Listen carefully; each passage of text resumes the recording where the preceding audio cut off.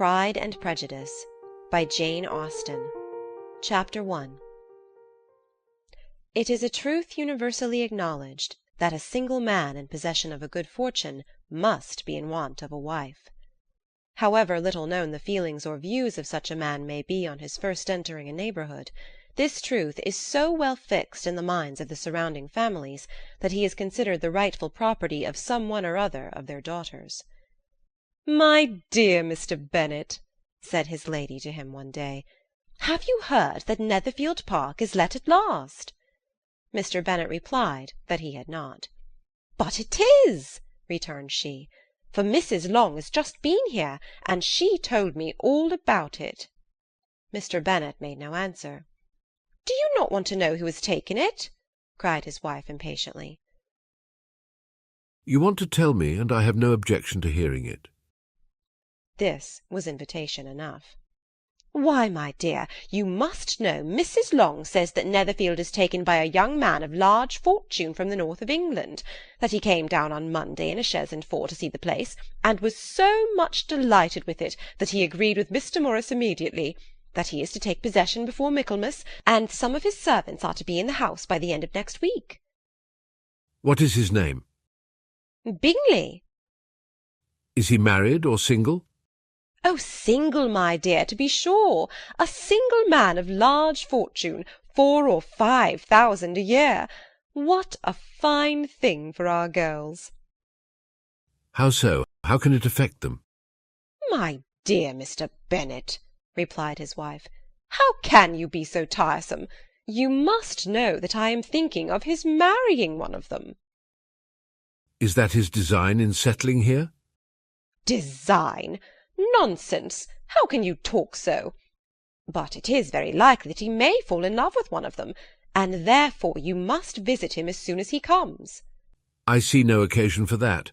You and the girls may go, or you may send them by themselves, which perhaps will be still better, for as you are as handsome as any of them, Mr. Bingley might like you the best of the party." "My dear, you flatter me. I certainly have had my share of beauty, but I do not pretend to be anything extraordinary now. When a woman has 5 grown-up daughters, she ought to give over thinking of her own beauty." "In such cases a woman has not often much beauty to think of." "But, my dear, you must indeed go and see Mr. Bingley when he comes into the neighbourhood." "It is more than I engage for, I assure you." "But consider your daughters. Only think what an establishment it would be for one of them.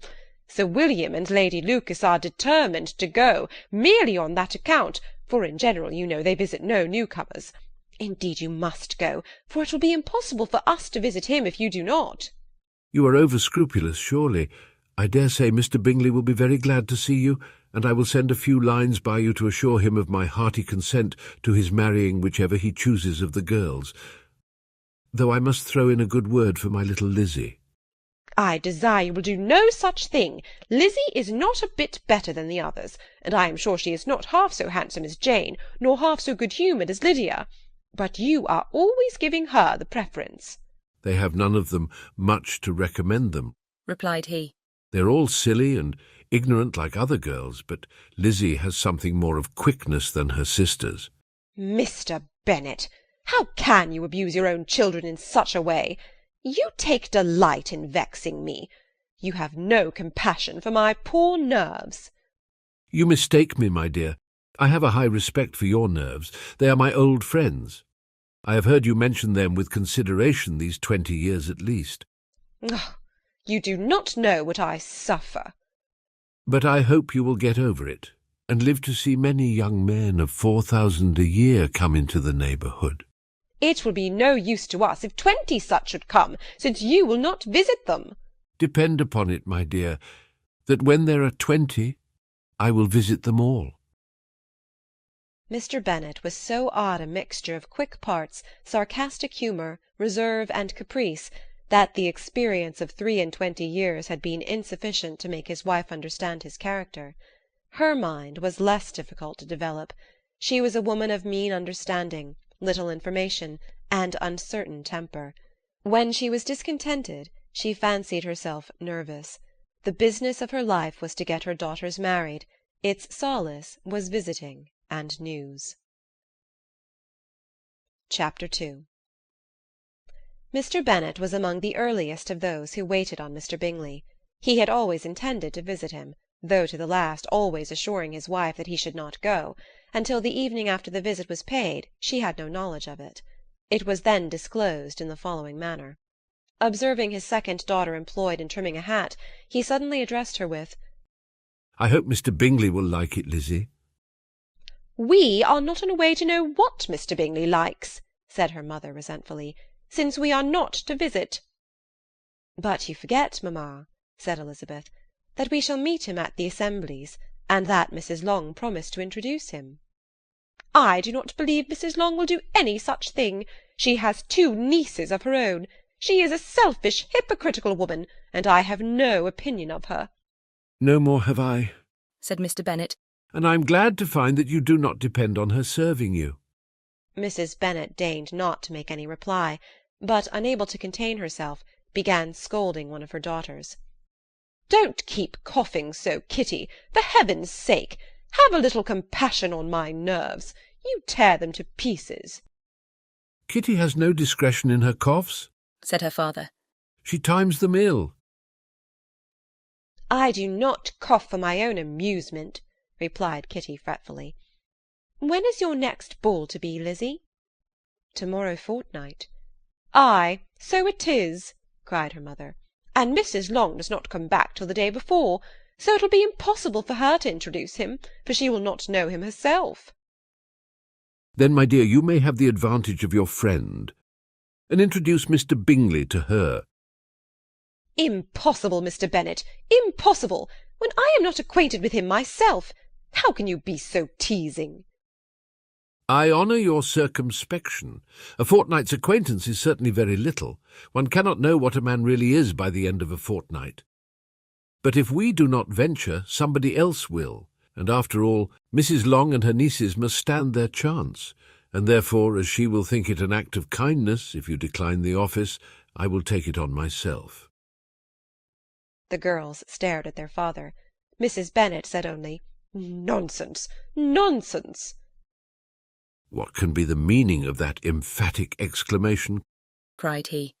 "Do you consider the forms of introduction, and the stress that is laid on them, as nonsense?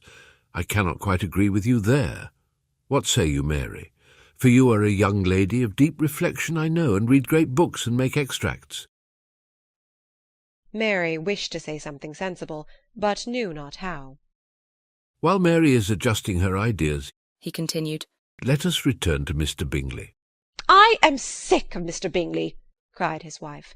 "I'm sorry to hear that, but why did you not tell me so before? If I had known as much this morning, I certainly would not have called on him. It is very unlucky, but as I have actually paid the visit, we cannot escape the acquaintance now." The astonishment of the ladies was just what he wished, that of Mrs. Bennet perhaps surpassing the rest, though when the first tumult of joy was over, she began to declare that it was what she had expected all the while. "How good it was in you, my dear Mr. Bennet! But I knew I should persuade you at last. I was sure you loved your girls too well to neglect such an acquaintance. Well, how pleased I am! And it is such a good joke, too, that you should have gone this morning and never said a word about it till now." "Now, Kitty, you may cough as much as you choose," said Mr. Bennet, and as he spoke he left the room, fatigued with the raptures of his wife. "What an excellent father you have, girls," said she when the door was shut. "I do not know how you will ever make him amends for his kindness, or me either, for that matter. At our time of life it is not so pleasant, I can tell you, to be making new acquaintances every day, but for your sakes we would do anything. Lydia, my love, though you are the youngest, I dare say Mr. Bingley will dance with you at the next ball." "Oh," said Lydia stoutly, "I am not afraid, for though I am the youngest, I'm the tallest." The rest of the evening was spent in conjecturing how soon he would return Mr. Bennet's visit, and determining when they should ask him to dinner. Chapter 3. Not all that Mrs. Bennet, however, with the assistance of her 5 daughters, could ask on the subject, was sufficient to draw from her husband any satisfactory description of Mr. Bingley. They attacked him in various ways, with barefaced questions, ingenious suppositions, and distant surmises. But he eluded the skill of them all, and they were at last obliged to accept the second-hand intelligence of their neighbour, Lady Lucas. Her report was highly favourable. Sir William had been delighted with him. He was quite young, wonderfully handsome, extremely agreeable, and, to crown the whole, he meant to be at the next assembly with a large party. Nothing could be more delightful. To be fond of dancing was a certain step towards falling in love, and very lively hopes of Mr. Bingley's heart were entertained. "If I can but see one of my daughters happily settled at Netherfield," said Mrs. Bennet to her husband, "and all the others equally well married, I shall have nothing to wish for." In a few days Mr. Bingley returned Mr. Bennet's visit, and sat about 10 minutes with him in his library. He had entertained hopes of being admitted to a sight of the young ladies, of whose beauty he had heard much, but he saw only the father. The ladies were somewhat more fortunate, for they had the advantage of ascertaining from an upper window that he wore a blue coat and rode a black horse. An invitation to dinner was soon afterwards dispatched, and already had Mrs. Bennet planned the courses that were to do credit to her housekeeping, when an answer arrived which deferred it all. Mr. Bingley was obliged to be in town the following day, and consequently unable to accept the honour of their invitation, etc. Mrs. Bennet was quite disconcerted. She could not imagine what business he could have in town so soon after his arrival in Hertfordshire, and she began to fear that he might be always flying about from one place to another, and never settled at Netherfield as he ought to be. Lady Lucas quieted her fears a little by starting the idea of his being gone to London only to get a large party for the ball, and a report soon followed that Mr. Bingley was to bring 12 ladies and 7 gentlemen with him to the assembly.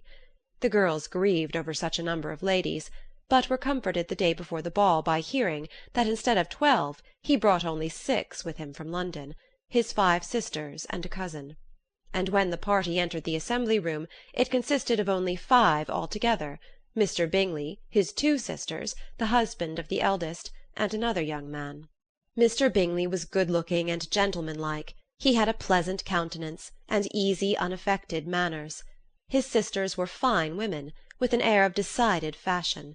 His brother-in-law, Mr. Hurst, merely looked the gentleman, but his friend Mr. Darcy soon drew the attention of the room by his fine tall person, handsome features, noble mien, and the report which was in general circulation within 5 minutes after his entrance, of his having 10,000 a year. The gentlemen pronounced him to be a fine figure of a man, the ladies declared he was much handsomer than Mr. Bingley, and he was looked at with great admiration for about half the evening, till his manners gave a disgust which turned the tide of his popularity, for he was discovered to be proud, to be above his company, and above being pleased, and not all his large estate in Derbyshire could then save him from having a most forbidding, disagreeable countenance, and being unworthy to be compared with his friend. Mr. Bingley had soon made himself acquainted with all the principal people in the room. He was lively and unreserved, danced every dance, was angry that the ball closed so early, and talked of giving one himself at Netherfield. Such amiable qualities must speak for themselves. What a contrast between him and his friend! Mr. Darcy danced only once with Mrs. Hurst and once with Miss Bingley, declined being introduced to any other lady, and spent the rest of the evening in walking about the room, speaking occasionally to one of his own party. His character was decided. He was the proudest, most disagreeable man in the world, and everybody hoped that he would never come there again. Amongst the most violent against him was Mrs. Bennet, whose dislike of his general behaviour was sharpened into particular resentment by his having slighted one of her daughters. Elizabeth Bennet had been obliged, by the scarcity of gentlemen, to sit down for 2 dances, and during part of that time Mr. Darcy had been standing near enough for her to hear a conversation between him and Mr. Bingley, who came from the dance for a few minutes, to press his friend to join it. "Come, Darcy," said he. "I must have you dance. I hate to see you standing about by yourself in this stupid manner. You had much better dance." "I certainly shall not. You know how I detest it, unless I am particularly acquainted with my partner. At such an assembly as this it would be insupportable. Your sisters are engaged, and there is not another woman in the room whom it would not be a punishment to me to stand up with." "I would not be so fastidious as you are," cried Bingley. "For a kingdom! Upon my honour, I never met with so many pleasant girls in my life as I have this evening. And there are several of them, you see, uncommonly pretty. You are dancing with the only handsome girl in the room, said Mr. Darcy, looking at the eldest Miss Bennet. Oh, she is the most beautiful creature I ever beheld. But there is one of her sisters sitting down just behind you who is very pretty and I dare say very agreeable. Do let me ask my partner to introduce you. Which do you mean? And turning round, he looked for a moment at Elizabeth, till catching her eye, he withdrew his own and coldly said, She's tolerable, but not handsome enough to tempt me, and I am in no humour at present to give consequence to young ladies who are slighted by other men. You had better return to your partner and enjoy her smiles, for you are wasting your time with me. Mr. Bingley followed his advice. Mr. Darcy walked off, and Elizabeth remained with no very cordial feelings towards him.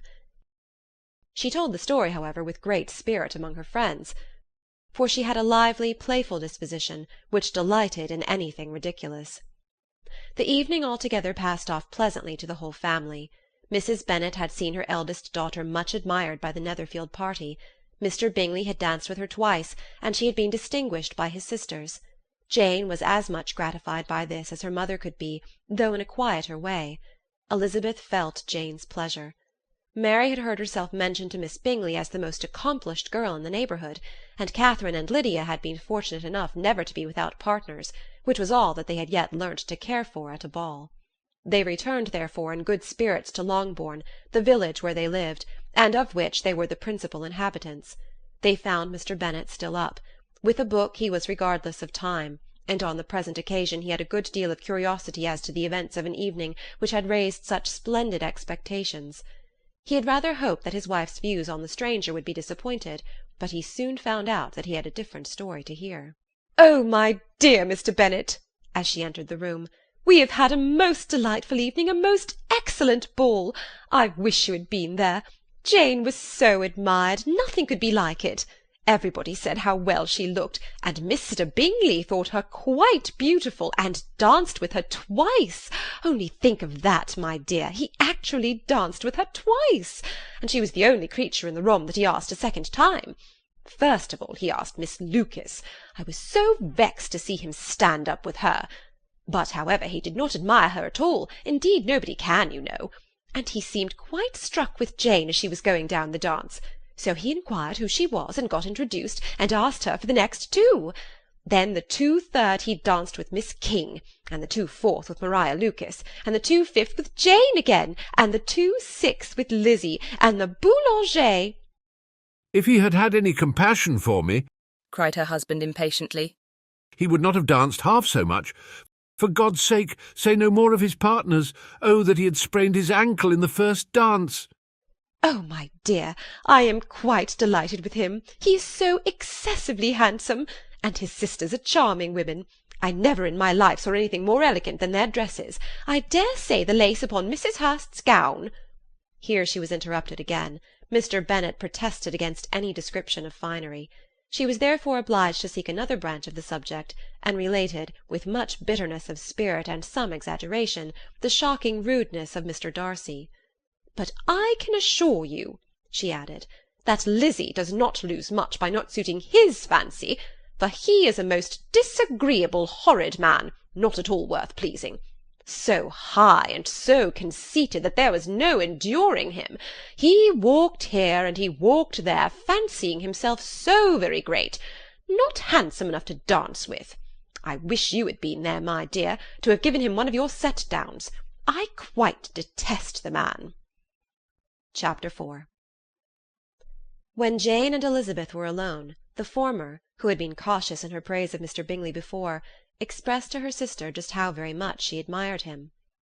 "He is just what a young man ought to be," said she, "sensible, good-humoured, lively, and I never saw such happy manners, so much ease, with such perfect good breeding." "He is also handsome," replied Elizabeth, "which a young man ought likewise to be if he possibly can. His character is thereby complete." "I was very much flattered by his asking me to dance a second time. I did not expect such a compliment." "Did not you? I did for you. But that is one great difference between us. Compliments always take you by surprise, and me never. What could be more natural than his asking you again? He could not help seeing that you were about 5 times as pretty as every other woman in the room. No thanks to his gallantry for that. Well, he certainly is very agreeable, and I give you leave to like him. You've liked many a stupider person. Dear Lizzie. Oh, you are a great deal too apt, you know, to like people in general. You never see a fault with anybody. All the world are good and agreeable in your eyes. I never heard you speak ill of a human being in your life. I would not wish to be hasty in censuring any one, but I always speak what I think. I know you do, and it is that which makes the wonder. With your good sense to be so honestly blind to the follies and nonsense of others.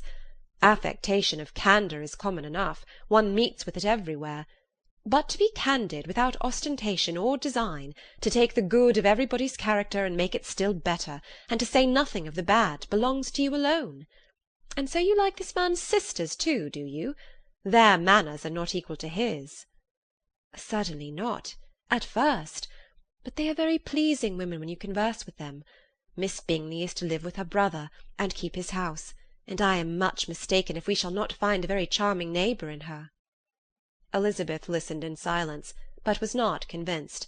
Their behaviour at the assembly had not been calculated to please in general, and with more quickness of observation, and less pliancy of temper than her sister, and with a judgment too unassailed by any attention to herself, she was very little disposed to approve them. They were in fact very fine ladies, not deficient in good humour when they were pleased, nor in the power of making themselves agreeable when they chose it, but proud and conceited.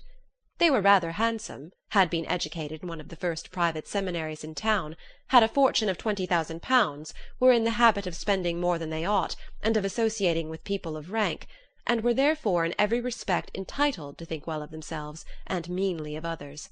They were of a respectable family in the north of England, a circumstance more deeply impressed on their memories than that their brother's fortune and their own had been acquired by trade. Mr. Bingley inherited property to the amount of nearly £100,000 from his father, who had intended to purchase an estate, but did not live to do it.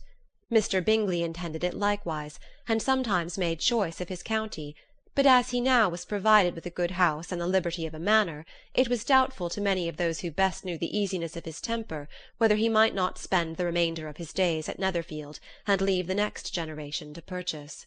His sisters were anxious for his having an estate of his own, but though he was now only established as a tenant, Miss Bingley was by no means unwilling to preside at his table, nor was Mrs. Hurst, who had married a man of more fashion than fortune, less disposed to consider his house as her home when it suited her.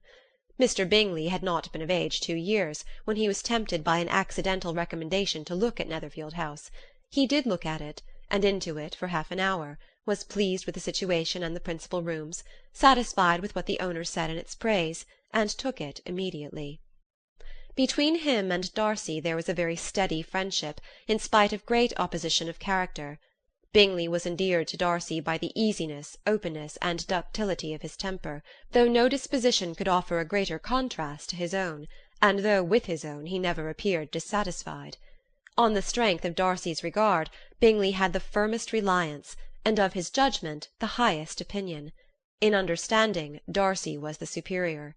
Bingley was by no means deficient, but Darcy was clever.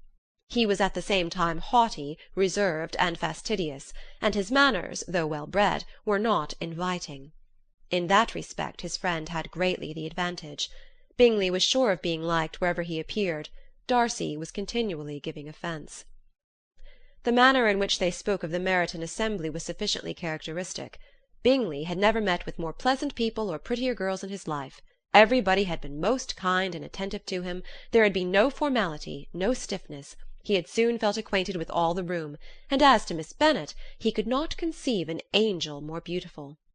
Darcy, on the contrary, had seen a collection of people in whom there was little beauty and no fashion, for none of whom he had felt the smallest interest, and from none received either attention or pleasure.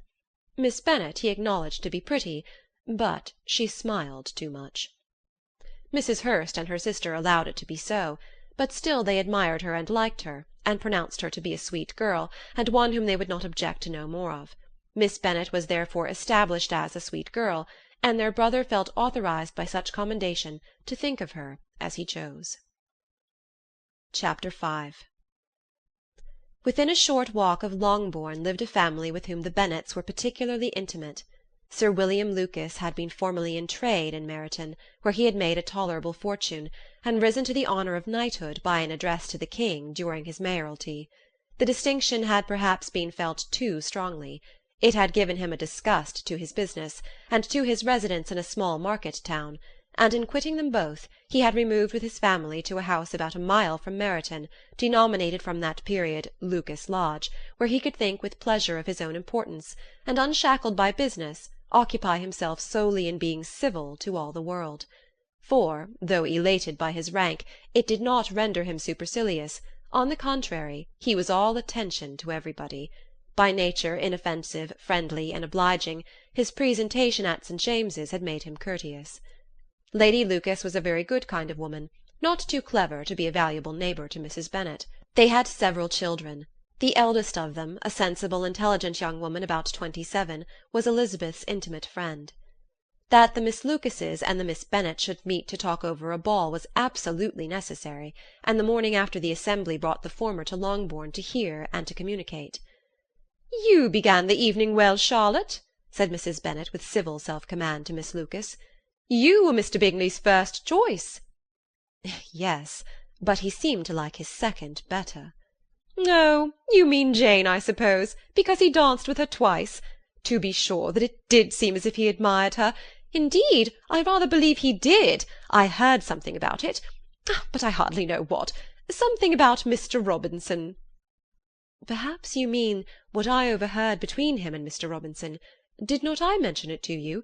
Mr. Robinson's asking him how he liked our Meryton assemblies, and whether he did not think there were a great many pretty women in the room, and which he thought the prettiest, and his answering immediately to the last question, 'Oh, the eldest, Miss Bennet, beyond a doubt. There cannot be two opinions on that point.'" "Upon my word! Well, that is very decided indeed. That does seem as if— But, however, it may all come to nothing, you know." "My overhearings were more to the purpose than yours, Eliza," said Charlotte. "Mr. Darcy is not so well worth listening to as his friend, is he? Poor Eliza! To be only just tolerable."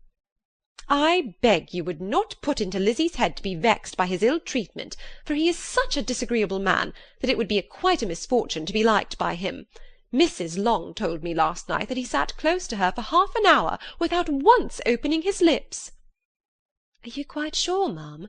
Is not there a little mistake?" said Jane. "I certainly saw Mr. Darcy speaking to her." "Ay, because she asked him at last how he liked Netherfield, and he could not help answering her, but she said he seemed quite angry at being spoken to."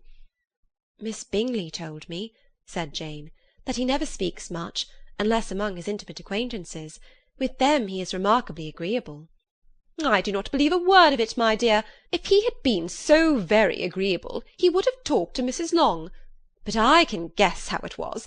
Everybody says that he is et up with pride, and I dare say he had heard somehow that Mrs. Long does not keep a carriage, and had come to the ball in a hack chaise."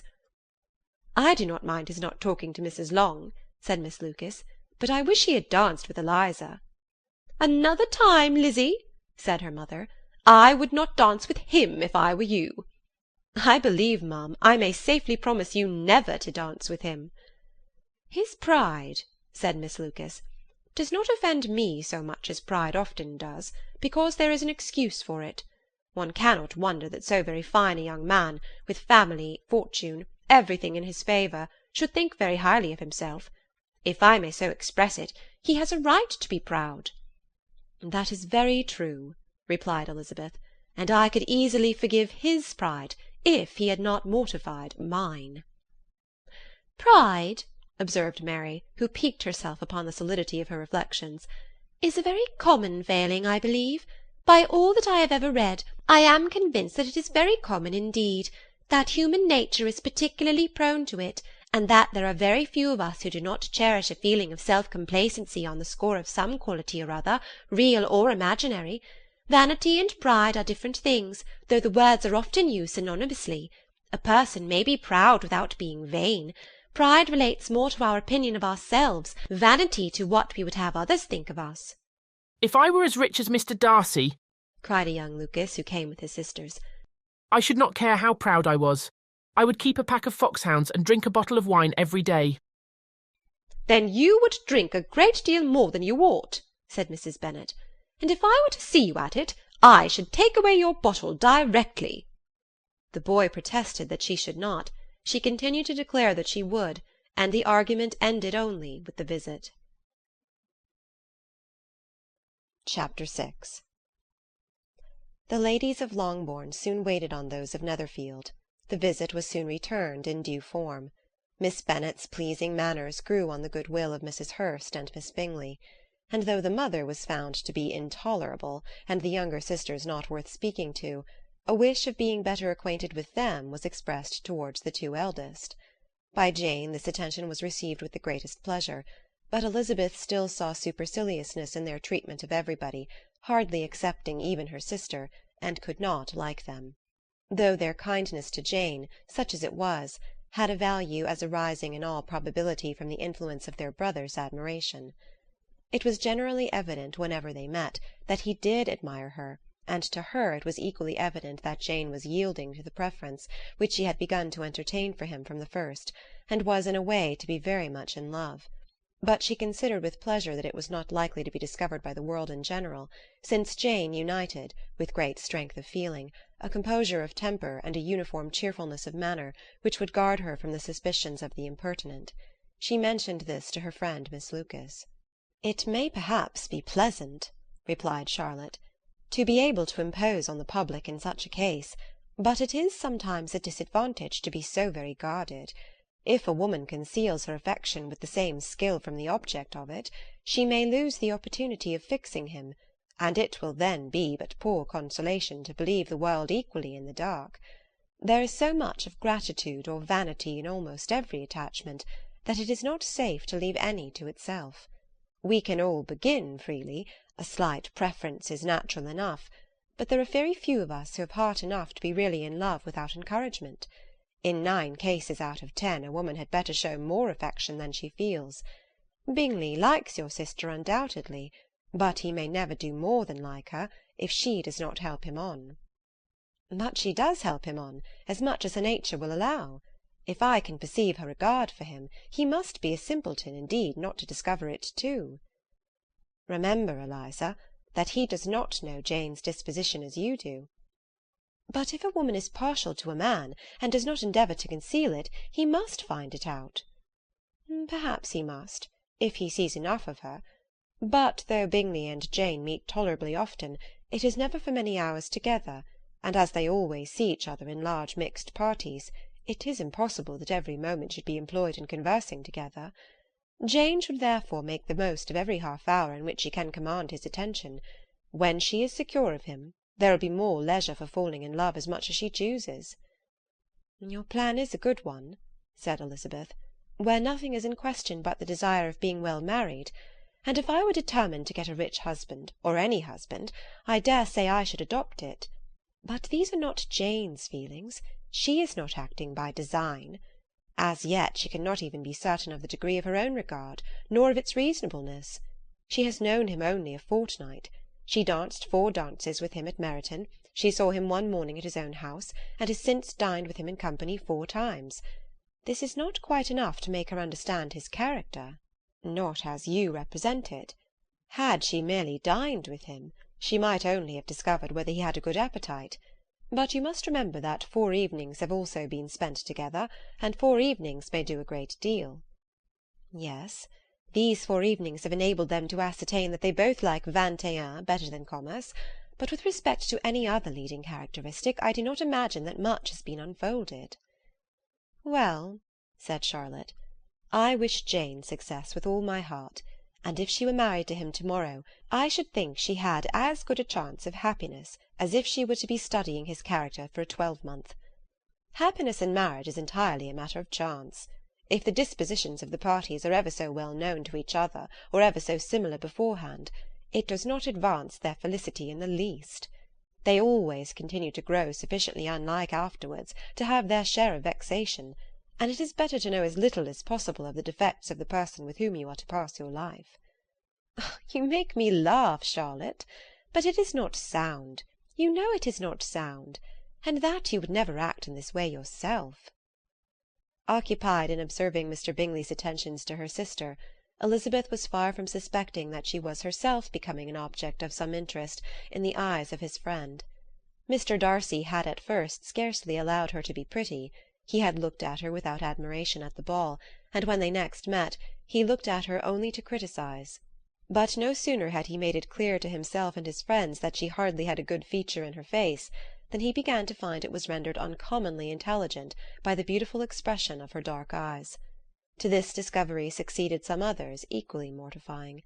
Though he had detected with a critical eye more than one failure of perfect symmetry in her form, he was forced to acknowledge her figure to be light and pleasing, and in spite of his asserting that her manners were not those of the fashionable world, he was caught by their easy playfulness.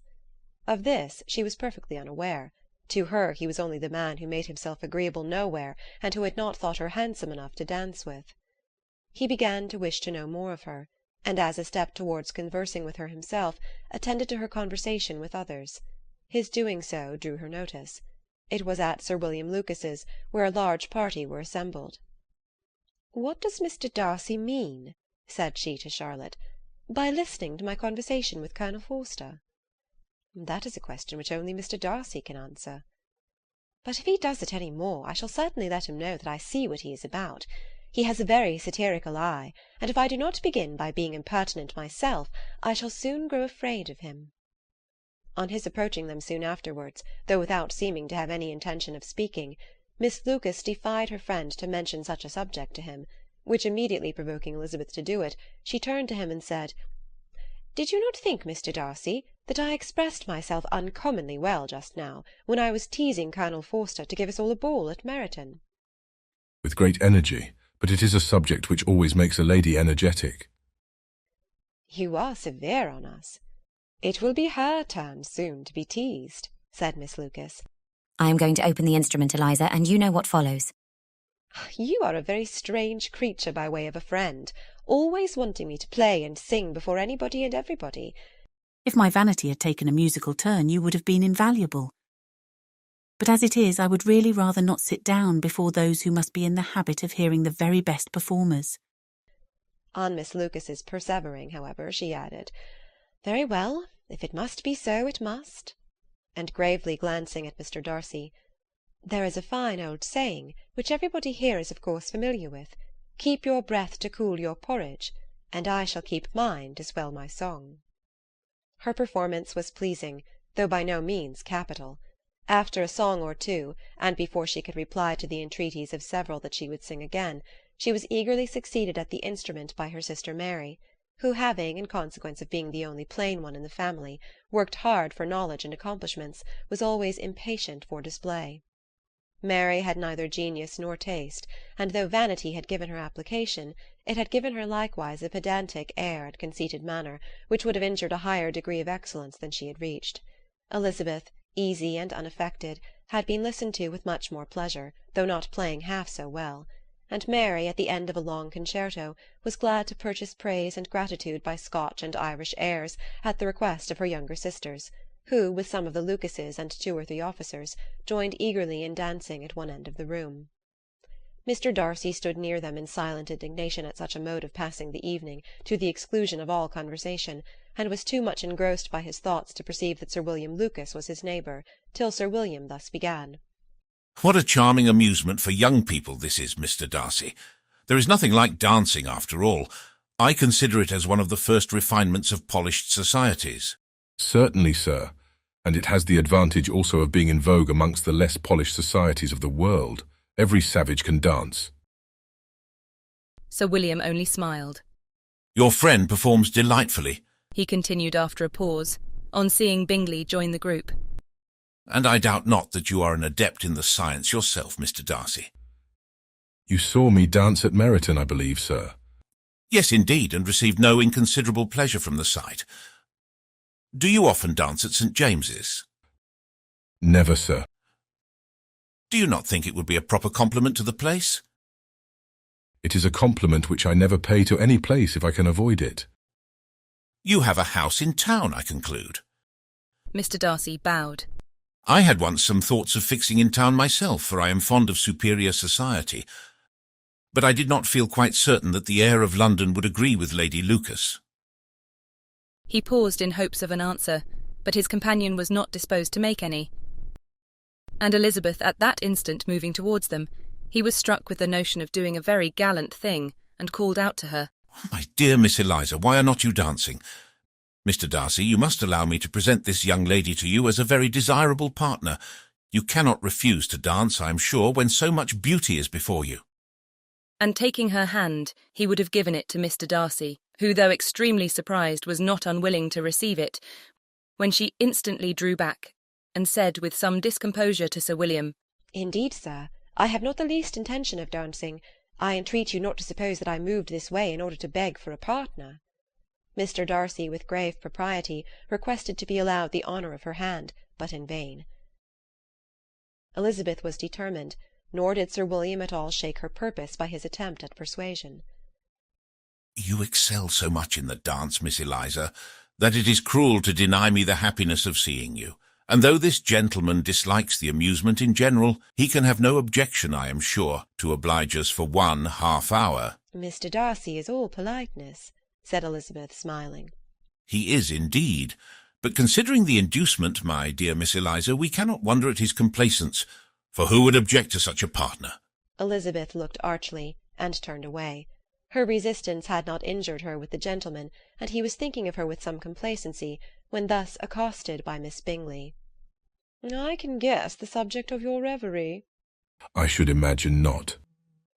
You are considering how insupportable it would be to pass many evenings in this manner, in such society, and indeed I am quite of your opinion. I was never more annoyed. The insipidity, and yet the noise, the nothingness, and yet the self-importance of all those people. What would I give to hear your strictures on them? Your conjecture is totally wrong, I assure you. My mind was more agreeably engaged. I have been meditating on the very great pleasure which a pair of fine eyes in the face of a pretty woman can bestow. Miss Bingley immediately fixed her eyes on his face, and desired he would tell her what lady had the credit of inspiring such reflections. Mr. Darcy replied with great intrepidity. Miss Elizabeth Bennet. Miss Elizabeth Bennet? Repeated Miss Bingley. I am all astonishment. How long has she been such a favourite? And pray, when am I to wish you joy? That is exactly the question which I expected you to ask. A lady's imagination is very rapid. It jumps from admiration to love, from love to matrimony in a moment. I knew you would be wishing me joy. Nay, if you are serious about it, I shall consider the matter as absolutely settled. You will be having a charming mother-in-law indeed, and of course she will always be at Pemberley with you. He listened to her with perfect indifference, while she chose to entertain herself in this manner, and as his composure convinced her that all was safe, her wit flowed long. Chapter 7. Mr. Bennet's property consisted almost entirely in an estate of 2,000 a year, which, unfortunately for his daughters, was entailed, in default of heirs male, on a distant relation, and their mother's fortune, though ample for her situation in life, could but ill supply the deficiency of his. Her father had been an attorney in Meryton, and had left her 4,000 pounds. She had a sister married to a Mr. Phillips, who had been a clerk to their father and succeeded him in the business, and a brother settled in London in a respectable line of trade. The village of Longbourn was only 1 mile from Meryton, a most convenient distance for the young ladies, who were usually tempted thither 3 or 4 times a week, to pay their duty to their aunt, and to a milliner's shop just over the way. The 2 youngest of the family, Catherine and Lydia, were particularly frequent in these attentions. Their minds were more vacant than their sisters', and when nothing better offered, a walk to Meryton was necessary to amuse their morning hours, and furnish conversation for the evening, and however bare of news the country in general might be, they always contrived to learn some from their aunt. At present, indeed, they were well supplied both with news and happiness by the recent arrival of a militia regiment in the neighbourhood. It was to remain the whole winter, and Meryton was the headquarters. Their visits to Mrs. Phillips were now productive of the most interesting intelligence. Every day added something to their knowledge of the officers' names and connections. Their lodgings were not long a secret, and at length they began to know the officers themselves.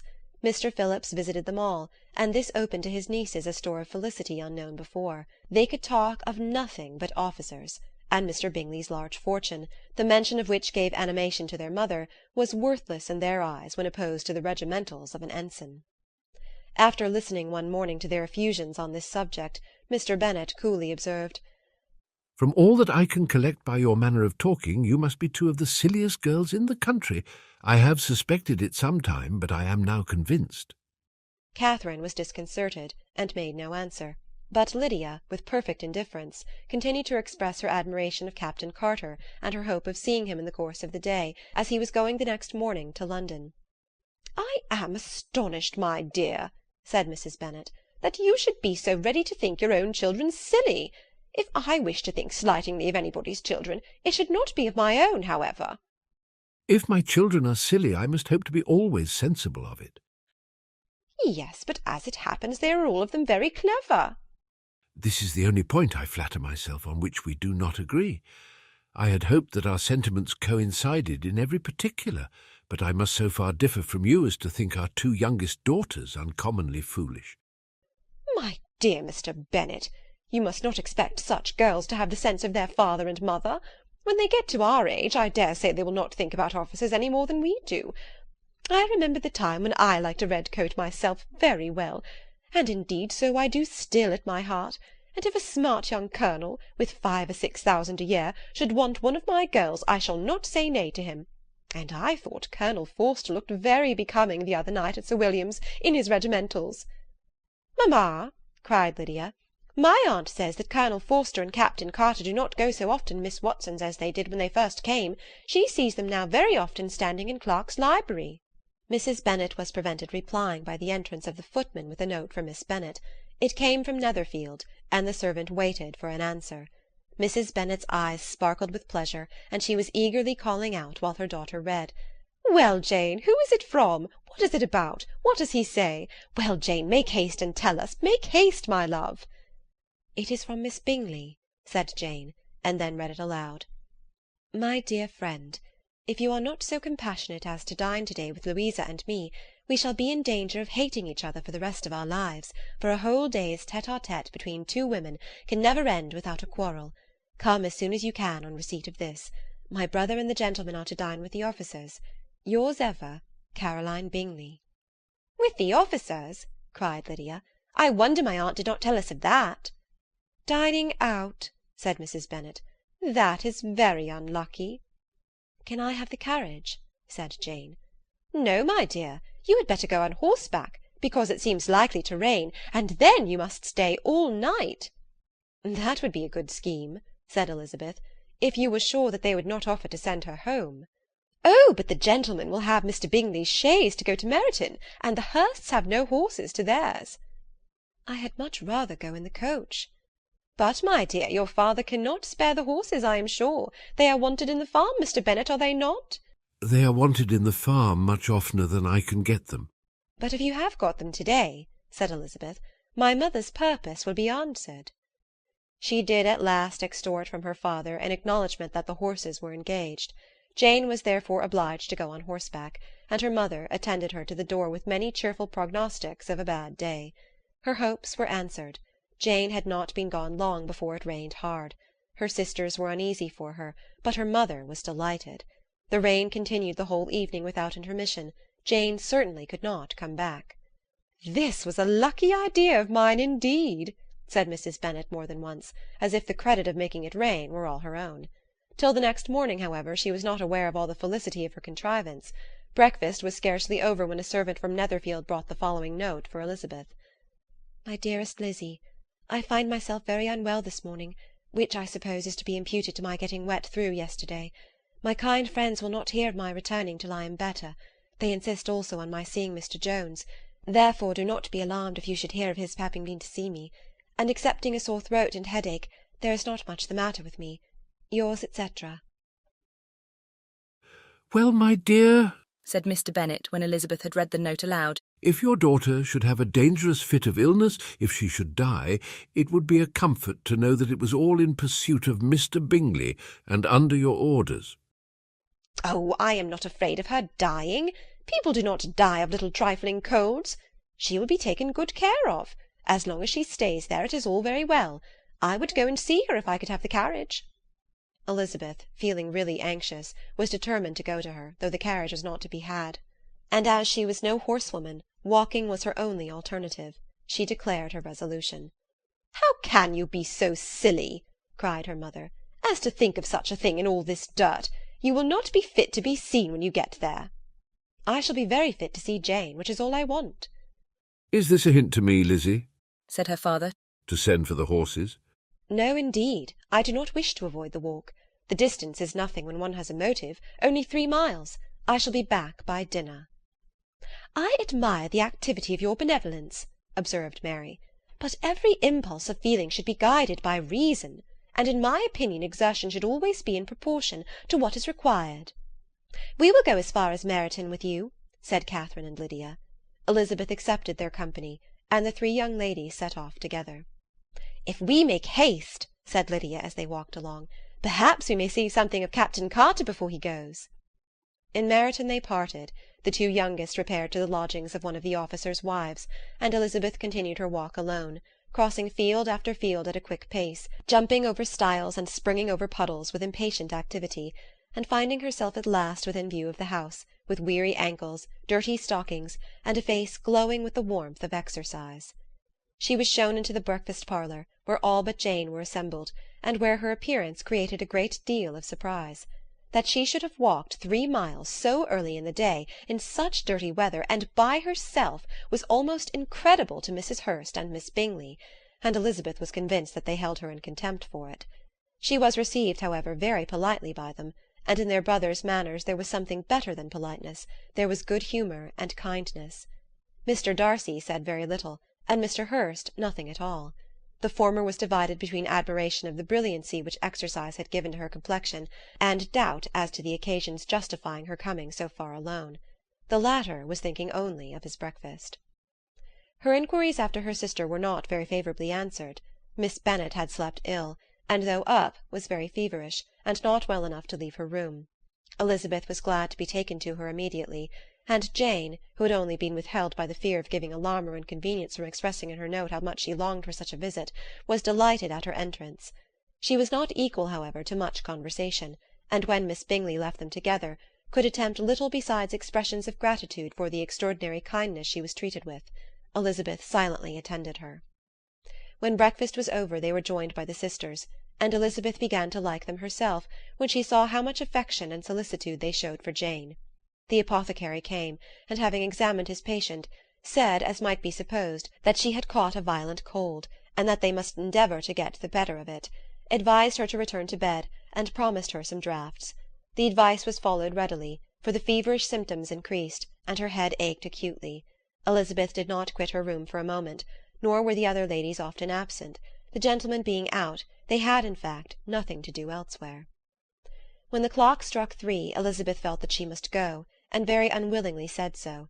Miss Bingley offered her the carriage, and she only wanted a little pressing to accept it, when Jane testified such concern in parting with her that Miss Bingley was obliged to convert the offer of the chaise to an invitation to remain at Netherfield for the present. Elizabeth most thankfully consented, and a servant was dispatched to Longbourn to acquaint the family with her stay, and bring back a supply of clothes. Chapter 8. At 5 o'clock the 2 ladies retired to dress, and at 6:30 Elizabeth was summoned to dinner. To the civil inquiries which then poured in, and amongst which she had the pleasure of distinguishing the much superior solicitude of Mr. Bingley's, she could not make a very favourable answer. Jane was by no means better. The sisters, on hearing this, repeated 3 or 4 times how much they were grieved, how shocking it was to have a bad cold, and how excessively they disliked being ill themselves, and then thought no more of the matter, and their indifference towards Jane when not immediately before them restored Elizabeth to the enjoyment of all her former dislike. Their brother, indeed, was the only one of the party whom she could regard with any complacency. His anxiety for Jane was evident, and his attentions to herself most pleasing, and they prevented her feeling herself so much an intruder as she believed she was considered by the others. She had very little notice from any but him. Miss Bingley was engrossed by Mr. Darcy, her sister scarcely less so, and as for Mr. Hurst, by whom Elizabeth sat, he was an indolent man, who lived only to eat, drink, and play at cards, who, when he found her to prefer a plain dish to a ragout, had nothing to say to her. When dinner was over, she returned directly to Jane, and Miss Bingley began abusing her as soon as she was out of the room. Her manners were pronounced to be very bad indeed, a mixture of pride and impertinence. She had no conversation, no style, no beauty. Mrs. Hurst thought the same, and added, "She has nothing, in short, to recommend her, but being an excellent walker. I shall never forget her appearance this morning. She really looked almost wild." "She did indeed, Louisa. I could hardly keep my countenance. Very nonsensical to come at all. Why must she be scampering about the country, because her sister had a cold? Her hair so untidy, so blowsy. Oh, yes, and her petticoat. I hope you saw her petticoat, 6 inches deep in mud, I am absolutely certain, and the gown which had been let down to hide it not doing its office." Your picture may be very exact, Louisa, said Bingley, but this was all lost upon me. I thought Miss Elizabeth Bennet looked remarkably well when she came into the room this morning. Her dirty petticoat quite escaped my notice. "You observed it, Mr. Darcy, I am sure," said Miss Bingley, "and I am inclined to think that you would not wish to see your sister make such an exhibition." Certainly not. To walk 3 miles, or 4 miles, or 5 miles, whatever it is, above her ankles in dirt, and alone, quite alone. What could she mean by it? It seems to me to show an abominable sort of conceited independence, a most country town indifference to decorum. It shows an affection for her sister that is very pleasing, said Bingley. "I am afraid, Mr. Darcy," observed Miss Bingley in a half-whisper, "that this adventure has rather affected your admiration of her fine eyes." Not at all, he replied. They were brightened by the exercise. A short pause followed this speech, and Mrs. Hurst began again. "I have an excessive regard for Miss Jane Bennet. She is really a very sweet girl, and I wish with all my heart she were well settled. But with such a father and mother, and such low connections, I am afraid there is no chance of it." "I think I've heard you say that their uncle is an attorney in Meryton." "Yes, and they have another, who lives somewhere near Cheapside." "That is capital," added her sister, and they both laughed heartily. If they had uncles enough to fill all Cheapside, cried Bingley, it would not make them one jot less agreeable. But it must very materially lessen their chance of marrying men of any consideration in the world, replied Darcy. To this speech Bingley made no answer, but his sisters gave it their hearty assent, and indulged their mirth for some time at the expense of their dear friend's vulgar relations. With a renewal of tenderness, however, they returned to her room on leaving the dining-parlour, and sat with her till summoned to coffee. She was still very poorly, and Elizabeth would not quit her at all. Till late in the evening, when she had the comfort of seeing her asleep, and when it seemed to her rather right than pleasant that she should go downstairs herself. On entering the drawing-room she found the whole party at loo, and was immediately invited to join them, but suspecting them to be playing high, she declined it, and making her sister the excuse, said she would amuse herself for the short time she could stay below with a book. Mr. Hurst looked at her with astonishment. "Do you prefer reading to cards?" said he. "That is rather singular." "Miss Eliza Bennet," said Miss Bingley, "despises cards. She is a great reader, and has no pleasure in anything else." "I deserve neither such praise nor such censure," cried Elizabeth. "I am not a great reader, and I have pleasure in many things." In nursing your sister I am sure you have pleasure, said Bingley, and I hope it will soon be increased by seeing her quite well. Elizabeth thanked him from her heart, and then walked towards the table where a few books were lying. He immediately offered to fetch her others, all that his library afforded. And I wish my collection were larger for your benefit and my own credit, but I am an idle fellow. and though I have not many, I have more than I ever looked into. Elizabeth assured him that she could suit herself perfectly with those in the room. I am astonished, said Miss Bingley, that my father should have left so small a collection of books. What a delightful library you have at Pemberley, Mr. Darcy. It ought to be good, he replied. It has been the work of many generations. And then you have added so much to it yourself. You're always buying books. I cannot comprehend the neglect of a family library in such days as these. Neglect? I'm sure you neglect nothing that can add to the beauties of that noble place. Charles, when you build your house, I wish it may be half as delightful as Pemberley. I wish it may. But I would really advise you to make your purchase in that neighbourhood, and take Pemberley for a kind of model. There's not a finer county in England than Derbyshire. With all my heart, I will buy Pemberley itself, if Darcy will sell it. I am talking of possibilities, Charles. Upon my word, Caroline, I should think it more possible to get Pemberley by purchase than by imitation. Elizabeth was so much caught with what passed as to leave her very little attention for her book, and soon laying it wholly aside, she drew near the card-table, and stationed herself between Mr. Bingley and his eldest sister, to observe the game. Is Miss Darcy much grown since the spring? said Miss Bingley. Will she be as tall as I am? I think she will. She is now about Miss Elizabeth Bennet's height, or rather taller. How I long to see her again! I never met with anybody who delighted me as much. Such a countenance, such manners, and so extremely accomplished for her age. Her performance on the pianoforte is exquisite. It is amazing to me, said Bingley, how young ladies can have patience to be so very accomplished as they all are. All young ladies accomplished? My dear Charles, what do you mean? Yes, all of them, I think. They all paint tables, cover screens, and net purses. I scarcely know anyone who cannot do all this, and I am sure I never heard a young lady spoken of for the first time without being informed that she was very accomplished.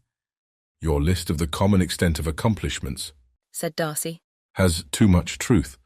The word is applied to many a woman who deserves it no otherwise than by netting a purse or covering a screen. But I am very far from agreeing with you in your estimation of ladies in general. I cannot boast of knowing more than half a dozen in the whole range of my acquaintance that are really accomplished. Nor I am sure, said Miss Bingley. Then, observed Elizabeth, you must comprehend a great deal in your idea of an accomplished woman. Yes, I do comprehend a great deal in it. Oh, certainly, cried his faithful assistant. No one can really be esteemed accomplished who does not greatly surpass what is usually met with. A woman must have a thorough knowledge of music, singing, drawing, dancing, and the modern languages, to deserve the word. And besides all this, she must possess a certain something in her air and manner of walking, the tone of her voice, her address and expressions, or the word will be but half deserved. All this she must possess, added Darcy. And to all she must yet add something more substantial in the improvement of her mind by extensive reading. I am no longer surprised at your knowing only 6 accomplished women. I rather wonder now at your knowing any. Are you so severe upon your own sex as to doubt the possibility of all this? I never saw such a woman. I never saw such capacity, and taste, and application, and elegance as you describe united. Mrs. Hurst and Miss Bingley both cried out against the injustice of her implied doubt, and were both protesting that they knew many women who answered this description, when Mr. Hurst called them to order, with bitter complaints of their inattention to what was going forward. As all conversation was thereby at an end, Elizabeth soon afterwards left the room. "Elizabeth Bennet," said Miss Bingley, when the door was closed on her, "is one of those young ladies who seek to recommend themselves to the other sex by undervaluing their own, and with many men, I dare say, it succeeds." "But in my opinion, it is a paltry device, a very mean art." "Undoubtedly," replied Darcy, to whom this remark was chiefly addressed, "there is a meanness in all the arts which ladies sometimes condescend to employ for captivation. Whatever bears affinity to cunning is despicable." Miss Bingley was not so entirely satisfied with this reply as to continue the subject. Elizabeth joined them again, only to say that her sister was worse, and that she could not leave her. Bingley urged Mr. Jones being sent for immediately, while his sisters, convinced that no country advice could be of any service, recommended an express to town for one of the most eminent physicians.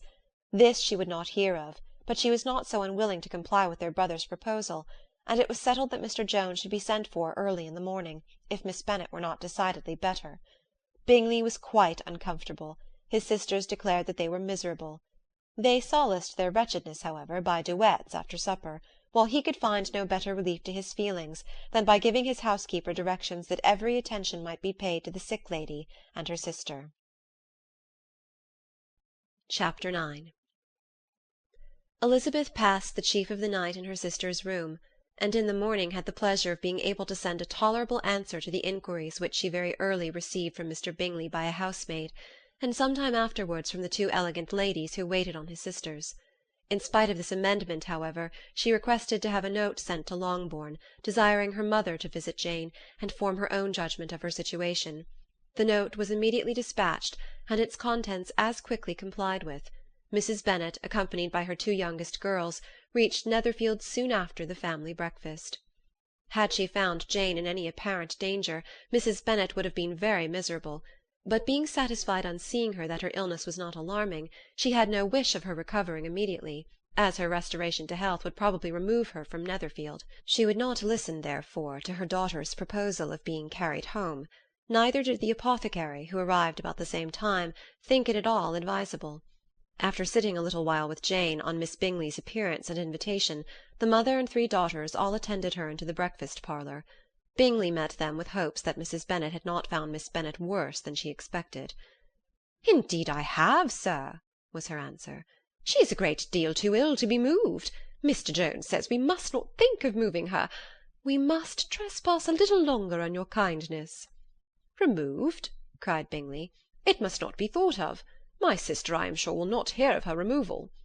"You may depend upon it, madam," said Miss Bingley with cold civility, "that Miss Bennet will receive every possible attention while she remains with us." Mrs. Bennet was profuse in her acknowledgments. "I am sure," she added, "if it were not for such good friends, I do not know what would become of her, for she is very ill indeed, and suffers a vast deal, though with the greatest patience in the world, which is always the way with her, for she has, without exception, the sweetest temper I have ever met with. I often tell my other girls that they are nothing to her. You have a sweet room here, Mr. Bingley, and a charming prospect over the gravel walk. I do not know a place in the country that is equal to Netherfield. You will not think of quitting it in a hurry, I hope, though you have but a short lease." "Whatever I do is done in a hurry," replied he. "and therefore if I should resolve to quit Netherfield, I should probably be off in 5 minutes. At present, however, I consider myself as quite fixed here." "That is exactly what I should have supposed of you," said Elizabeth. "You begin to comprehend me, do you?" cried he, turning towards her. "Oh, yes, I understand you perfectly." "I wish I might take this for a compliment, but to be so easily seen through, I'm afraid, is pitiful." "That is as it happens. It does not follow that a deep, intricate character is more or less estimable than such a one as yours." "Lizzie," cried her mother, "remember where you are, and do not run on in the wild manner that you are suffered to do at home." "I did not know before," continued Bingley immediately, "that you were a studier of character. It must be an amusing study." "Yes, but intricate characters are the most amusing. They have at least that advantage." The country, said Darcy, can in general supply but few subjects for such a study. In a country neighbourhood you move in a very confined and unvarying society. But people themselves alter so much that there is something new to be observed in them for ever. "Yes, indeed," cried Mrs. Bennet, offended by his manner of mentioning a country neighbourhood. "I assure you there is quite as much of that going on in the country as in town." Everybody was surprised, and Darcy, after looking at her for a moment, turned silently away. Mrs. Bennet, who fancied she had gained a complete victory over him, continued her triumph. "I cannot see that London has any great advantage over the country, for my part, except the shops and public places. The country is a vast deal pleasanter, is it not, Mr. Bingley?" "When I am in the country," he replied, "I never wish to leave it, and when I am in town it is pretty much the same. They have each their advantages, and I can be equally happy in either. Ay, that is because you have the right disposition. But that gentleman, looking at Darcy, seemed to think the country was nothing at all. Indeed, mamma, you are mistaken, said Elizabeth, blushing for her mother. You quite mistook Mr. Darcy. He only meant that there was not such a variety of people to be met with in the country as in town, which you must acknowledge to be true. Certainly, my dear, nobody said there were. But as to not meeting with many people in this neighbourhood, I believe there are few neighbourhoods larger. I know we dine with 24 families. Nothing but concern for Elizabeth could enable Bingley to keep his countenance. His sister was less delicate, and directed her eyes towards Mr. Darcy with a very expressive smile. Elizabeth, for the sake of saying something that might turn her mother's thoughts, now asked her if Charlotte Lucas had been at Longbourn since her coming away. Yes, she called yesterday with her father. What an agreeable man Sir William is, Mr. Bingley, is he not? So much the man of fashion, so genteel and easy. He had always something to say to everybody.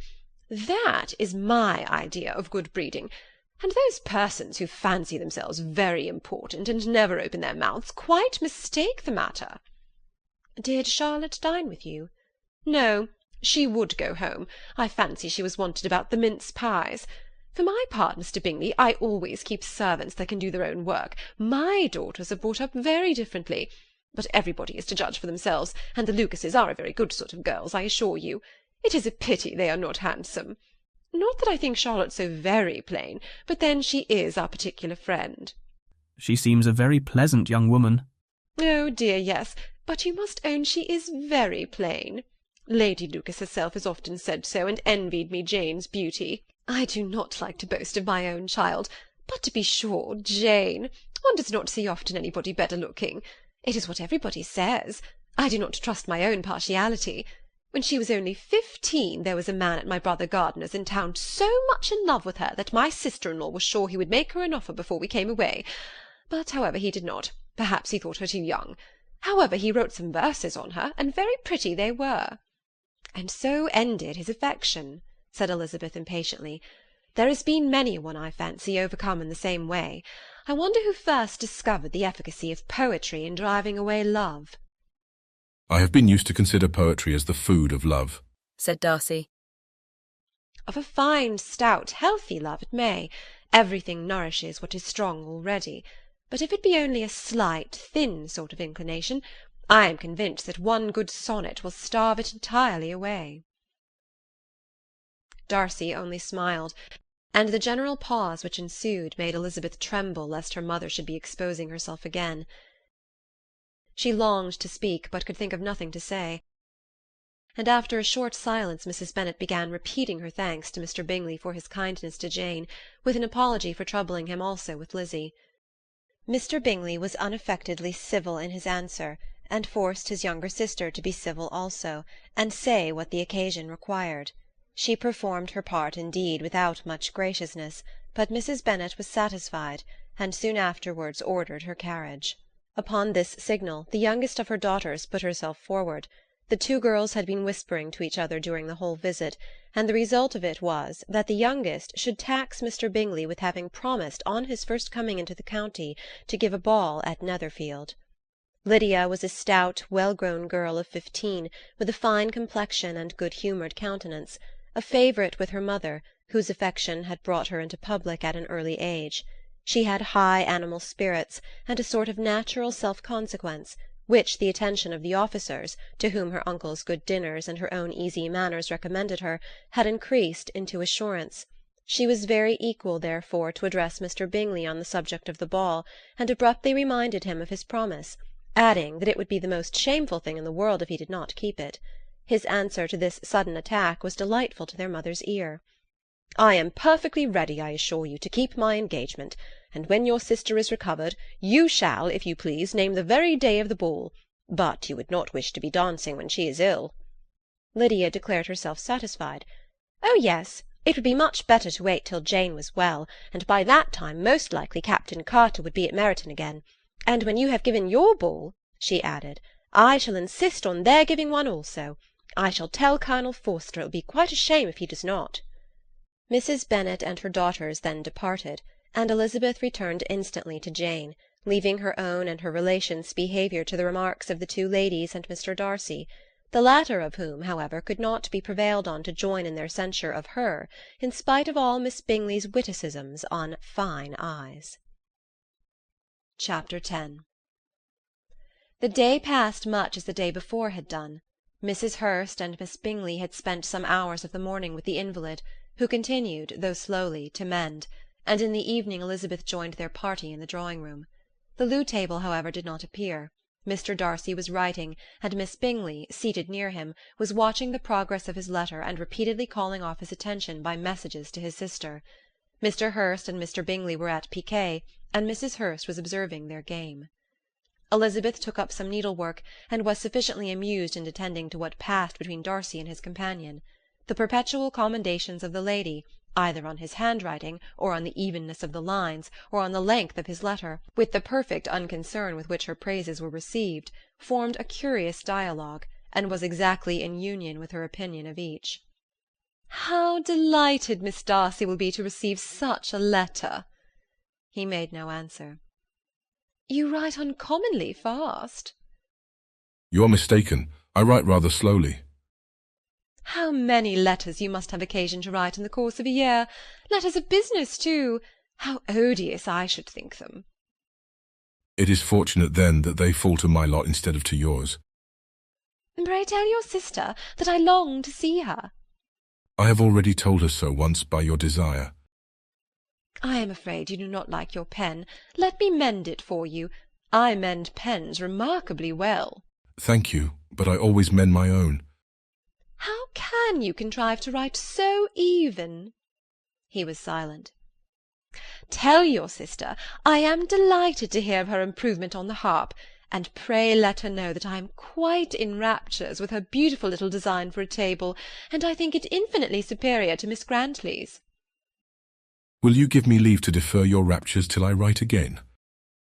At present I have not room to do them justice." "Oh, it is of no consequence. I shall see her in January. But do you always write such charming long letters to her, Mr. Darcy?" "They are generally long, but whether always charming it is not for me to determine."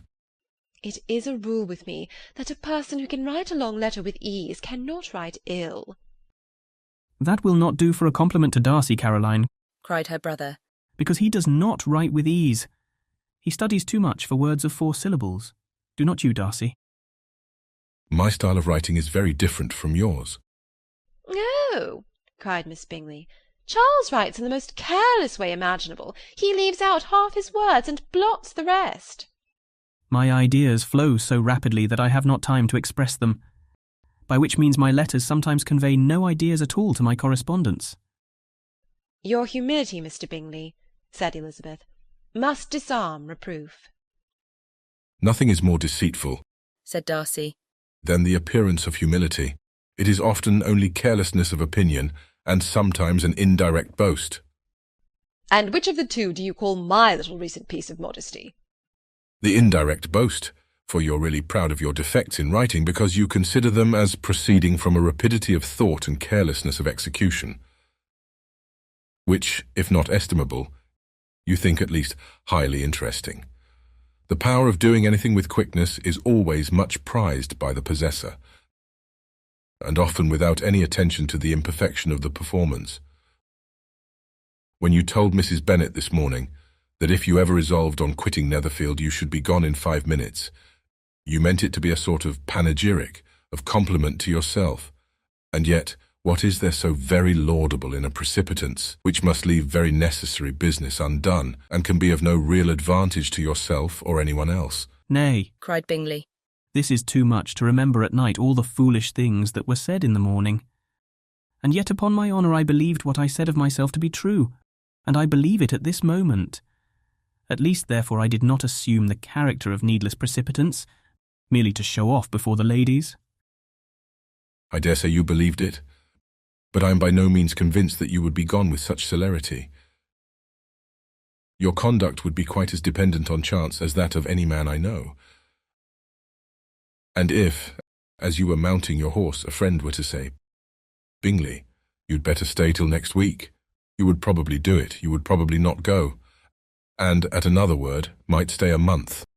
You have only proved by this, cried Elizabeth, that Mr. Bingley did not do justice to his own disposition. You have shown him off now much more than he did himself. I am exceedingly gratified, said Bingley, by your converting what my friend says into a compliment on the sweetness of my temper, but I'm afraid you are giving it a turn which that gentleman did by no means intend. For he would certainly think the better of me if under such a circumstance I were to give a flat denial and to ride off as fast as I could. Would Mr. Darcy then consider the rashness of your original intentions as atoned for by your obstinacy in adhering to it? Upon my word, I cannot exactly explain the matter. Darcy must speak for himself. You expect me to account for opinions which you choose to call mine, but which I have never acknowledged. Allowing the case, however, to stand according to your representation. You must remember, Miss Bennet, that the friend who is supposed to desire his return to the house, and the delay of his plan, has merely desired it, asked it without offering one argument in favour of its propriety. To yield readily, easily, to the persuasion of a friend is no merit with you. To yield without conviction is no compliment to the understanding of either.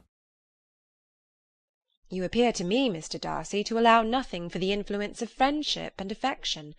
A regard for the requester would often make one readily yield to a request without waiting for arguments to reason one into it. I am not particularly speaking of such a case as you have supposed about Mr. Bingley.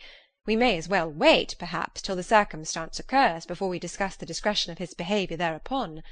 But in general and ordinary cases between friend and friend, where one of them is desired by the other to change a resolution of no very great moment, should you think ill of that person for complying with a desire, without waiting to be argued into it?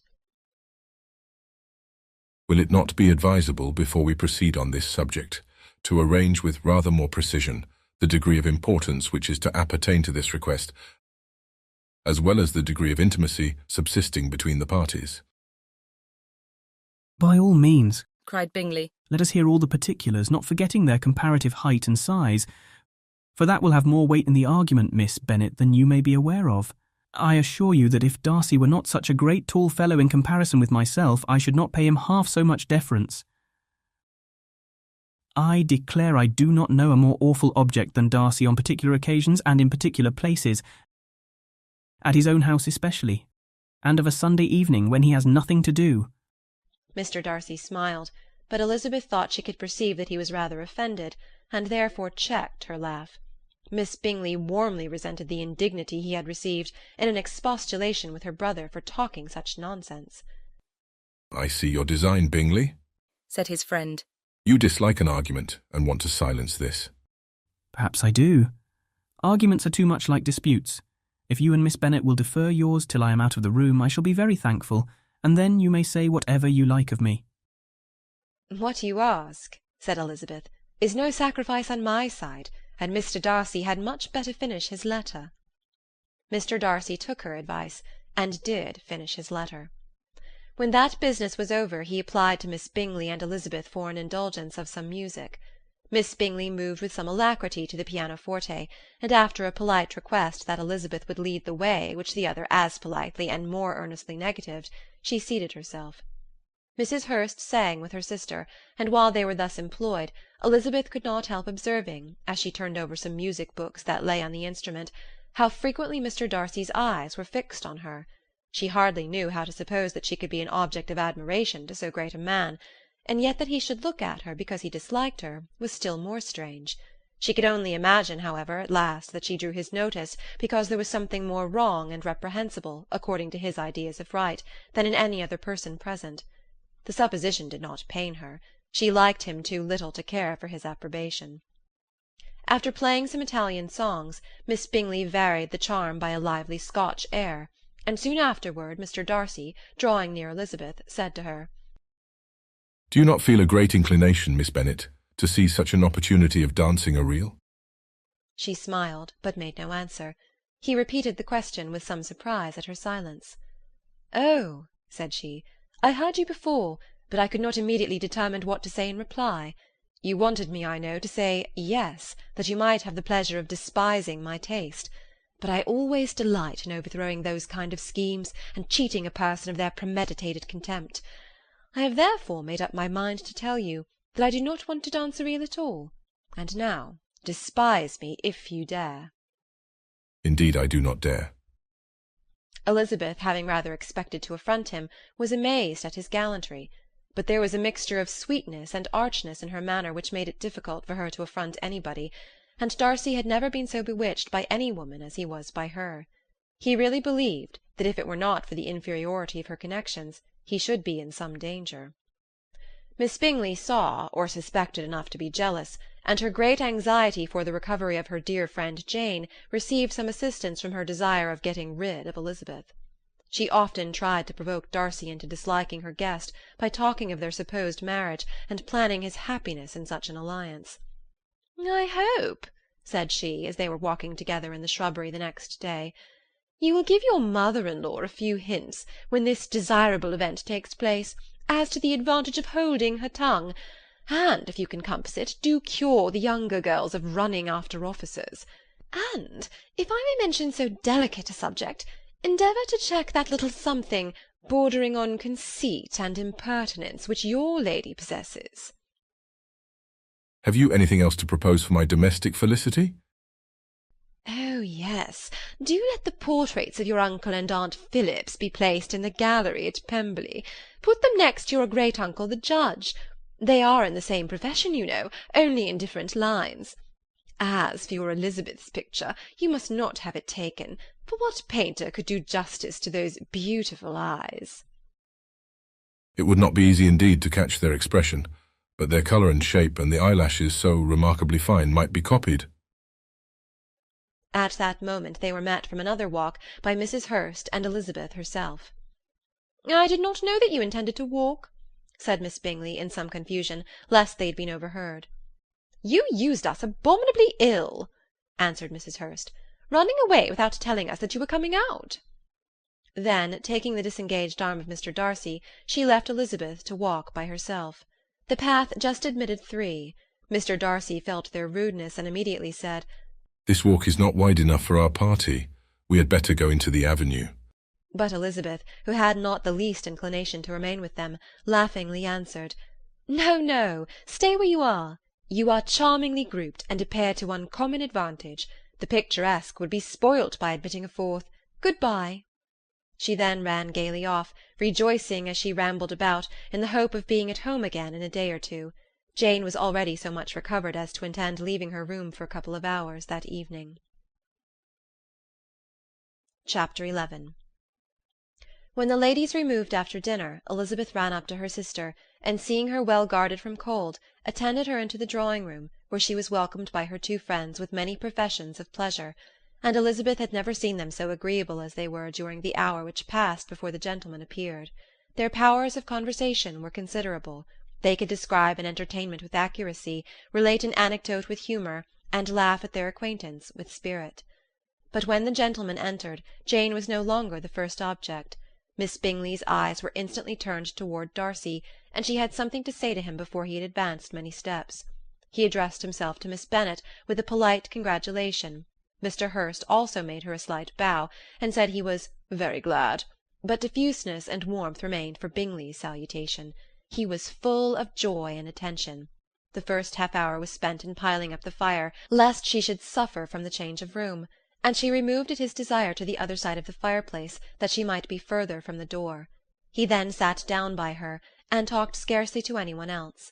Elizabeth, at work in the opposite corner, saw it all with great delight.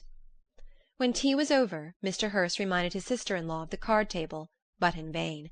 She had obtained private intelligence that Mr. Darcy did not wish for cards, and Mr. Hurst soon found even his open petition rejected. She assured him that no one intended to play, and the silence of the whole party on the subject seemed to justify her. Mr. Hurst had therefore nothing to do but to stretch himself on one of the sofas and go to sleep. Darcy took up a book, Miss Bingley did the same, and Mrs. Hurst, principally occupied in playing with her bracelets and rings, joined now and then in her brother's conversation with Miss Bennet. Miss Bingley's attention was quite as engaged in watching Mr. Darcy's progress through his book as in reading her own, and she was perpetually either making some inquiry or looking at his page. She could not win him, however, to any conversation. He merely answered her question and read on. At length, quite exhausted by the attempt to be amused with her own book, which she had only chosen because it was the second volume of his, she gave a great yawn and said, "How pleasant it is to spend an evening in this way! I declare, after all, there is no enjoyment like reading. How much sooner one tires of anything than of a book! When I have a house of my own, I shall be miserable if I have not an excellent library." No one made any reply. She then yawned again, threw aside her book, and cast her eyes round the room in quest for some amusement, when, hearing her brother mentioning a ball to Miss Bennet, she turned suddenly towards him and said, "By the by, Charles, are you really serious in meditating a dance at Netherfield? I would advise you, before you determine on it, to consult the wishes of the present party. I am much mistaken if there are not some among us to whom a ball would rather be a punishment than a pleasure." "If you mean Darcy," cried her brother, "he may go to bed if he chooses before it begins, but as for the ball, it is quite a settled thing. And as soon as Nichols has made white soup enough, I shall send round my cards." "I should like balls infinitely better," she replied, "if they were carried on in a different manner. But there is something insufferably tedious in the usual process of such a meeting. It would surely be more rational if conversation instead of dancing were made the order of the day." "Much more rational, my dear Caroline, I dare say. But it would not be near so much like a ball." Miss Bingley made no answer, and soon afterwards she got up and walked about the room. Her figure was elegant, and she walked well. But Darcy, at whom it was all aimed, was still inflexibly studious. In the desperation of her feelings, she resolved on one effort more, and turning to Elizabeth, said, "Miss Eliza Bennet, let me persuade you to follow my example and take a turn about the room. I assure you it is very refreshing after sitting so long in one attitude." Elizabeth was surprised, but agreed to it immediately. Miss Bingley succeeded no less in the real object of her civility. Mr. Darcy looked up. He was as much awake to the novelty of attention in that quarter as Elizabeth herself could be, and unconsciously closed his book. He was directly invited to join their party, but he declined it, observing that he could imagine but two motives for their choosing to walk up and down the room together, with either of which motives his joining them would interfere. What could he mean? She was dying to know what could be his meaning, and asked Elizabeth whether she could at all understand him. "Not at all," was her answer. "But depend upon it, he means to be severe on us, and our surest way of disappointing him will be to ask nothing about it." Miss Bingley, however, was incapable of disappointing Mr. Darcy in anything, and persevered, therefore, in requiring an explanation of his two motives. "I have not the smallest objection to explaining them," said he, as soon as she allowed him to speak. "You either choose this method of passing the evening because you are in each other's confidence and have secret affairs to discuss, or because you are conscious that your figures appear to the greatest advantage in walking. If the first, I should be completely in your way, and if the second, I can admire you much better as I sit by the fire." "Ah, shocking!" cried Miss Bingley. "I never heard anything so abominable. How shall we punish him for such a speech?" "Nothing so easy if you have but the inclination," said Elizabeth. "We can all plague and punish one another. Tease him, laugh at him. Intimate as you are, you must know how it is to be done." "But upon my honour I do not. I do assure you that my intimacy has not yet taught me that. Tease, calmness of manner, and presence of mind. No, no, feel he may defy us there. And as to laughter, we will not expose ourselves, if you please, by attempting to laugh without a subject. Mr. Darcy may hug himself." "Mr. Darcy is not to be laughed at," cried Elizabeth. "That is an uncommon advantage, and uncommon I hope it will continue, for it would be a great loss to me to have many such acquaintances. I dearly love a laugh." "Miss Bingley," said he, "has given me credit for more than can be. The wisest and best of men, nay, the wisest and best of their actions, may be rendered ridiculous by a person whose first object in life is a joke." "Certainly," replied Elizabeth, "there are such people, but I hope I am not one of them. I hope I never ridicule what is wise and good. Follies and nonsense, whims and inconsistencies do divert me, I own, and I laugh at them whenever I can. But these, I suppose, are precisely what you are without." "Perhaps that is not possible for anyone, but it has been the study of my life to avoid those weaknesses which often expose a strong understanding to ridicule. Such as vanity and pride? Yes, vanity is a weakness indeed, but pride, where there is a real superiority of mind, pride will be always under good regulation. Elizabeth turned away to hide a smile. "Your examination of Mr. Darcy is over, I presume," said Miss Bingley. "And pray, what is the result?" "I am perfectly convinced by it that Mr. Darcy has no defect. He owns it himself without disguise." "No," said Darcy. "I have made no such pretension.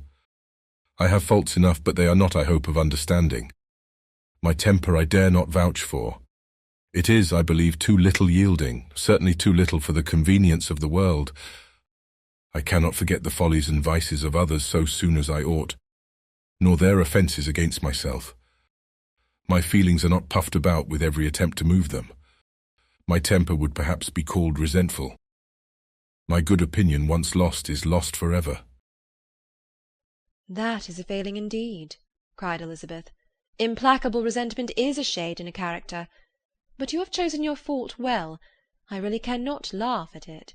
You are safe from me." There is, I believe, in every disposition a tendency to some particular evil, a natural defect, which not even the best education can overcome. "And your defect is to hate everybody."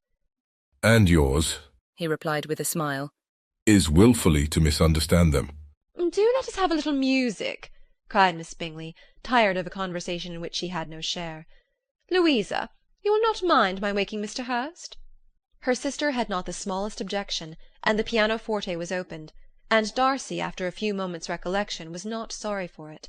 He began to feel the danger of paying Elizabeth too much attention. Chapter 12. In consequence of an agreement between the sisters, Elizabeth wrote the next morning to their mother to beg that the carriage might be sent for them in the course of the day. But Mrs. Bennet, who had calculated on her daughter's remaining at Netherfield till the following Tuesday, which would exactly finish Jane's week, could not bring herself to receive them with pleasure before. Her answer, therefore, was not propitious, at least not to Elizabeth's wishes, for she was impatient to get home. Mrs. Bennet sent them word that they could not possibly have the carriage before Tuesday, and in her postscript it was added that if Mr. Bingley and his sister pressed them to stay longer, she could spare them very well. Against staying longer, however, Elizabeth was positively resolved, nor did she much expect it would be asked, and fearful on the contrary as being considered as intruding themselves needlessly long, she urged Jane to borrow Mr. Bingley's carriage immediately, and at length it was settled that their original design of leaving Netherfield that morning should be mentioned, and the request made. The communication excited many professions of concern, and enough was said of wishing them to stay at least till the following day to work on Jane, and till the morrow their going was deferred. Miss Bingley was then sorry that she had proposed the delay, for her jealousy and dislike of one sister much exceeded her affection for the other. The master of the house heard with real sorrow that they were to go so soon, and repeatedly tried to persuade Miss Bennet that it would not be safe for her, that she was not enough recovered, but Jane was firm where she felt herself to be right. To Mr. Darcy it was a welcome intelligence. Elizabeth had been at Netherfield long enough. She attracted him more than he liked, and Miss Bingley was uncivil to her, and more teasing than usual to himself.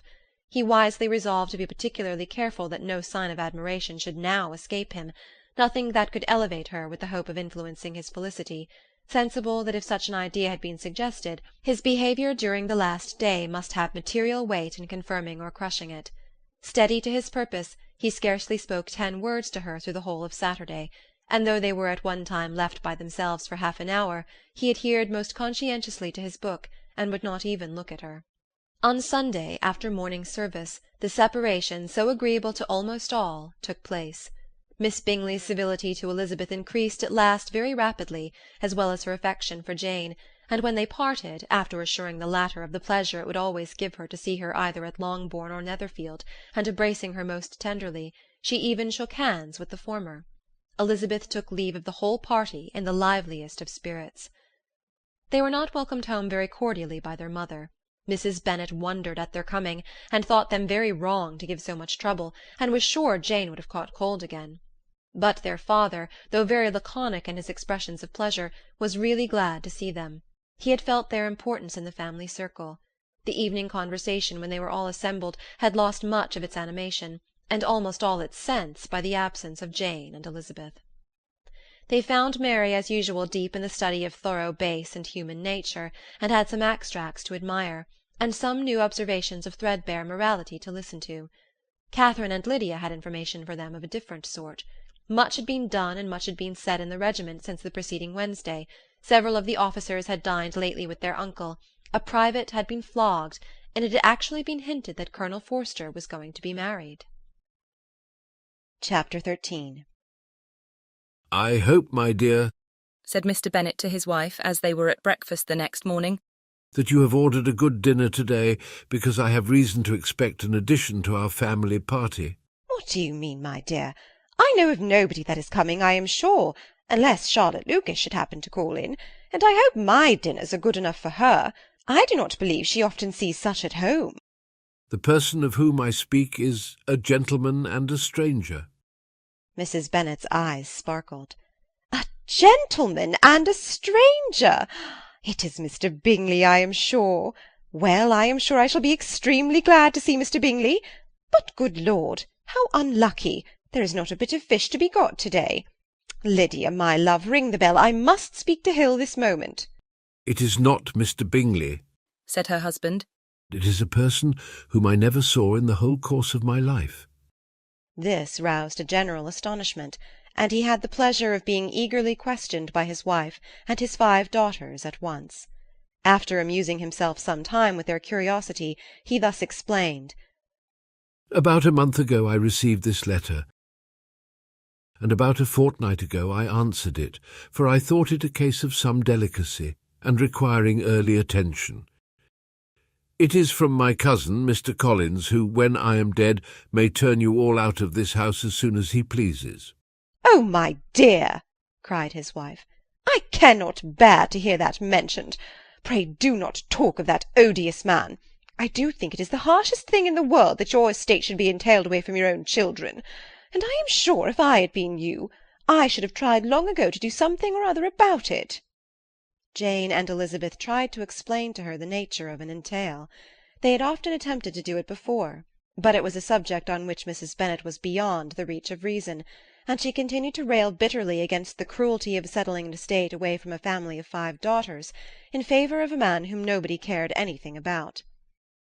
"It certainly is a most iniquitous affair," said Mr. Bennet, "and nothing can clear Mr. Collins from the guilt of inheriting Longbourn.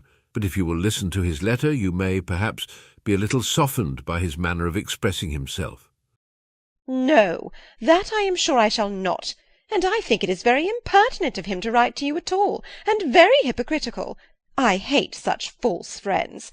Why could he not keep on quarrelling with you, as his father did before him?" "Why, indeed, he does seem to have had some filial scruples on that head, as you will hear." Hunsford, near Westerham, Kent, the 15th of October. Dear Sir, the disagreement subsisting between yourself and my late honoured father always gave me much uneasiness, and since I have had the misfortune to lose him, I have frequently wished to heal the breach. But for some time I was kept back by my own doubts, fearing lest it might seem disrespectful to his memory for me to be on good terms with anyone with whom it had always pleased him to be at variance. There, Mrs. Bennet. My mind, however, is now made up on the subject, for, having received ordination at Easter, I have been so fortunate as to be distinguished by the patronage of the Right Honourable Lady Catherine de Bourgh, widow of Sir Lewis de Bourgh, whose bounty and beneficence has preferred me to the valuable rectory of this parish, where it shall be my earnest endeavour to demean myself with grateful respect towards her ladyship, and be ever ready to perform those rites and ceremonies which are instituted by the Church of England.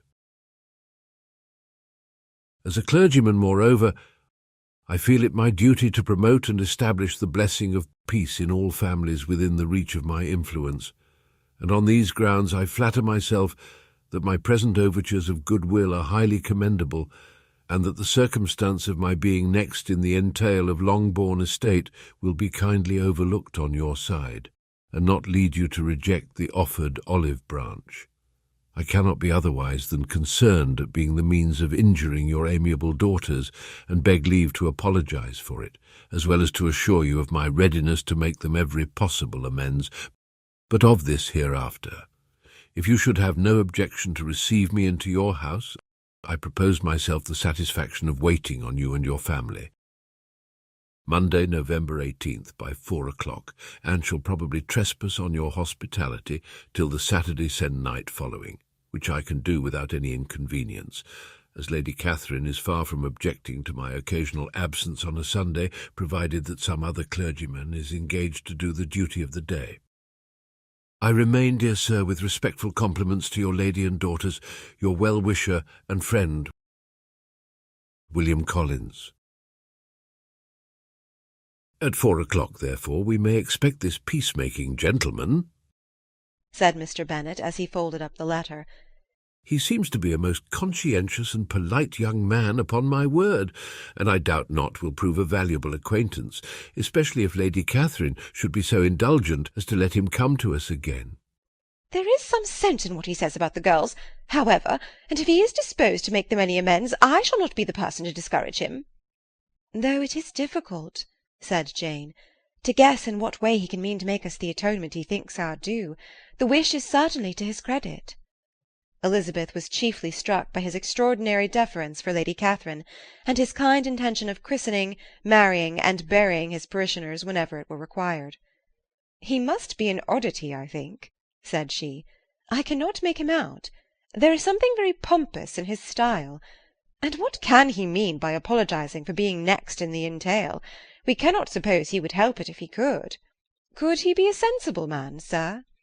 "No, my dear, I think not. I have great hopes of finding him quite the reverse. There is a mixture of civility and self-importance in his letter, which promises well. I am impatient to see him."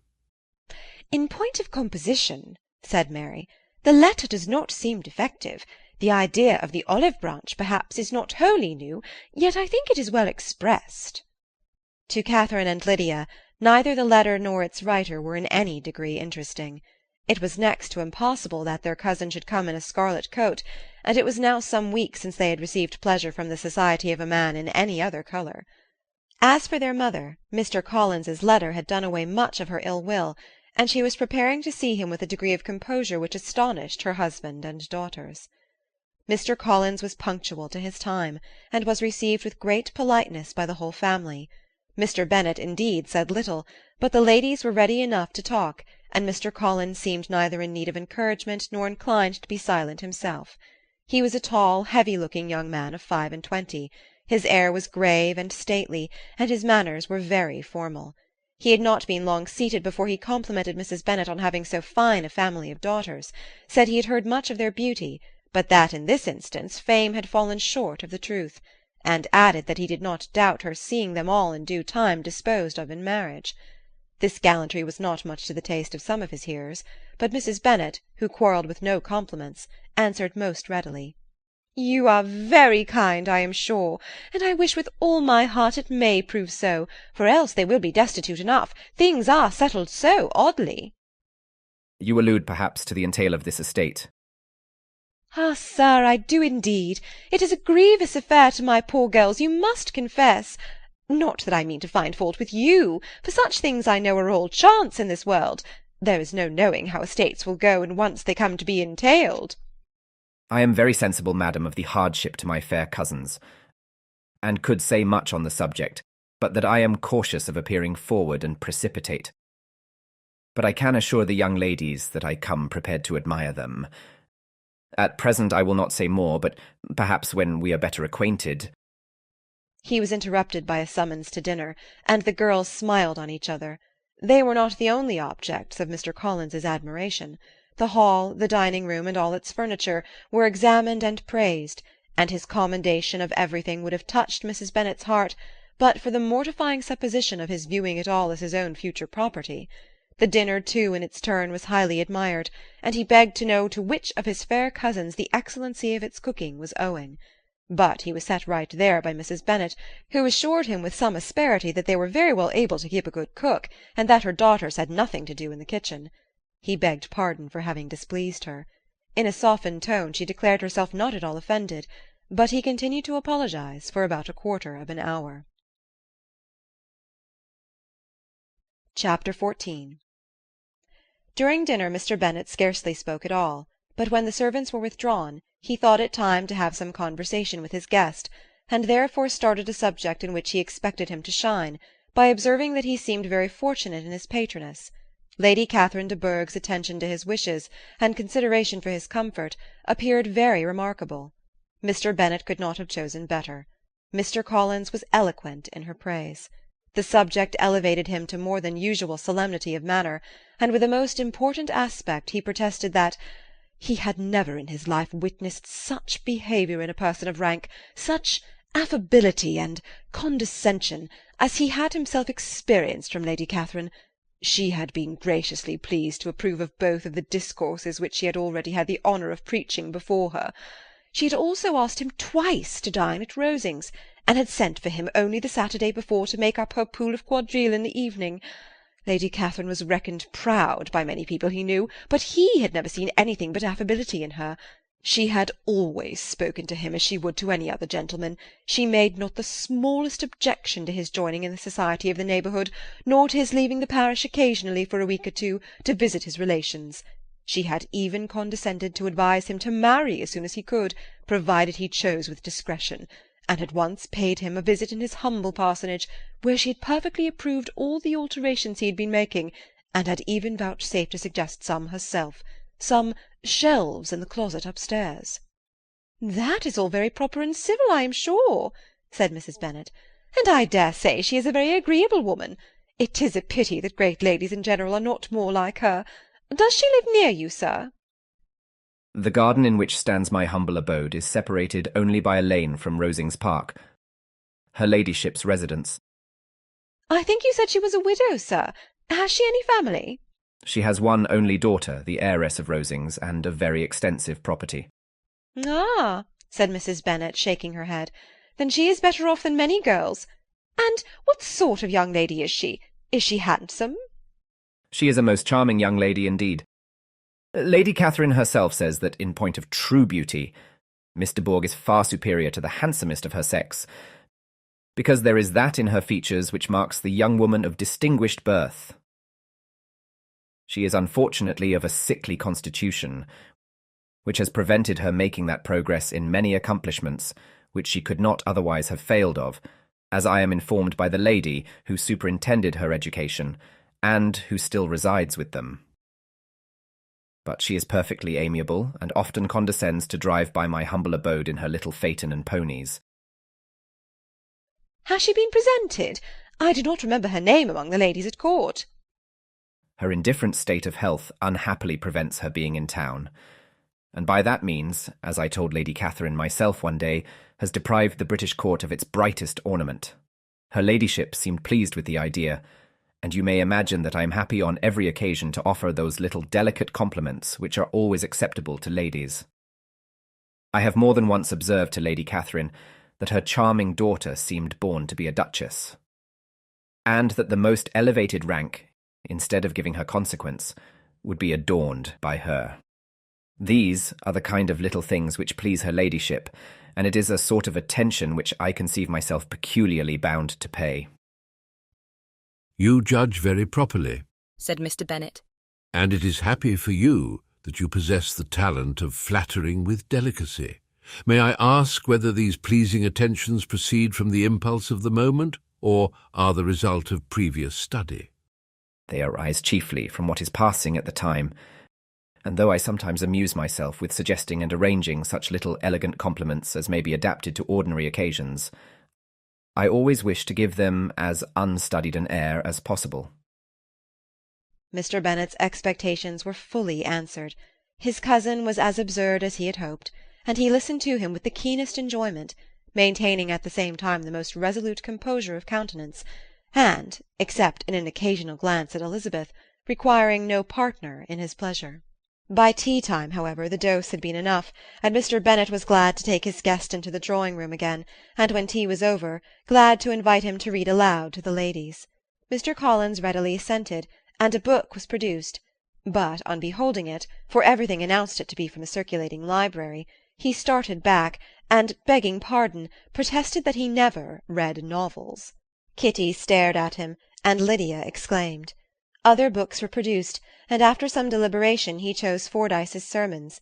Lydia gaped as he opened the volume, and before he had, with very monotonous solemnity, read 3 pages, she interrupted him with, "Do you know, mamma, that my Uncle Phillips talks of turning away Richard, and if he does, Colonel Forster will hire him. My aunt told me so herself on Saturday. I shall walk to Meryton to-morrow to hear more about it, and to ask when Mr. Denny comes back from town."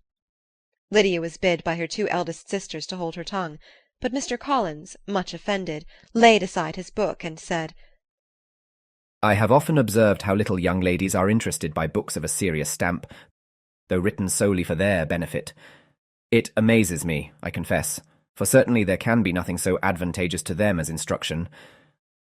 But I will no longer importune my young cousin. Then, turning to Mr. Bennet, he offered himself as his antagonist at backgammon.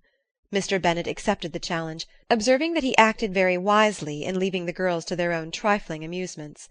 Mrs. Bennet and her daughters apologized most civilly for Lydia's interruption, and promised that it should not occur again, if he would resume his book. But Mr. Collins, after assuring them that he bore his young cousin no ill will, and should never resent her behaviour as any affront, seated himself at another table with Mr. Bennet, and prepared for backgammon. Chapter 15. Mr. Collins was not a sensible man, and the deficiency of nature had been but little assisted by education or society, the greatest part of his life having been spent under the guidance of an illiterate and miserly father, and though he belonged to one of the universities, he had merely kept the necessary terms, without forming at it any useful acquaintance. The subjection in which his father had brought him up had given him originally great humility of manner, but it was now a good deal counteracted by the self-conceit of a weak head, living in retirement, and the consequential feelings of early and unexpected prosperity.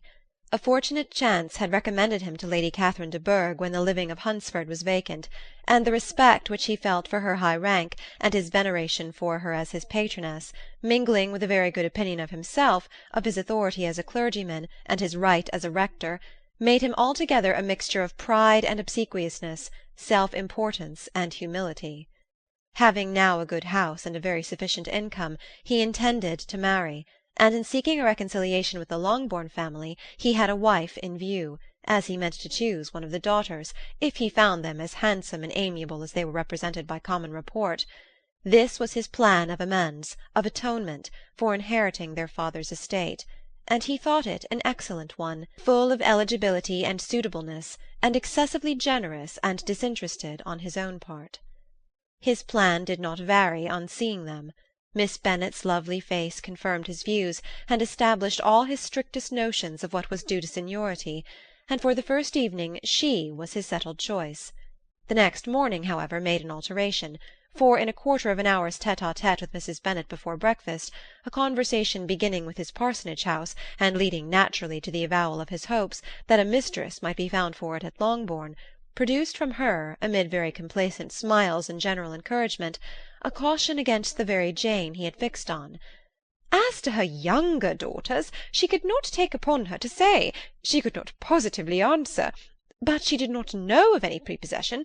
Her eldest daughter she must just mention, she felt it incumbent on her to hint, was likely to be very soon engaged. Mr. Collins had only to change from Jane to Elizabeth, and it was soon done while Mrs. Bennet was stirring the fire. Elizabeth, equally next to Jane in birth and beauty, succeeded her, of course. Mrs. Bennet treasured up the hint, and trusted that she might soon have 2 daughters married, and the man whom she could not bear to speak of the day before was now high in her good graces. Lydia's intention of walking to Meryton was not forgotten. Every sister except Mary agreed to go with her, and Mr. Collins was to attend them, at the request of Mr. Bennet, who was most anxious to get rid of him, and have his library to himself, for thither Mr. Collins had followed him after breakfast, and there he would continue, nominally engaged with one of the largest folios in the collection, but really talking to Mr. Bennet, with little cessation, of his house and garden at Hunsford. Such doings discomposed Mr. Bennet exceedingly. In his library he had always been sure of leisure and tranquillity, and though prepared, as he told Elizabeth, to meet with folly and conceit in every other room of the house, he was used to be free from them there. His civility, therefore, was most prompt in inviting Mr. Collins to join his daughters in their walk, and Mr. Collins, being in fact much better fitted for a walker than a reader, was extremely pleased to close his large book and go. In pompous nothings on his side, and civil assents on that of his cousins, their time passed till they entered Meryton. The attention of the younger ones was then no longer to be gained by him. Their eyes were immediately wandering up in the street in quest of the officers, and nothing less than a very smart bonnet indeed, or a really new muslin in a shop window, could recall them. But the attention of every lady was soon caught by a young man whom they had never seen before, of most gentlemanlike appearance, walking with another officer on the other side of the way. The officer was the very Mr. Denny, concerning whose return from London Lydia came to inquire, and he bowed as they passed. All were struck with the stranger's air, all wondered who he could be, and Kitty and Lydia, determined if possible to find out, led the way across the street, under pretence of wanting something in an opposite shop, and fortunately had just gained the pavement when the two gentlemen, turning back, had reached the same spot. Mr. Denny addressed them directly, and entreated permission to introduce his friend, Mr. Wickham, who had returned with him the day before from town, and he was happy to say had accepted a commission in their corps. This was exactly as it should be, for the young man wanted only regimentals to make him completely charming. His appearance was greatly in his favour. He had all the best part of beauty, a fine countenance, a good figure, and very pleasing address. The introduction was followed up on his side by a happy readiness of conversation, a readiness at the same time perfectly correct and unassuming, and the whole party were still standing and talking together very agreeably when the sound of horses drew their notice, and Darcy and Bingley were seen riding down the street. On distinguishing the ladies of the group, the two gentlemen came directly towards them and began the usual civilities. Bingley was the principal spokesman, and Miss Bennet the principal object. He was then, he said, on his way to Longbourn on purpose to inquire after her. Mr. Darcy corroborated it with a bow, and was beginning to determine not to fix his eyes on Elizabeth, when they were suddenly arrested by the sight of the stranger, and Elizabeth, happening to see the countenance of both as they looked at each other, was all astonishment at the effect of the meeting. Both changed colour. One looked white, the other red. Mr. Wickham after a few moments touched his hat, a salutation which Mr. Darcy just deigned to return. What could be the meaning of it? It was impossible to imagine. It was impossible not to long to know. In another minute Mr. Bingley, but without seeming to have noticed what passed, took leave and rode on with his friend. Mr. Denny and Mr. Wickham walked with the young ladies to the door of Mr. Phillips's house, and then made their bows, in spite of Miss Lydia's pressing entreaties that they should come in, and even in spite of Mrs. Phillips throwing up the parlour window and loudly seconding the invitation.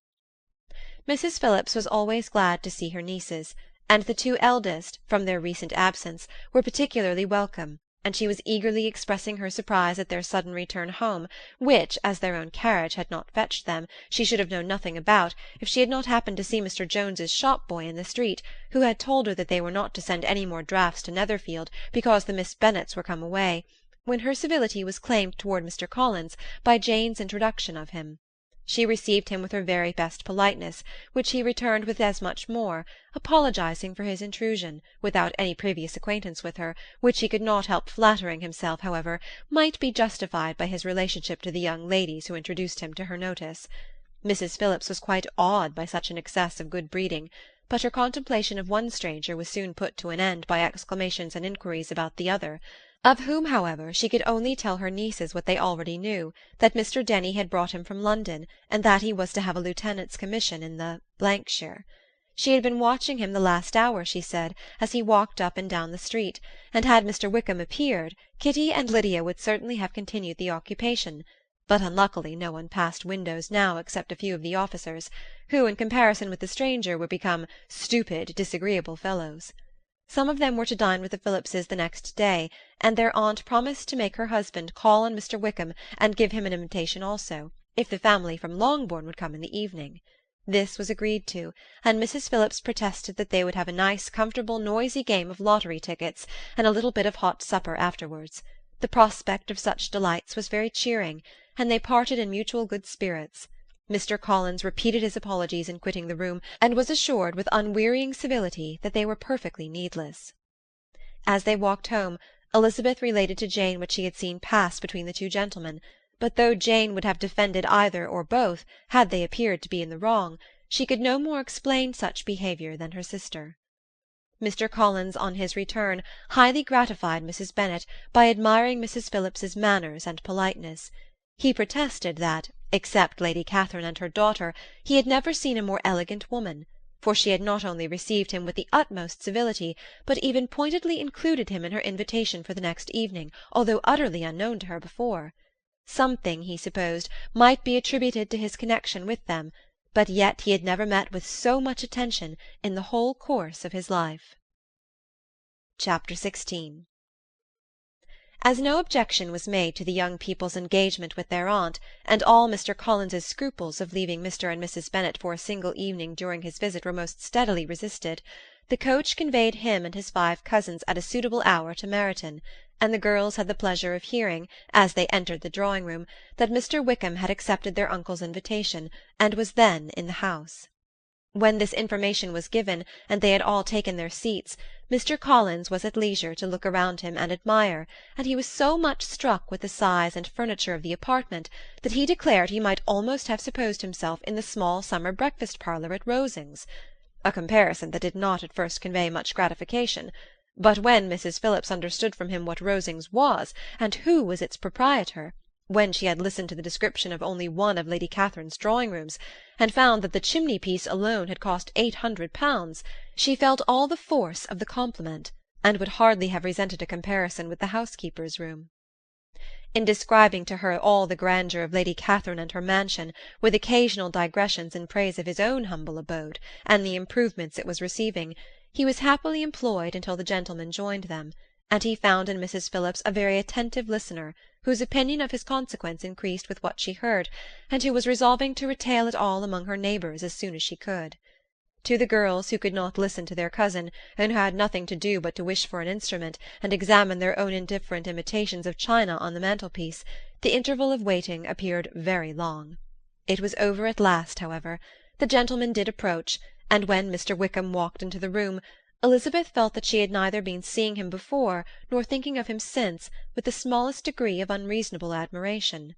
The officers of the shire were in general a very creditable, gentlemanlike set, and the best of them were of the present party, but Mr. Wickham was as far beyond them all in person, countenance, air, and walk, as they were superior to the broad-faced, stuffy Uncle Phillips, breathing port wine, who followed them into the room.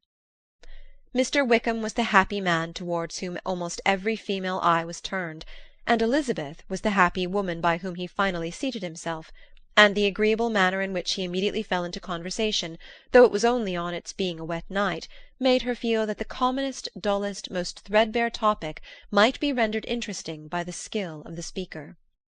With such rivals for the notice of the fair as Mr. Wickham and the officers, Mr. Collins seemed to sink into insignificance. To the young ladies he certainly was nothing, but he had still at intervals a kind listener in Mrs. Phillips, and was, by her watchfulness, most abundantly supplied with coffee and muffin. When the card-tables were placed, he had the opportunity of obliging her in turn by sitting down to whist.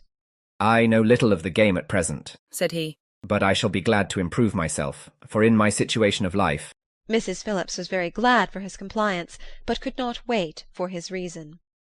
Mr. Wickham did not play at whist, and with ready delight was he received at the other table between Elizabeth and Lydia.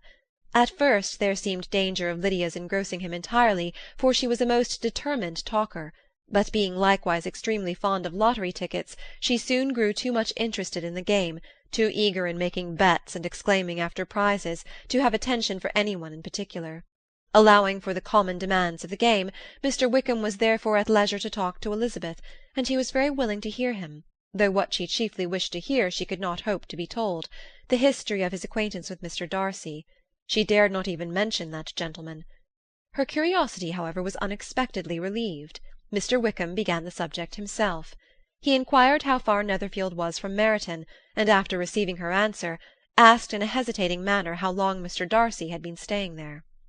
"About a month," said Elizabeth, and then, unwilling to let the subject drop, added, He is a man of very large property in Derbyshire, I understand.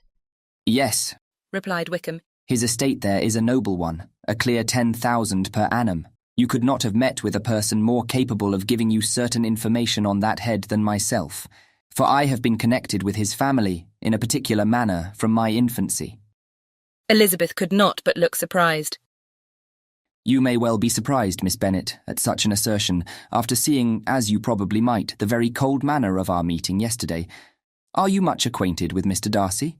As much as I ever wish to be, cried Elizabeth very warmly. I have spent 4 days in the same house with him, and I think him very disagreeable. I have no right to give my opinion, said Wickham. As to his being agreeable or otherwise, I am not qualified to form one. I have known him too long and too well to be a fair judge. It is impossible for me to be impartial, but I believe your opinion of him would in general astonish, and perhaps you would not express it quite so strongly anywhere else. Here you are in your own family. Upon my word, I say no more here than I might say in any house in the neighbourhood, except Netherfield. He is not at all liked in Hertfordshire. Everybody is disgusted with his pride. You will not find him more favourably spoken of by any one. I cannot pretend to be sorry, said Wickham, after a short interruption, that he or that any man should not be estimated beyond their deserts, but with him, I believe it does not often happen. The world is blinded by his fortune and consequence, or frightened by his high and imposing manners, and sees him only as he chooses to be seen. I should take him, even on my slight acquaintance, to be an ill-tempered man. Wickham only shook his head. I wonder, said he at the next opportunity of speaking, whether he is likely to be in this country much longer. I do not at all know, but I heard nothing of his going away when I was at Netherfield. I hope your plans in favour of the Blankshire will not be affected by his being in the neighbourhood. Oh, no. It is not for me to be driven away by Mr. Darcy. If he wishes to avoid seeing me, he must go. We are not on friendly terms, and it always gives me pain to meet him, but I have no reason for avoiding him, but what I might proclaim to all the world, a sense of very great ill-usage, and most painful regrets at his being what he is. His father, Miss Bennet, the late Mr. Darcy, was one of the best men that ever breathed, and the truest friend I ever had. And I can never be in company with this Mr. Darcy without being grieved to the soul by 1,000 tender recollections. His behaviour to myself has been scandalous, but I verily believe I could forgive him anything and everything rather than his disappointing the hopes and disgracing the memory of his father. Elizabeth found the interest of the subject increase, and listened with all her heart, but the delicacy of it prevented further inquiry. Mr. Wickham began to speak on more general topics, Meryton, the neighbourhood, the society, appearing highly pleased with all that he had yet seen, and speaking of the latter with gentle but very intelligible gallantry. It was the prospect of constant society and good society, he added, which was my chief inducement to enter the shire. I know it to be a most respectable, agreeable corps. And my friend Denny tempted me further by his account of their present quarters, and the very great attentions and excellent acquaintance Meryton had procured them. Society, I own, is necessary to me. I've been a disappointed man, and my spirits will not bear solitude. I must have employment and society. A military life is not what I was intended for, but circumstances have now made it eligible. The church ought to have been my profession. I was brought up for the church, and I should at this time have been in possession of a most valuable living, had it pleased the gentleman we were speaking of just now. Indeed. Yes, the late Mr. Darcy bequeathed me the next presentation of the best living in his gift. He was my godfather and excessively attached to me. I cannot do justice to his kindness. He meant to provide for me amply and thought he had done it, but when the living fell it was given elsewhere. Good heavens, cried Elizabeth, but how could that be? How could his will be disregarded? Why did not you seek legal redress? There was just such an informality in the terms of the bequest as to give me no hope from law. A man of honour could not have doubted the intention, but Mr. Darcy chose to doubt it, or to treat it as a merely conditional recommendation, and to assert that I had forfeited all claim to it by extravagance, imprudence, in short, anything or nothing. Certain it is that the living became vacant 2 years ago, exactly as I was of an age to hold it, and that it was given to another man, and no less certain is it that I cannot accuse myself of having really done anything to deserve to lose it. I have a warm, unguarded temper, and I may perhaps have sometimes spoken my opinion of him, and to him, too freely. I can recall nothing worse. But the fact is that we are very different sort of men, and that he hates me. This is quite shocking. He deserves to be publicly disgraced. Some time or other he will be, but it shall not be by me. Till I can forget his father, I can never defy or expose him. Elizabeth honoured him for such feelings, and thought him handsomer than ever as he expressed them. But what, she said after a pause, can have been his motive? What can have induced him to behave so cruelly? A thorough, determined dislike of me. A dislike which I cannot but attribute in some measure to jealousy. Had the late Mr. Darcy liked me less, his son might have borne with me better. But his father's uncommon attachment to me irritated him, I believe, very early in life. He had not a temper to bear the sort of competition in which we stood, the sort of preference which was often given me. I had not thought Mr. Darcy so bad as this, though I have never liked him. I had not thought so very ill of him. I had supposed him to be despising his fellow creatures in general, but did not suspect him of descending to such malicious revenge, such injustice, such inhumanity as this. After a few minutes' reflection, however, she continued, I do remember his boasting one day at Netherfield of the implacability of his resentments, of his having an unforgiving temper. His disposition must be dreadful. I will not trust myself on the subject, replied Wickham. I can hardly be just to him. Elizabeth was again deep in thought, and after a time exclaimed, To treat in such a manner the godson, the friend, the favourite of his father! She could have added, A young man, too, like you, whose very countenance may vouch for your being amiable. But she contented herself with, And one, too, who had probably been his companion from childhood, connected together, as I think you said, in the closest manner. We were born in the same parish, within the same park. The greatest part of our youth was passed together, inmates of the same house, sharing the same amusements, objects of the same parental care. My father began life in the profession which your uncle, Mr. Phillips, appears to do so much credit to, but he gave up everything to be of use to the late Mr. Darcy, and devoted all his time to the care of the Pemberley property. He was most highly esteemed by Mr. Darcy, a most intimate, confidential friend. Mr. Darcy often acknowledged himself to be under the greatest obligations to my father's active superintendence. And when, immediately before my father's death, Mr. Darcy gave him a voluntary promise of providing for me, I am convinced that he felt it to be as much a debt of gratitude to him as of affection to myself.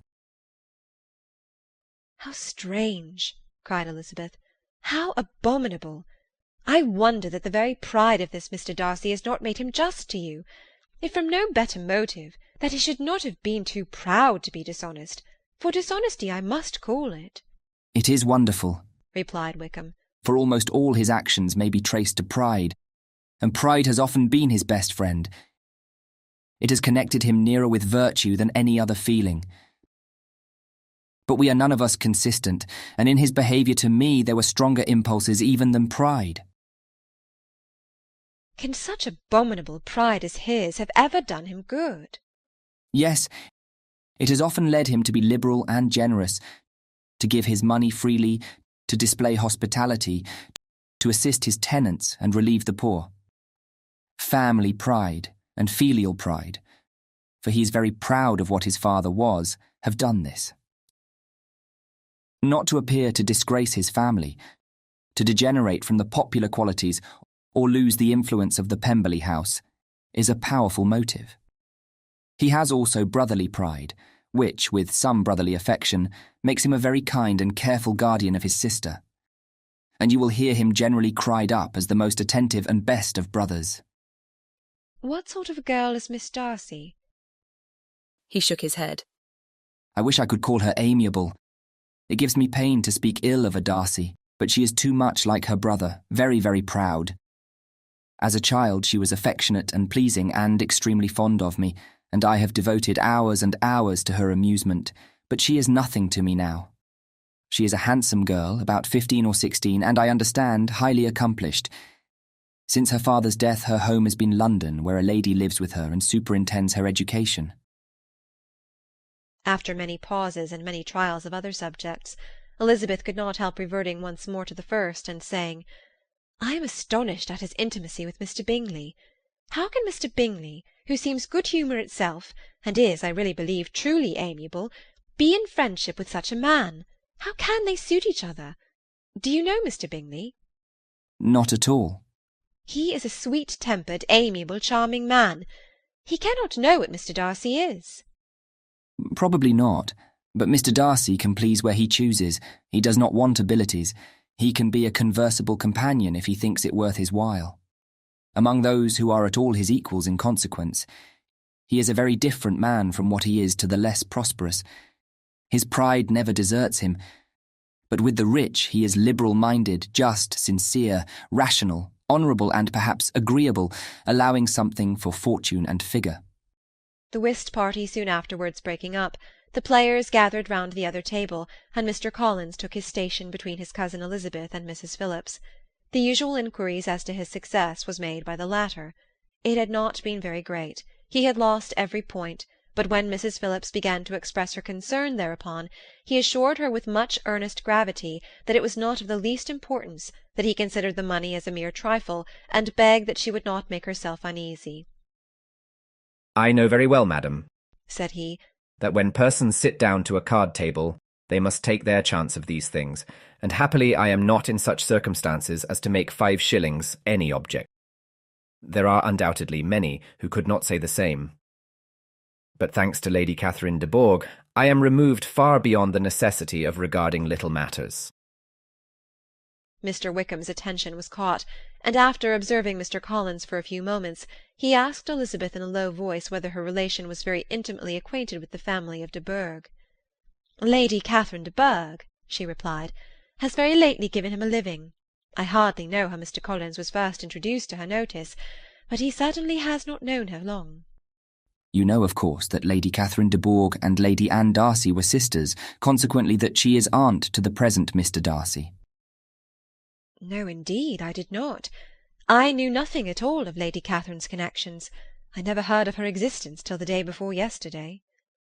Her daughter, Miss de Bourgh, will have a very large fortune, and it is believed that she and her cousin will unite the 2 estates. This information made Elizabeth smile, as she thought of poor Miss Bingley. Vain indeed must be all her attentions, vain and useless her affection for his sister and her praise of himself, if he were already self-destined for another. "Mr. Collins," said she, "speaks highly both of Lady Catherine and her daughter, but from some particulars that he has related of her ladyship, I suspect his gratitude misleads him, and that in spite of her being his patroness, she is an arrogant, conceited woman." "I believe her to be both in a great degree," replied Wickham. "I have not seen her for many years, but I very well remember that I never liked her, and that her manners were dictatorial and insolent. She has the reputation of being remarkably sensible and clever, but I rather believe she derives part of her abilities from her rank and fortune, part from her authoritative manner, and the rest from the pride of her nephew, who chooses that everyone connected with him should have an understanding of the first class." Elizabeth allowed that he had given a very rational account of it, and they continued talking together, with mutual satisfaction, till supper put an end to cards, and gave the rest of the ladies their share of Mr. Wickham's attentions.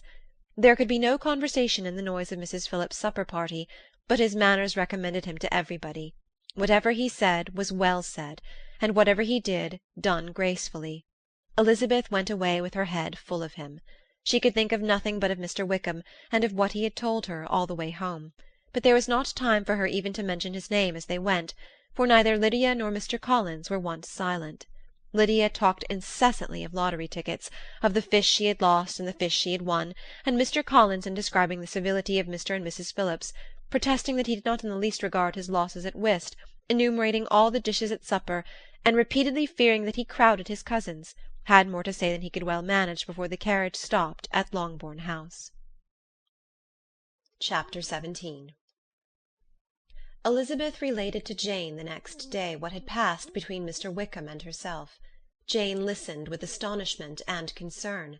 She knew not how to believe that Mr. Darcy could be so unworthy of Mr. Bingley's regard, and yet it was not in her nature to question the veracity of a young man of such amiable appearance as Wickham. The possibility of his having endured such unkindness was enough to interest all her tender feelings, and nothing remained therefore to be done but to think well of them both, to defend the conduct of each, and throw into the account of accident or mistake whatever could not be otherwise explained. "They have both," said she, "been deceived, I dare say, in some way or other, of which we can form no idea. Interested people have perhaps misrepresented each to the other. It is, in short, impossible for us to conjecture the causes or circumstances which may have alienated them, without actual blame on either side." "Very true indeed. And now, my dear Jane, what have you got to say on behalf of the interested people who have probably been concerned in the business? Do clear them too, or we shall be obliged to think ill of somebody." "Laugh as much as you choose, but you will not laugh me out of my opinion. My dearest Lizzie, but do consider in what a disgraceful light it places Mr. Darcy, to be treating his father's favourite in such a manner, one whom his father had promised to provide for. It is impossible. No man of common humanity, no man who had any value for his character, could be capable of it. Can his most intimate friends be so excessively deceived in him? Oh, no! I can much more easily believe Mr. Bingley's being imposed on, than that Mr. Wickham should invent such a history of himself as he gave me last night. Names, facts, everything mentioned without ceremony. If it be not so, let Mr. Darcy contradict it. Besides, there was truth in his looks." "It is difficult indeed. It is distressing. One does not know what to think." "I beg your pardon. One knows exactly what to think." But Jane could think with certainty on only one point, that Mr. Bingley, if he had been imposed on, would have much to suffer when the affair became public. The two young ladies were summoned from the shrubbery where this conversation passed, by the arrival of the very persons of whom they had been speaking. Mr. Bingley and his sisters came to give their personal invitation for the long-expected ball at Netherfield, which was fixed for the following Tuesday. The two ladies were delighted to see their dear friend again, called it an age since they had met, and repeatedly asked what she had been doing with herself since their separation. To the rest of the family they paid little attention, avoiding Mrs. Bennet as much as possible, saying not much to Elizabeth, and nothing at all to the others. They were soon gone again, rising from their seats with an activity which took their brother by surprise, and hurrying off as if eager to escape from Mrs. Bennet's civilities. The prospect of the Netherfield ball was extremely agreeable to every female of the family. Mrs. Bennet chose to consider it as given in compliment to her eldest daughter, and was particularly flattered by receiving the invitation from Mr. Bingley himself, instead of a ceremonious card. Jane pictured to herself a happy evening in the society of her two friends, and the attentions of her brother, and Elizabeth thought with pleasure of dancing a great deal with Mr. Wickham, and of seeing a confirmation of everything in Mr. Darcy's look and behaviour. The happiness anticipated by Catherine and Lydia depended less on any single event or on any particular person, for though they each, like Elizabeth, meant to dance half the evening with Mr. Wickham, he was by no means the only partner who could satisfy them, and a ball was, at any rate, a ball. And even Mary could assure her family that she had no disinclination for it. "While I can have my mornings to myself," said she, "it is enough. I think it is no sacrifice to join occasionally in evening engagements. Society has claims on us all, and I profess myself one of those who consider intervals of recreation and amusement as desirable for everybody." Elizabeth's spirits were so high on this occasion that though she did not often speak unnecessarily to Mr. Collins, she could not help asking him whether he intended to accept Mr. Bingley's invitation, and if he did, whether he would think it proper to join in the evening's amusement, and she was rather surprised to find that he entertained no scruple whatever on that head, and was very far from dreading a rebuke, either from the Archbishop or Lady Catherine de Bourgh, by venturing to dance. I am by no means of opinion, I assure you, said he, that a ball of this kind, given by a young man of character to respectable people, can have any evil tendency. And I'm so far from objecting to dancing myself that I shall hope to be honoured with the hands of all my fair cousins in the course of the evening, and I take this opportunity of soliciting yours, Miss Elizabeth, for the 2 first dances especially, a preference which I trust my cousin Jane will attribute to the right cause, and not to any disrespect for her. Elizabeth felt herself completely taken in. She had fully proposed being engaged by Mr. Wickham for those very dances, and to have Mr. Collins instead. Her liveliness had never been worse timed. There was no help for it, however. Mr. Wickham's happiness and her own were perforce delayed a little longer, and Mr. Collins' proposal accepted with as good a grace as she could. She was not the better pleased with his gallantry from the idea it suggested of something more. It now first struck her that she was selected from among her sisters as worthy of being mistress of Hunsford Parsonage, and of assisting to form a quadrille table at Rosings, in the absence of more eligible visitors. The idea soon reached a conviction, as she observed his increasing civilities toward herself, and heard his frequent attempt at a compliment on her wit and vivacity, and though more astonished than gratified herself by this effect of her charms, it was not long before her mother gave her to understand that the probability of their marriage was extremely agreeable to her. Elizabeth, however, did not choose to take the hint, being well aware that a serious dispute must be the consequence of any reply. Mr. Collins might never make the offer, and till he did, it was useless to quarrel about him.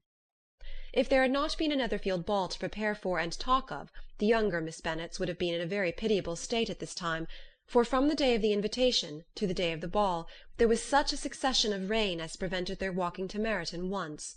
No aunt, no officers, no news could be sought after. The very shoe-roses for Netherfield were got by proxy. Even Elizabeth might have found some trial of her patience in weather which totally suspended the improvement of her acquaintance with Mr. Wickham, and nothing less than a dance on Tuesday could have made such a Friday, Saturday, Sunday, and Monday endurable to Kitty and Lydia. Chapter 18. Till Elizabeth entered the drawing-room at Netherfield, and looked in vain for Mr. Wickham among the cluster of red coats there assembled, a doubt of his being present had never occurred to her. The certainty of meeting him had not been checked by any of those recollections that might not unreasonably have alarmed her. She had dressed with more than usual care, and prepared in the highest spirits for the conquest of all that remained unsubdued of his heart, trusting that it was not more than might be won in the course of the evening. But in an instant rose the dreadful suspicion of his being purposely omitted for Mr. Darcy's pleasure in the Bingleys' invitation to the officers, and though this was not exactly the case, the absolute fact of his absence was pronounced by his friend Denny, to whom Lydia eagerly applied, and who told them that Wickham had been obliged to go to town on business the day before, and was not yet returned, adding, with a significant smile, "I do not imagine his business would have called him away just now, if he had not wished to avoid a certain gentleman here." This part of his intelligence, although unheard by Lydia, was caught by Elizabeth, and as it assured her that Darcy was not less answerable for Wickham's absence than if her first surmise had been just, every feeling of displeasure against the former was so sharpened by immediate disappointment that she could hardly reply with tolerable civility to the polite inquiries which he directly afterwards approached to make. Attendance, forbearance, patience with Darcy was injury to Wickham. She was resolved against any sort of conversation with him, and turned away with a degree of ill-humour which she could not wholly surmount even in speaking to Mr. Bingley, whose blind partiality provoked her. But Elizabeth was not formed for ill-humour, and though every prospect of her own was destroyed for the evening, it could not long dwell on her spirits, and having told all her griefs to Charlotte Lucas, whom she had not seen for a week, she was soon able to make a voluntary transition to the oddities of her cousin, and to point him out to her particular notice. The first 2 dances, however, brought a return of distress. They were dances of mortification. Mr. Collins, awkward and solemn, apologizing instead of attending, and often moving wrong without being aware of it, gave her all the shame and misery which a disagreeable partner for a couple of dances can give. The moment of her release from him was ecstasy. She danced next with an officer, and had the refreshment of talking of Wickham, and of hearing that he was universally liked. When those dances were over, she returned to Charlotte Lucas, and was in conversation with her, when she found herself suddenly addressed by Mr. Darcy, who took her so much by surprise in his application for her hand, that, without knowing what she did, she accepted him. He walked away again immediately, and she was left to fret over her own want of presence of mind. Charlotte tried to console her. "I dare say you will find him very agreeable." "Heaven forbid! That would be the greatest misfortune of all, to find a man agreeable whom one is determined to hate. Do not wish me such an evil." When the dancing recommenced, however, and Darcy approached to claim her hand, Charlotte could not help cautioning her in a whisper not to be a simpleton, and allow her fancy for Wickham to make her appear unpleasant in the eyes of a man of 10 times his consequence. Elizabeth made no answer, and took her place in the set, amazed at the dignity to which she was arrived in being allowed to stand opposite to Mr. Darcy, and reading in her neighbours' looks their equal amazement in beholding it.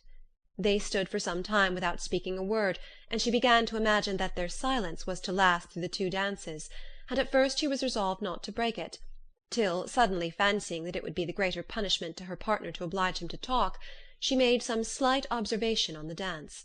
He replied, and was again silent. After a pause of some minutes, she addressed him a second time with, "It is your turn to say something now, Mr. Darcy. I talked about the dance, and you ought to make some sort of remark on the size of the room, or the number of couples." He smiled, and assured her that whatever she wished him to say should be said. "Very well, that reply will do for the present. Perhaps by and by I may observe that private balls are much pleasanter than public ones. But now we may be silent." Do you talk by rule, then, while you are dancing? "Sometimes. One must speak a little, you know. It would look odd to be entirely silent for half an hour together, and yet, for the advantage of some, conversation ought to be so arranged as they might have the trouble of saying as little as possible." Are you consulting your own feelings in the present case, or do you imagine that you are gratifying mine? "Both," replied Elizabeth archly, "for I have always seen a great similarity in the turn of our minds. We are each of an unsocial, taciturn disposition, unwilling to speak unless we expect to say something that will amaze the whole room, and be handed down to posterity with all the éclat of a proverb." This is no very striking resemblance of your own character, I am sure, said he. How near it may be to mine I cannot pretend to say. You think it a faithful portrait, undoubtedly. "I must not decide on my own performance." He made no answer, and they were again silent till they had gone down the dance, when he asked her if she and her sisters did not very often walk to Meryton. She answered in the affirmative, and, unable to resist the temptation, added, "When you met us there the other day, we had just been forming a new acquaintance." The effect was immediate. A deeper shade of hauteur overspread his features, but he said not a word, and Elizabeth, though blaming herself for her own weakness, could not go on. At length Darcy spoke, and in a constrained manner said, Mr. Wickham is blessed with such happy manners as may ensure his making friends. Whether he may be equally capable of retaining them is less certain. "He has been so unlucky as to lose your friendship," replied Elizabeth with emphasis, "and in a manner which he is likely to suffer from all his life." Darcy made no answer, and seemed desirous of changing the subject. At that moment Sir William Lucas appeared close to them, meaning to pass through the set to the other side of the room, but on perceiving Mr. Darcy, he stopped with a bow of superior courtesy to compliment him on his dancing and his partner. I have been most highly gratified indeed, my dear sir. Such very superior dancing is not often seen. It is evident that you belong to the first circles. Allow me to say, however, that your fair partner does not disgrace you, and that I must hope to have this pleasure often repeated, especially when a certain desirable event, my dear Miss Eliza, glancing at her sister and Bingley, shall take place. What congratulations will then flow in? I appeal to Mr. Darcy. But let me not interrupt you, sir. You will not thank me for detaining you from the bewitching converse of that young lady, whose bright eyes are also upbraiding me. The latter part of this address was scarcely heard by Darcy, but Sir William's allusion to his friend seemed to strike him forcibly, and his eyes were directed with a very serious expression towards Bingley and Jane, who were dancing together. Recovering himself, however, shortly he turned to his partner, and said, Sir William's interruption has made me forget what we were talking of. I do not think we were speaking at all. Sir William could not have interrupted two people in the room who had less to say for themselves. We have tried 2 or 3 subjects already without success, and what we are to talk of next I cannot imagine. What think you of books? Said he, smiling. Books? Oh, no.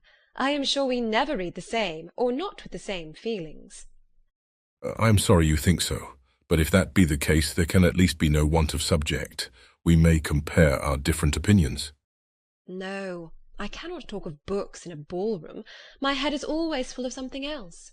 The present always occupies you in such scenes, does it? Said he, with a look of doubt.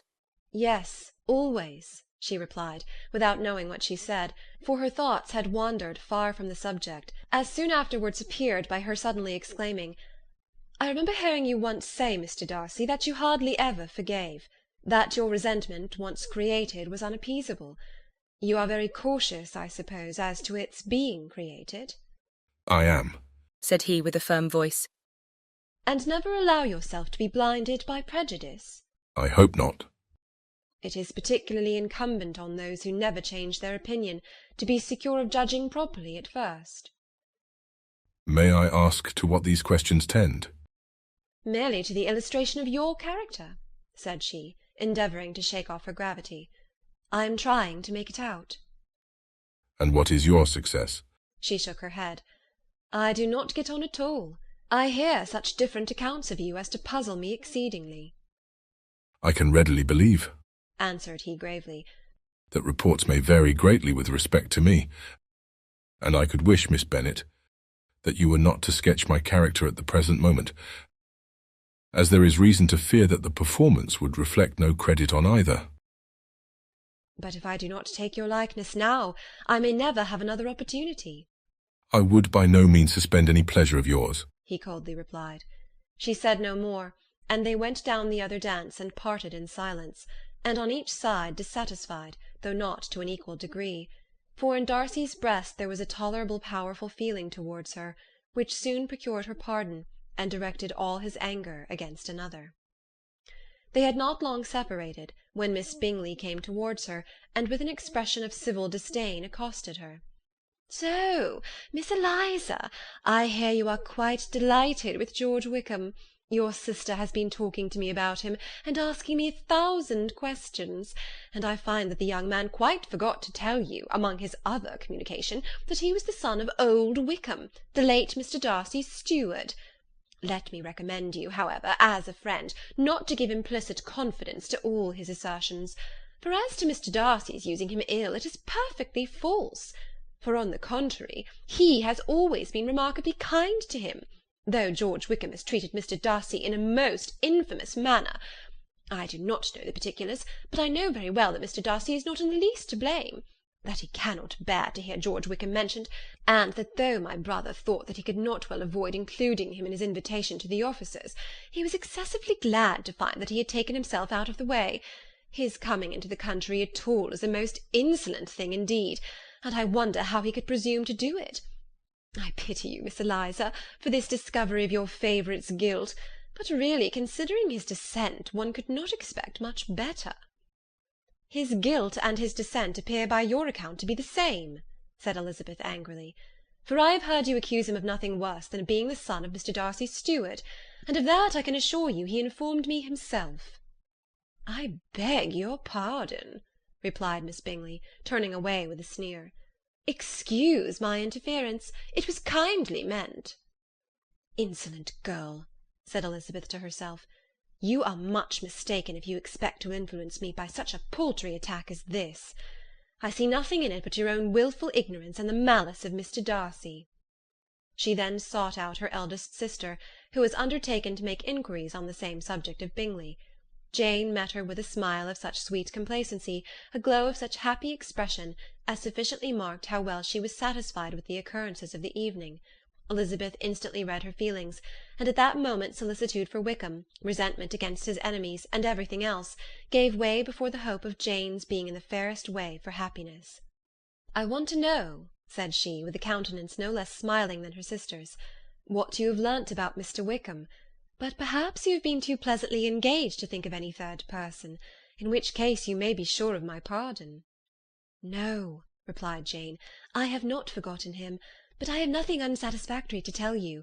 Mr. Bingley does not know the whole of his history, and he is quite ignorant of the circumstances which have principally offended Mr. Darcy, but he will vouch for the good conduct, the probity, and honour of his friend, and is perfectly convinced that Mr. Wickham has deserved much less attention from Mr. Darcy than he has received. And I am sorry to say, by his account as well as his sister's, Mr. Wickham is by no means a respectable young man. I am afraid he has been very imprudent, and has deserved to lose Mr. Darcy's regard." "Mr. Bingley does not know Mr. Wickham himself?" "No, he never saw him till the other morning at Meryton." "This account, then, is what he has received from Mr. Darcy. I am satisfied. But what does he say of the living?" "He does not exactly recollect the circumstances, though he has heard them from Mr. Darcy more than once, but believes that it was left to him conditionally only." "I have not a doubt of Mr. Bingley's sincerity," said Elizabeth warmly, "but you must excuse my not being convinced by assurances only. Mr. Bingley's defence of his friend was a very able one, I dare say, but since he is unacquainted with several parts of the story, and has learnt the rest from that friend himself, I shall venture to still think of both gentlemen as I did before." She then changed the discourse to one more gratifying to each, and on which there could be no difference of sentiment. Elizabeth listened with delight to the happy, though modest, hopes which Jane entertained of Mr. Bingley's regard, and said all in her power to heighten her confidence in it. On their being joined by Mr. Bingley himself, Elizabeth withdrew to Miss Lucas, to whose inquiry after the pleasantness of her last partner she had scarcely replied, before Mr. Collins came up to them, and told her with great exultation that he had just been so fortunate as to make a most important discovery. "I have found out," said he, "by a singular accident, that there is now in the room a near relation to my patroness. I happened to overhear the gentleman himself mentioning to the young lady who does the honours of this house the names of his cousin Mr. Bourg and of her mother, Lady Catherine. How wonderfully these sort of things occur! Who would have thought of my meeting with perhaps a nephew of Lady Catherine de Bourgh in this assembly? I am most thankful that the discovery is made in time for me to pay my respects to him, which I am now going to do, and trust he will excuse my not having done it before. My total ignorance of the connection must plead my apology." "You are not going to introduce yourself to Mr. Darcy?" "Indeed I am. I shall entreat his pardon for not having done it earlier. I believe him to be Lady Catherine's nephew. It will be in my power to assure him that her ladyship was quite well yesterday se'night." Elizabeth tried hard to dissuade him from such a scheme, assuring him that Mr. Darcy would consider his addressing him without introduction as an impertinent freedom, rather than a compliment to his aunt, that it was not in the least necessary there should be any notice on either side, and that if it were, it must belong to Mr. Darcy, the superior in consequence, to begin the acquaintance. Mr. Collins listened to her with the determined air of following his own inclination, and when she ceased speaking, replied thus: "My dear Miss Elizabeth, I have the highest opinion in the world of your excellent judgment, in all matters within the scope of your understanding. But permit me to say that there must be a wide difference between the established forms of ceremony amongst the laity and those which regulate the clergy. Forgive me leave to observe that I consider the clerical office as equal in point of dignity with the highest rank in the kingdom, provided that a proper humility of behaviour is at the same time maintained. You must therefore allow me to follow the dictates of my conscience on this occasion, which lead me to perform what I look on as a point of duty. Pardon me for neglecting to profit by your advice, which on every other subject shall be my constant guide, though in the case before us I consider myself more fitted by education and habitual study to decide on what is right than a young lady like yourself." And with a low bow he left her to attack Mr. Darcy, whose reception of his advances she eagerly watched, and whose astonishment at being so addressed was very evident. Her cousin prefaced his speech with a solemn bow, and though she could not hear a word of it, she felt as if hearing it all, and saw in the motion of his lips the words apology, Hunsford, and Lady Catherine de Bourgh. It vexed her to see him expose himself to such a man. Mr. Darcy was eyeing him with unrestrained wonder, and when at last Mr. Collins allowed him time to speak, replied with an air of distant civility. Mr. Collins, however, was not discouraged from speaking again, and Mr. Darcy's contempt seemed abundantly increasing with the length of his second speech, and at the end of it he only made him a slight bow, and moved another way. Mr. Collins then returned to Elizabeth. "I have no reason, I assure you," said he, "to be dissatisfied with my reception. Mr. Darcy seemed much pleased with the attention. He answered me with the utmost civility, and even paid me the compliment of saying that he was so well convinced of Lady Catherine's discernment as to be certain she could never bestow a favour unworthily. It was really a very handsome thought. Upon the whole, I am much pleased with him." As Elizabeth had no longer any interest of her own to pursue, she turned her attention almost entirely on her sister and Mr. Bingley, and the train of agreeable reflections which her observations gave birth to made her perhaps almost as happy as Jane. She saw her in idea settled in that very house, in all the felicity which a marriage of true affection could bestow, and she felt capable, under such circumstances, of endeavouring even to like Bingley's two sisters. Her mother's thoughts she plainly saw were bent the same way, and she determined not to venture near her, lest she might hear too much. When they sat down to supper, therefore, she considered it a most unlucky perverseness which placed them within one of each other, and deeply was she vexed to find that her mother was talking to that one person, Lady Lucas, freely, openly, and of nothing else but her expectation that Jane would soon be married to Mr. Bingley. It was an animating subject, and Mrs. Bennet seemed incapable of fatigue, while enumerating the advantages of the match. His being such a charming young man, and so rich, and living but 3 miles from them, were the first points of self-gratulation, and then it was such a comfort to think how fond the two sisters were of Jane, and to be certain that they must desire the connection as much as she could do. It was, moreover, such a promising thing for her younger daughters, as Jane's marrying so greatly must throw them in the way of other rich men. And lastly, it was so pleasant at her time of life to be able to consign her single daughters to the care of their sister, that she might not be obliged to go into company more than she liked. It was necessary to make this circumstance a matter of pleasure, because on such occasions it is the etiquette, but no one was less likely than Mrs. Bennet to find comfort in staying home at any period of her life. She concluded with many good wishes that Lady Lucas might soon be equally fortunate, though evidently and triumphantly believing there was no chance of it. In vain did Elizabeth endeavour to check the rapidity of her mother's words, or persuade her to describe her felicity in a less audible whisper, for, to her inexpressible vexation, she could perceive that the chief of it was overheard by Mr. Darcy, who sat opposite to them. Her mother only scolded her for being nonsensical.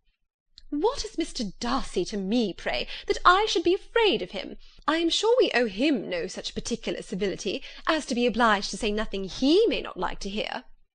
"For heaven's sake, madam, speak lower. What advantage can it be for you to offend Mr. Darcy? You will never recommend yourself to his friend by so doing." Nothing that she could say, however, had any influence. Her mother would talk of her views in the same intelligible tone. Elizabeth blushed and blushed again with shame and vexation. She could not help frequently glancing her eye at Mr. Darcy, though every glance convinced her of what she dreaded, for though he was not always looking at her mother, she was convinced that his attention was invariably fixed on her. The expression of his face changed gradually from indignant contempt to a composed and steady gravity. At length, however, Mrs. Bennet had no more to say, and Lady Lucas, who had been long yawning at the repetition of delights which she saw no likelihood of sharing, was left to the comforts of cold ham and chicken.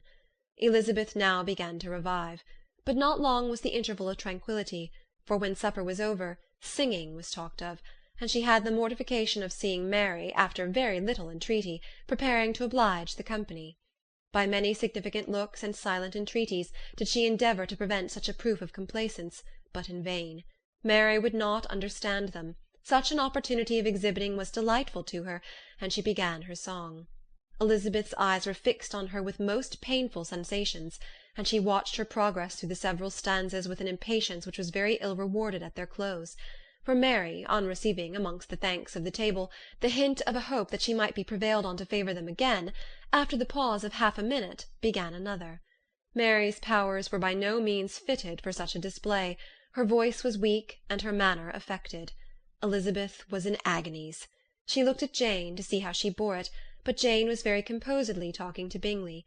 She looked at his two sisters, and saw them making signs of derision at each other, and at Darcy, who continued, however, imperturbably grave. She looked at her father to entreat his interference, lest Mary should be singing all night. He took the hint, and when Mary had finished her second song, said aloud, "That will do extremely well, child. You have delighted us long enough. Let the other young ladies have time to exhibit." Mary, though pretending not to hear, was somewhat disconcerted, and Elizabeth, sorry for her, and sorry for her father's speech, was afraid her anxiety had done no good. Others of the party were now applied to. "If I," said Mr. Collins, "were so fortunate as to be able to sing, I should have great pleasure, I am sure, in obliging the company with an air. For I consider music as a very innocent diversion, and perfectly compatible with the profession of a clergyman. I do not mean, however, to assert that we can be justified in devoting too much of our time to music, for there are certainly other things to be attended to. The rector of a parish has much to do. In the first place, he must make such an agreement for tithes as may be beneficial to himself and not offensive to his patron. He must write his own sermons, and the time that remains will not be too much for his parish duties, and the care and improvement of his dwelling, which he cannot be excused from making as comfortable as possible. And I do not think it of light importance that he should have attentive and conciliatory manners towards everybody, especially towards those to whom he owes his preferment. I cannot acquit him of that duty, nor could I think well of the man who should omit an occasion of testifying his respect towards anybody connected with the family." And with a bow to Mr. Darcy, he concluded his speech, which had been spoken so loud as to be heard by half the room. Many stared, many smiled, but no one looked more amused than Mr. Bennet himself, while his wife seriously commended Mr. Collins for having spoken so sensibly, and observed in a half-whisper to Lady Lucas that he was a remarkably clever, good kind of young man. To Elizabeth it appeared that, had her family made an agreement to expose themselves as much as they could during the evening, it would have been impossible for them to play their parts with more spirit or finer success, and happy did she think it for Bingley and her sister that some of the exhibition had escaped his notice, and that his feelings were not of a sort to be much distressed by the folly which he must have witnessed. That his two sisters and Mr. Darcy, however, should have such an opportunity of ridiculing her relations was bad enough, and she could not determine whether the silent contempt of the gentlemen or the insolent smiles of the ladies were more intolerable. The rest of the evening brought her little amusement. She was teased by Mr. Collins, who continued most perseveringly by her side, and though he could not prevail on her to dance with him again, put it out of her power to dance with others. In vain did she entreat him to stand up with somebody else, and offer to introduce him to any young lady in the room. He assured her that as to dancing, he was perfectly indifferent to it, that his chief object was by delicate attentions to recommend himself to her, and that he should therefore make a point of remaining close to her the whole evening. There was no arguing upon such a project. She owed her greatest relief to her friend Miss Lucas, who often joined them, and good-naturedly engaged Mr. Collins' conversation to herself. She was at least free from the offence of Mr. Darcy's further notice, though often standing within a very short distance of her, quite disengaged, he never came near enough to speak. She felt it to be the probable consequence of her allusions to Mr. Wickham, and rejoiced in it. The Longbourn party were the last of all the company to depart, and by a manoeuvre of Mrs. Bennet had to wait for their carriage a quarter of an hour after everybody else was gone, which gave them time to see how heartily they were wished away by some of the family. Mrs. Hurst and her sister scarcely opened their mouths, except to complain of fatigue, and were evidently impatient to have the house to themselves. They repulsed every attempt of Mrs. Bennet at conversation, and by doing so threw a languor over the whole party, which was very little relieved by the long speeches of Mr. Collins, who was complimenting Mr. Bingley and his sisters on the elegance of their entertainment, and the hospitality and politeness which had marked their behaviour to their guests. Darcy said nothing at all. Mr. Bennet, in equal silence, was enjoying the scene. Mr. Bingley and Jane were standing together, a little detached from the rest, and talked only to each other. Elizabeth preserved as steady a silence as either Mrs. Hurst or Miss Bingley, and even Lydia was too much fatigued to utter more than the occasional exclamation of "Lord, how tired I am!" accompanied by a violent yawn. When at length they arose to take leave, Mrs. Bennet was most pressingly civil in her hope of seeing the whole family soon at Longbourn, and addressed herself especially to Mr. Bingley, to assure him how happy he would make them by eating a family dinner with them at any time, without the ceremony of a formal invitation. Bingley was all grateful pleasure, and he readily engaged for taking the earliest opportunity of waiting on her, after his return from London, whither he was obliged to go the next day for a short time. Mrs. Bennet was perfectly satisfied, and quitted the house under the delightful persuasion that, allowing for the necessary preparation of settlements, new carriages, and wedding clothes, she should undoubtedly see her daughter settled at Netherfield in the course of 3 or 4 months. Of having another daughter married to Mr. Collins she thought with equal certainty, and with considerable, though not equal, pleasure. Elizabeth was the least dear to her of all her children, and though the match and the man were quite good enough for her, the worth of each was eclipsed by Mr. Bingley and Netherfield. Chapter 19. The next day opened a new scene at Longbourn. Mr. Collins made his declaration in form. Having resolved to do it without loss of time, as his leave of absence extended only to the following Saturday, and having no feelings of diffidence to make it distressing to himself even at the moment, he set about it in a very orderly manner, with all the observances which he supposed a regular part of the business. On finding Mrs. Bennet, Elizabeth, and one of the younger girls together soon after breakfast, he addressed the mother in these words: "May I hope, madam, for your interest with your fair daughter Elizabeth, when I solicit for the honour of a private audience with her in the course of this morning?" Before Elizabeth had time for anything but a blush of surprise, Mrs. Bennet answered instantly, "Oh dear, yes, certainly. I am sure Lizzie will be very happy. I am sure she can have no objection. Come, Kitty, I want you upstairs." And gathering her work together, she was hastening away when Elizabeth called out, "Dear madam, do not go. I beg you will not go. Mr. Collins must excuse me. He can have nothing to say to me that anybody need not hear. I am going away myself." "No, no, nonsense, Lizzie. I desire you to stay where you are." And upon Elizabeth seeming really with vexed and embarrassed looks about to escape, she added, "Lizzie, I insist upon your staying and hearing Mr. Collins." Elizabeth would not oppose such an injunction, and a moment's consideration making her also sensible that it would be wisest to get it over as soon and as quietly as possible, she sat down again and tried to conceal, by incessant employment, the feelings which were divided between distress and diversion. Mrs. Bennet and Kitty walked off, and as soon as they were gone, Mr. Collins began. "Believe me, my dear Miss Elizabeth, that your modesty, so far from doing you any disservice, rather adds to your other perfections. You would have been less amiable in my eyes, had there not been this little unwillingness. But allow me to assure you that I have your respected mother's permission for this address. You can hardly doubt the purport of my discourse, however your natural delicacy may lead you to dissemble. My attentions have been too marked to be mistaken. Almost as soon as I entered the house, I singled you out as the companion of my future life. But before I am run away with by my feelings on this subject, perhaps it will be advisable for me to state my reasons for marrying, and moreover, for coming into Hertfordshire with the design of selecting a wife, as I certainly did." The idea of Mr. Collins, with all his solemn composure, being run away with by his feelings, made Elizabeth so near laughing that she could not use the short pause he allowed in any attempt to stop him further, and he continued. "My reasons for marrying are, first, that I think it a right thing for every clergyman in easy circumstances, like myself, to set the example of matrimony in his parish. Secondly, that I am convinced it will add very greatly to my happiness. And thirdly, which perhaps I ought to have mentioned earlier, that it is the particular advice and recommendation of the very noble lady whom I have the honour of calling patroness.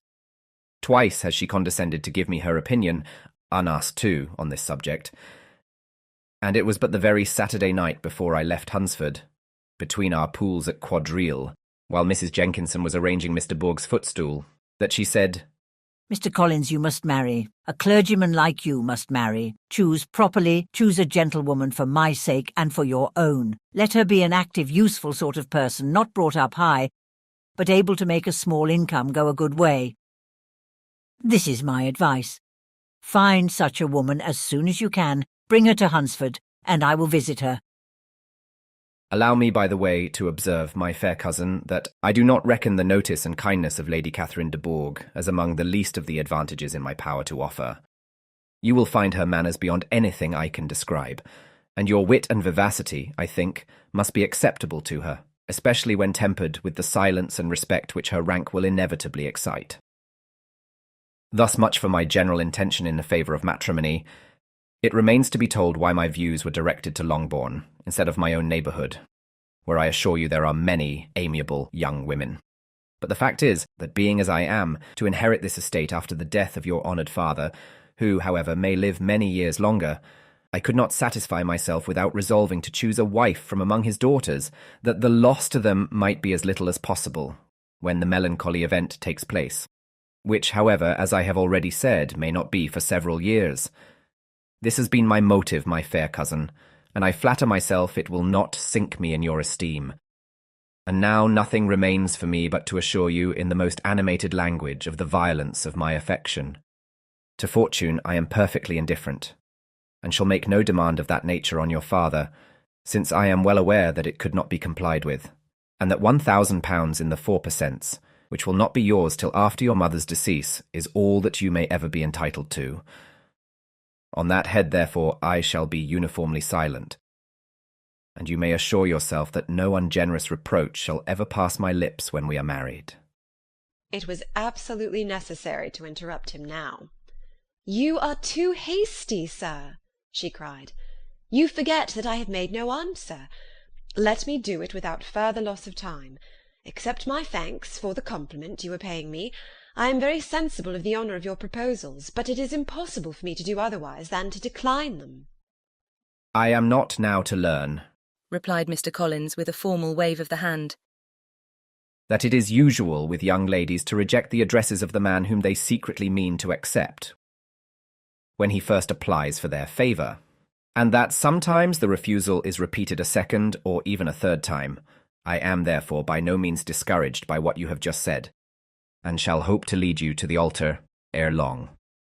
"Upon my word, sir," cried Elizabeth, "your hope is rather an extraordinary one after my declaration. I do assure you that I am not one of those young ladies, if such young ladies there are, who were so daring as to risk their happiness on the chance of being asked a second time.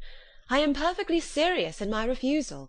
You could not make me happy, and I am convinced that I am the last woman in the world who could make you so. Nay, were your friend Lady Catherine to know me, I am persuaded she would find me in every respect ill qualified for the situation." "Were it certain that Lady Catherine would think so," said Mr. Collins very gravely, "but I cannot imagine that her ladyship would at all disapprove of you. And you may be certain that when I have the honour of seeing her again, I shall speak in the highest terms of your modesty, economy, and other amiable qualifications." "Indeed, Mr. Collins, all praise of me will be unnecessary. You must give me leave to judge for myself, and pay me the compliment of believing what I say. I wish you very happy and very rich, and by refusing your hand do all in my power to prevent your being otherwise.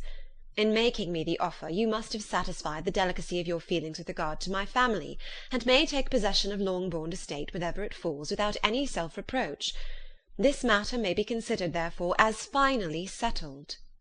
And rising as she thus spoke, she would have quitted the room, had Mr. Collins not thus addressed her. "When I do myself the honour of speaking to you next on the subject, I shall hope to receive a more favourable answer than you have now given me, though I am far from accusing you of a cruelty at present, because I know it to be the established custom of your sex to reject a man on the first application, and perhaps you have even now said as much to encourage my suit, as would be consistent with the true delicacy of the female character." "Really, Mr. Collins," cried Elizabeth with some warmth, "you puzzle me exceedingly. If what I have hitherto said can appear to you in the form of encouragement, I know not how to express my refusal in such a way as to convince you of its being one." "You must give me leave to flatter myself, my dear cousin, that your refusal of my addresses are merely words, of course. My reasons for believing it are briefly these. It does not appear to me that my hand is unworthy your acceptance, or that the establishment I can offer would be any other than highly desirable. My situation in life, my connections with the family of de Bourgh, and my relationship to your own are circumstances highly in my favour, and you should take it into further consideration that, in spite of your manifold attractions, it is by no means certain that another offer of marriage may ever be made you. Your portion is unhappily so small that it will in all likelihood undo the effects of your loveliness and amiable qualifications. As I must therefore conclude that you are not serious in your rejection of me, I shall choose to attribute it to your wish of increasing my love by suspense, according to the usual practice of elegant females. I do assure you, sir, that I have no pretensions whatever to that kind of elegance which consists in tormenting a respectable man. I would rather be paid the compliment of being believed sincere. I thank you again and again for the honour you have done me in your proposals, but to accept them is absolutely impossible. My feelings in every respect forbid it. Can I speak plainer? Do not consider me now as an elegant female intending to plague you, but as a rational creature, speaking the truth from her heart. You're uniformly charming, cried he with an air of awkward gallantry, and I am persuaded that, when sanctioned by the express authority of both your excellent parents, my proposals will not fail of being acceptable. To such perseverance in wilful self-deception Elizabeth would make no reply, and immediately and in silence withdrew, determined, if he persisted in considering her repeated refusals as flattering encouragement, to apply to her father, whose negative mind might be uttered in such a manner as to be decisive, and whose behaviour at least could not be mistaken for the affectation and coquetry of an elegant female. Chapter 20. Mr. Collins was not left long to the silent contemplation of his successful love, for Mrs. Bennet, having dawdled about in the vestibule to watch for the end of the conference, no sooner saw Elizabeth open the door and with quick step pass her toward the staircase, than she entered the breakfast-room, and congratulated both him and herself in warm terms on the happy prospect of their near connection. Mr. Collins received and returned these felicitations with equal pleasure, and then proceeded to relate the particulars of their interview, with the result of which he trusted he had every reason to be satisfied, since the refusal which his cousin had steadfastly given him would naturally flow from her bashful modesty and the genuine delicacy of her character. This information, however, startled Mrs. Bennet. She would have been glad to be equally satisfied that her daughter had meant to encourage him by protesting against his proposals, but she dared not believe it, and could not help saying so. "But depend upon it, Mr. Collins," she added, "that Lizzie shall be brought to reason. I will speak to her about it directly. She is a very headstrong, foolish girl, and does not know her own interest, but I will make her know it." "Pardon me for interrupting you, madam," cried Mr. Collins, "but if she is really headstrong and foolish, I know not whether she would altogether be a very desirable wife to a man in my situation, who naturally looks for happiness in the marriage state. If therefore she actually persists in rejecting my suit, perhaps it were better not to force her into accepting me, because, if liable to such defects of temper, she could not contribute much to my felicity."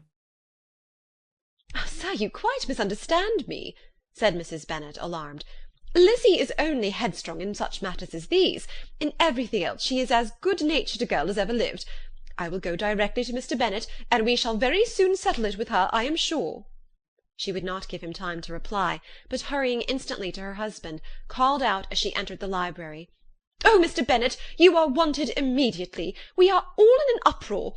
You must come and make Lizzie marry Mr. Collins, for she vows she will not have him, and if you do not make haste, he will change his mind and not have her." Mr. Bennet raised his eyes from his book as she entered, and fixed them on her face with a calm unconcern which was not in the least altered by her communication. "I have not the pleasure of understanding you," said he, when she had finished her speech. "Of what are you talking?" "Of Mr. Collins and Lizzie. Lizzie declares that she will not have Mr. Collins, and Mr. Collins begins to say that he will not have Lizzie." "And what am I to do on the occasion? It seems a hopeless business." "Speak to Lizzie about it yourself. Tell her that you insist upon her marrying him." "Let her be called down. She shall hear my opinion." Mrs. Bennet rang the bell, and Miss Elizabeth was summoned to the library. "Come here, child," cried her father as she appeared. "I have sent for you on an affair of importance. I understand that Mr. Collins has made you an offer of marriage. Is it true?" Elizabeth replied that it was. "Very well. And this offer of marriage you have refused?" "I have, sir." "Very well. We now come to the point. Your mother insists upon your accepting it. Is it not so, Mrs. Bennet?" "Yes, or I will never see her again." An unhappy alternative is before you, Elizabeth. From this day you must be a stranger to one of your parents. Your mother will never see you again if you do not marry Mr. Collins, and I will never see you again if you do." Elizabeth could not but smile at such a conclusion of such a beginning, but Mrs. Bennet, who had persuaded herself that her husband regarded the affair as she wished, was excessively disappointed. "What do you mean, Mr. Bennet, in talking this way? You promised me to insist upon her marrying him." "My dear," replied her husband, "I have two small favours to request. First, that you will allow me the free use of my understanding on the present occasion, and secondly, of my room. I shall be glad to have the library to myself as soon as may be." Not yet, however, in spite of her disappointment in her husband, did Mrs. Bennet give up the point. She talked to Elizabeth again and again, coaxed and threatened her by turns. She endeavoured to secure Jane in her interest, but Jane, with all possible mildness, declined interfering, and Elizabeth, sometimes with real earnestness and sometimes with playful gaiety, replied to her attacks. Though her manner varied, however, her determination never did. Mr. Collins, meanwhile, was meditating in solitude on what had passed. He thought too well of himself to comprehend on what motives his cousin could refuse him, and though his pride was hurt, he suffered in no other way. His regard for her was quite imaginary, and the possibility of her deserving her mother's reproach prevented his feeling any regret. While the family were in this confusion, Charlotte Lucas came to spend the day with them. She was met in the vestibule by Lydia, who, flying to her, cried in a half-whisper, "I am glad you are come, for there is such fun here. What do you think has happened this morning? Mr. Collins has made an offer to Lizzie, and she will not have him." Charlotte hardly had time to answer before they were joined by Kitty, who came to tell the same news, and no sooner had they entered the breakfast-room, where Mrs. Bennet was alone, than she likewise began on the subject, calling on Miss Lucas for her compassion, and entreating her to persuade her friend Lizzie to comply with the wishes of all her family. "Pray do, my dear Miss Lucas," she added in a melancholy tone, "for nobody is on my side, nobody takes part with me. I am cruelly used, nobody feels for my poor nerves." Charlotte's reply was spared by the entrance of Jane and Elizabeth. "Ay, there she comes," continued Mrs. Bennet, "looking as unconcerned, it may be, and caring no more for us than if we were at York, provided she can have her own way. But I tell you, Miss Lizzie, if you take it into your head to go on refusing every offer of marriage in this way, you will never get a husband at all, and I am sure I do not know who is to maintain you when your father is dead. I shall not be able to keep you, and so I warn you. I have done with you from this very day. I told you in the library, you know, that I should never speak to you again, and you will find me as good as my word. I have no pleasure in talking to undutiful children. Not that I have much pleasure indeed in talking to anybody. People who suffer as I do from nervous complaints can have no great inclination for talking. Nobody can tell what I suffer, but it is always so. Those who do not complain are never pitied." Her daughters listened in silence to this effusion, sensible that any attempt to reason with her or soothe her would only increase the irritation. She talked on, therefore, without interruption from any of them, till they were joined by Mr. Collins, who entered the room with an air more stately than usual, and on perceiving whom, she said to the girls, "Now I do insist upon it that you all of you hold your tongues, and let me and Mr. Collins have a little conversation together." Elizabeth passed quietly out of the room, Jane and Kitty following, but Lydia stood her ground, determined to hear all she could, and Charlotte, detained first by the civility of Mr. Collins, whose inquiries after herself and all her family were very minute, and then by a little curiosity, satisfied herself with walking to the window and pretending not to hear. In a doleful voice Mrs. Bennet began the projected conversation. "Oh, Mr. Collins!" "My dear madam," replied he, "let us be forever silent on this point. Far be it from me," he presently continued, in a voice that marked his displeasure, "to resent the behaviour of your daughter. Resignation to inevitable evils is the duty of us all. The peculiar duty of a young man who has been so fortunate as I have been in early preferment, and I trust I am resigned. Perhaps not the less so from feeling a doubt of my positive happiness had my fair cousin honoured me with her hand. For I have often observed that resignation is never so perfect as when the blessing denied begins to lose somewhat of its value in our estimation. You will not, I hope, consider me as showing any disrespect to your family, my dear madam, by thus withdrawing my pretensions to your daughter's favour.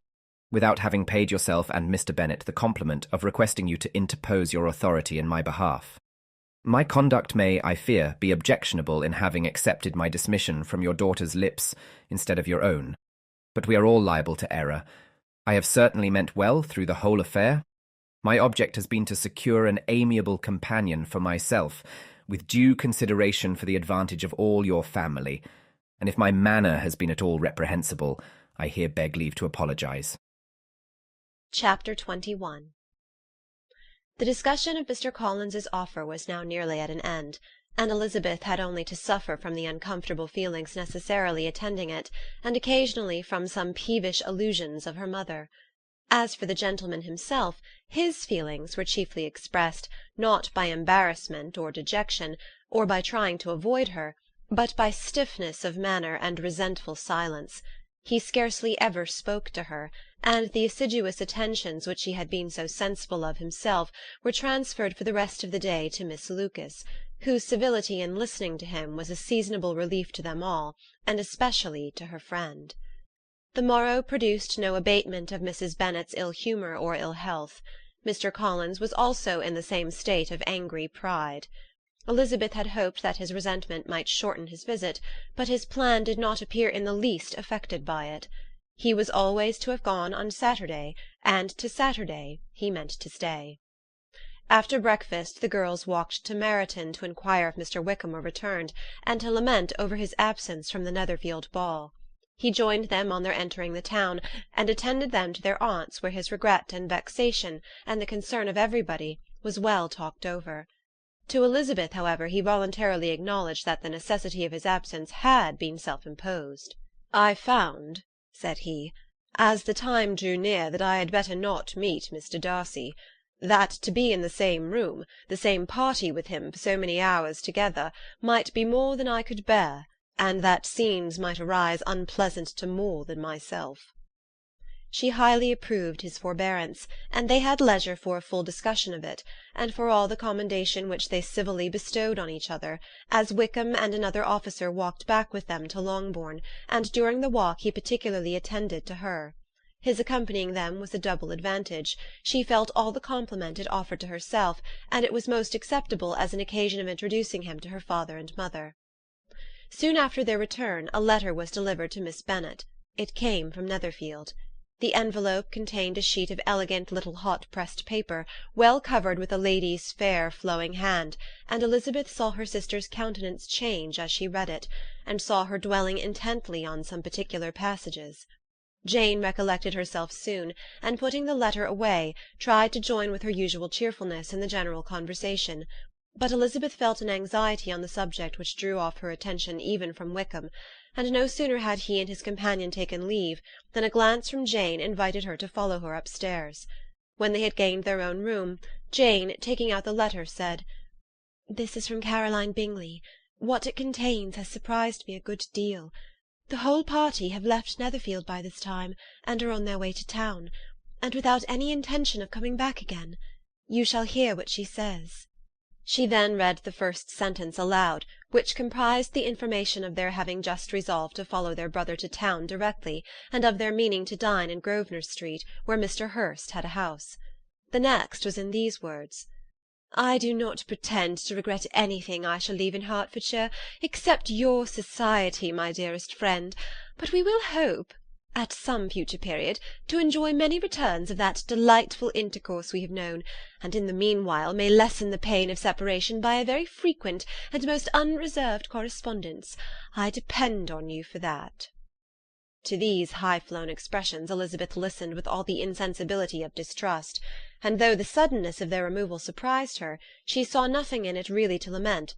It was not to be supposed that their absence from Netherfield would prevent Mr. Bingley's being there, and as to the loss of their society, she was persuaded that Jane must cease to regard it in the enjoyment of his. "It is unlucky," said she, after a short pause, "that you should not be able to see your friends before they leave the country. But may we not hope that the period of future happiness to which Miss Bingley looks forward may arrive earlier than she is aware, and that the delightful intercourse you have known as friends will be renewed with yet greater satisfaction as sisters? Mr. Bingley will not be detained in London by them." Caroline decidedly says that none of the party will return into Hertfordshire this winter. I will read it to you. When my brother left us yesterday, he imagined that the business which took him to London might be concluded in 3 or 4 days, but as we are certain it cannot be so, and at the same time convinced that when Charles gets to town he will be in no hurry to leave it again, we have determined on following him thither, that he may not be obliged to spend his vacant hours in a comfortless hotel. Many of my acquaintances are already there for the winter. I wish that I could hear that you, my dearest friend, had any intention of making one of the crowd, but of that I despair. I sincerely hope your Christmas in Hertfordshire may abound in the gaieties which that season generally brings, and that your beaux will be so numerous as to prevent your feeling the loss of the 3 whom we shall deprive you. It is evident by this, added Jane, that he comes back no more this winter. It is only evident that Miss Bingley does not mean that he should. Why will you think so? It must be his own doing. He is his own master. But you do not know all. I will read you the passage which particularly hurts me. I will have no reserves from you. Mr. Darcy is impatient to see his sister, and, to confess the truth, we are scarcely less eager to meet her again. I really do not think Georgiana Darcy has her equal for beauty, elegance, and accomplishments, and the affection she inspires in Louisa and myself is heightened into something still more interesting from the hope we dare entertain of her being hereafter our sister. I do not know whether I ever before mentioned to you my feelings on this subject, but I will not leave the country without confiding them, and I trust you will not esteem them unreasonable. My brother admires her greatly already. He will have frequent opportunity now of seeing her on the most intimate footing. Her relations all wish the connection as much as his own, and a sister's partiality is not misleading me, I think, when I call Charles most capable of engaging any woman's heart. With all these circumstances to favour an attachment, and nothing to prevent it, am I wrong, my dearest Jane, in indulging the hope of an event which will secure the happiness of so many? What do you think of this sentence, my dear Lizzie? Said Jane as she finished it. Is it not clear enough? Does it not expressly declare that Caroline neither expects nor wishes me to be her sister, that she is perfectly convinced of her brother's indifference, and that if she suspects the nature of my feelings for him, she means most kindly to put me on my guard? Can there be any other opinion on the subject? Yes, there can, for mine is totally different. Will you hear it? Most willingly. You shall have it in a few words. Miss Bingley sees that her brother is in love with you, and wants him to marry Miss Darcy. She follows him to town in hope of keeping him there, and tries to persuade you that he does not care about you. Jane shook her head. Indeed, Jane, you ought to believe me. No one who has ever seen you together can doubt his affection. Miss Bingley, I am sure, cannot. She is not such a simpleton. Could she have seen half as much love in Mr. Darcy for herself, she would have ordered her wedding clothes. But the case is this, we are not rich enough or grand enough for them, and she is the more anxious to get Miss Darcy for her brother, from the notion that when there has been one intermarriage, she may have less trouble in achieving a second, in which there is certainly some ingenuity, and I dare say it would succeed, if Miss de Bourgh were out of the way. But, my dearest Jane, you cannot seriously imagine that because Miss Bingley tells you her brother greatly admires Miss Darcy, he is in the smallest degree less sensible of your merit than when he took leave of you on Tuesday, or that it will be in her power to persuade him that, instead of being in love with you, he is very much in love with a friend. If we thought alike of Miss Bingley, replied Jane, your representation of all this might make me quite easy, but I know the foundation is unjust. Caroline is incapable of wilfully deceiving any one, and all that I can hope in this case is that she is deceiving herself. That is right. You could not have started a more happy idea, since you will not take comfort in mine. Believe her to be deceived by all means. You have now done your duty by her, and must fret no longer. But, my dear sister, can I be happy, even supposing the best, in accepting a man whose sisters and friends are all wishing him to marry elsewhere? You must decide for yourself, said Elizabeth, and if, upon mature deliberation, you find that the misery of disobliging his 2 sisters is more than equivalent to the happiness of being his wife, I advise you by all means to refuse him. How can you talk so? Said Jane, faintly smiling. You must know that though I should be exceedingly grieved at their disapprobation, I could not hesitate. "I did not think you would, and that being the case, I cannot consider your situation with much compassion." "But if he returns no more this winter, my choice will never be required. 1,000 things may arise in 6 months." The idea of his returning no more Elizabeth treated with the utmost contempt. It appeared to her merely the suggestion of Caroline's interested wishes, and she could not for a moment suppose that those wishes, however openly or artfully spoken, could influence a young man so totally independent of every one. She represented to her sister as forcibly as possible what she felt on the subject, and had soon the pleasure of seeing its happy effect. Jane's temper was not desponding, and she was gradually led to hope, though the diffidence of affection sometimes overcame the hope, that Bingley would return to Netherfield and answer every wish of her heart. They agreed that Mrs. Bennet should only hear of the departure of the family, without being alarmed on the score of the gentleman's conduct, but even this partial communication gave her a great deal of concern, and she bewailed it as exceedingly unlucky that the ladies should happen to go away just as they were all getting so intimate together. After lamenting it, however, at some length, she had the consolation that Mr. Bingley would soon be down again, and soon dining at Longbourn, and the conclusion of all was the comfortable declaration that though he had been invited only to a family dinner, she would take care to have 2 full courses. Chapter 22. The Bennets were engaged to dine with the Lucases, and again, during the chief of the day, was Miss Lucas so kind as to listen to Mr. Collins. Elizabeth took an opportunity of thanking her. "It keeps him in good humour," said she, "and I am more obliged to you than I can express." Charlotte assured her friend of her satisfaction in being useful, and that it amply repaid her for the little sacrifice of her time. This was very amiable, but Charlotte's kindness extended farther than Elizabeth had any conception of.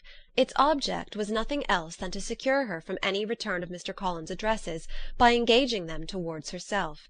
Such was Miss Lucas's scheme, and appearances were so favourable that when they parted at night she would have felt almost secure of success if he had not been to leave Hertfordshire so very soon. But here she did injustice to the fire and independence of his character, for it led him to escape out of Longbourn House the next morning with admirable slyness, and hasten to Lucas Lodge to throw himself at her feet.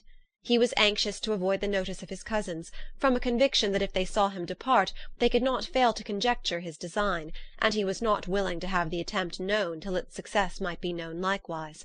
For though feeling almost secure, and with reason, for Charlotte had been tolerably encouraging, he was comparatively diffident since the adventure of Wednesday. His reception, however, was of the most flattering kind. Miss Lucas perceived him from an upper window as he walked towards the house, and instantly set out to meet him accidentally in the lane. But little had she dared to hope that so much love and eloquence awaited her there. In as short a time as Mr. Collins's long speeches would allow, everything was settled between them to the satisfaction of both, and as they entered the house, he earnestly entreated her to name the day that was to make him the happiest of men, and though such a solicitation must be waived for the present, the lady felt no inclination to trifle with his happiness. The stupidity with which he was favoured by nature must guard his courtship from any charm that could make a woman wish for its continuance, and Miss Lucas, who accepted him solely from the pure and disinterested desire of an establishment, cared not how soon that establishment were gained. Sir William and Lady Lucas were speedily applied to for their consent, and it was bestowed with a most joyful alacrity. Mr. Collins's present circumstances made it a most eligible match for their daughter, to whom they could give little fortune, and his prospects of future wealth were exceedingly fair. Lady Lucas began directly to calculate, with more interest than the matter had ever excited before, how many years longer Mr. Bennet was likely to live, and Sir William gave it as his decided opinion that whenever Mr. Collins should be in possession of the Longbourn estate, it would be highly expedient that both he and his wife should make their appearance at St. James's. The whole family, in short, were properly overjoyed on the occasion. The younger girls formed hopes of "coming out" a year or 2 sooner than they might otherwise have done, and the boys were relieved from their apprehension of Charlotte's dying an old maid. Charlotte herself was tolerably composed. She had gained her point, and had time to consider of it. Her reflections were in general satisfactory. Mr. Collins, to be sure, was neither sensible nor agreeable. His society was irksome, and his attachment to her must be imaginary. But still he would be her husband. Without thinking highly either of men or matrimony, marriage had always been her object. It was the only provision for well-educated young women of small fortune, and, however uncertain of giving happiness, must be their pleasantest preservative from want. This preservative she had now obtained, and at the age of 27, without having ever been handsome, she felt all the good luck of it. The least agreeable circumstance in the business was the surprise it must occasion to Elizabeth Bennet, whose friendship she valued beyond that of any other person. Elizabeth would wonder, and probably would blame her, and though her resolution was not to be shaken, her feelings must be hurt by such a disapprobation. She resolved to give her the information herself, and therefore charged Mr. Collins, when he returned to Longbourn to dinner, to drop no hint of what had passed before any of the family. A promise of secrecy was of course very dutifully given, but it could not be kept without difficulty, for the curiosity excited by his long absence burst forth in such very direct questions on his return as required some ingenuity to evade, and he was at the same time exercising great self-denial, for he was longing to publish his prosperous love. As he was to begin his journey too early on the morrow to see any of the family, the ceremony of leave-taking was performed when the ladies moved for the night, and Mrs. Bennet, with great politeness and cordiality, said how happy they should be to see him at Longbourn again, whenever his engagements might allow him to visit them. "My dear madam," he replied, "this invitation is particularly gratifying, because it is what I have been hoping to receive, and you may be very certain that I shall avail myself of it as soon as possible." They were all astonished, and Mr. Bennet, who could by no means wish for so speedy a return, immediately said, "But is there not danger of Lady Catherine's disapprobation here, my good sir? You had better neglect your relations than run the risk of offending your patroness." "My dear sir," replied Mr. Collins, "I am particularly obliged to you for this friendly caution, and you may depend upon my not taking so material a step without her ladyship's concurrence." "You cannot be too much on your guard. Risk anything rather than her displeasure, and if you find it likely to be raised by your coming to us again, which I should think exceedingly probable, stay quietly at home, and be satisfied that we shall take no offence." "Believe me, my dear sir, my gratitude is warmly excited by such affectionate attention, and depend upon it, you will speedily receive from me a letter of thanks for this as well as for every other mark of your regard during my stay in Hertfordshire. As for my fair cousins, though my absence may not be long enough to render it necessary, I shall now take the liberty of wishing them health and happiness, not excepting my cousin Elizabeth." With proper civilities the ladies then withdrew, all of them equally surprised that he meditated a quick return. Mrs. Bennet wished to understand by it that he thought of paying his addresses to one of her younger girls, and Mary might have been prevailed on to accept him. She rated his abilities much higher than any of the others. There was a solidity in his reflections which often struck her, and though by no means as clever as herself, she thought that if encouraged to read and improve himself by such an example as hers, he might become a very agreeable companion. But on the following morning every hope of this kind was done away. Miss Lucas called soon after breakfast, and in a private conference with Elizabeth related the event of the day before. The possibility of Mr. Collins fancying himself in love with her friend had once occurred to Elizabeth within the last day or two, but that Charlotte could encourage him seemed almost as far from possibility as she could encourage him herself, and her astonishment was consequently so great as to overcome at the first the bounds of decorum, and she could not help crying out, "Engaged to Mr. Collins! My dear Charlotte! Impossible!" The steady countenance which Miss Lucas had commanded in telling her story gave way to a momentary confusion here on receiving so direct a reproach, though as it was no more than she expected, she soon regained her composure, and calmly replied, "Why should you be surprised, my dear Eliza? Do you think it incredible that Mr. Collins should be able to procure any woman's good opinion, because he was not so happy as to succeed with you?" But Elizabeth had now recollected herself, and making a strong effort for it, was able to assure with tolerable firmness that the prospect of their relationship was highly grateful to her, and that she wished her all imaginable happiness. "I see what you were feeling," replied Charlotte. "You must be surprised, very much surprised, so lately as Mr. Collins was wishing to marry you. But when you have had time to think it over, I hope you'll be satisfied with what I have done. I am not romantic, you know. I never was.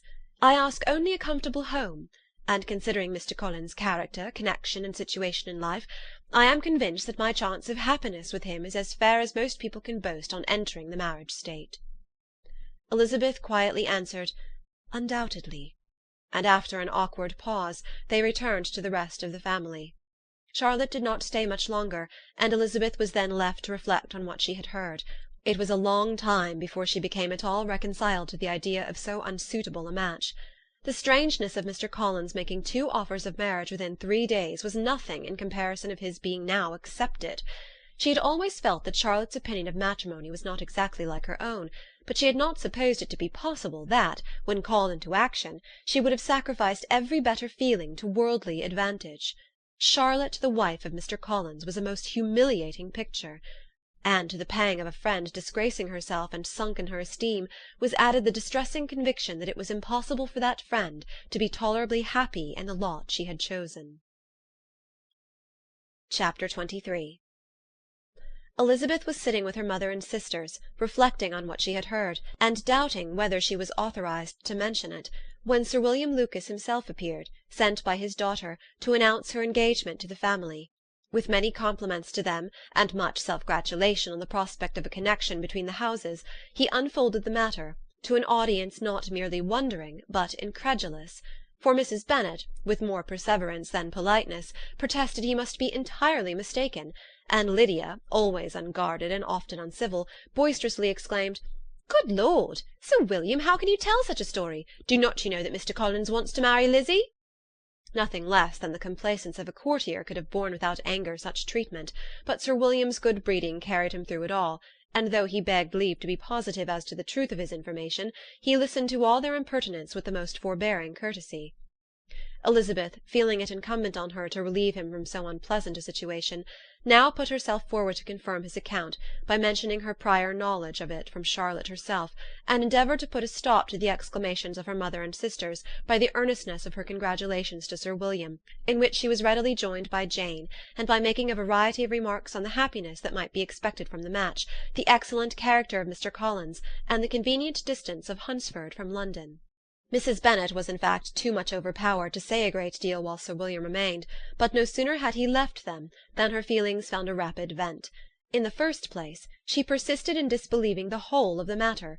Secondly, she was very sure that Mr. Collins had been taken in. Thirdly, she trusted that they would never be happy together. And fourthly, that the match might be broken off.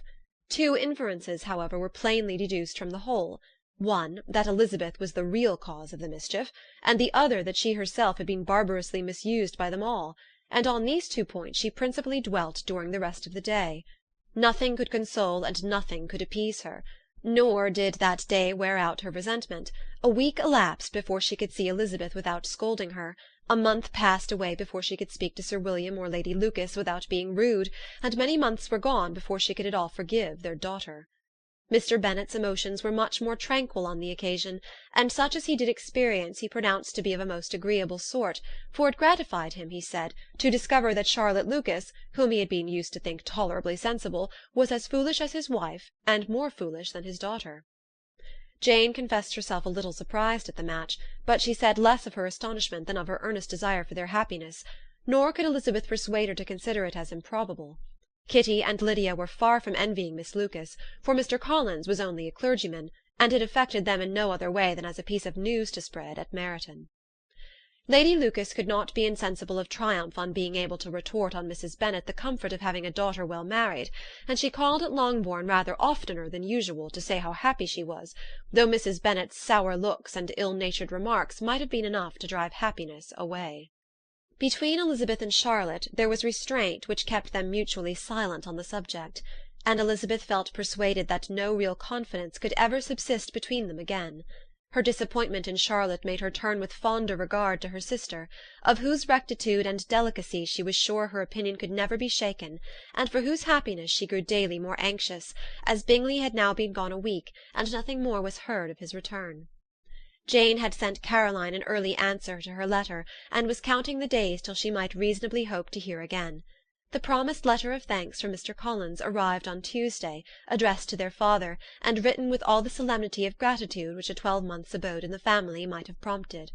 After discharging his conscience on that head, he proceeded to inform them, with many rapturous expressions, of his happiness in having obtained the affection of their amiable neighbour, Miss Lucas, and then explained that it was merely with the view of enjoying her society that he had been so ready to close with their kind wish of seeing him again at Longbourn, whither he hoped to be able to return on Monday fortnight, For Lady Catherine, he added, so heartily approved his marriage, that she wished it to take place as soon as possible, which he trusted would be an unanswerable argument with his amiable Charlotte to name an early day for making him the happiest of men. Mr. Collins's return into Hertfordshire was no longer a matter of pleasure to Mrs. Bennet. On the contrary, she was as much disposed to complain of it as her husband.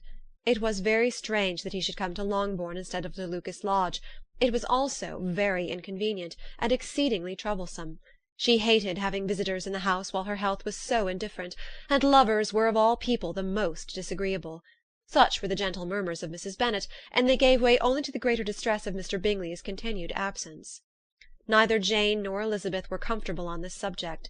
Day after day passed away without bringing any other tidings of him than the report which shortly prevailed in Meryton of his coming no more to Netherfield the whole winter, a report which highly incensed Mrs. Bennet, and which she never failed to contradict as a most scandalous falsehood. Even Elizabeth began to fear, not that Bingley was indifferent, but that his sisters would be successful in keeping him away.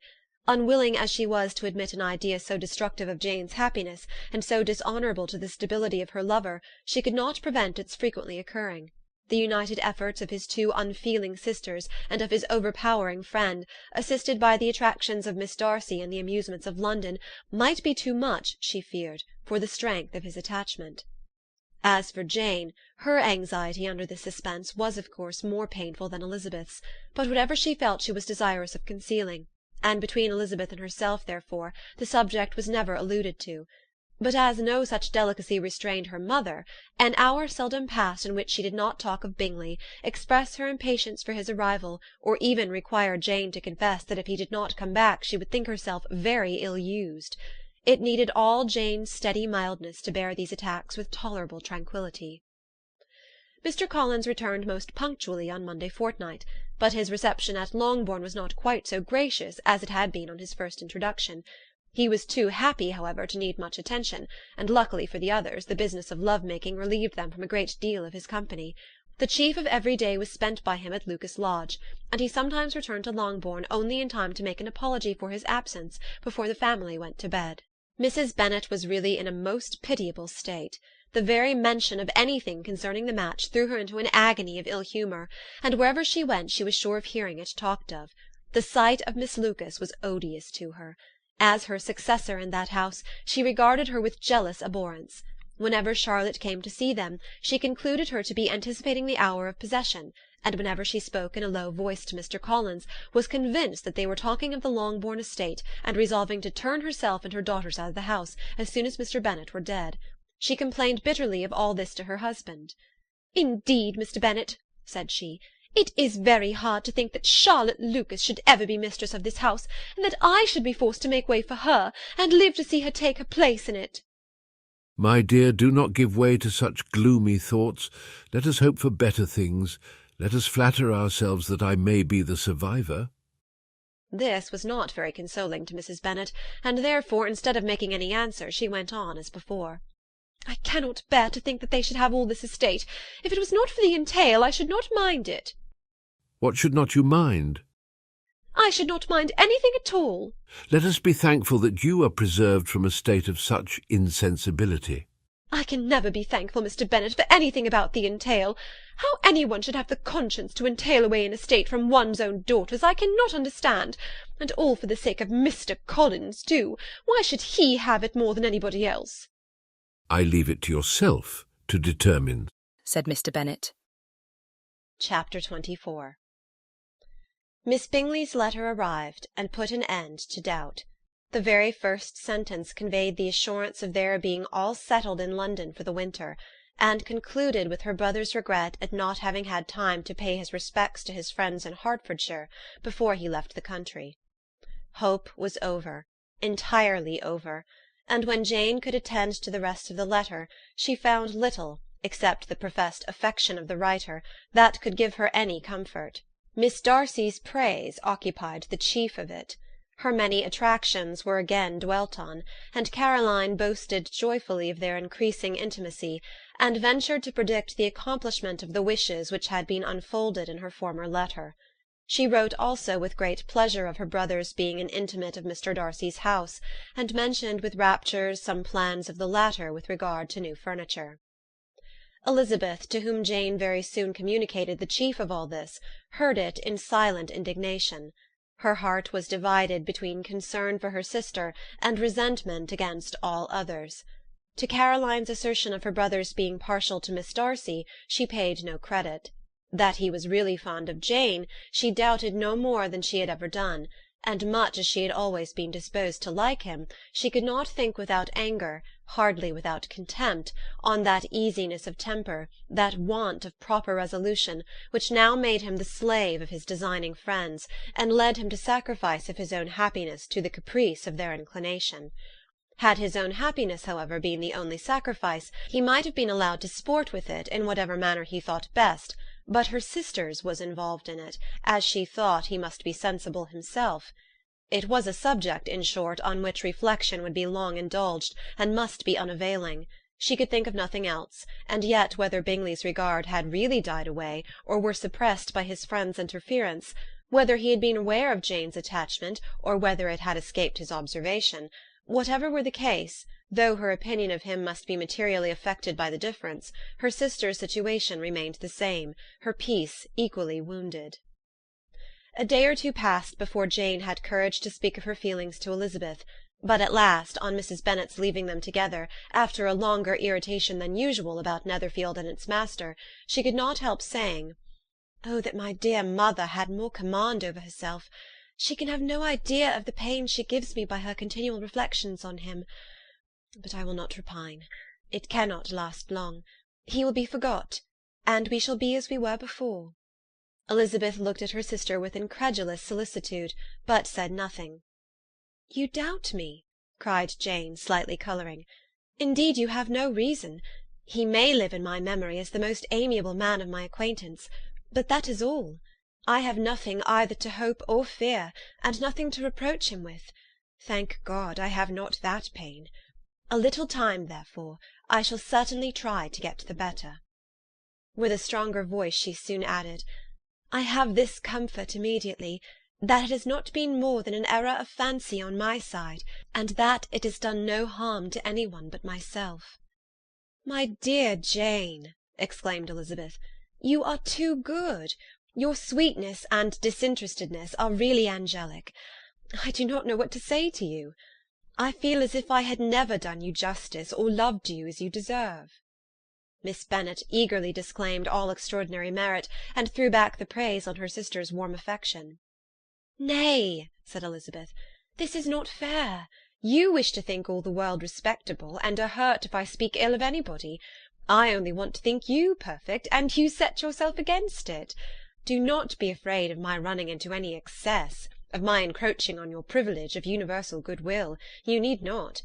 There are few people whom I really love, and still fewer of whom I think well. The more I see of the world, the more am I dissatisfied with it, and every day confirms my belief of the inconsistency of all human characters, and of the little dependence that can be placed on the appearance of merit or sense. I have met with 2 instances lately. One I will not mention, the other is Charlotte's marriage. It is unaccountable. In every view it is unaccountable." "My dear Lizzie, do not give way to such feelings as these. They will ruin your happiness. You do not make allowance enough for difference of situation and temper. Consider Mr. Collins's respectability and Charlotte's steady, prudent character.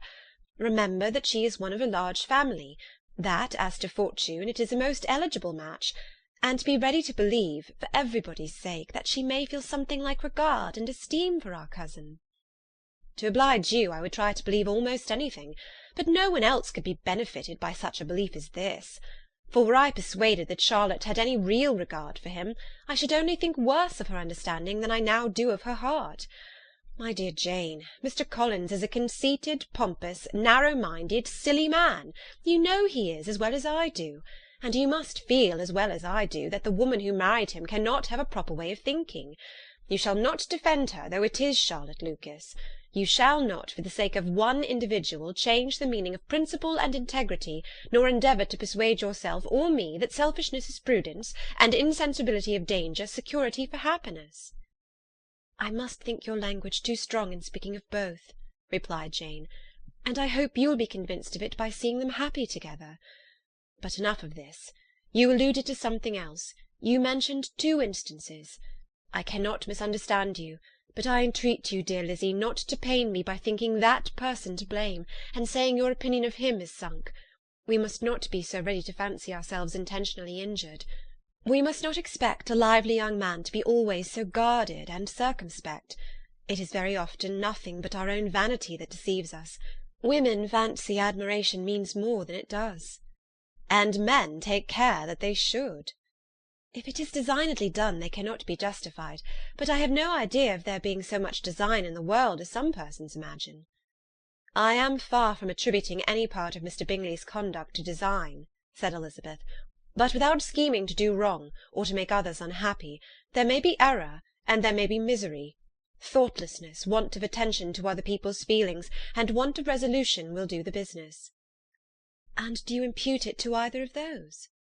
Yes, to the last. But if I go on, I shall displease you by saying what I think of persons you esteem. Stop me whilst you can. You persist, then, in supposing his sisters influence him? Yes, in conjunction with his friend. I cannot believe it. Why should they try to influence him? They can only wish his happiness, and if he is attached to me, no other woman can secure it. Your first position is false. They may wish many things besides his happiness. They may wish his increase of wealth and consequence. They may wish him to marry a girl who has all the importance of money, great connections, and pride. Beyond a doubt they do wish him to choose Miss Darcy, replied Jane, but this may be from better feelings than you are supposing. They have known her much longer than they have known me. No wonder if they love her better. But whatever may be their own wishes, it is very unlikely that they should have opposed their brothers. What sister would think herself at liberty to do it, unless there was something very objectionable? If they believed him attached to me, they would not try to part us. If he were so, they could not succeed. By supposing such an affection, you make everybody acting unnaturally and wrong, and me most unhappy. Do not distress me by the idea. I am not ashamed of having been mistaken, or at least it is light, it is nothing in comparison of what I should feel in thinking ill of him or his sisters. Let me take it in the best light, in the light in which it may be understood. Elizabeth could not oppose such a wish, and from this time Mr. Bingley's name was scarcely ever mentioned between them. Mrs. Bennet still continued to wonder and repine at his returning no more, and though a day seldom passed in which Elizabeth did not account for it clearly, there was little chance of her ever considering it with less perplexity.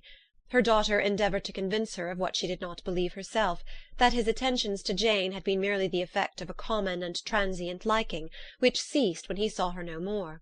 But though the probability of the statement was admitted at the time, she had the same story to repeat every day. Mrs. Bennet's best comfort was that Mr. Bingley must be down again in the summer. Mr. Bennet treated the matter differently. "So, Lizzie," said he one day, "your sister is crossed in love, I find. I congratulate her. Next to being married, a girl likes to be crossed in love a little now and then. It is something to think of, and gives her a sort of distinction among her companions. When is your turn to come? You will hardly bear to be long outdone by Jane. Now is your time. Here are officers enough at Meryton to disappoint all the young ladies in the country. Let Wickham be your man. He's a pleasant fellow, and would jilt you creditably." "Thank you, sir, but a less agreeable man would satisfy me. We must not all expect Jane's good fortune."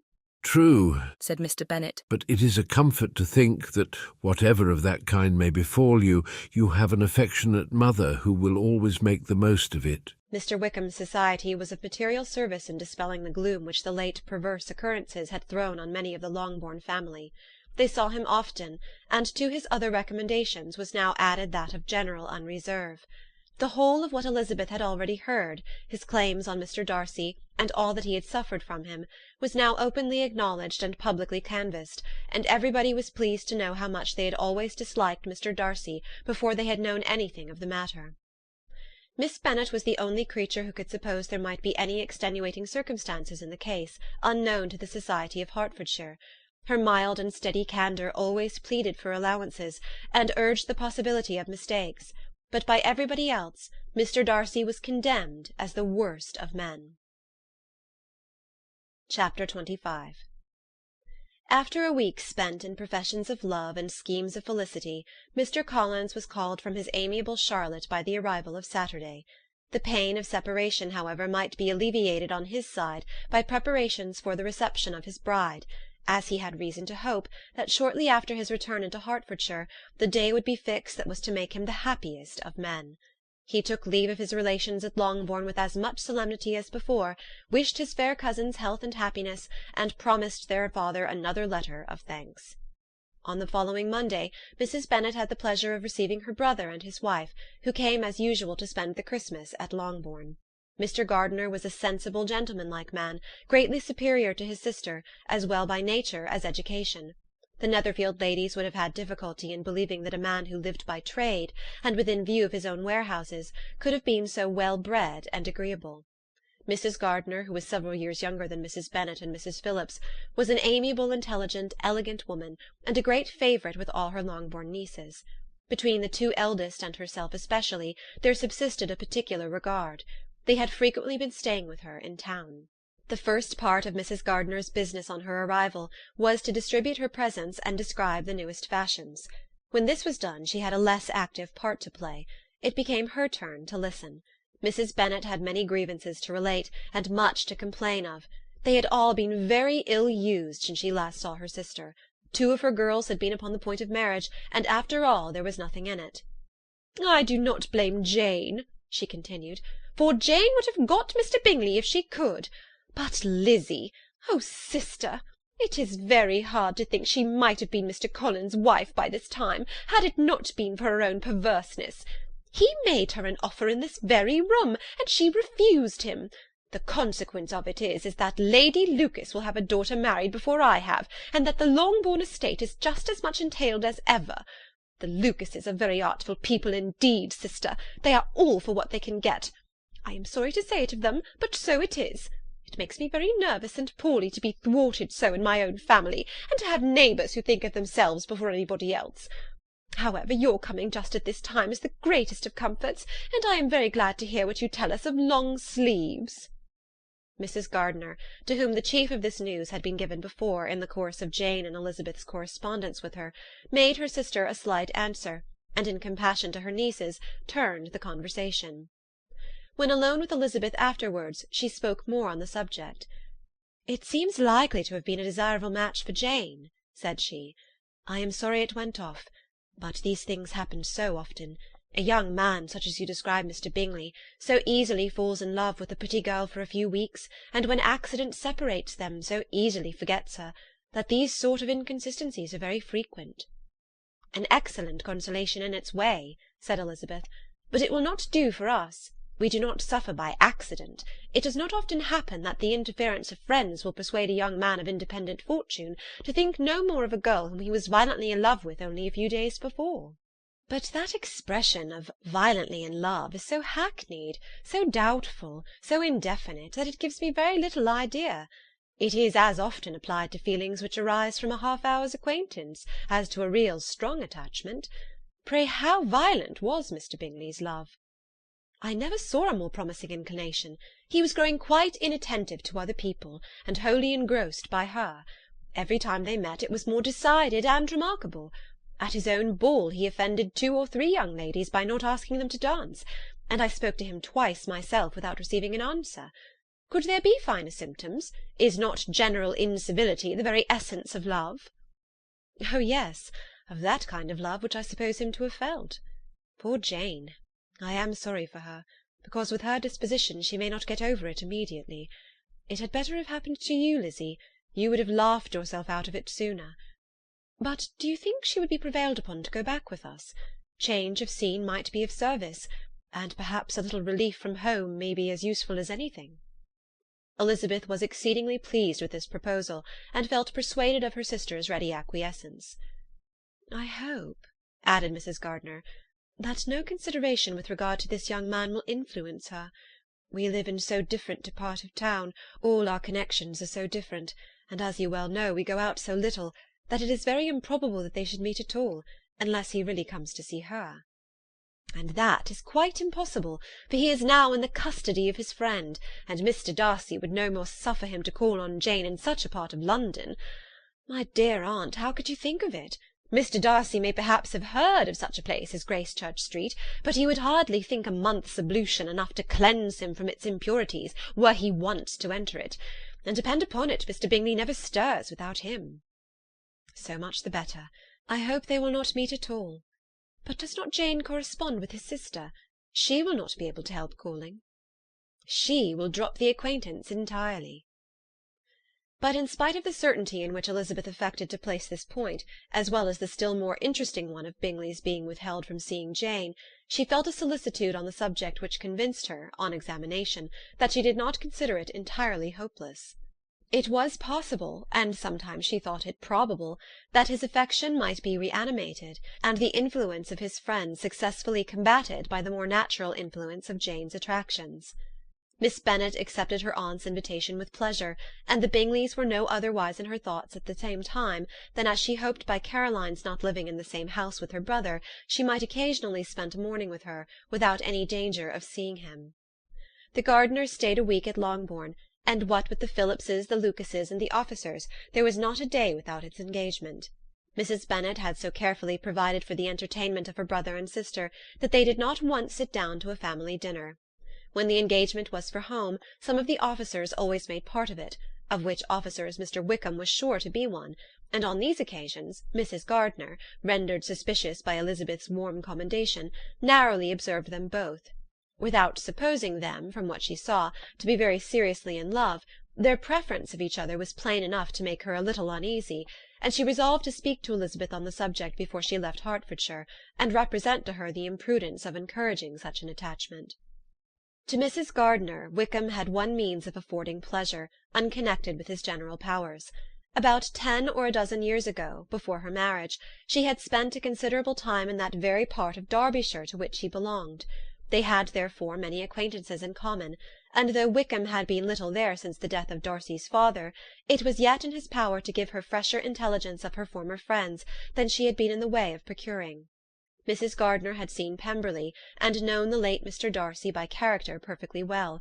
Here consequently was an inexhaustible subject of discourse. In comparing her recollection of Pemberley with the minute description which Wickham could give, and in bestowing her tribute of praise on the character of its late possessor, she was delighting both him and herself. On being made acquainted with the present Mr. Darcy's treatment of him, she tried to remember some of that gentleman's reputed disposition when quite a lad, which might agree with it, and was confident at last that she recollected having heard Mr. Fitzwilliam Darcy formerly spoken of as a very proud, ill-natured boy. Chapter 26. Mrs. Gardiner's caution to Elizabeth was punctually and kindly given on the first favourable opportunity of speaking to her alone. After honestly telling her what she thought, she thus went on. "You are too sensible a girl, Lizzie, to fall in love merely because you are warned against it, and therefore I am not afraid of speaking openly. Seriously, I would have you be on your guard. Do not involve yourself, or endeavour to involve him, in an affection which the want of fortune would make so very imprudent. I have nothing to say against him. He is a most interesting young man, and if he had the fortune he ought to have, I should think you could not do better. But as it is, you must not let your fancy run away with you. You have sense, and we all expect you to use it. Your father would depend on your resolution and good conduct, I am sure. You must not disappoint your father." "My dear aunt, this is being serious indeed." "Yes, and I hope to engage you to be serious likewise." "Well, then, you need not be under any alarm. I will take care of myself, and of Mr. Wickham too. He shall not be in love with me, if I can prevent it." "Elizabeth, you are not serious now." "I beg your pardon, I will try again.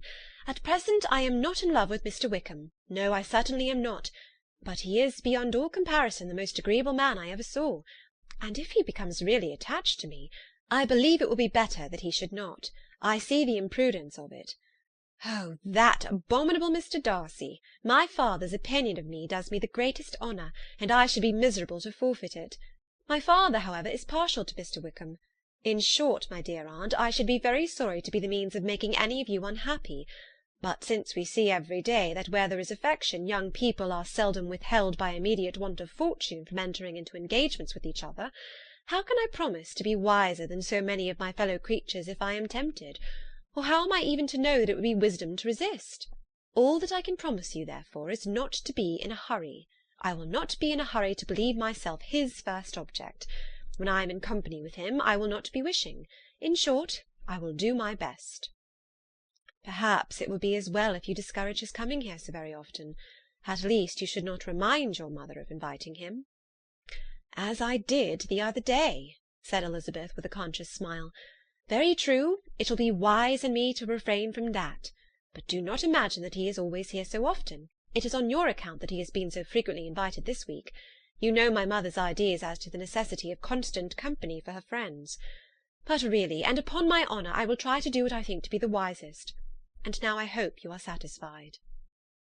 Her aunt assured her that she was, and Elizabeth having thanked her for the kindness of her hints, they parted, a wonderful instance of advice being given on such a point, without being resented. Mr. Collins returned into Hertfordshire soon after it had been quitted by the Gardiners and Jane, but as he took up his abode with the Lucases, his arrival was no great inconvenience to Mrs. Bennet. His marriage was now fast approaching, and she was at length so far resigned as to think it inevitable, and even repeatedly to say, in an ill-natured tone, that she wished they might be happy. Thursday was to be the wedding day, and on Wednesday Miss Lucas paid her farewell visit, and when she rose to take leave, Elizabeth, ashamed of her mother's ungracious and reluctant good wishes, sincerely affected herself, accompanied her out of the room. As they went downstairs together, Charlotte said, "I shall depend on hearing from you very often, Eliza." "That you certainly shall." "And I have another favour to ask you. Will you come and see me?" "We shall often meet, I hope, in Hertfordshire." "I am not likely to leave Kent for some time. Promise me, therefore, to come to Hunsford." Elizabeth could not refuse, though she foresaw little pleasure in the visit. "My father and Maria are coming to me in March," added Charlotte, "and I hope you will consent to be of the party. Indeed, Eliza, you will be as welcome as either of them." The wedding took place. The bride and bridegroom set off for Kent from the church door, and everybody had as much to say or to hear on the subject as usual. Elizabeth soon heard from her friend, and their correspondence was as regular and frequent as it had ever been. That it should be equally unreserved was impossible. Elizabeth could never address her without feeling that all the comfort of intimacy was over, and though determined not to slacken as a correspondent, it was for the sake of what had been rather than what was. Charlotte's first letters were received with a good deal of eagerness. There could not but be curiosity to know how she would speak of her new home, how she would like Lady Catherine, and how happy she would dare pronounce herself to be, though, when the letters were read, Elizabeth felt that Charlotte expressed herself on every point exactly as she might have foreseen. She wrote cheerfully, seemed surrounded with comforts, and mentioned nothing which she could not praise. The house, furniture, and neighbourhood and roads were all to her taste, and Lady Catherine's behaviour was most friendly and obliging. It was Mr. Collins' picture of Hunsford and Rosings rationally softened, and Elizabeth perceived that she must wait for her own visit there to know the rest. Jane had already written a few lines to her sister to announce their safe arrival in London, and when she wrote again, Elizabeth hoped it would be in her power to say something of the Bingleys. Her impatience for this second letter was as well rewarded as impatience generally is. Jane had been a week in town without either seeing or hearing from Caroline. She accounted for it, however, by supposing that her last letter to her friend from Longbourn had by some accident been lost. "My aunt," she continued, "is going to-morrow into that part of the town, and I shall take the opportunity of calling in Grosvenor Street." She wrote again when the visit was paid, and she had seen Miss Bingley. "I did not think Caroline in spirits," were her words, "but she was very glad to see me, and reproached me for giving her no notice of my coming to London. I was right, therefore, my last letter had never reached her. I inquired after their brother, of course. He was well, but so much engaged with Mr. Darcy that they scarcely ever saw him. I found that Miss Darcy was expected to dinner. I wish I could see her. My visit was not long, as Caroline and Mrs. Hurst were going out. I dare say I shall see them soon here." Elizabeth shook her head over this letter. It convinced her that accident only could discover to Mr. Bingley her sister's being in town. 4 weeks passed away, and Jane saw nothing of him. She endeavoured to persuade herself that she did not regret it, but she could no longer be blind to Miss Bingley's inattention. After waiting at home every morning for a fortnight, and inventing every evening a fresh excuse for her, the visitor did at last appear, but the shortness of her stay, and yet more, the alteration of her manner would allow Jane to deceive herself no longer. The letter which she wrote on this occasion to her sister will prove what she felt.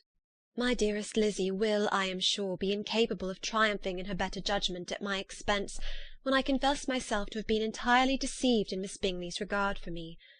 But, my dear sister, though the event has proved you right, do not think me obstinate if I still assert that, considering what her behaviour was, my confidence was as natural as your suspicion.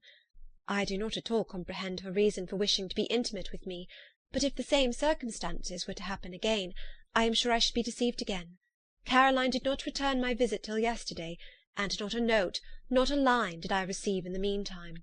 When she did come, it was very evident that she had no pleasure in it. She made a slight, formal apology for not calling before, said not a word of wishing to see me again, and was in every respect so altered a creature that when she went away I was perfectly resolved to continue the acquaintance no longer.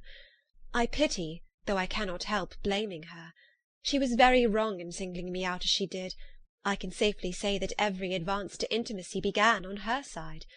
But I pity her, because she must feel that she has been acting wrong, and because I am very sure that anxiety for her brother is the cause of it. I need not explain myself further, and though we know this anxiety to be quite needless, yet if she feels it, it will easily account for her behaviour to me, and so deservedly dear as he is to his sister, whatever anxiety she must feel in his behalf is natural and amiable. I cannot but wonder, however, at her having any such fears now, because if he had at all cared about me, we must have met long ago. He knows of my being in town, I am certain, from something she said herself, and yet it would seem, by her manner of talking, as if she wanted to persuade herself that he is really partial to Miss Darcy. I cannot understand it. If I were not afraid of judging harshly, I should be almost tempted to say that there is a strong appearance of duplicity in all this. But I will endeavour to banish every painful thought, and think only of what will make me happy, your affection, and the invariable kindness of my dear aunt and uncle. Let me hear from you very soon. Miss Bingley said something of his never returning to Netherfield again, of giving up the house, but not with any certainty. We had better not mention it. I am extremely glad that you have such pleasant accounts from our friends at Hunsford. Pray go to see them with Sir William and Maria. I am sure you'll be very comfortable there. Yours, etc. This letter gave Elizabeth some pain, but her spirits returned as she considered that Jane would be no longer duped by the sister at least. All expectation from the brother was now absolutely over. She would not even wish for a renewal of his attentions. His character sunk on every review of it, and as a punishment for him, as well as a possible advantage to Jane, she seriously hoped that he might really soon marry Mr. Darcy's sister, as, by Wickham's account, she would make him abundantly regret what he had thrown away. Mrs. Gardiner about this time reminded Elizabeth of her promise concerning that gentleman, and required information, and Elizabeth had such to send as might rather give contentment to her aunt than to herself. His apparent partiality had subsided, his attentions were over, he was the admirer of some one else. Elizabeth was watchful enough to see it all, but she could see it and write of it without material pain. Her heart had been but slightly touched, and her vanity was satisfied with believing that she would have been his only choice, had fortune permitted it. The sudden acquisition of £10,000 was the most remarkable charm of the young lady to whom he was now rendering himself agreeable, but Elizabeth, less clear-sighted perhaps in this case than in Charlotte's, did not quarrel with him for his wish of independence. Nothing, on the contrary, could be more natural, and while able to suppose that it cost him a few struggles to relinquish her, she was ready to allow it a wise and desirable measure for both, and could very sincerely wish him happy. All this was acknowledged to Mrs. Gardiner, and after relating the circumstances, she thus went on. I am now convinced, my dear aunt, that I have never been much in love, for had I really experienced that pure and elevating passion, I should at present detest his very name, and wish him all manner of evil. But my feelings are not only cordial towards him, they are even impartial towards Miss King. I cannot find out that I hate her at all, or that I am in the least unwilling to think her a very good sort of girl.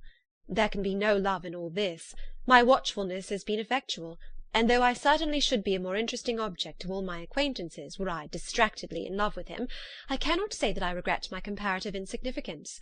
Importance may sometimes be purchased too dearly. Kitty and Lydia take his defection much more to heart than I do. They are young in the ways of the world, and not yet open to the mortifying conviction that handsome young men must have something to live on as well as the plain. Chapter 27.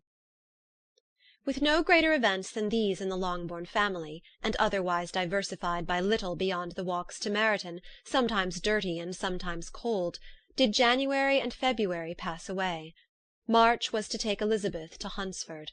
She had not at first thought very seriously of going thither, but Charlotte, she soon found, was depending on the plan, and she gradually learned to consider it herself with greater pleasure as well as greater certainty. Absence had increased her desire of seeing Charlotte again, and weakened her disgust of Mr. Collins. There was novelty in the scheme, and as, with such a mother and such uncompanionable sisters, home could not be faultless, a little change was not unwelcome for its own sake. The journey would moreover give her a peep at Jane, and in short, as the time drew near, she would have been very sorry for any delay. Everything, however, went on smoothly, and was finally settled according to Charlotte's first sketch. She was to accompany Sir William and his second daughter. The improvement of spending a night in London was added in time, and the plan became as perfect as plan could be. The only pain was in leaving her father, who would certainly miss her, and who, when it came to the point, so little liked her going that he told her to write to him, and almost promised to answer her letter. The farewell between herself and Mr. Wickham was perfectly friendly, on his side even more. His present pursuit could not make him forget that Elizabeth had been the first to excite and to deserve his attention, the first to listen and to pity, the first to be admired, and in his manner of bidding her adieu, wishing her every enjoyment, reminding her of what she was to expect in Lady Catherine de Bourgh, and trusting their opinion of her, their opinion of everybody, would always coincide, there was a solicitude, an interest, which she felt must ever attach her to him with a most sincere regard, and she parted from him convinced that, whether married or single, he must always be her model of the amiable and pleasing. Her fellow-travellers the next day were not of a kind to make her think him less agreeable. Sir William Lucas and his daughter Maria, a good-humoured girl, but as empty-headed as himself, had nothing to say that could be worth hearing, and were listened to with about as much delight as the rattle of the chaise. Elizabeth loved absurdities, but she had known Sir William's too long. He could tell her nothing new of the wonders of his presentation and knighthood, and his civilities were worn out, like his information. It was a journey of only 24 miles, and they began it so early as to be in Gracechurch Street by noon. As they drove to Mr. Gardiner's door, Jane was at a drawing-room window watching their arrival. When they entered the passage she was there to welcome them, and Elizabeth, looking earnestly in her face, was pleased to see it healthful and lovely as ever. On the stairs were a troop of little boys and girls, whose eagerness for their cousin's appearance would not allow them to wait in the drawing-room, and whose shyness, as they had not seen her for a 12-month, prevented their coming lower. All was joy and kindness. The day passed most pleasantly away, the morning in bustle and shopping, and the evening at one of the theatres. Elizabeth then contrived to sit by her aunt. Their first object was her sister, and she was more grieved than astonished to hear, in reply to her minute inquiries, that though Jane always struggled to support her spirits, there were periods of dejection. It was reasonable, however, to hope that they would not continue long. Mrs. Gardiner gave her the particulars also of Miss Bingley's visit in Gracechurch Street, and repeated conversations occurring at different times between Jane and herself, which proved that the former had, from her heart, given up the acquaintance. Mrs. Gardiner then rallied her niece on Wickham's desertion, and complimented her on bearing it so well. "But, my dear Elizabeth," she added, "what sort of a girl is Miss King? I should be sorry to think our friend mercenary." "Pray, my dear aunt, what is the difference in matrimonial affairs between the mercenary and the prudent motive? Where does discretion end and avarice begin? Last Christmas you were afraid of his marrying me because it would be imprudent, and now, because he is trying to get a girl with only £10,000, you want to find out that he is mercenary. If you will only tell me what sort of girl Miss King is, I shall know what to think. She is a very good sort of girl, I believe. I know no harm of her. But he paid her not the smallest attention till her grandfather's death made her mistress of this fortune." "No, what should he? If it were not allowable for him to gain my affections because I had no money, what occasion should there be for him making love to a girl whom he did not care about, and who was equally poor?" "But there seems an indelicacy in directing his attentions towards her so soon after this event." "A man in distressed circumstances has not time for all those elegant decorums which other people may observe. If she does not object to it, why should we?" "Her not objecting does not justify him. It only shows her being deficient in something herself, sense or feeling." "Well, cried Elizabeth. "Have it as you choose. He shall be mercenary, and she shall be foolish." "No, Lizzie, that is what I do not choose. I should be sorry, you know, to think ill of a young man who has lived so long in Derbyshire." "Oh, if that is all, I have a very poor opinion of young men who live in Derbyshire, and their intimate friends who live in Hertfordshire are not much better. I am sick of them all. Thank heaven I am going to-morrow, where I shall find a man who has not one agreeable quality, who has neither manner nor sense to recommend him. Stupid men are the only ones worth knowing, after all." "Take care, Lizzie. That speech savours strongly of disappointment." Before they were separated by the conclusion of the play, she had the unexpected happiness of an invitation to accompany her uncle and aunt in a tour of pleasure which they proposed taking in the summer. "We have not determined how far it shall carry us," said Mrs. Gardiner, "but perhaps to the lakes." No scheme could have been more agreeable to Elizabeth, and her acceptance of the invitation was most ready and grateful. "Oh, my dear, dear aunt," she rapturously cried, "what delight! What felicity! You give me fresh life and vigour. Adieu to disappointment and spleen. What are young men to rocks and mountains?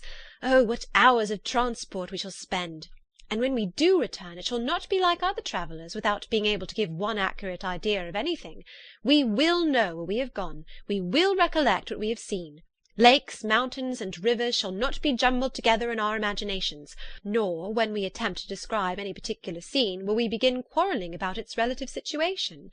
Let our first effusions be less insupportable than those of the generality of travellers." Chapter 28. Every object in the next day's journey was new and interesting to Elizabeth, and her spirits were in a state of enjoyment, for she had seen her sister looking so well as to banish all fear for her health, and the prospect of her northern tour was a constant source of delight. When they left the high-road for the lane to Hunsford, every eye was in search of the parsonage, and every turning expected to bring it in view. The palings of Rosings Park was their boundary on one side. Elizabeth smiled at the recollection of all that she had heard of its inhabitants. At length the parsonage was discernible. The garden sloping to the road, the house standing in it, the green pales, and the laurel hedge, everything declared they were arriving. Mr. Collins and Charlotte appeared at the door, and the carriage stopped at the small gate which led by a short gravel walk to the house, amidst the nods and smiles of the whole party. In a moment they were all out of the chaise, rejoicing at the sight of each other. Mrs. Collins welcomed her friend with the liveliest pleasure, and Elizabeth was more and more satisfied with coming when she found herself so affectionately received. She saw instantly that her cousin's manners were not altered by his marriage. His formal civility was just what it had been, and he detained her some minutes at the gate to hear and satisfy his inquiries after all her family. They were then, with no other delay than his pointing out the neatness of the entrance, taken into the house, and as soon as they were in the parlour, he welcomed them a second time, with ostentatious formality, to his humble abode, and punctually repeated all his wife's offers of refreshment. Elizabeth was prepared to see him in his glory, and she could not help in fancying that in displaying the good proportion of the room, its aspect, and its furniture, he addressed himself particularly to her, as if wishing to make her feel what she had lost in refusing him. But, though everything seemed neat and comfortable, she was not able to gratify him by any sigh of repentance, and rather looked with wonder at her friend that she could have so cheerful an air with such a companion. When Mr. Collins said anything of which his wife might reasonably be ashamed, which certainly was not unseldom, she involuntarily turned her eye on Charlotte. Once or twice she could discern a faint blush, but in general Charlotte wisely did not hear. After sitting long enough to admire every article of furniture in the room, from the sideboard to the fender, to give an account of their journey and of all that had happened in London, Mr. Collins invited them to take a stroll in the garden, which was large and well laid out, and to the cultivation of which he attended himself. To work in this garden was one of his most respectable pleasures, and Elizabeth admired the command of countenance with which Charlotte talked of the healthfulness of the exercise, and owned she encouraged it as much as possible.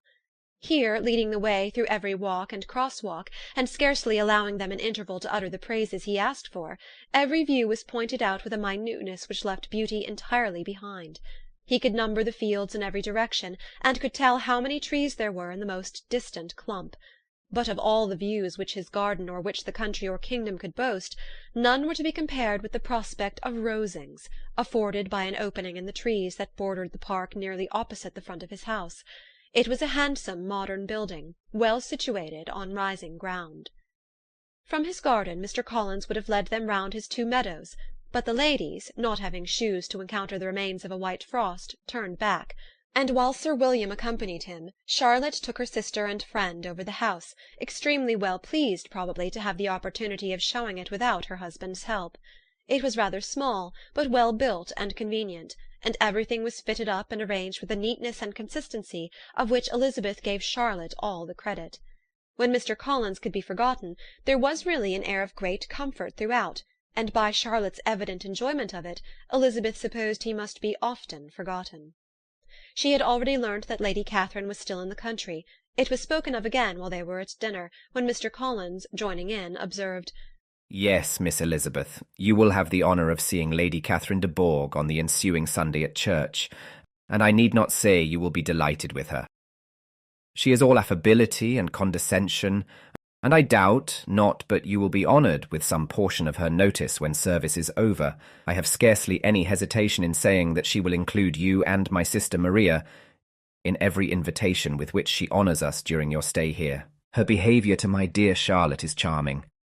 We dine at Rosings twice every week, and are never allowed to walk home.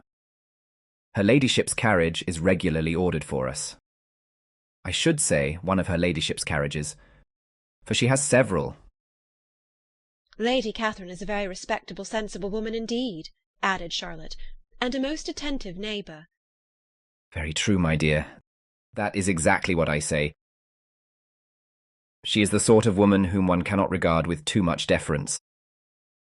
The evening was spent chiefly in talking over Hertfordshire news, and telling again what had already been written, and when it closed, Elizabeth, in the solitude of her chamber, had to meditate upon Charlotte's degree of contentment, to understand her address in guiding, and composure in bearing with, her husband, and to acknowledge that it was all done very well. She had also to anticipate how her visit would pass, the quiet tenor of their usual employments, the vexatious interruptions of Mr. Collins, and the gaieties of their intercourse with Rosings. A lively imagination soon settled it all. About the middle of the next day, as she was in her room getting ready for a walk, a sudden noise below seemed to speak the whole house in confusion, and after listening a moment she heard somebody running up the stairs in a violent hurry, and calling loudly after her. She opened the door and met Maria in the landing-place, who, breathless with agitation, cried out, "Oh, my dear Eliza, pray make haste and come into the dining-room, for there is such a sight to be seen. I will not tell you what it is. Make haste and come down this moment." Elizabeth asked questions in vain. Maria would tell her nothing more, and down they ran into the dining-room, which fronted the lane, in quest of this wonder. It was 2 ladies stopping in a low phaeton at the garden gate. "And is this all?" cried Elizabeth. "I expected at least that the pigs were got into the garden, and here is nothing but Lady Catherine and her daughter." "La, my dear!" said Maria, quite shocked at the mistake. "It is not Lady Catherine. The old lady is Mrs. Jenkinson, who lives with them. The other is Miss de Bourgh. Only look at her. She is quite a little creature. Who would have thought that she could be so thin and small?" "She is abominably rude to keep Charlotte out of doors in all this wind. Why does not she come in?" "Oh, Charlotte says she hardly ever does. It is the greatest of favours when Miss de Bourgh comes in." "I like her appearance," said Elizabeth, struck with other ideas. "She looks sickly and cross. Yes, she will do for him very well. She will make him a very proper wife." Mr. Collins and Charlotte were both standing at the gate in conversation with the ladies, and Sir William, to Elizabeth's high diversion, was stationed in the doorway, in earnest contemplation of the greatness before him, and constantly bowing whenever Miss de Bourgh looked that way. At length there was nothing more to be said. The ladies drove on, and the others returned into the house. Mr. Collins no sooner saw the 2 girls than he began to congratulate them on their good fortune, which Charlotte explained by letting them know that the whole party was asked to dine at Rosings the next day. Chapter 29. Mr. Collins's triumph, in consequence of this invitation, was complete. The power of displaying the grandeur of his patroness to his wondering visitors, and of letting them see her civility towards himself and his wife, was exactly what he had wished for, and that an opportunity of doing it should be given so soon was such an instance of Lady Catherine's condescension as he knew not how to admire enough. "I confess," said he, that I should not have been at all surprised by her ladyship's asking us on Sunday to drink tea and spend the evening at Rosings.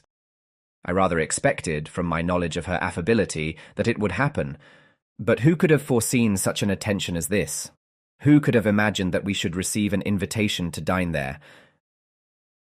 An invitation, moreover, including the whole party, so immediately after your arrival.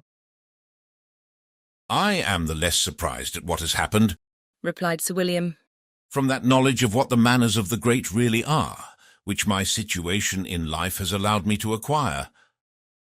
About the court, such instances of elegant breeding are not uncommon. Scarcely anything was talked of the whole day or next morning but their visit to Rosings. Mr. Collins was carefully instructing them in what they were to expect, that the sight of such rooms, so many servants, and so splendid a dinner, might not wholly overpower them. When the ladies were separating for the toilette, he said to Elizabeth, "Do not make yourself uneasy, my dear cousin, about your apparel. Lady Catherine is far from requiring that elegance of dress in us which becomes herself and daughter. I would advise you merely to put on whatever of your clothes is superior to the rest. There is no occasion for anything more. Lady Catherine will not think the worse of you for being simply dressed. She likes to have the distinction of rank preserved." While they were dressing, he came 2 or 3 times to their different doors to recommend their being quick, as Lady Catherine very much objected to be kept waiting for her dinner. Such formidable accounts of her ladyship, and her manner of living, quite frightened Maria Lucas, who had been little used to company, and she looked forward to her introduction at Rosings with as much apprehension as her father had done to his presentation at St. James's. As the weather was fine, they had a pleasant walk of about half a mile across the park. Every park has its beauty and its prospects, and Elizabeth saw much to be pleased with, though she could not be in such raptures as Mr. Collins expected the scene to inspire, and was but slightly affected by his enumeration of the windows in front of the house, and his relation of what the glazing altogether had originally cost Sir Louis de Bourgh. When they ascended the steps to the hall, Maria's alarm was every moment increasing, and even Sir William did not look perfectly calm. Elizabeth's courage did not fail her. She had heard nothing of Lady Catherine that spoke her awful from any extraordinary talents or miraculous virtue, and the mere stateliness of money or rank she thought she could witness without trepidation. From the entrance hall, of which Mr. Collins pointed out, with a rapturous air, the fine proportion and the finished ornaments, they followed the servants through an antechamber to the room where Lady Catherine, her daughter, and Mrs. Jenkinson were sitting. Her ladyship, with great condescension, arose to receive them, and as Mrs. Collins had settled it with her husband that the office of introduction should be hers, it was performed in a proper manner, without any of those apologies and thanks which he would have thought necessary. In spite of having been at St. James's, Sir William was so completely awed by the grandeur surrounding him that he had but just courage enough to make a very low bow and take his seat without saying a word, and his daughter, frightened almost out of her senses, sat on the edge of her chair, not knowing which way to look. Elizabeth found herself quite equal to the scene, and could observe the 3 ladies before her composedly. Lady Catherine was a tall, large woman, with strongly marked features, which might once have been handsome. Her air was not conciliating, nor was her manner of receiving them such as to make her visitors forget their inferior rank. She was not rendered formidable by silence, but whatever she said was spoken in so authoritative a tone as marked her self-importance, and brought Mr. Wickham immediately to Elizabeth's mind, and from the observation of the day altogether she believed Lady Catherine to be exactly what he represented. When, after examining the mother, in whose countenance and deportment she soon found some resemblance of Mr. Darcy, she turned her eyes on the daughter, she could almost have joined in Maria's astonishment at her being so thin and so small. There was neither in figure nor face any likeness between the ladies. Miss de Bourgh was pale and sickly, her features, though not plain, were insignificant, and she spoke very little, except in a low voice to Mrs. Jenkinson, in whose appearance there was nothing remarkable, and who was entirely engaged in listening to what she said, and placing a screen in the proper direction before her eyes. After sitting a few minutes, they were all sent to one of the windows to admire the view, Mr. Collins attending them to point out its beauties, and Lady Catherine kindly informing them that it was much better worth looking at in the summer.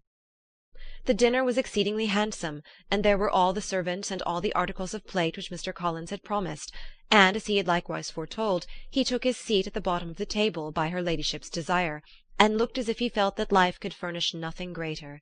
He carved and ate and praised with delighted alacrity, and every dish was commended, first by him and then by Sir William, who was now enough recovered to echo whatever his son-in-law said, in a manner which Elizabeth wondered Lady Catherine could bear. But Lady Catherine seemed gratified by their excessive admiration, and gave most gracious smiles, especially when any dish on the table proved a novelty to them. The party did not supply much conversation. Elizabeth was ready to speak whenever there was an opening, but she was seated between Charlotte and Miss de Bourgh, the former of whom was engaged in listening to Lady Catherine, and the latter said not a word to her all dinner-time. Mrs. Jenkinson was chiefly employed in watching how little Miss de Bourgh ate, pressing her to try some other dish, and fearing she was indisposed. Maria thought speaking out of the question, and the gentlemen did nothing but eat and admire. When the ladies returned to the drawing-room, there was little to be done but to hear Lady Catherine talk, which she did without any intermission till coffee came in, delivering her opinion on every subject in so decisive a manner as proved that she was not used to have her judgment controverted. She inquired into Charlotte's domestic concerns familiarly and minutely, gave her a great deal of advice as to the management of them all, told her how everything ought to be regulated in so small a family as hers, and instructed her as to the care of her cows and her poultry. Elizabeth found that nothing was beneath this great lady's attention which could furnish her with an occasion of dictating to others. In the intervals of her discourse with Mrs. Collins, she addressed a variety of questions to Maria and Elizabeth, but especially to the latter, of whose connections she knew the least, and who she observed to Mrs. Collins was a very genteel, pretty kind of girl. She asked her at different times how many sisters she had, whether they were older or younger than herself, whether any of them were likely to be married, whether they were handsome, whether they had been educated, what carriage her father kept, and what had been her mother's maiden name. Elizabeth felt all the impertinence of her questions, but answered them very composedly. Lady Catherine then observed, "Your father's estate is entailed on Mr. Collins, I think. For your sake," turning to Charlotte, "I am glad of it, but otherwise I see no occasion for entailing estates from the female line. It was not thought necessary in Sir Lewis de Bourgh's family. Do you play and sing, Miss Bennet?" "A little." "No, then some time or other we shall be happy to hear you. Our instrument is a capital one, probably superior to— you shall try it some day. Do your sisters play and sing?" "One of them does." "Why did not you all learn? You ought all to have learned. The Miss Webbs all play, and their father has not so good an income as yours. Do you draw?" "No, not at all." "What, none of you?" "Not one." "That is very strange. But I suppose you had no opportunity. Your mother should have taken you to town every spring for the benefit of masters." "My mother would have had no objection, but my father hates London." "Has your governess left you?" "We never had any governess." "No governess? How was that possible? 5 daughters brought up at home without a governess! I never heard of such a thing. Your mother must have been quite a slave to your education." Elizabeth could hardly help smiling as she assured her that that had not been the case.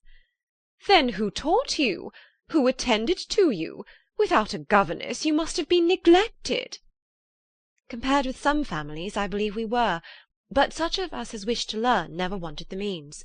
We were always encouraged to read, and had all the masters that were necessary. Those who chose to be idle certainly might." "Ay, no doubt, but that is what a governess will prevent, and if I had known your mother, I should have advised her most strenuously to engage one. I always say that nothing is to be done in education without steady and regular instruction, and nobody but a governess can give it. It is wonderful how many families I have been the means of supplying in that way. I am always glad to get a young person well placed out. 4 nieces of Mrs. Jenkinson are most delightfully situated through my means, and it was but the other day that I recommended another young person, who was merely accidentally mentioned to me, and the family are quite delighted with her. Mrs. Collins, did I tell you of Lady Metcalfe's calling yesterday to thank me? She finds Miss Pope a treasure. 'Lady Catherine,' said she, 'you have given me a treasure.' Are any of your younger sisters out, Miss Bennet? Yes, ma'am, all. All? What, all 5 out at once? Very odd, and you only the second.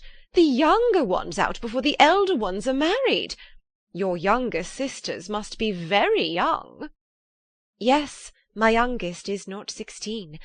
Perhaps she is full young to be much in company. But really, ma'am, I think it would be very hard upon younger sisters that they should not have their share of society and amusement, because the elder may not have the means or inclination to marry early. The last-born has as good a right to the pleasures of youth as the first, and to be kept back on such a motive, I think it would not be very likely to promote sisterly affection or delicacy of mind. Upon my word, said her ladyship, you give your opinion very decidedly for so young a person. Pray, what is your age? With 3 younger sisters grown up, replied Elizabeth, smiling, your ladyship can hardly expect me to own it.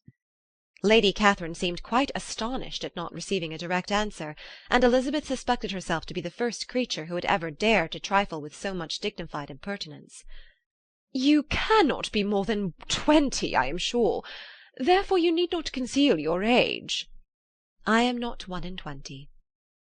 When the gentlemen had joined them and tea was over, the card-tables were placed. Lady Catherine, Sir William, and Mr. and Mrs. Collins sat down to quadrille, and as Mr. Berg chose to play at casino, the 2 girls had the honour of assisting Mrs. Jenkinson to make up her party. Their table was superlatively stupid. Scarcely a syllable was uttered that did not relate to the game, except when Mrs. Jenkinson expressed her fears of Mr. Berg's being too hot or too cold, or having too much or too little light. A great deal more passed at the other table. Lady Catherine was generally speaking, stating the mistakes of the 3 others, or relating some anecdote of herself. Mr. Collins was employed in agreeing to everything her ladyship said, thanking her for every fish he won, and apologizing if he thought he won too many. Sir William did not say much. He was storing his memory with anecdotes and noble names. When Lady Catherine and her daughter had played as long as they chose, the tables were broken up, the carriage was offered to Mrs. Collins, gratefully accepted and immediately ordered. The party then gathered round the fire to hear Lady Catherine determine what weather they were to have on the morrow. From these instructions they were summoned by the arrival of the coach, and with many speeches of thankfulness on Mr. Collins' side, and as many bows on Sir William's, they departed. As soon as they had driven from the door, Elizabeth was called on by her cousin to give her opinion of all that she had seen at Rosings, which, for Charlotte's sake, she made more favourable than it really was. But her commendation, though costing her some trouble, could by no means satisfy Mr. Collins, and he was very soon obliged to take her ladyship's praise into his own hands. Chapter 30. Sir William stayed only a week at Hunsford, but his visit was long enough to convince him of his daughter's being most comfortably settled, and of her possessing such a husband and such a neighbour as were not often met with. While Sir William was with them, Mr. Collins devoted his morning to driving him out in his gig, and showing him the country, but when he went away, the whole family returned to their usual employments, and Elizabeth was thankful to find that they did not see more of her cousin by the alteration, for the chief of the time between breakfast and dinner was now passed by him either at work in the garden, or in reading and writing, and looking out of the window in his own book-room, which fronted the road. The room in which the ladies sat was backwards. Elizabeth had at first rather wondered that Charlotte should not prefer the dining-parlour for common use.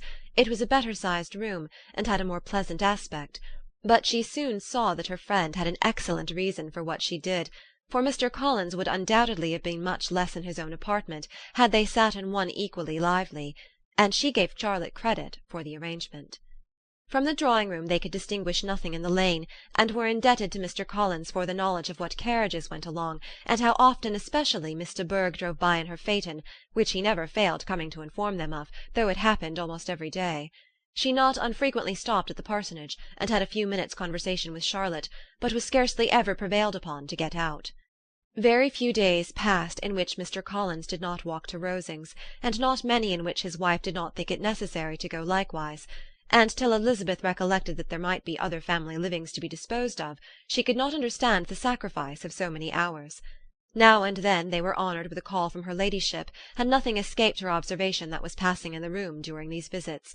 She examined into their employments, looked at their work, and advised them to do it differently, found fault with the arrangement of the furniture, or detected the housemaid in negligence, and if she accepted any refreshment, seemed to do it only for the sake of finding out that Mrs. Collins's joints of meat were too large for her family. Elizabeth soon perceived that though this great lady was not in commission of the peace of the county, she was a most active magistrate in her own parish, the minutest concerns of which were carried to her by Mr. Collins, and whenever any of the cottagers were disposed to be quarrelsome, discontented, or too poor, she sallied forth into the village to settle their differences, silence their complaints, and scold them into harmony and plenty. The entertainment of dining at Rosings was repeated about twice a week, and allowing for the loss of Sir William, and there being only one card-table in the evening, every such entertainment was the counterpart of the first. Their other engagements were few, as the style of living in the neighbourhood in general was beyond Mr. Collins's reach. This, however, was no evil to Elizabeth, and upon the whole she spent her time comfortably enough. There were half-hours of pleasant conversation with Charlotte, and the weather was so fine for the time of year that she had often great enjoyment out of doors. Her favourite walk, and where she frequently went while the others were calling on Lady Catherine, was along the open grove which edged that side of the park where there was a nice sheltered path, which no one seemed to value but herself, and where she felt beyond the reach of Lady Catherine's curiosity. In this quiet way the first fortnight of her visit soon passed away. Easter was approaching, and the week preceding it was to bring an addition to the family at Rosings, which in so small a circle must be important. Elizabeth had heard soon after her arrival that Mr. Darcy was expected there in the course of a few weeks, and though there were not many of her acquaintances whom she did not prefer, his coming would furnish one comparatively new to look at in their Rosings parties, and she might be amused in seeing how hopeless Miss Bingley's designs on him were by his behaviour to his cousin, for whom he was evidently destined by Lady Catherine, who talked of his coming with the greatest satisfaction, spoke of him in terms of the highest admiration, and seemed almost angry to find that he had already been frequently seen by Miss Lucas and herself. His arrival was soon known at the parsonage, for Mr. Collins was walking the whole morning within view of the lodges opening into Hunsford Lane, in order to have the earliest assurance of it, and after making his bow as the carriage turned into the park, hurried home with the great intelligence. On the following morning he hastened to Rosings to pay his respects. There were 2 nephews of Lady Catherine to require them, for Mr. Darcy had brought with him a Colonel Fitzwilliam, the younger son of his uncle, Lord Blank, and to the great surprise of all the party, when Mr. Collins returned, the gentlemen accompanied him. Charlotte had seen them from her husband's room, crossing the road, and immediately running into the other, told the girls what an honour they might expect, adding, "I may thank you, Eliza, for this piece of civility. Mr. Darcy would never have come so soon to wait upon me." Elizabeth had scarcely time to disclaim all right to the compliment before their approach was announced by the door-bell, and shortly afterwards the 3 gentlemen entered the room. Colonel Fitzwilliam, who led the way, was about 30, not handsome, but in person and address most truly the gentleman. Mr. Darcy looked just as he had been used to look in Hertfordshire, paid his compliments, with his usual reserve, to Mrs. Collins, and whatever might be his feelings toward her friend, met her with every appearance of composure. Elizabeth merely curtsied to him without saying a word. Colonel Fitzwilliam entered into conversation directly with the readiness and ease of a well-bred man, and talked very pleasantly, but his cousin, after having addressed a slight observation on the house and garden to Mrs. Collins, sat for some time without speaking to anybody. At length, however, his civility was so far awakened as to inquire of Elizabeth after the health of her family. She answered him in the usual way, and after a moment's pause added, "My eldest sister has been in town these 3 months. Have you never happened to see her there?" She was perfectly sensible that he never had, but she wished to see whether he would betray any consciousness of what had passed between the Bingleys and Jane, and she thought he looked a little confused as he answered that he had never been so fortunate as to meet Miss Bennet. The subject was pursued no farther, and the gentlemen soon afterwards went away. Chapter 31. Colonel Fitzwilliam's manners were very much admired at the parsonage, and the ladies all felt that he must add considerably to the pleasures of their engagements at Rosings. It was some days, however, before they received any invitation thither, for while there were visitors in the house they could not be necessary, and it was not till Easter Day, almost a week after the gentlemen's arrival, that they were honoured by such an attention, and then they were merely asked on leaving church to come there in the evening. For the last week they had seen very little of Lady Catherine or her daughter. Colonel Fitzwilliam had called at the parsonage more than once during the time, but Mr. Darcy they had only seen at church. The invitation was accepted, of course, and at a proper hour they joined the party in Lady Catherine's drawing-room. Her ladyship received them civilly, But it was plain that their company was by no means so acceptable as when she could get nobody else, and she was in fact almost engrossed by her nephews, speaking to them, especially to Darcy, much more than to any other person in the room. Colonel Fitzwilliam seemed really glad to see them. Anything was a welcome relief to him at Rosings, and Mrs. Collins's pretty friend had moreover caught his fancy very much. He now seated himself by her, and talked so agreeably of Kent and Hertfordshire, of travelling and staying at home, of new books and music, that Elizabeth had never been half so well entertained in that room before. And they conversed with so much spirit and flow as to draw the attention of Lady Catherine herself, as well as of Mr. Darcy. His eyes had been soon and repeatedly turned towards them with a look of curiosity, and that her ladyship after a while shared the feeling was more openly acknowledged, for she did not scruple to call out, "What is it that you are saying, Fitzwilliam? What is it you are talking of? What are you telling Miss Bennet? Let me hear what it is." "We are speaking of music, madam," said he, when no longer able to avoid a reply. "Of music? Then pray speak aloud. It is of all subjects my delight. I must have my share in the conversation if you are speaking of music. There are few people in England, I suppose, who have more true enjoyment of music than myself, or of a better natural taste. If I had ever learnt, I should have been a great proficient, and so would Anne, if her health had allowed her to apply. I am confident that she would have performed delightfully. How does Georgiana get on, Darcy?" Mr. Darcy spoke with affectionate praise of his sister's proficiency. "I am very glad to hear such a good account of her," said Lady Catherine, "and pray tell her from me that she cannot expect to excel if she does not practise a good deal." "I assure you, madam," he replied, "that she does not need such advice. She practices very constantly." "So much the better. It cannot be done too much, and when I next write to her I shall charge her not to neglect it on any account. I often tell young ladies that no excellence in music is to be acquired without constant practice. I have told Miss Bennet several times that she will never play really well unless she practises more, and though Mrs. Collins has no instrument, she is very welcome, as I have often told her, to come to Rosings every day and play on the pianoforte in Mrs. Jenkinson's room. She would be in nobody's way, you know, in that part of the house." Mr. Darcy looked a little ashamed of his aunt's ill-breeding, and made no answer. When coffee was over, Colonel Fitzwilliam reminded Elizabeth of having promised to play to him, and she sat down directly to the instrument. He drew a chair near her. Lady Catherine listened to half a song, and then talked as before to the other nephew, till the latter walked away from her, and making with his usual deliberation towards the pianoforte, stationed himself so as to command a full view of the fair performer's countenance. Elizabeth saw what he was doing, and at the first convenient pause, turned to him with an arch smile, and said, "You mean to frighten me, Mr. Darcy, by coming in all this state to hear me. I will not be alarmed, though your sister does play so well. There is a stubbornness about me that never can bear to be frightened at the will of others. My courage always rises at every attempt to intimidate me." "I shall not say that you are mistaken," he replied, "because you could not really believe me to entertain any design of alarming you, and I have had the pleasure of your acquaintance long enough to know that you find great enjoyment in occasionally professing opinions which, in fact, are not your own." Elizabeth laughed heartily at this picture of herself, and said to Colonel Fitzwilliam, "Your cousin will give you a very pretty notion of me, and teach you not to believe a word I say. I am particularly unlucky in meeting with a person so able to expose my real character in a part of the world where I had hoped to pass myself off with some degree of credit. Indeed, Mr. Darcy, it is very ungenerous in you to mention all that you knew to my disadvantage in Hertfordshire, and give me leave to say, very impolitic too, for it is provoking me to retaliate, and such things may come out as will shock your relations to hear." "I am not afraid of you," said he smilingly.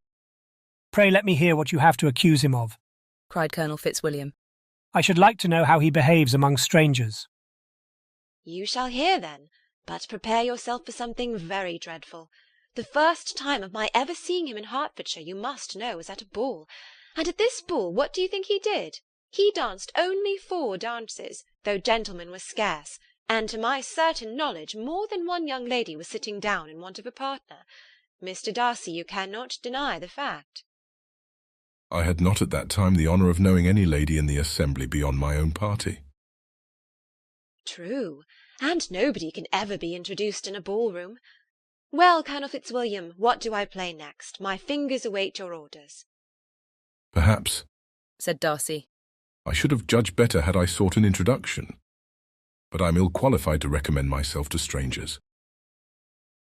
Shall we ask your cousin the reason of this? Said Elizabeth, still addressing Colonel Fitzwilliam. Shall we ask him why a man of sense and education, and who has lived in the world, is ill-qualified to recommend himself to strangers? I can answer your question, said Fitzwilliam, without applying to him. It is because he will not give himself the trouble. I certainly have not the talent which some people possess, said Darcy, of conversing easily with those I have never seen before. I cannot catch their tone of conversation or appear interested in their concerns, as I often see done. My fingers, said Elizabeth, do not move over this instrument in the masterly manner which I see so many women's do. They have not the same force or rapidity, and do not produce the same expression. But then I have always supposed it to be my own fault, because I will not take the trouble of practising. It is not that I do not believe my fingers as capable as any other woman's of superior execution. Darcy smiled and said, You are perfectly right. You have employed your time much better. No one admitted to the privilege of hearing you can think anything wanting.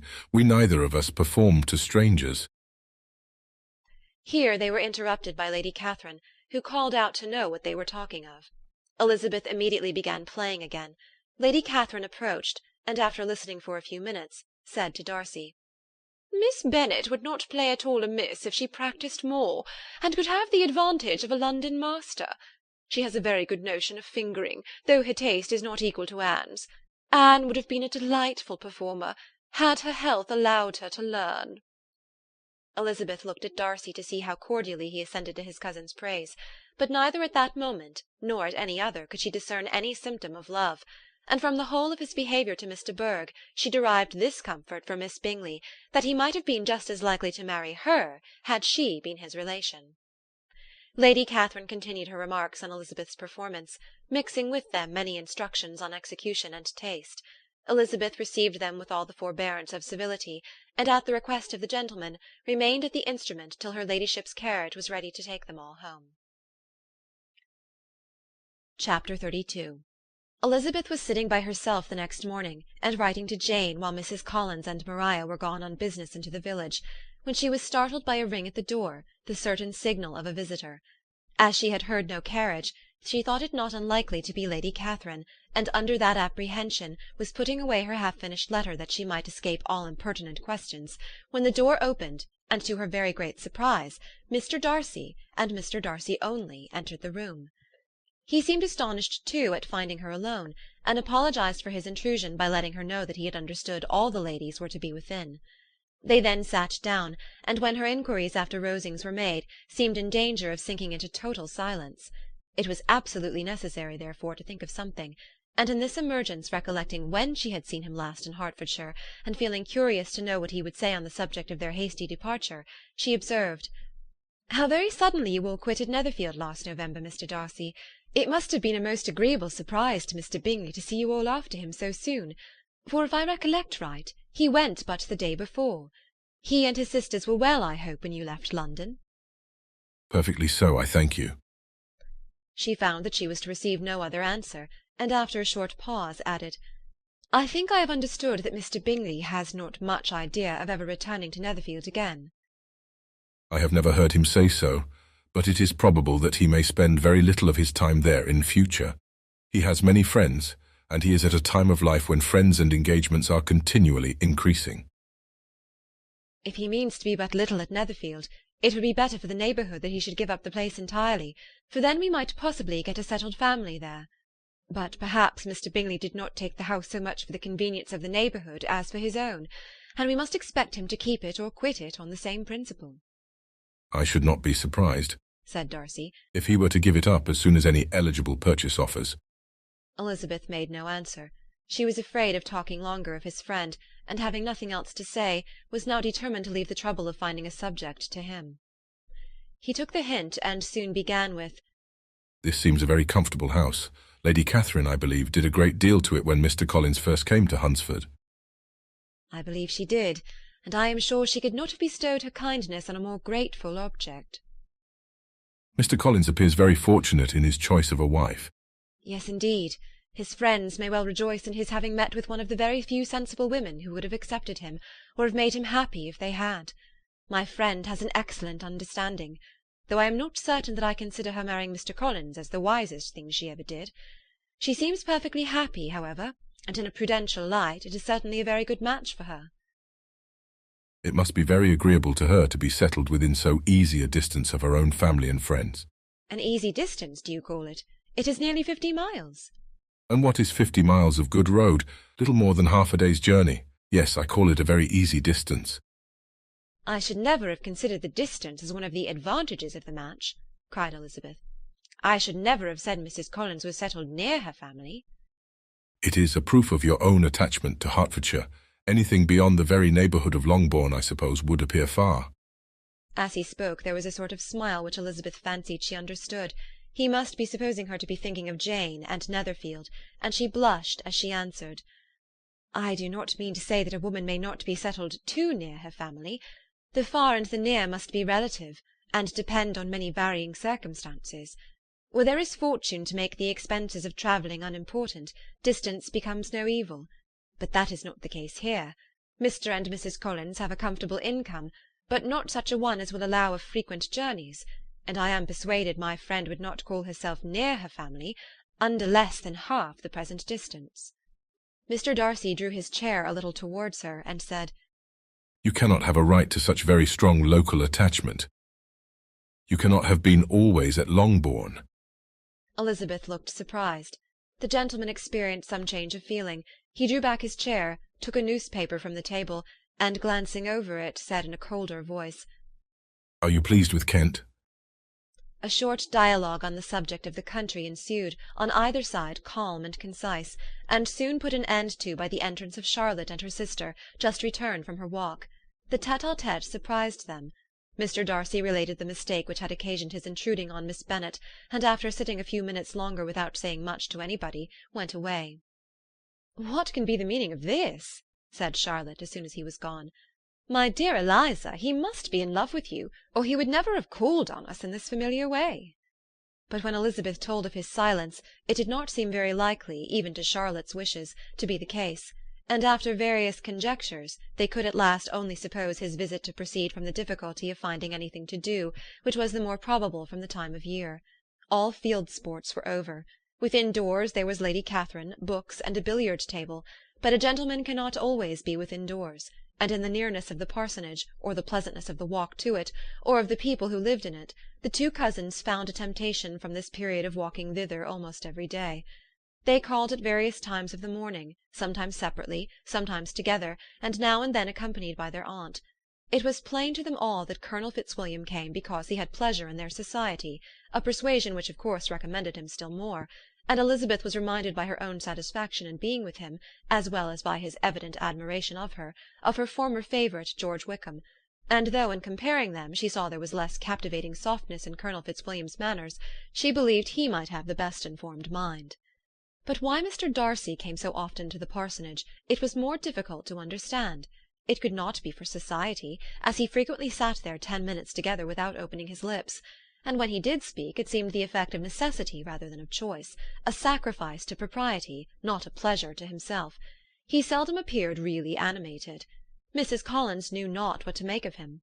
Colonel Fitzwilliam's occasionally laughing at his stupidity proved that he was generally different, which her own knowledge of him could not have told her, and as she would like to have believed this change the effect of love, and the object of that love her friend Eliza, she set herself seriously at work to find it out.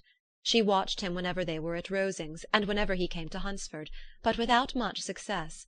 He certainly looked at her friend a great deal, but the expression of that look was disputable. It was an earnest, steadfast gaze, but she often doubted whether there were much admiration in it, and sometimes it seemed nothing but absence of mind. She had once or twice suggested to Elizabeth the possibility of his being partial to her, but Elizabeth always laughed at the idea, and Mrs. Collins did not think it right to press the subject, from the danger of raising expectations which might only end in disappointment, for in her opinion it admitted not of a doubt that all her friend's dislike would vanish if she could suppose him to be in her power. In her kind schemes for Elizabeth, she sometimes planned her marrying Colonel Fitzwilliam. He was beyond comparison the most pleasant man. He certainly admired her, and his situation in life was most eligible. But, to counterbalance these advantages, Mr. Darcy had considerable patronage in the church, and his cousin could have none at all. Chapter 33. More than once did Elizabeth, in her ramble within the park, unexpectedly meet Mr. Darcy. She felt all the perverseness of the mischance that should bring him where no one else was brought, and, to prevent its ever happening again, took care to inform him at first that it was a favourite haunt of hers. How it could occur a second time, therefore, was very odd. Yet it did, and even a third. It seemed like wilful ill-nature, or a voluntary penance, for on these occasions it was not merely a few formal inquiries and an awkward pause and then away, but he actually thought it necessary to turn back and walk with her. He never said a good deal, nor did she give herself the trouble of talking or of listening much, but it struck her in the course of their third rencontre that he was asking some odd, unconnected questions about her pleasure in being at Hunsford, her love of solitary walks, and her opinion of Mr. and Mrs. Collins's happiness, and that in speaking of Rosings, and her not perfectly understanding the house, he seemed to expect that whenever she came into Kent again she would be staying there too. His words seemed to imply it. Could he have Colonel Fitzwilliam in his thoughts? She supposed if he meant anything he must mean an allusion to what might arise in that quarter. It distressed her a little, and she was quite glad to find herself at the gate in the Pales opposite the parsonage. She was engaged one day as she walked in perusing Jane's last letter, and dwelling on some passages which proved that Jane had not written in spirits, when, instead of being again surprised by Mr. Darcy, she saw on looking up that Colonel Fitzwilliam was meeting her. Putting away her letter immediately, and forcing a smile, she said, "I did not know before that you ever walked this way." "I have been making the tour of the park," he replied, "as I generally do every year, and intended to close it with a call at the parsonage. Are you going much farther?" "No, I should have turned in a moment." And accordingly she did turn, and they walked towards the parsonage together. "Do you suddenly leave Kent on Saturday?" she said. "Yes, if Darcy does not put it off again. But I am at his disposal. He arranges the business just as he pleases." "And if not able to please himself in the arrangement, he has at least pleasure in the great power of choice. I do not know anybody who seems more to enjoy the power of doing what he likes than Mr. Darcy." "He likes to have his own way very well," replied Colonel Fitzwilliam. "but so we all do. It is only that he has better means of having it than many others, because he is rich, and many others are poor. I speak feelingly. A younger son, you know, must be inured to self-denial and dependence." "In my opinion, the younger son of an earl can know very little of either. Now, seriously, what have you ever known of self-denial and dependence? When have you been prevented by want of money from going wherever you chose, or procuring anything you had a fancy for?" "These are home questions, and perhaps I cannot say that I have experienced many hardships of that nature. But in matters of greater weight, I may suffer from the want of money. Younger sons cannot marry where they like." "Unless where they like women of fortune, which I think very often they do." "Our habits of expense make us too dependent, and there are not many in my rank of life who can afford to marry without some attention to money." "Is this," thought Elizabeth, "meant for me?" And she coloured at the idea, but recovering herself, said in a lively tone, "And pray, what is the usual price of an earl's younger son? Unless the elder brother is very sickly, I suppose you would not ask above £50,000. He answered her in the same style, and the subject dropped. To interrupt a silence which might make him fancy her affected with what had passed, she soon afterwards said, "I imagine your cousin brought you down with him chiefly for the sake of having someone at his disposal. I wonder he does not marry, to secure a lasting convenience of that kind. But perhaps his sister does as well for the present, and as she is under his sole care, he may do what he likes with her." "No," said Colonel Fitzwilliam. "that is an advantage which he must divide with me. I'm joined with him in the guardianship of Miss Darcy." "Are you indeed? And pray what sort of guardians do you make? Does your charge give you much trouble?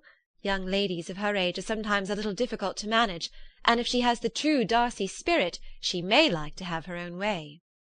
As she spoke, she observed him looking at her earnestly, and the manner in which he immediately asked her why she supposed Miss Darcy likely to give them any uneasiness convinced her that she had somehow or other got pretty near the truth. She directly replied, "You need not be frightened. I never heard any harm of her, and I dare say she is one of the most tractable creatures in the world. She is a very great favourite with some ladies of my acquaintance, Mrs. Hurst and Miss Bingley. I think I have heard you say that you know them. I know them a little. Their brother is a pleasant, gentlemanlike man. He is a great friend of Darcy's. Oh, yes, said Elizabeth dryly. Mr. Darcy is uncommonly kind to Mr. Bingley, and takes a prodigious deal of care of him. Care of him? Yes, I really believe Darcy does take care of him in those points where he most wants care. From something that he told me in our journey hither, I have reason to think Bingley very much indebted to him. But I ought to beg his pardon, for I have no right to suppose that Bingley was the person meant. It was all conjecture. What is it you mean? It is a circumstance which Darcy, of course, could not wish to be generally known, because if it were to get round to the lady's family, it would be an unpleasant thing. You may depend upon my not mentioning it.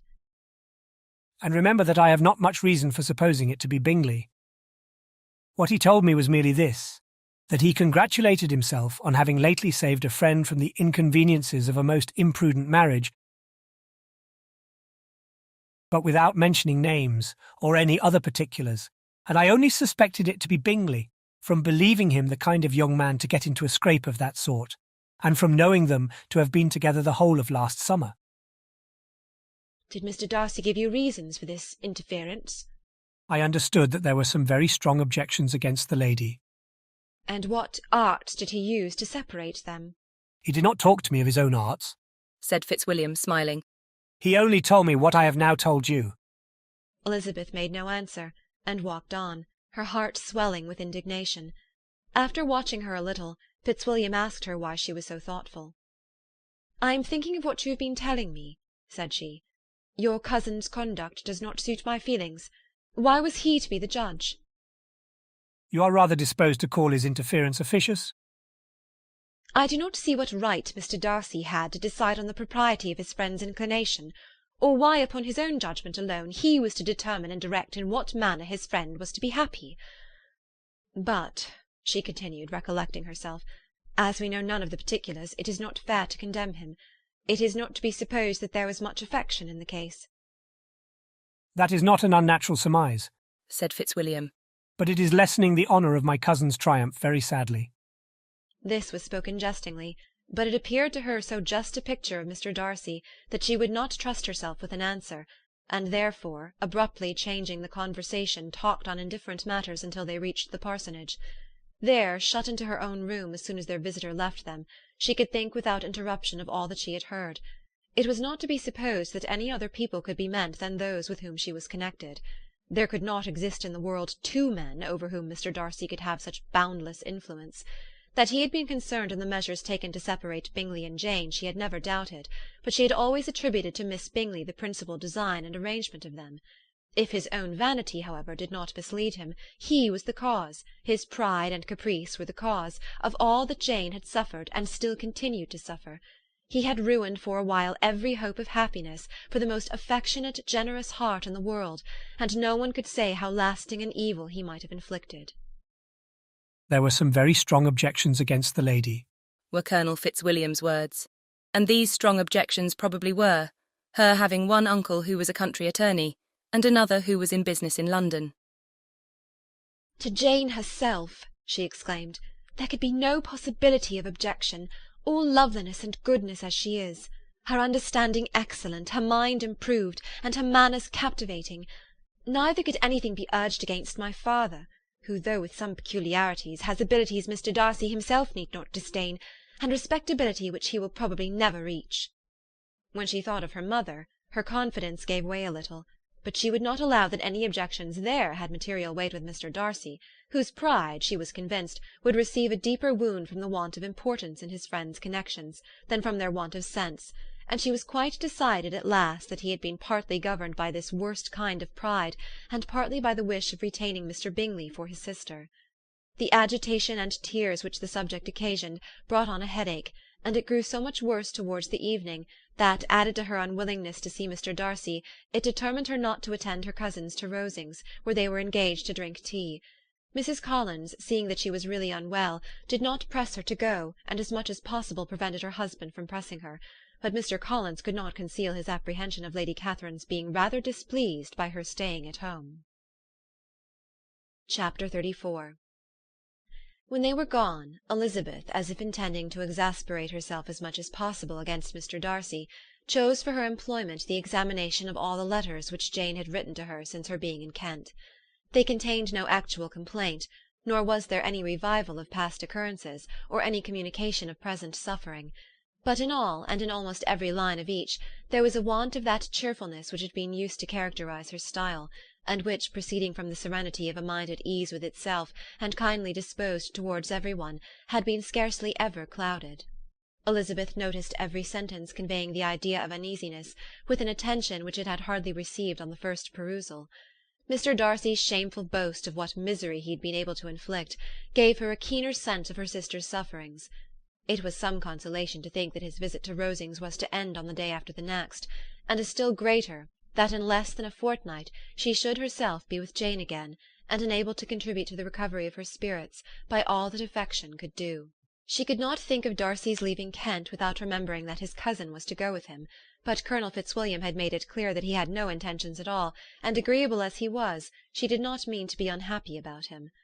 While settling this point, she was suddenly roused by the sound of the door-bell, and her spirits were a little fluttered by the idea of its being Colonel Fitzwilliam himself, who had once before called late in the evening, and might now come to inquire particularly after her. But the idea was soon banished, and her spirits were very differently affected, when, to her utter amazement, she saw Mr. Darcy walk into the room. In an hurried manner he immediately began an inquiry after her health, imputing his visit to a wish of hearing that she were better. She answered him with cold civility. He sat down for a few moments, and then, getting up, walked about the room.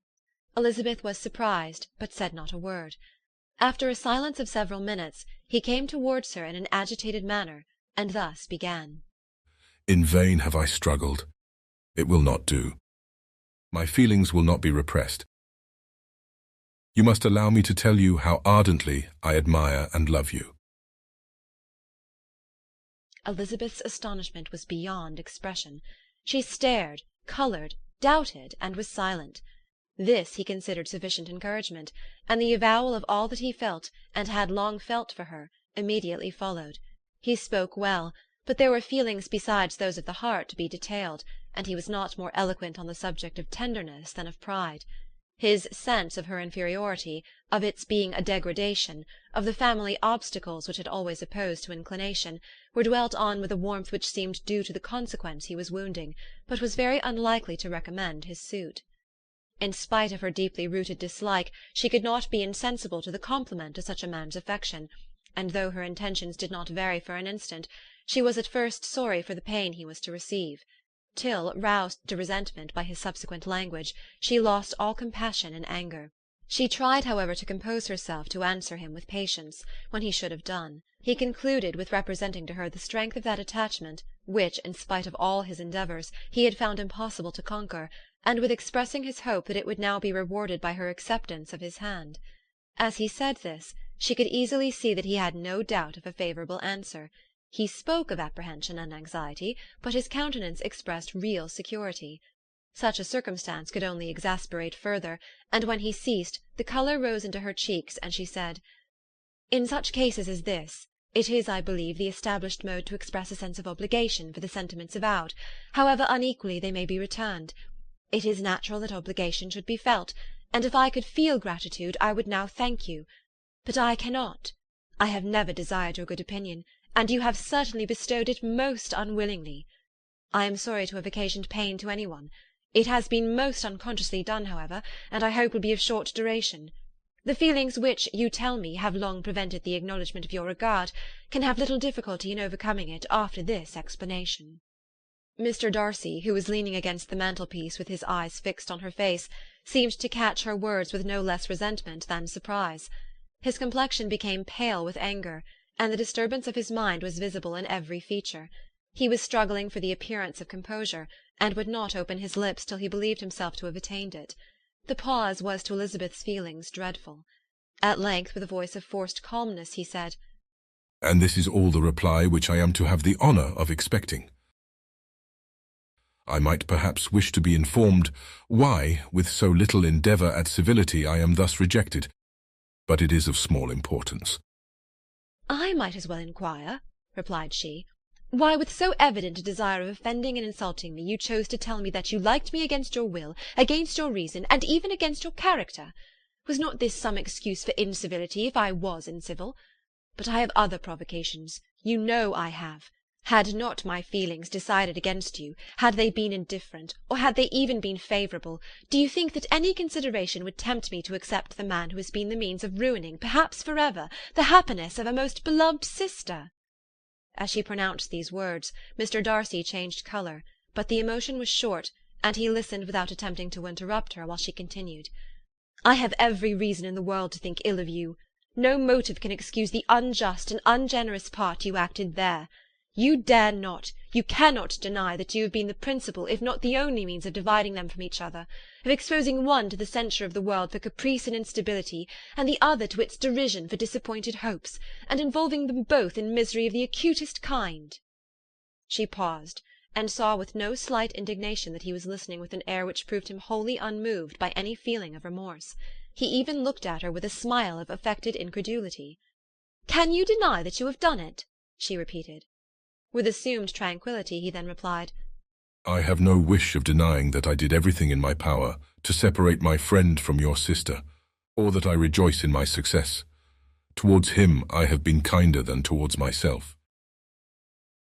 Elizabeth disdained the appearance of noticing this civil reflection, but its meaning did not escape, nor was it likely to conciliate her. "But it is not merely this affair," she continued, "on which my dislike is founded. Long before it had even taken place, my opinion of you was decided. Your character was unfolded in the recital which I received many months ago from Mr. Wickham. On this subject, what can you have to say? In what imaginary act of friendship can you here defend yourself? Or under what misrepresentation can you here impose upon others?" You take an eager interest in that gentleman's concerns, said Darcy in a less tranquil tone and with a heightened colour. Who that knows what his misfortunes have been can help feeling an interest in him? His misfortunes? Repeated Darcy contemptuously. Yes, his misfortunes have been great indeed. And of your infliction, cried Elizabeth with energy. You have reduced him to his present state of poverty, comparative poverty. You have withheld the advantages which you must know to have been designed for him. You have deprived the best years of his life of that independence which was no less his due than his desert. You have done all this, and yet you can treat the mention of his misfortune with contempt and ridicule. And this, cried Darcy, as he walked with quick steps across the room, is your opinion of me. This is the estimation in which you hold me. I thank you for explaining it so fully. My faults, according to this calculation, are heavy indeed. But perhaps, added he, stopping in his walk and turning towards her, these offences might have been overlooked, had not your pride been hurt by my honest confession of the scruples that had long prevented my forming any serious design. These bitter accusations might have been suppressed, had I, with greater policy, concealed my struggles, and flattered you into the belief of my being impelled by unqualified, unalloyed inclination, by reason, by reflection, by everything. But disguise of every sort is my abhorrence. Nor am I ashamed of the feelings I related. They were natural and just. Could you expect me to rejoice in the inferiority of your connections, to congratulate myself on the hope of relations whose condition in life is so decidedly beneath my own? Elizabeth felt herself growing more angry every moment, yet she tried to the utmost to speak with composure when she said, "You are mistaken, Mr. Darcy, if you suppose that the mode of your declaration affected me in any other way than as it spared the concern which I might have felt in refusing you, had you behaved in a more gentlemanlike manner." She saw him start at this, but he said nothing, and she continued, "You could not have made the offer of your hand in any possible way that would have tempted me to accept it." Again his astonishment was obvious, and he looked at her with an expression of mingled incredulity and mortification. She went on, "From the very beginning, from the first moment, I may almost say, of my acquaintance with you, your manners, impressing me with the fullest belief of your arrogance, your conceit, and your selfish disdain for the feelings of others, were such as to form the groundwork of disapprobation, on which succeeding events have built so immovable a dislike. And I had not known you a month before I felt that you were the last man in the world whom I could ever be prevailed on to marry." You have said quite enough, madam. I perfectly comprehend your feelings, and have now only to be ashamed of what my own have been. Forgive me for having taken up so much of your time, and accept my best wishes for your health and happiness." And with these words he hastily left the room, and Elizabeth heard him the next moment open the front door and quit the house. The tumult of her mind was now painfully great. She knew not how to support herself, and from actual weakness sat down and cried for half an hour. Her astonishment, as she reflected on what had passed, was increased by every review of it. That she should receive an offer of marriage from Mr. Darcy! That he should have been in love with her for so many months! So much in love as to wish to marry her in spite of all the objections which had made him prevent his friends marrying her sister, and which must appear at least with equal force in his own case, was almost incredible.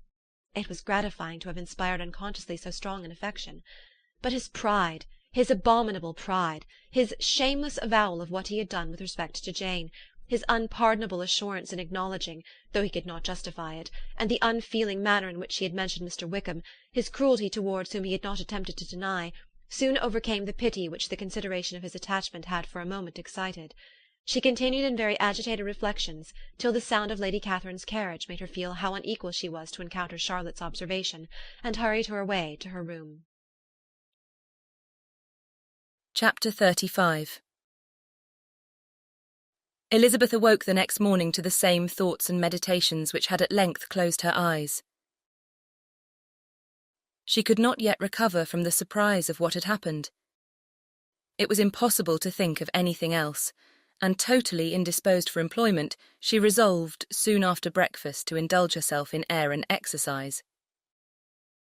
She was proceeding directly to her favourite walk, when the recollection of Mr. Darcy's sometimes coming there stopped her, and instead of entering the park, she turned up the lane which led her farther from the turnpike road.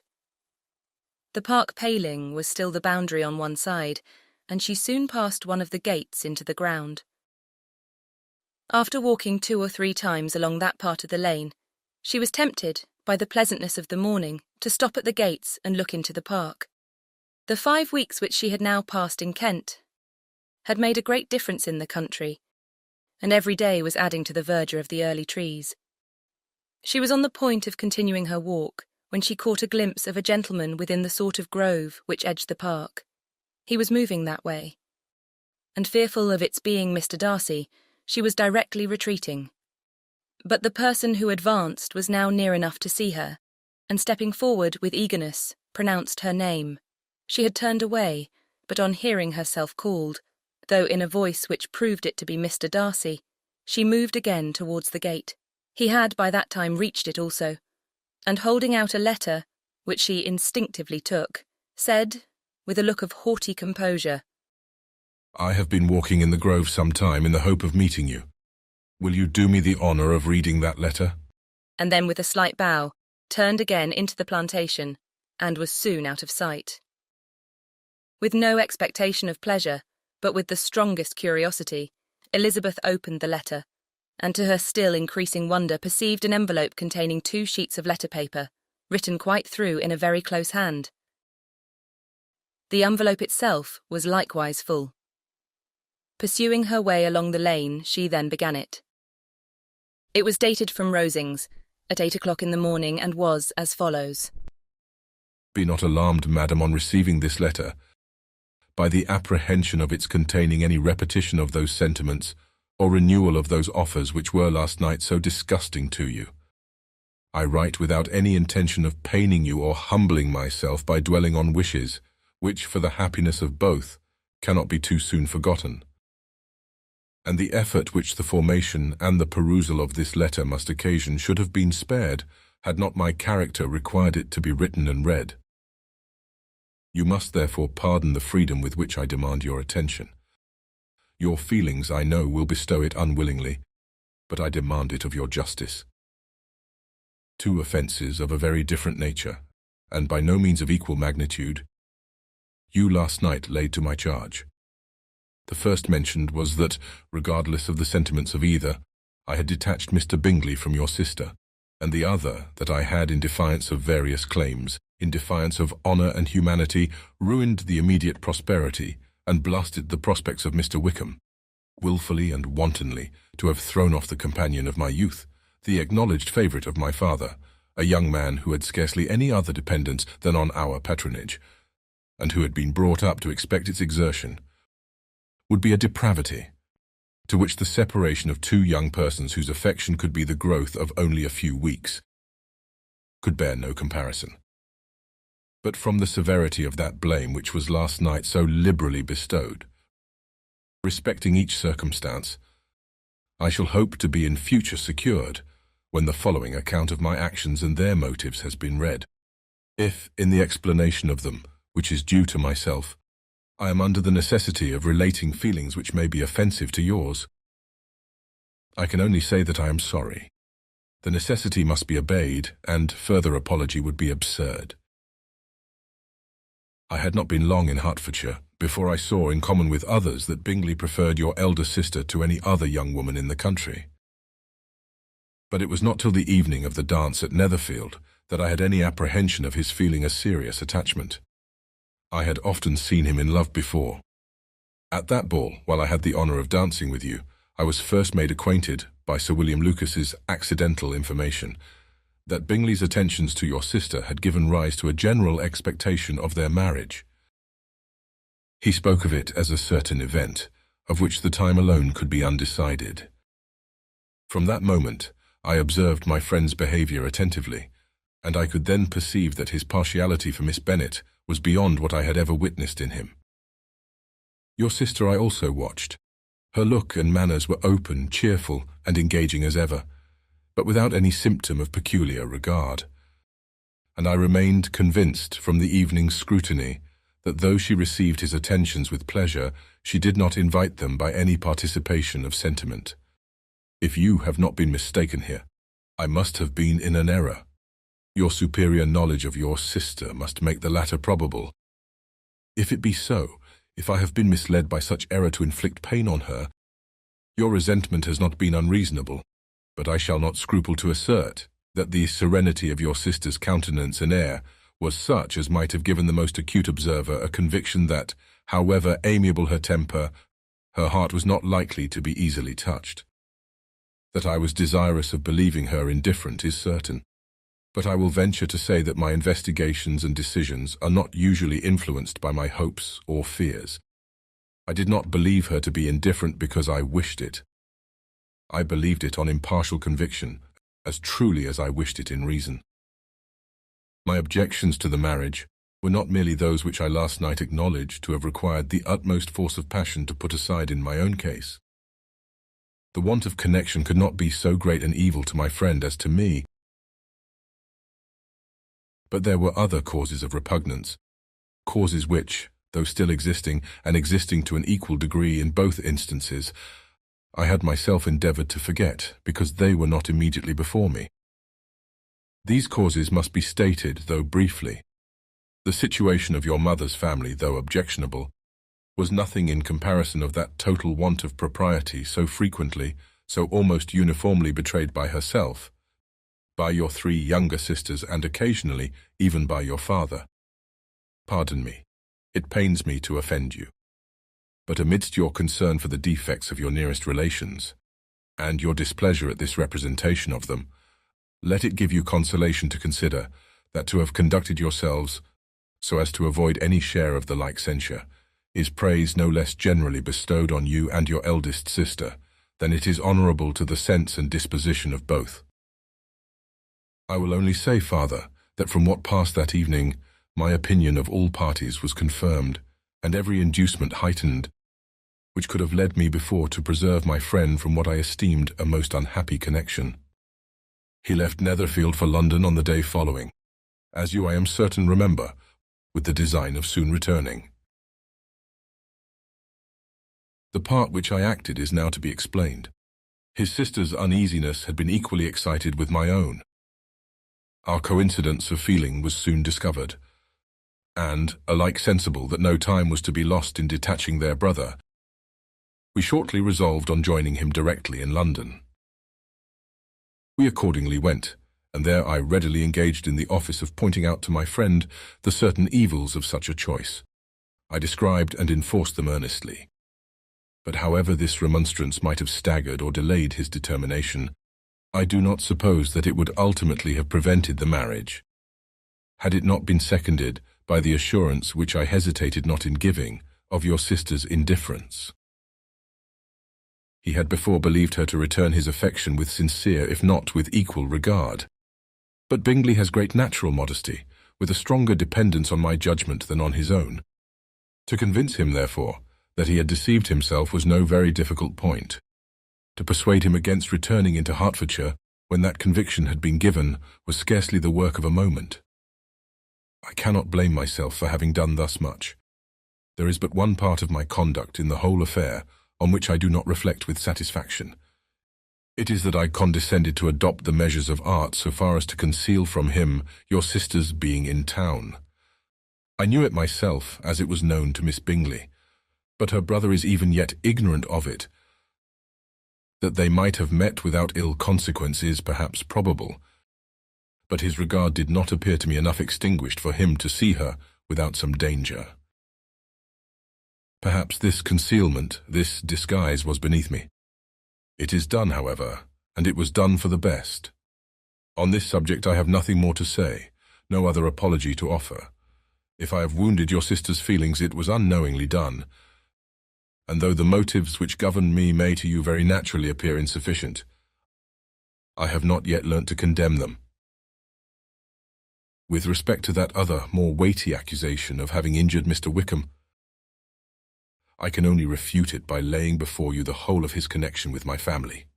Of what he has particularly accused me I am ignorant, but of the truth of what I shall relate I can summon more than one witness of undoubted veracity.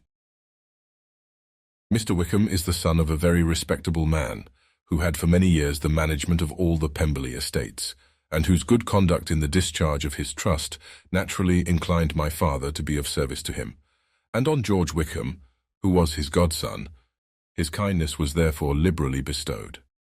My father supported him at school and afterwards at Cambridge, most important assistance, as his own father, always poor from the extravagance of his wife, would have been unable to give him a gentleman's education. My father was not only fond of this young man's society, whose manners were always engaging, he had also the highest opinion of him, and hoping the church would be his profession, intended to provide for him in it. As for myself, it is many, many years since I first began to think of him in a very different manner. The vicious propensities, the want of principle, which he was careful to guard from the knowledge of his best friend, could not escape the observation of a young man of nearly the same age with himself, and who had opportunities of seeing him in unguarded moments, which Mr. Darcy could not have. Here again I shall give you pain. To what degree you only can tell. But whatever may be the sentiments which Mr. Wickham has created, a suspicion of their nature shall not prevent me from unfolding his real character. It adds even another motive. My excellent father died about 5 years ago, and his attachment to Mr. Wickham was to the last so steady, that in his will he particularly recommended it to me to promote his advancement in the best manner that his profession might allow, and if he took orders, desired that a valuable family living might be his as soon as it became vacant. There was also a legacy of £1,000.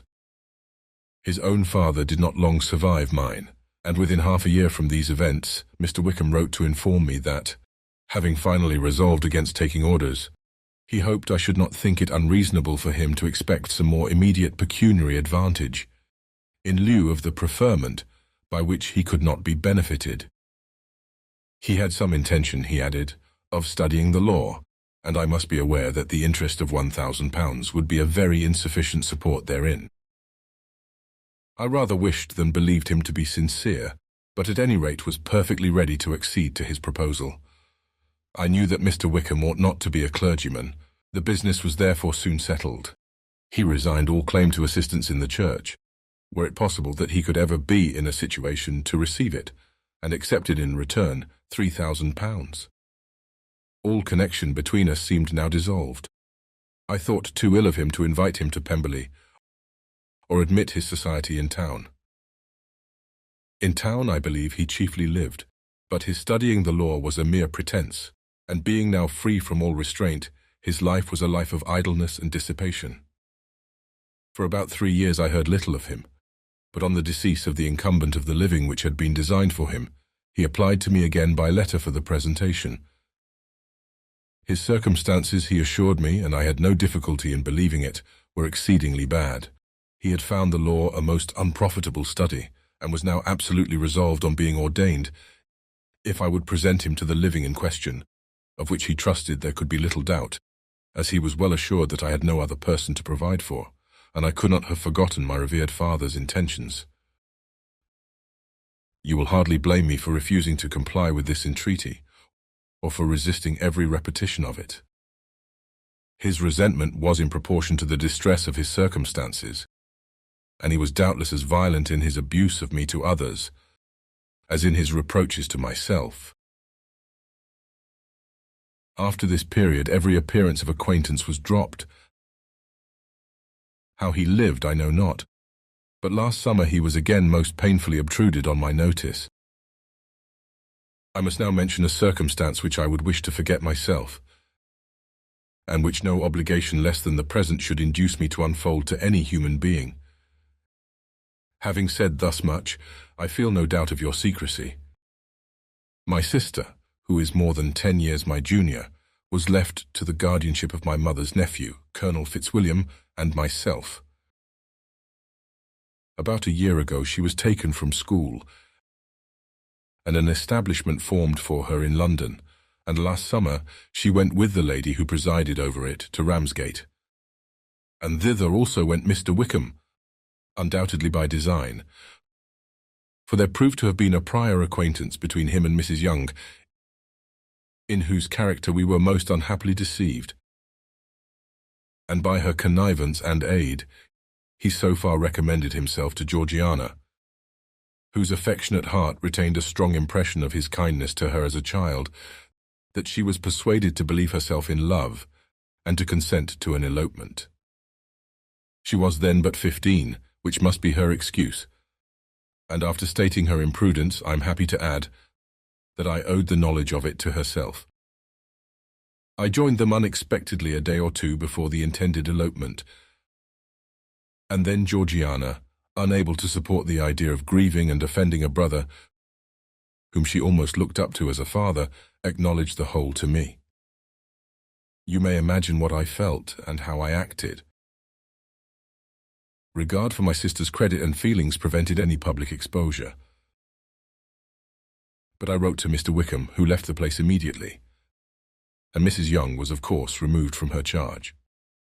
Mr. Wickham's chief object was unquestionably my sister's fortune, which is £30,000, but I cannot help supposing that the hope of revenging himself on me was a strong inducement. His revenge would have been complete indeed. This, madam, is a faithful narrative of every event in which we have been concerned together, and if you do not absolutely reject it as false, you will, I hope, acquit me henceforth of cruelty towards Mr. Wickham. I know not in what manner, under what form of falsehood he has imposed on you, but his success is not perhaps to be wondered at. Ignorant as you previously were of everything concerning either, detection could not be in your power, and suspicion certainly not in your inclination. You may possibly wonder why all this was not told you last night. But I was not then master enough of myself to know what could or ought to be revealed.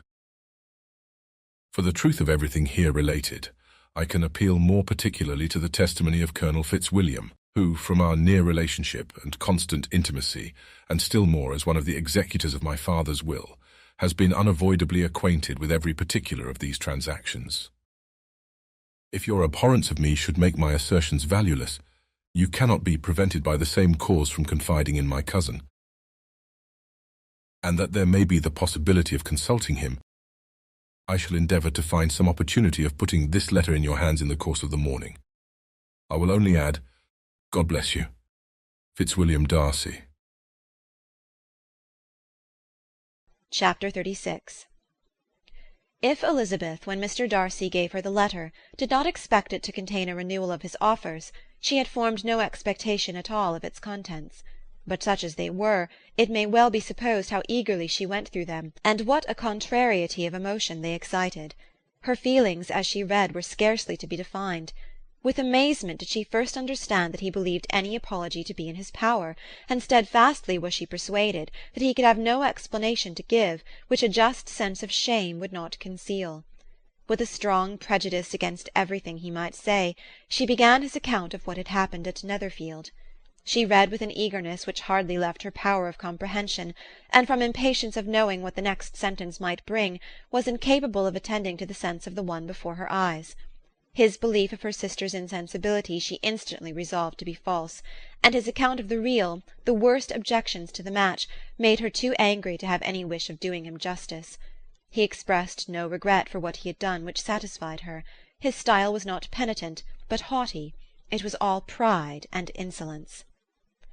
But when this subject was succeeded by his account of Mr. Wickham, when she read with somewhat clearer attention a relation of events which, if true, must overthrow every cherished opinion of his worth, and which bore so alarming an affinity to his own history of himself, her feelings were yet more acutely painful and more difficult of definition. Astonishment, apprehension, and even horror oppressed her. She wished to discredit it entirely, repeatedly exclaiming, "This must be false! This cannot be! This must be the grossest falsehood!" And when she had gone through the whole letter, though scarcely knowing anything of the last page or two, put it hastily away, protesting that she would not regard it, that she would never look in it again. In this perturbed state of mind, with thoughts that could not rest on anything, she walked on, but it would not do. In half a minute the letter was unfolded again, and collecting herself as well as she could, she again began the mortifying perusal of all that related to Wickham, and commanded herself so far as to examine the meaning of every sentence. The account of his connection with the Pemberley family was exactly what he had related himself, and the kindness of the late Mr. Darcy, though she had not before known its extent, agreed equally well with his own words. So far each recital confirmed the other, but when she came to the will, the difference was great. What Wickham had said of the living was fresh in her memory, and as she recalled his very words, it was impossible not to feel that there was gross duplicity on one side or the other, and for a few moments she flattered herself that her wishes did not err. But when she read and re-read with the closest attention the particulars immediately following of Wickham's resigning all pretences to the living, of his receiving in lieu so considerable a sum as £3,000, again was she forced to hesitate. She put down the letter, weighed every circumstance with what she meant to be impartiality, deliberated on the probability of each statement, but with little success. On both sides it was only assertion. Again she read on, but every line proved more clearly that the affair, which she had believed it impossible that any contrivance could so represent as to render Mr. Darcy's conduct in it less than infamous, was capable of a turn which must make him entirely blameless throughout the whole. The extravagance and general profligacy which he scrupled not to lay at Mr. Wickham's charge exceedingly shocked her, the more so as she could bring no proof of its injustice. She had never heard of him before his entrance into the Blankshire militia, in which he had engaged at the persuasion of the young man who, on meeting him accidentally in town, had there renewed a slight acquaintance. Of his former way of life nothing had been known in Hertfordshire but what he told himself. As to his real character, had information been in her power, she had never felt a wish of inquiring. His countenance, voice, and manner had established him at once in the possession of every virtue. She tried to recollect some instance of goodness, some undistinguished trait of integrity or benevolence, that might rescue him from the attacks of Mr. Darcy, or at least, by the predominance of virtue, atone for those casual errors under which she would endeavour to class what Mr. Darcy had described as the idleness and vice of many years' continuance. But no such recollection befriended her. She could see him instantly before her, in every charm of air and address, but she could remember no more substantial good than the general approbation of the neighbourhood, and the regard which his social powers had gained him in the mess. After pausing on this point a considerable while, she once more continued to read. But alas! the story which followed, of his designs on Miss Darcy, received some confirmation from what had passed between Colonel Fitzwilliam and herself only the morning before, and at last she was referred for the truth of every particular to Colonel Fitzwilliam himself, from whom she had previously received the information of his near concern in all his cousin's affairs, and whose character she had no reason to question. At one time she had almost resolved on applying to him, but the idea was checked by the awkwardness of the application, and at length wholly banished by the conviction that Mr. Darcy would never have hazarded such a proposal if he had not been well assured of his cousin's corroboration. She perfectly remembered everything that had passed in conversation between Wickham and herself, in their first evening at Mr. Phillips's. Many of his expressions were still fresh in her memory. She was now struck with the impropriety of such communications to a stranger, and wondered it had escaped her before. She saw the indelicacy of putting himself forward as he had done, and the inconsistency of his professions with his conduct. She remembered that he had boasted of having no fear of seeing Mr. Darcy, that Mr. Darcy might leave the country, but that he should stand his ground. Yet he had avoided the Netherfield ball the very next week. She remembered also that, till the Netherfield family had quitted the country, he had told his story to no one but herself, and that after their removal it had been everywhere discussed, that he had then no reserves, no scruples in sinking Mr. Darcy's character, though he had assured her that respect for the father would always prevent his exposing the son. How differently did everything now appear in which he was concerned! His attentions to Miss King were now the consequence of views solely and hatefully mercenary, and the mediocrity of her fortune proved no longer the moderation of his wishes, but his eagerness to grasp at anything. His behaviour to herself could now have had no tolerable motive.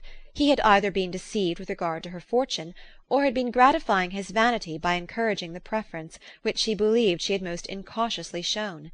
Every lingering struggle in his favour grew fainter and fainter, and in farther justification of Mr. Darcy, she could not but allow Mr. Bingley, when questioned by Jane, had long ago asserted his blamelessness in the affair, that proud and repulsive as were his manners, she had never, in the whole course of their acquaintance, an acquaintance which had latterly brought them much together, and given her a sort of intimacy with his ways, seen anything that betrayed him to be unprincipled or unjust, anything that spoke him of irreligious or immoral habits, that among his own connections he was esteemed and valued, that even Wickham had allowed him merit as a brother, and that she had often heard him speak so affectionately of his sister as to prove him capable of some amiable feeling, that had his actions been what Mr. Wickham represented them, so gross a violation of everything right could hardly have been concealed from the world, and that friendship between a person capable of it and such an amiable man as Mr. Bingley was incomprehensible. She grew absolutely ashamed of herself. Of neither Darcy nor Wickham could she think without feeling she had been blind, partial, prejudiced, absurd. "How despicably have I acted!" she cried. "I who prided myself on my discernment, I who have valued myself on my abilities, who have often disdained the generous candour of my sister, and gratified my vanity in useless or blamable mistrust. How humiliating is this discovery! Yet how just a humiliation! Had I been in love, I could not have been more wretchedly blind. But vanity, not love, has been my folly. Pleased with the preference of one, and offended by the neglect of the other, on the very beginning of our acquaintance, I have courted prepossession and ignorance, and driven reason away where either were concerned. Till this moment I never knew myself." From herself to Jane, from Jane to Bingley, her thoughts were in a line which soon brought to her recollection that Mr. Darcy's explanation there had appeared very insufficient, and she read it again. Widely different was the effect of a second perusal. How could she deny that credit to his assertions in one instance, which she had been obliged to give in the other? He declared himself to be totally unsuspicious of her sister's attachment, and she could not help remembering what Charlotte's opinion had always been. Neither could she deny the justice of his description of Jane. She felt that Jane's feelings, though fervent, were little displayed, and that there was a constant complacency in her air and manner not often united with great sensibility. When she came to that part of the letter in which her family were mentioned in terms of such mortifying yet merited reproach, her sense of shame was severe. The justice of the charge struck her too forcibly for denial, and the circumstances to which he particularly alluded as having passed at the Netherfield ball, and as confirming all his first disapprobation, could not have made a stronger impression on his mind than on hers. The compliment to herself and her sister was not unfelt. It soothed but could not console her for the contempt which had thus been self-attracted by the rest of her family, and as she considered that Jane's disappointment had in fact been the work of her nearest relations, and reflected how materially the credit of both must be hurt by such impropriety of conduct, she felt depressed beyond anything she had ever known before. After wandering along the lane for 2 hours, giving way to every variety of thought, to reconsidering events, determining probabilities, and reconciling herself, as well as she could, to a change so sudden and so important, fatigue and a recollection of her long absence made her at length return home, and she entered the house with the wish of appearing cheerful as usual, and the resolution of repressing such reflections as must make her unfit for conversation. She was immediately told that the two gentlemen from Rosings had each called during her absence, Mr. Darcy only for a few minutes to take leave, but that Colonel Fitzwilliam had been sitting with them at least an hour, hoping for her return, and almost resolving to walk after her till she could be found. Elizabeth could but just affect concern in missing him. She really rejoiced at it. Colonel Fitzwilliam was no longer an object. She could think only of her letter. Chapter 37. The two gentlemen left Rosings the next morning, and Mr. Collins, having been in waiting near the lodges to make them his parting obeisance, was able to bring home the pleasing intelligence of their appearing in very good health, and in as tolerable spirits as could be expected after the melancholy scene so lately gone through at Rosings. To Rosings he then hastened, to console Lady Catherine and her daughter, and on his return brought back, with great satisfaction, a message from her ladyship, importing that she felt herself so dull as to make her very desirous of having them all to dine with her. Elizabeth could not see Lady Catherine without recollecting that, had she chosen it, she might by this time have been presented to her as her future niece, nor could she think without a smile of what her ladyship's indignation would have been. What would she have said? How would she have behaved? Were questions with which she amused herself. Their first subject was the diminution of the Rosings party. "I assure you I feel it exceedingly," said Lady Catherine. "I believe no one feels the loss of friends so much as I do, but I am particularly attached to these young men, and know them to be so much attached to me. They were excessively sorry to go, but so they always are. The dear Colonel rallied his spirits tolerably till just at last, but Darcy seemed to feel it most acutely, more, I think, than last year. His attachment to Rosings certainly increases."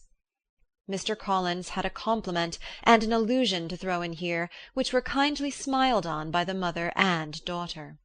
Lady Catherine observed after dinner that Miss Bennet seemed out of spirits, and immediately accounting for it by herself, by supposing that she did not like to go home again so soon, she added, "But if that is the case, you must write to your mother and beg that you may stay a little longer. Mrs. Collins will be very glad of your company, I am sure." "I am much obliged to your ladyship for your kind invitation," replied Elizabeth, "but it is not in my power to accept it. I must be in town next Saturday." "Why, at that rate you will have been here only 6 weeks. I expected you to stay 2 months. I told Mrs. Collins so before you came. There can be no occasion for your going so soon. Mrs. Bennet could certainly spare you for another fortnight." "But my father cannot. He wrote last week to hurry my return." "Oh, your father, of course, may spare you if your mother can. Daughters are never of so much consequence to a father. And if you will stay another month complete, it will be in my power to take one of you as far as London, for I am going there in early June, for a week, and as Dawson does not object to the barouche box, there will be very good room for one of you. And indeed, if the weather should happen to be cool, I should not object to taking you both, as you are neither of you large." "You are all kindness, madam, but I believe we must abide by our original plan." Lady Catherine seemed resigned. "Mrs. Collins, you must send a servant with them. You know I always speak my mind, and I cannot bear the idea of 2 young women travelling post by themselves. It is highly improper. You must contrive to send somebody. I have the greatest dislike in the world to that sort of thing. Young women should always be properly guarded and attended, according to their situation in life. When my niece Georgiana went to Ramsgate last summer, I made a point of her having 2 men-servants to go with her. Miss Darcy, the daughter of Mr. Darcy of Pemberley, and Lady Anne, could not have appeared with propriety in a different manner. I am excessively attentive to all those things. You must send John with the young ladies, Mrs. Collins. I am glad it occurred to me to mention it, for it would really be discreditable to you to let them go alone." "My uncle is to send a servant for us." "Oh, your uncle? He keeps a man-servant, does he? I am very glad you have somebody who thinks of these things. Where shall you change horses? Oh, Bromley, of course. If you mention my name at the bell, you will be attended to." Lady Catherine had many other questions to ask respecting their journey, and as she did not answer them all herself, attention was necessary, which Elizabeth believed to be lucky for her, or with a mind so occupied she might have forgotten where she was. Reflection must be reserved for solitary hours. Whenever she was alone she gave way to it as the greatest relief, and not a day went by without a solitary walk, in which she might indulge in all the delight of unpleasant recollections. Mr. Darcy's letter she was in a fair way of soon knowing by heart. She studied every sentence, and her feelings towards its writer were at times widely different. When she remembered the style of his address, she was still full of indignation, but when she considered how unjustly she had condemned and upbraided him, her anger was turned against herself, and his disappointed feelings became the object of compassion.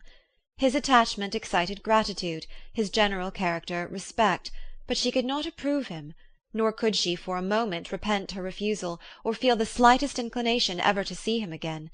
In her own past behaviour there was a constant source of vexation and regret, and in the unhappy defects of her family a subject of yet heavier chagrin.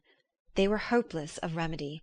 Her father, contented with laughing at them, would never exert himself to restrain the wild giddiness of his youngest daughters, and her mother, with manners so far from right herself, was entirely insensible of the evil.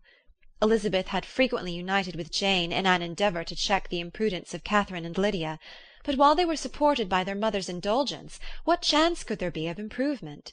Catherine, weak-spirited, irritable, and completely under Lydia's guidance, had been always affronted by their advice, and Lydia, self-willed and careless, would scarcely give them a hearing. They were ignorant, idle, and vain. While there was an officer in Meryton they would flirt with him, and while Meryton was within a walk of Longbourn they would be going there for ever. Anxiety on Jane's behalf was another prevailing concern, and Mr. Darcy's explanation, by restoring Bingley to all her former good opinion, heightened the sense of what Jane had lost. His affection was proved to have been sincere, and his conduct cleared of all blame, unless any could attach to the implicitness of his confidence in his friend. How grievous, then, was the thought that, of a situation so desirable in every respect, so replete with advantage, so promising for happiness, Jane had been deprived by the folly and indecorum of her own family. When to these recollections was added the development of Wickham's character, it may be easily believed that the happy spirits which had seldom been depressed before were now so much affected as to make it almost impossible for her to appear tolerably cheerful. Their engagements at Rosings were as frequent during the last week of her stay as they had been at first.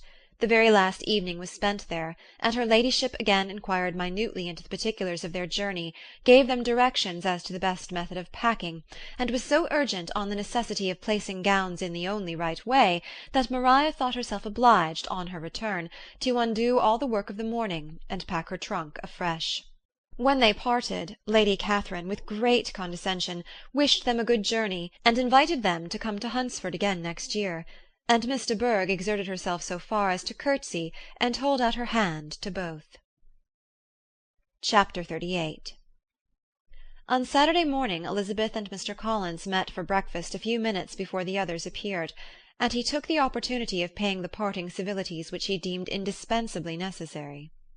"I know not, Miss Elizabeth," said he, "whether Mrs. Collins has yet expressed her sense of your kindness in coming to us, but I am very certain you will not leave the house without receiving her thanks for it. The favour of your company has been much felt, I assure you. We know how little there is to tempt anyone to our humble abode.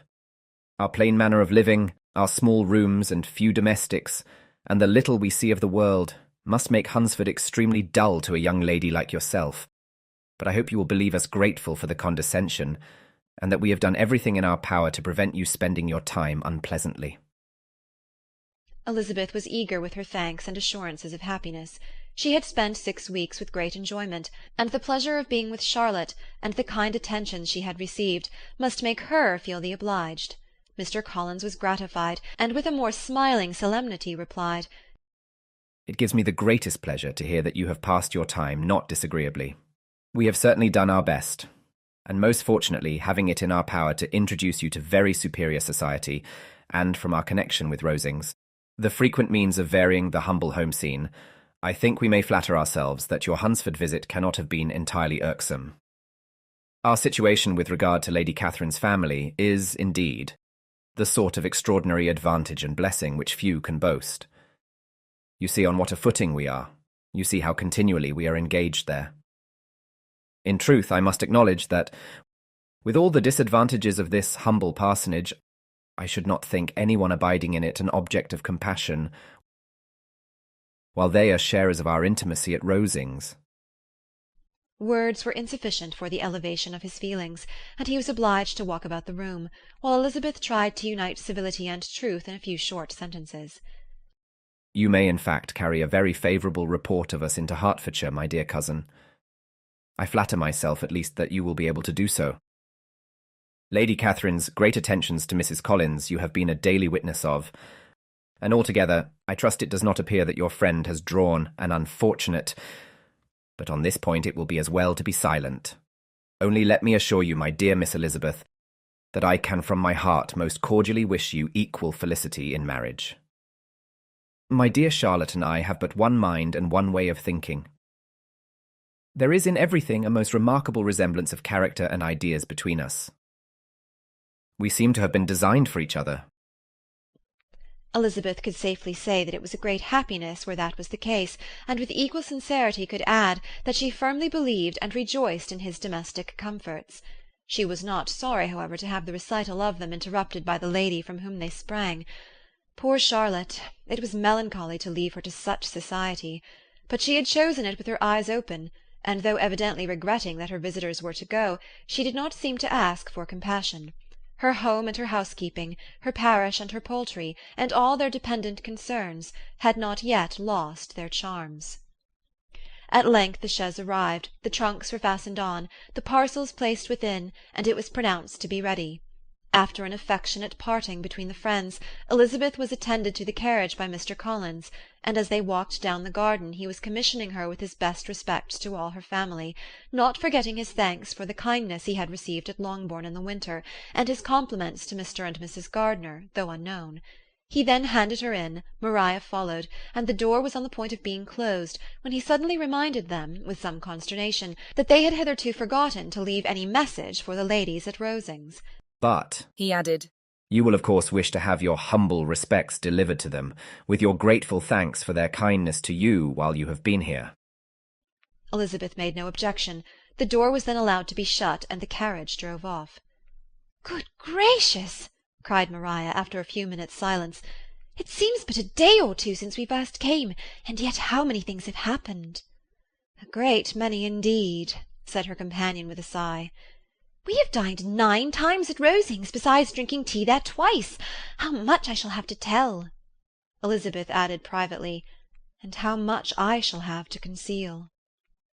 Their journey was performed without much conversation or any alarm, and within 4 hours of their leaving Hunsford they reached Mr. Gardiner's house, where they were to remain a few days. Jane looked well, and Elizabeth had little opportunity of studying her spirits, amidst the various engagements which the kindness of her aunt had reserved for them. But Jane was to go home with her, and at Longbourn there would be leisure enough for observation.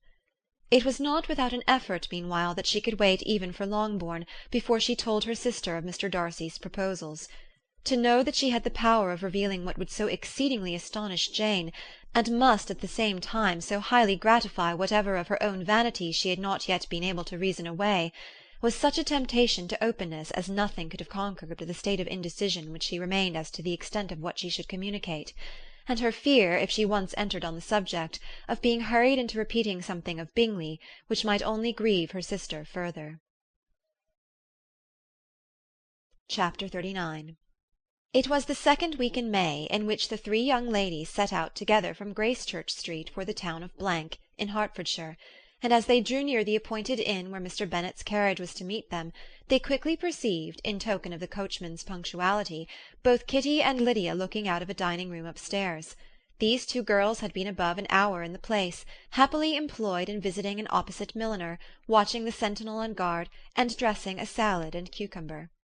After welcoming their sisters, they triumphantly displayed a table set out with such cold meat as an inn larder usually affords, exclaiming, "Is not this nice? Is not this an agreeable surprise?"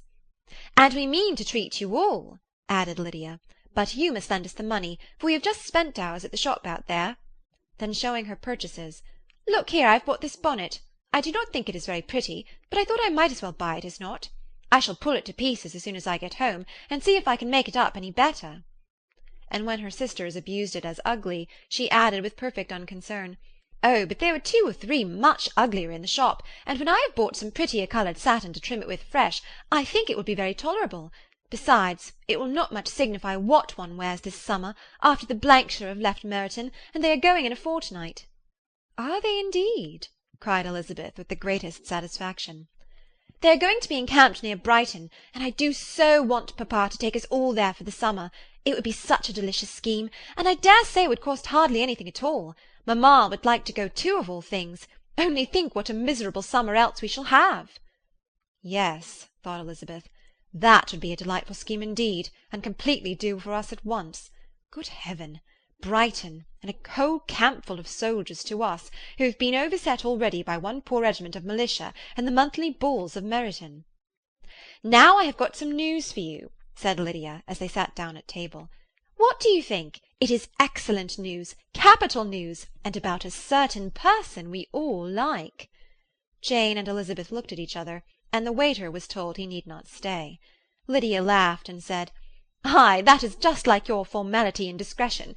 You thought the waiter must not hear, as if he cared. I dare say he often hears worse things said than I am going to say. But he is an ugly fellow. I am glad he's gone. I never saw such a long chin in my life. Well, but now for my news. It is about dear Wickham. Too good for the waiter, is it not?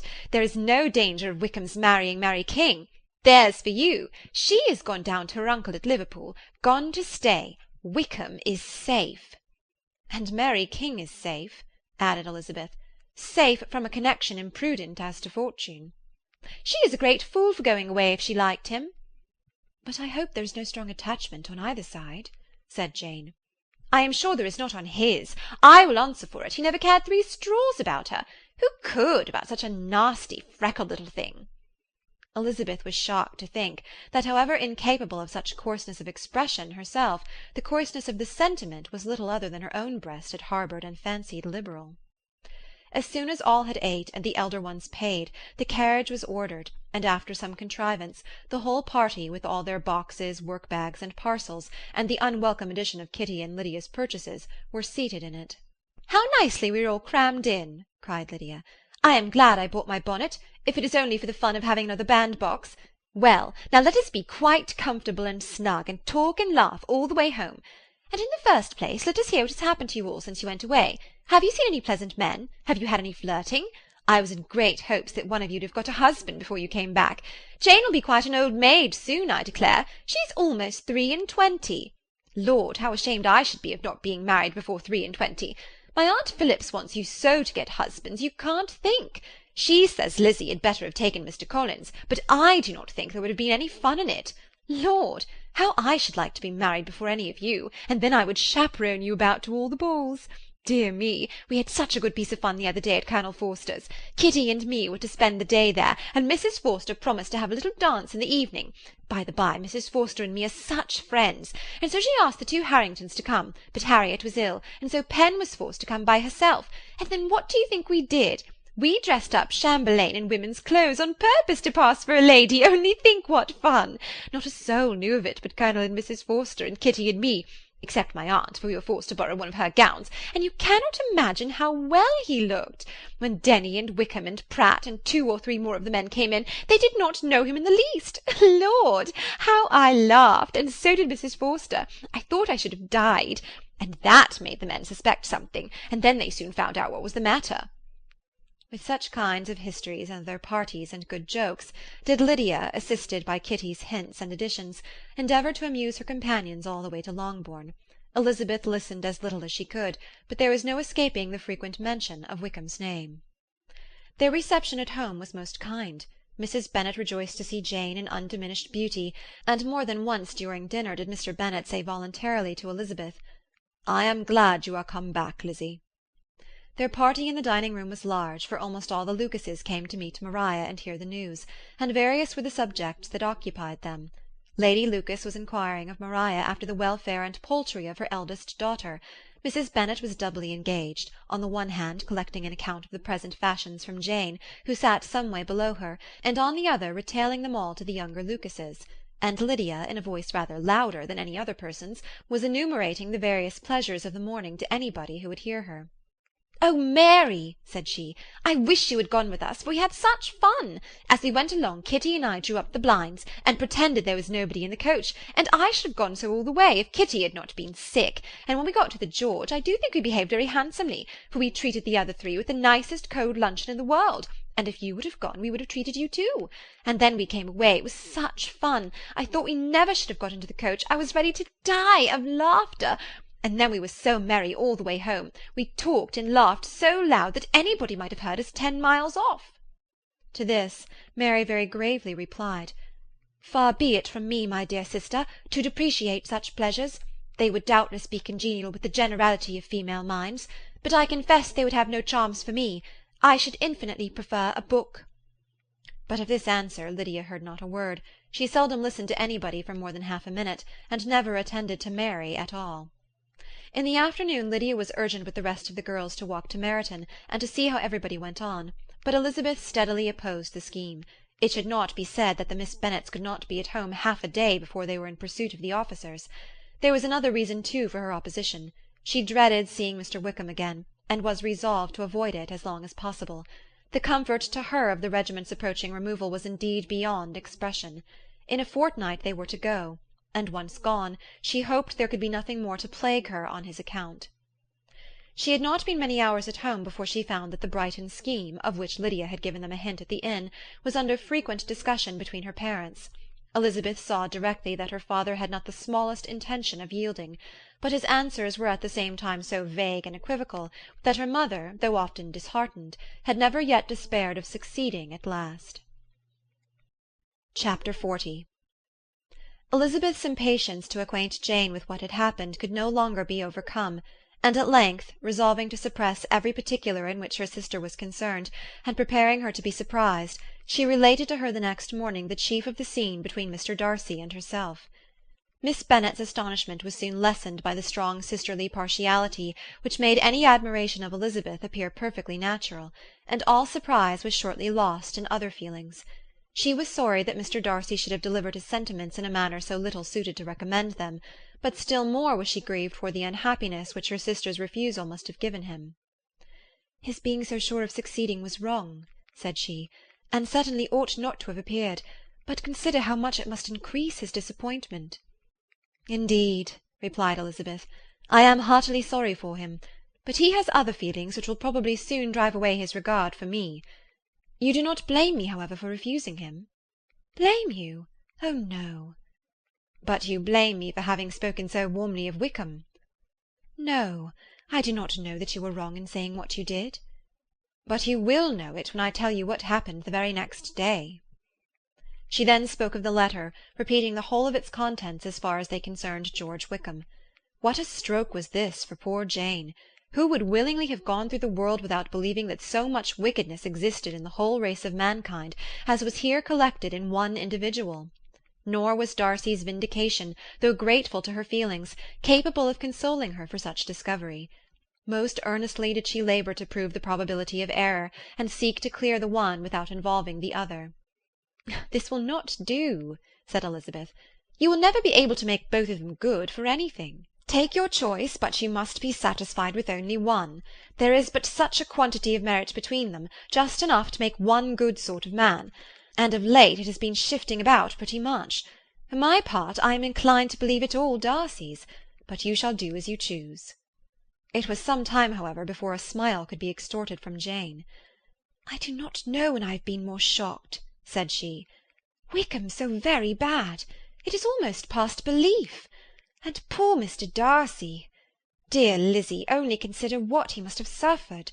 Such a disappointment, and with the knowledge of your ill opinion too, and having to relate such a thing of his sister. It is really too distressing. I am sure you must feel it so." "Oh, no, my regret and compassion are all done away by seeing you so full of both. I know you will do him such ample justice that I am growing every moment more unconcerned and indifferent. Your profusion makes me saving, and if you lament over him much longer, my heart will be as light as a feather. Poor Wickham!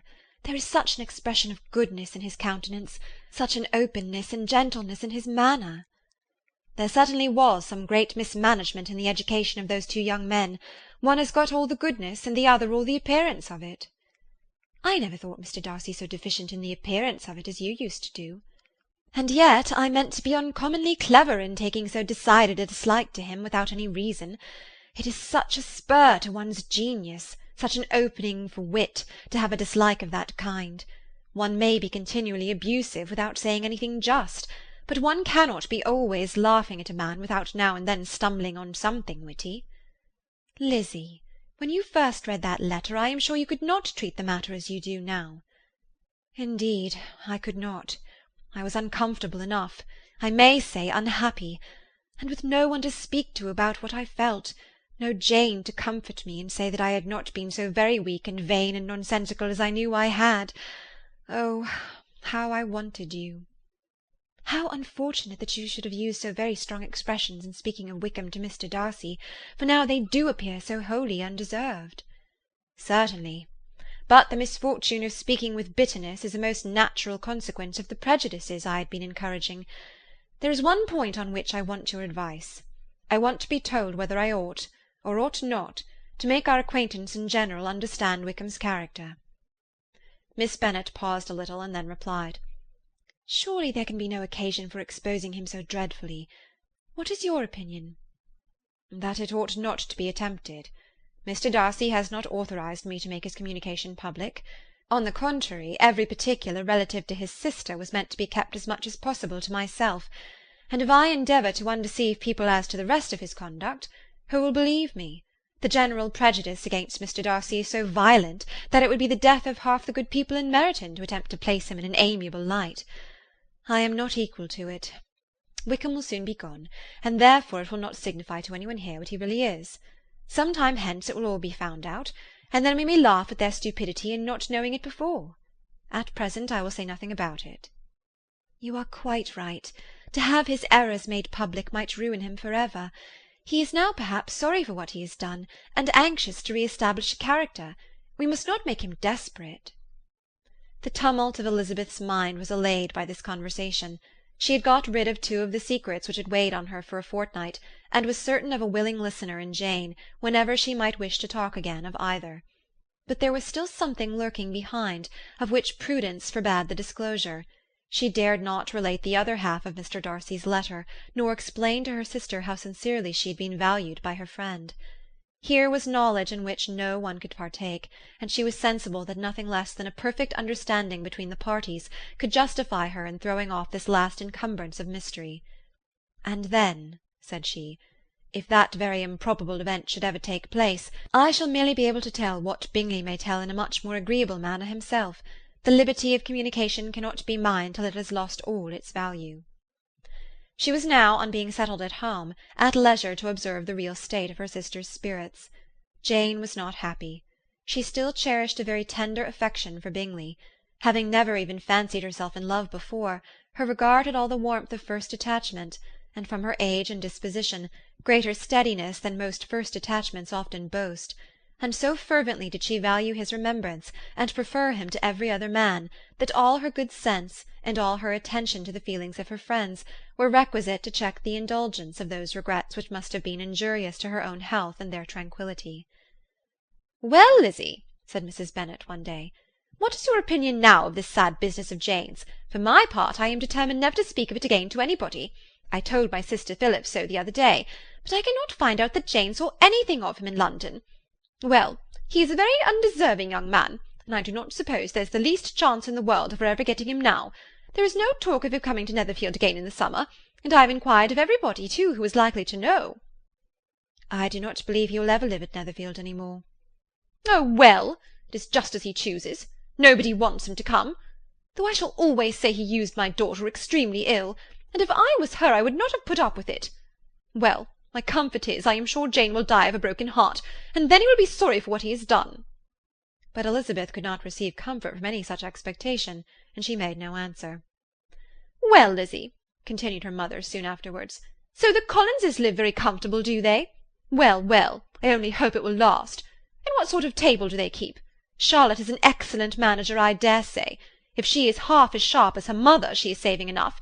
There is nothing extravagant in their housekeeping, I dare say. No, nothing at all. A great deal of good management, depend upon it. Yes, yes, they will take care not to outrun their income. They will never be distressed for money. Well, much good may it do them. And so, I suppose, they often talk of having Longbourn when your father is dead. They look upon it quite as their own, I dare say, whenever that happens. It was a subject which they could not mention before me. No, it would have been strange if they had, but I make no doubt they often talk of it between themselves. Well, if they can be easy with an estate that is not lawfully their own, so much the better. I should be ashamed of having one that was only entailed on me. Chapter 41. The first week of their return was soon gone. The second began. It was the last of the regiment's stay in Meryton, and all the young ladies in the neighbourhood were drooping apace. The dejection was almost universal. The elder Miss Bennets alone were still able to eat, drink, and sleep, and pursue the usual course of their employments.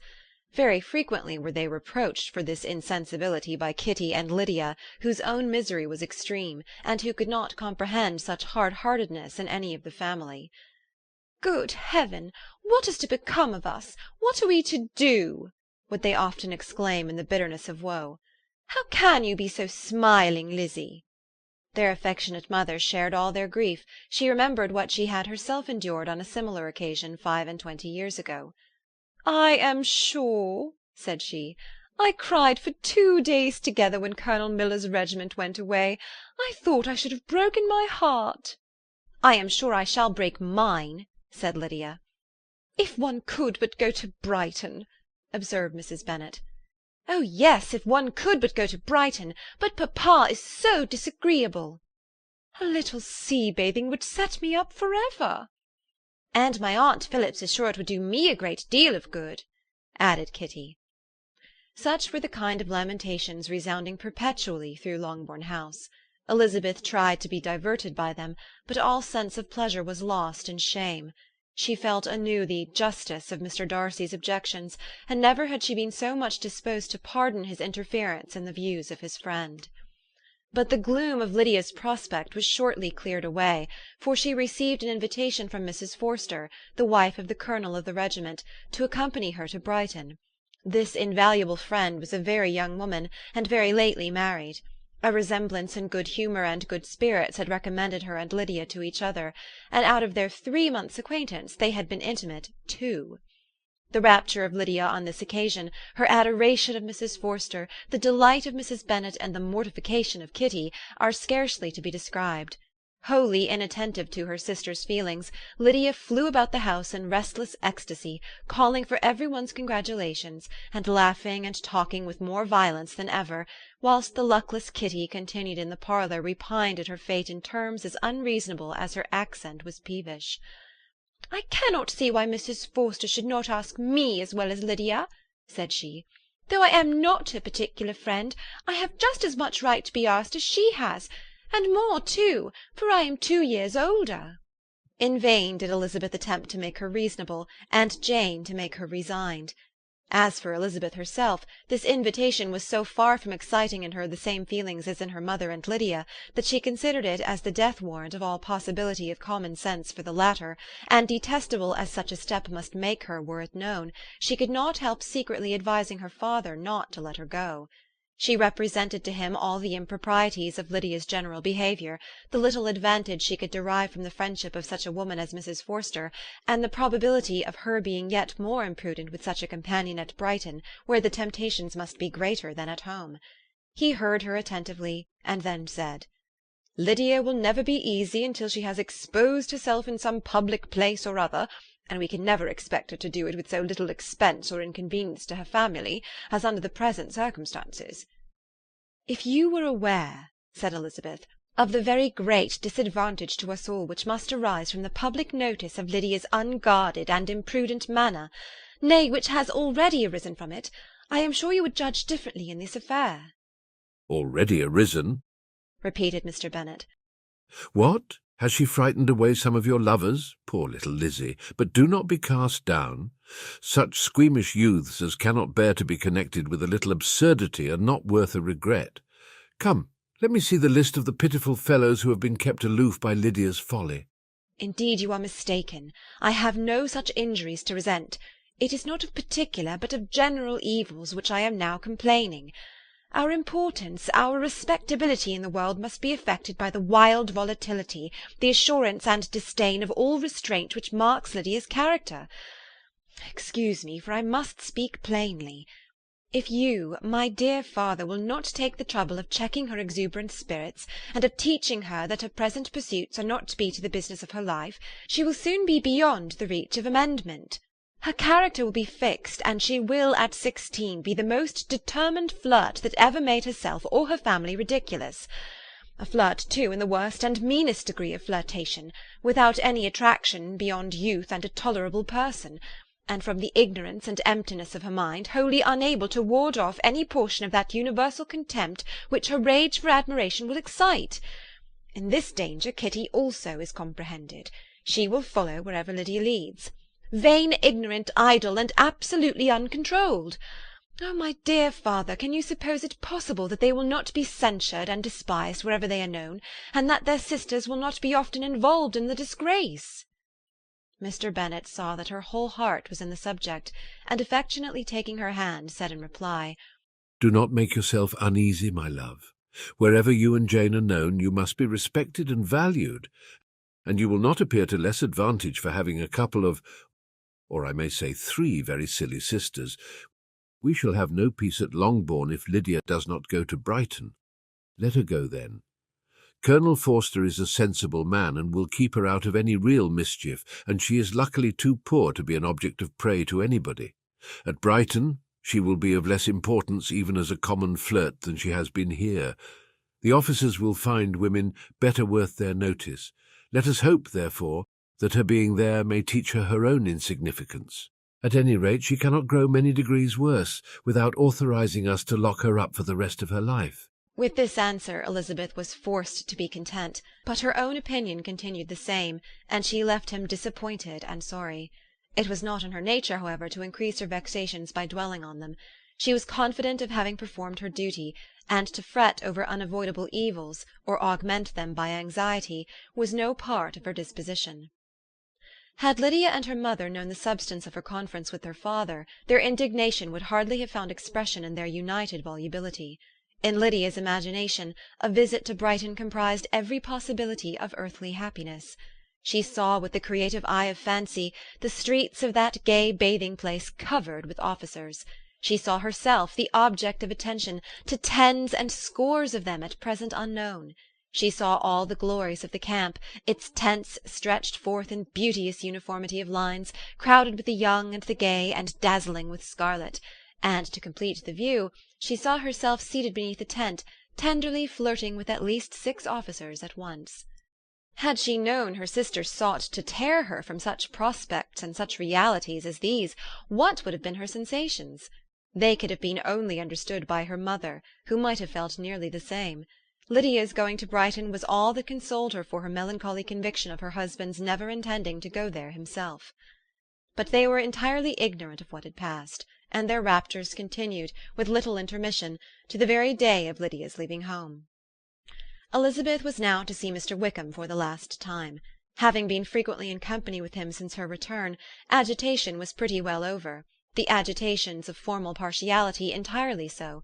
She had even learnt to detect, in the very gentleness which had first delighted her, an affectation and a sameness to disgust and weary. In his present behaviour to herself, moreover, she had a fresh source of displeasure, for the inclination he soon testified of renewing those intentions which had marked the early part of their acquaintance could only serve, after what had since passed, to provoke her. She lost all concern for him in finding herself thus selected as the object of such idle and frivolous gallantry, and while she steadily repressed it, could not but feel the reproof contained in his believing that however long, and for whatever cause, his attentions had been withdrawn, her vanity would be gratified, and her preference secured at any time by their renewal. On the very last day of the regiment's remaining at Meryton, he dined with the other officers at Longbourn. and so little was Elizabeth disposed to part from him in good humour, that on his making some inquiry as to the manner in which her time had passed at Hunsford, she mentioned Colonel Fitzwilliam's and Mr. Darcy's having both spent 3 weeks at Rosings, and asked him if he was acquainted with the former. He looked surprised, displeased, alarmed, but with a moment's recollection and a returning smile, replied that he had formerly seen him often, and after observing that he was a very gentlemanlike man, asked her how she had liked him. Her answer was warmly in his favour. With an air of indifference he soon afterwards added, "How long did you say that he was at Rosings?" "Nearly 3 weeks." "And you saw him frequently?" "Yes, almost every day." "His manners are very different from his cousin's." "Yes, very different. But I think Mr. Darcy improves upon acquaintance." "Indeed," cried Mr. Wickham, with a look which did not escape her. "And pray, may I ask—" But checking himself, he added in a gayer tone, "Is it in address that he improves? Has he deigned to add aught of civility to his ordinary style? For I dare not hope," he continued in a lower and more serious tone, "that he is improved in essentials." "Oh, no," said Elizabeth. "In essentials, I believe, he is very much what he ever was." While she spoke, Wickham looked as if scarcely knowing whether to rejoice over her words or to distrust their meaning. There was a something in her countenance which made him listen with an apprehensive and anxious attention, while she added, "When I said that he improved on acquaintance, I did not mean that his mind or his manners were in a state of improvement, but that from knowing him better, his disposition was better understood." Wickham's alarm now appeared in a heightened complexion and agitated look. For a few minutes he was silent, till, shaking off his embarrassment, he turned to her again, and said in the gentlest of accents, "You, who so well know my feelings towards Mr. Darcy, will readily comprehend how sincerely I must rejoice that he is wise enough to assume even the appearance of what is right. His pride, in that direction, may be of service, if not to himself, to many others, for it must deter him from such foul misconduct as I have suffered by. I only fear that the sort of cautiousness to which you, I imagine, have been alluding, is merely adopted on his visits to his aunt, of whose good opinion and judgment he stands much in awe. His fear of her has always operated, I know, when they were together, and a good deal is to be imputed to his wish of forwarding the match with Miss de Bourgh, which I am certain he has very much at heart." Elizabeth could not repress a smile at this, but she answered only by a slight inclination of the head. She saw that he wanted to engage her on the old subject of his grievances, and she was in no humour to indulge him. The rest of the evening passed with the appearance, on his side, of usual cheerfulness, but with no further attempt to distinguish Elizabeth, and they parted at last with mutual civility, and possibly a mutual desire of never meeting again. When the party broke up, Lydia returned with Mrs. Forster to Meryton, from whence they were to set out early the next morning. The separation between her and her family was rather noisy than pathetic. Kitty was the only one who shed tears, but she did weep from vexation and envy. Mrs. Bennet was diffuse in her good wishes for the felicity of her daughter, and impressive in her injunctions that she should not miss the opportunity of enjoying herself as much as possible, advice which there was every reason to believe would be well attended to. And in the clamorous happiness of Lydia herself in bidding farewell, the more gentle adieus of her sisters were uttered without being heard. Chapter 42. Had Elizabeth's opinion been all drawn from her own family, she could not have formed a very pleasing opinion of conjugal felicity or domestic comfort. Her father, captivated by youth and beauty, and that appearance of good humour which youth and beauty generally give, had married a woman whose weak understanding and illiberal mind had very early in their marriage put an end to all real affection for her. Respect, esteem, and confidence had vanished for ever, and all his views of domestic happiness were overthrown. But Mr. Bennet was not of a disposition to seek comfort for the disappointment which his own imprudence had brought on, in any of those pleasures which too often console the unfortunate for their folly or their vice. He was fond of the country and of books, and from these tastes had arisen his principal enjoyments. To his wife he was very little otherwise indebted than as her ignorance and folly had contributed to his amusement. This is not the sort of happiness which a man would in general wish to owe to his wife, but where other powers of entertainment are wanting, the true philosopher will derive benefit from such as are given. Elizabeth, however, had never been blind to the impropriety of her father's behaviour as a husband.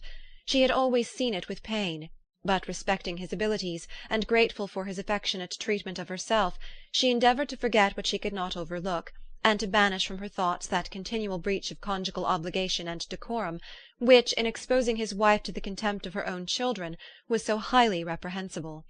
But she had never felt so strongly as now the disadvantages which must attend the children of so unsuitable a marriage, nor ever been so fully aware of the evils arising from so ill-judged a direction of talents. Talents which, rightly used, might at least have preserved the respectability of his daughters, even if incapable of enlarging the mind of his wife. When Elizabeth had rejoiced over Wickham's departure, she found little other cause for satisfaction in the loss of the regiment. Their parties abroad were less varied than before, and at home she had a mother and sister whose constant repinings at the dullness of everything around them threw a real gloom over their domestic circle. And though Kitty might in time regain her natural degree of sense, since the disturbers of her brain were removed, her other sister, from whose disposition greater evil might be apprehended, was likely to be hardened in all her folly and assurance by a situation of such double danger as a watering-place and a camp. Upon the whole, therefore, she found, what has been sometimes found before, that an event to which she had been looking forward with impatient desire did not, in taking place, bring all the satisfaction she had promised herself. It was consequently necessary to name some other period for the commencement of actual felicity, to have some other point on which her wishes and hopes might be fixed, and by again enjoying the pleasure of anticipation, console herself for the present, and prepare for another disappointment. Her tour to the Lakes was now the object of her happiest thoughts. It was the best consolation for all the uncomfortable hours which the discontentedness of her mother and Kitty made inevitable, and could she have included Jane in the scheme, every part of it would have been perfect. "But it is fortunate," thought she, "that I have something to wish for. Were the whole arrangement complete, my disappointment would be certain. But here, by carrying with me one ceaseless source of regret in my sister's absence, I may reasonably hope to have all my expectations of pleasure realized. A scheme of which every part promises delight can never be successful, and general disappointment is only warded off by the defence of some little peculiar vexation." When Lydia went away she promised to write very often and very minutely to her mother and Kitty, but her letters were always long expected and always very short. Those to her mother contained little else than that they were just returned from the library, where such and such officers had attended them, and where she had seen such beautiful ornaments as made her quite wild, that she had a new gown, or a new parasol, which she would have described more fully, but was obliged to leave off in a violent hurry, as Mrs. Forster called her, and they were going off to the camp. And from her correspondence with her sister there was still less to be learnt, for her letters to Kitty, though rather longer, were much too full of lines under the words to be made public. After the first fortnight or 3 weeks of her absence, health, good humour, and cheerfulness began to reappear at Longbourn. Everything wore a happier aspect. The families who had been in town for the winter came back again, and summer finery and summer engagements arose. Mrs. Bennet was restored to her usual querulous serenity, and by the middle of June Kitty was so much recovered as to be able to enter Meryton without tears, an event of such happy promise as to make Elizabeth hope that by the following Christmas she might be so tolerably reasonable as to not mention an officer above once a day, unless by some cruel and malicious arrangement at the War Office another regiment should be quartered in Meryton. The time fixed for the beginning of their northern tour was now fast approaching, and a fortnight only was wanting of it, when a letter arrived from Mrs. Gardiner, which at once delayed its commencement and curtailed its extent. Mr. Gardiner would be prevented by business from setting out till a fortnight later in July, and must be in London again within a month, and as that left too short a period for them to go so far and see so much as they had proposed, or at least to see it with the leisure and comfort they had built on, they were obliged to give up the Lakes, and substitute a more contracted tour, and according to the present plan were to go no farther northwards than Derbyshire. In that country there was enough to be seen to occupy the chief of their 3 weeks, and to Mrs. Gardiner it had a peculiarly strong attraction. The town where she had formerly passed some years of her life, and where they were now to spend a few days, was probably as great an object of her curiosity as all the celebrated beauties of Matlock, Chatsworth, Dovedale, or the Peak. Elizabeth was excessively disappointed. She had set her heart on seeing the Lakes, and still thought there might have been time enough. But it was her business to be satisfied, and certainly her temper to be happy, and all was soon right again. With the mention of Derbyshire there were many ideas connected, It was impossible for her to see the word without thinking of Pemberley and its owner. "But surely," said she, "I may enter his county without impunity, and rob it of a few petrified spars without his perceiving me." The period of expectation was now doubled. 4 weeks were to pass away before her uncle and aunt's arrival, but they did pass away, and Mr. and Mrs. Gardiner, with their 4 children, did at length appear at Longbourn. The children, 2 girls of 6 and 8 years old, and 2 younger boys, were to be left under the particular care of their cousin Jane, who was the general favourite, and whose steady sense and sweetness of temper exactly adapted her for attending to them in every way, teaching them, playing with them, and loving them.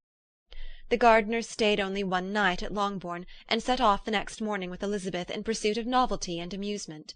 One enjoyment was certain, that of suitableness of companions, a suitableness which comprehended health and temper to bear inconveniences, cheerfulness to enhance every pleasure, and affection and intelligence, which might supply it among themselves, if there were disappointments abroad.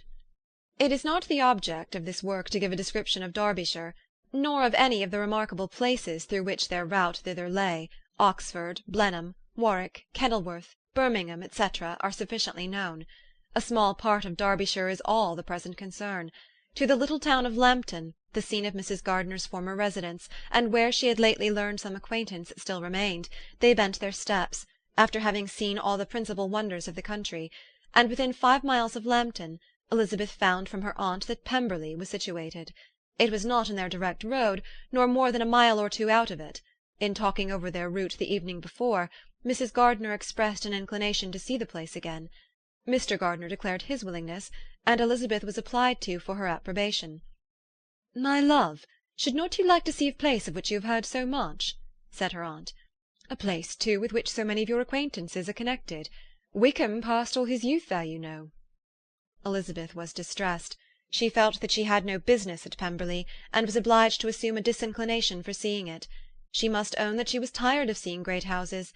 After going over so many, she really had no pleasure in fine carpets or satin curtains. Mrs. Gardiner abused her stupidity. "If it were merely a fine house richly furnished," said she, "I should not care about it myself, but the grounds are delightful. They have some of the finest woods in the country." Elizabeth said no more, but her mind could not acquiesce. The possibility of meeting Mr. Darcy, while viewing the place, instantly occurred. It would be dreadful. She blushed at the very idea, and thought it would be better to speak openly to her aunt than to run such a risk. But against this there were objections, and she finally resolved that it could be the last resource, if her private inquiries to the absence of the family were unfavourably answered. Accordingly, when she retired at night, she asked the chambermaid whether Pemberley were not a very fine place, what was the name of its proprietor, and, with no little alarm, whether the family were down for the summer. A most welcome negative followed the last question, and her alarms now being removed, she was at leisure to feel a great deal of curiosity to see the house herself, and when the subject was revived the next morning, and she was again applied to, could readily answer, and with a proper air of indifference, that she had not really any dislike to the scheme. To Pemberley, therefore, they were to go. Chapter 43. Elizabeth, as they drove along, watched for the first appearance of Pemberley Woods with some perturbation, and when at last they turned in at the lodge, her spirits were in a high flutter. The park was very large, and contained great variety of ground. They entered it in one of its lowest points, and drove for some time through a beautiful wood stretching over a wide extent. Elizabeth's mind was too full for conversation, but she saw and admired every remarkable spot and point of view. They gradually ascended for a half-mile, and then found themselves at the top of a considerable eminence, where the wood ceased, and the eye was instantly caught by Pemberley House, situated on the opposite side of a valley, into which the road with some abruptness wound. It was a large, handsome stone building, standing well on rising ground, and backed by a ridge of high woody hills, and in front a stream of some natural importance was swelled into greater, but without any artificial appearance. Its banks were neither formal nor falsely adorned. Elizabeth was delighted. She had never seen a place for which nature had done more, or where natural beauty had been so little counteracted by an awkward taste. They were all of them warm in their admiration, and at that moment she felt that to be mistress of Pemberley might be something. They descended the hill, crossed the bridge, and drove to the door, and while examining the nearer aspect of the house, all her apprehension of meeting its owner returned. She dreaded lest the chambermaid had been mistaken. On applying to see the place, they were admitted into the hall, and Elizabeth, as they waited for the housekeeper, had leisure to wonder at her being where she was. The housekeeper came, a respectable-looking elderly woman, much less fine and more civil than she had any notion of finding her. They followed her into the dining-parlour. It was a large, well-proportioned room, handsomely fitted up. Elizabeth, after slightly surveying it, went to a window to enjoy its prospect.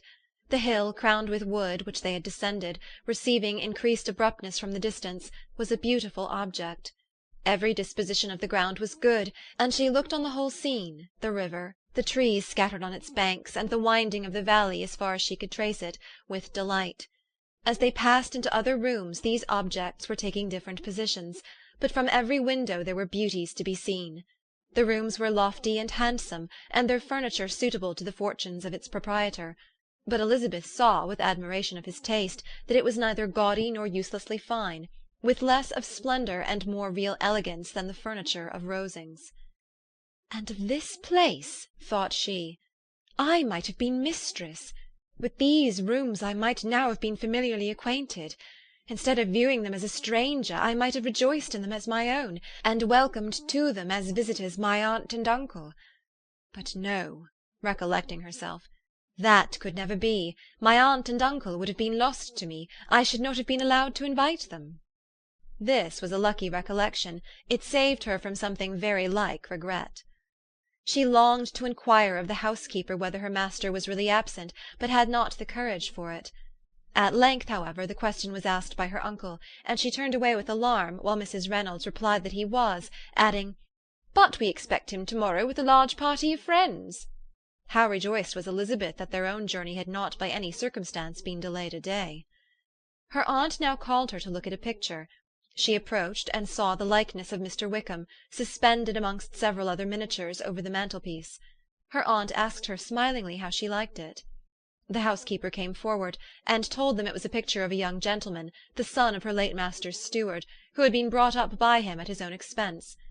"He is now gone into the army," she added, "but I am afraid he has turned out very wild." Mrs. Gardiner looked at her niece with a smile, but Elizabeth could not return it. "And that," said Mrs. Reynolds, pointing to another of the miniatures, "is my master, and very like him. It was drawn at the same time as the other, about 8 years ago." "I have heard much of your master's fine person," said Mrs. Gardiner, looking at the picture. "It is a handsome face. But, Lizzie, you can tell us whether it is like or not." Mrs. Reynolds' respect for Elizabeth seemed to increase on this intimation of her knowing her master. "Does that young lady know Mr. Darcy?" Elizabeth coloured and said, "A little." "And do you not think him a very handsome gentleman, ma'am?" "Yes, very handsome." "I am sure I know none so handsome, but in the gallery upstairs you will see a finer, larger picture of him than this. This room was my late master's favourite room, and these miniatures are just as they used to be then. He was very fond of them." This accounted to Elizabeth for Mr. Wickham's being among them. Mrs. Reynolds then directed their attention to one of Miss Darcy, drawn when she was only 8 years old. "And is Miss Darcy as handsome as her brother?" said Mrs. Gardiner. "Oh, yes, the handsomest young lady that ever was seen, and so accomplished. She plays and sings all day long. In the next room is a new instrument just come down for her, a present from my master. She comes here to-morrow with him." Mr. Gardiner, whose manners were very easy and pleasant, encouraged her communicativeness by his questions and remarks. Mrs. Reynolds, either by pride or attachment, had evidently great pleasure in talking of her master and his sister. "Is your master much at Pemberley in the course of the year?" "Not so much as I could wish, sir, but I dare say he may spend half his time here, and Miss Darcy is always down for the summer months." "Except," thought Elizabeth, "when she goes to Ramsgate." "If your master would marry, you might see more of him." "Yes, sir, but I do not know when that will be. I do not know who is good enough for him." Mr. and Mrs. Gardiner smiled. Elizabeth could not help saying, "It is very much to his credit, I am sure, that you should think so." "I say no more than the truth, and everybody will say that knows him," replied the other. Elizabeth thought this was going pretty far, and she listened with increasing astonishment as the housekeeper added, "I have never known a cross word from him in my life, and I have known him ever since he was 4 years old." This was praise, of all others most extraordinary, most opposite to her ideas. That he was not a good-tempered man had been her firmest opinion. Her keenest attention was awakened. She longed to hear more, and was grateful to her uncle for saying, "There are very few people of whom so much can be said. You are lucky in having such a master." "Yes, sir, I know I am. If I were to go through the world I could not meet with a better. But I have always observed that they who are good-natured when children are good-natured when they grow up, and he was always the sweetest-tempered, most generous-hearted boy in the world." Elizabeth almost stared at her. "Can this be Mr. Darcy?" thought she. "His father was an excellent man," said Mrs. Gardiner. "Yes, ma'am, that he was indeed, and his son will be just like him, just as affable to the poor." Elizabeth listened, wondered, doubted, and was impatient for more. Mrs. Reynolds could interest her on no other point. She related the subject of the pictures, the dimensions of the rooms, and the price of the furniture in vain. Mr. Gardiner, highly amused by the kind of family prejudice to which he attributed her excessive commendation of her master, soon led again to the subject, and she dwelt with energy on his many merits as they proceeded together up the great staircase. "He is the best landlord and the best master," said she, "that ever lived. Not like the wild young men nowadays who think of nothing but themselves. There is not one of his tenants or servants but will give him a good name. Some people call him proud, but I am sure I never saw anything of it. To my fancy it is only because he does not rattle away like other young men." "In what an amiable light does this place him!" thought Elizabeth. "This fine account of him," whispered her aunt as they walked, "is not quite consistent with his behaviour to our poor friend." "Perhaps we might be deceived." "That is not very likely. Our authority was too good." On reaching the spacious lobby above, they were shown into a very pretty sitting-room, lately fitted up with greater elegance and lightness than the apartments below, and were informed that it was but just done to give pleasure to Miss Darcy, who had taken a liking to the room when last at Pemberley. "He is certainly a good brother," said Elizabeth as she walked towards one of the windows.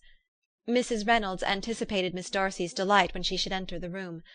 "And this is always the way with him," she added. "Whatever can give his sister any pleasure is sure to be done in a moment. There is nothing he would not do for her." The picture gallery, and 2 or 3 of the principal bedrooms, were all that remained to be shown. In the former were many good paintings, but Elizabeth knew nothing of the art, and from such as had been already visible below, she had willingly turned to look at some drawings of Miss Darcy's, in crayons, whose subjects were usually more interesting, and also more intelligible. In the gallery there were many family portraits, but they could have little to fix the attention of a stranger. Elizabeth walked in quest of the only face whose features would be known to her. At last it arrested her, and she beheld a striking resemblance to Mr. Darcy, with such a smile over the face as she remembered to have sometimes seen when he looked at her. She stood several minutes before the picture in earnest contemplation, and returned to it again before they quitted the gallery. Mrs. Reynolds informed them that it had been taken in his father's lifetime. There was certainly at this moment in Elizabeth's mind a more gentle sensation towards the original than she had ever felt at the height of their acquaintance. The commendation bestowed on him by Mrs. Reynolds was of no trifling nature. What praise is more valuable than the praise of an intelligent servant? As a brother, a landlord, a master, she considered how many people's happiness were in his guardianship, how much of pleasure or pain was it in his power to bestow, how much of good or evil must be done by him. Every idea that had been brought forward by the housekeeper was favourable to his character, and as she stood before the canvas on which he was represented, and fixed his eyes upon herself, she thought of his regard with a deeper sentiment of gratitude than it had ever raised before. She remembered its warmth, and softened its impropriety of expression. When all of the house that was open to general inspection had been seen, they returned downstairs, and taking leave of the housekeeper, were consigned over to the gardener, who met them at the hall door. As they walked across the hall towards the river, Elizabeth turned back to look again. Her aunt and uncle stopped also, and while the former was conjecturing as to the date of the building, the owner of it himself suddenly came forward from the road, which led behind it to the stables. They were within 20 yards of each other, and so abrupt was his appearance that it was impossible to avoid his sight. Their eyes instantly met, and the cheeks of both were overspread with the deepest blush. He absolutely stared, and for a moment seemed immovable from surprise, but shortly recovering himself, advanced toward the party, and spoke to Elizabeth, if not in terms of perfect composure, at least of perfect civility. She had instinctively turned away, but stopping on his approach, received his compliments with an embarrassment impossible to be overcome. Had his first appearance, or his resemblance to the picture they had just been examining, been insufficient to assure the other two that they now saw Mr. Darcy, the gardener's expression of surprise on beholding his master must immediately have told it. They stood a little aloof while he was talking to their niece, who, astonished and confused, scarcely dared lift her eyes to his face, and knew not what answer she returned to his civil inquiries after her family. Amazed at the alteration of his manner since they last parted, every sentence that he uttered was increasing her embarrassment, and every idea of the impropriety of her being found there recurring to her mind. The few minutes in which they continued were some of the most uncomfortable in her life. Nor did he seem much more at ease. When he spoke, his accent had none of its usual sedateness, and he repeated his inquiries as to the time of her having left Longbourn, and of her having stayed in Derbyshire, so often and in so hurried a way as plainly spoke the distraction of his thoughts. At length every idea seemed to fail him, and after standing a few moments without saying a word, he suddenly recollected himself and took leave. The others then joined her, and expressed admiration of his figure, but Elizabeth heard not a word, and wholly engrossed by her own feelings, followed them in silence. She was overpowered by shame and vexation. Her coming there was the most unfortunate, the most ill-judged thing in the world. How strange it must appear to him, and what a disgraceful light might it not strike so vain a man! It might seem as if she had purposely thrown herself in his way again. Oh, why did she come? Or why did he thus come a day before he was expected? Had they been only 10 minutes sooner, they should have been beyond the reach of his discrimination, for it was plain that he was that moment arrived, that moment alighted from his horse or his carriage. She blushed again and again over the perverseness of the meeting. And his behaviour, so strikingly altered, what could it mean? That he should even speak to her was amazing, but to speak with such civility, to inquire after her family! Never in her life had she seen his manners so little dignified, never had he spoken with such gentleness as on this unexpected meeting. What a contrast did it offer to his last address in Rosings Park, when he put his letter into her hand! She knew not what to think, or how to account for it. They had now entered a beautiful walk by the side of the water, and every step was bringing forward a nobler fall of ground, or a finer reach of the woods to which they were approaching. But it was some time before Elizabeth was sensible of any of it, and though she answered mechanically to the repeated appeals of her aunt and uncle, and seemed to direct her eyes to such objects as they pointed out, she distinguished no part of the scene. Her thoughts were all fixed on that one spot of Pemberley House, whichever it might be, where Mr. Darcy then was. She longed to know what at the moment was passing in his mind, in what manner he thought of her, and whether, in defiance of everything, she was still dear to him. Perhaps he had been civil only because he felt himself at ease, yet there had been that in his voice which was not like ease. Whether he had felt more of pain or of pleasure in seeing her she could not tell, but he certainly had not seen her with composure. At length, however, the remarks of her companions on her absence of mind aroused her, and she felt the necessity of appearing more like herself. They entered the woods, and bidding adieu to the river for a while, ascended some of the higher grounds, when in spots where the opening of the trees gave the eye power to wander were many charming views of the valley, the opposite hills, with the long range of woods overspreading many, and occasionally part of the stream. Mr. Gardiner expressed a wish of going round the whole park, but feared it might be beyond a walk. With a triumphant smile they were told that it was 10 miles round. It settled the matter, and they pursued the accustomed circuit, which brought them again after some time in a descent among hanging woods, to the edge of the water, and one of its narrowest parts. They crossed it by a simple bridge, in character with the general air of the scene. It was a spot less adorned than any they had yet visited, and the valley, here contracted into a glen, allowed room only for the stream, and a narrow walk amidst the rough coppice wood which bordered it.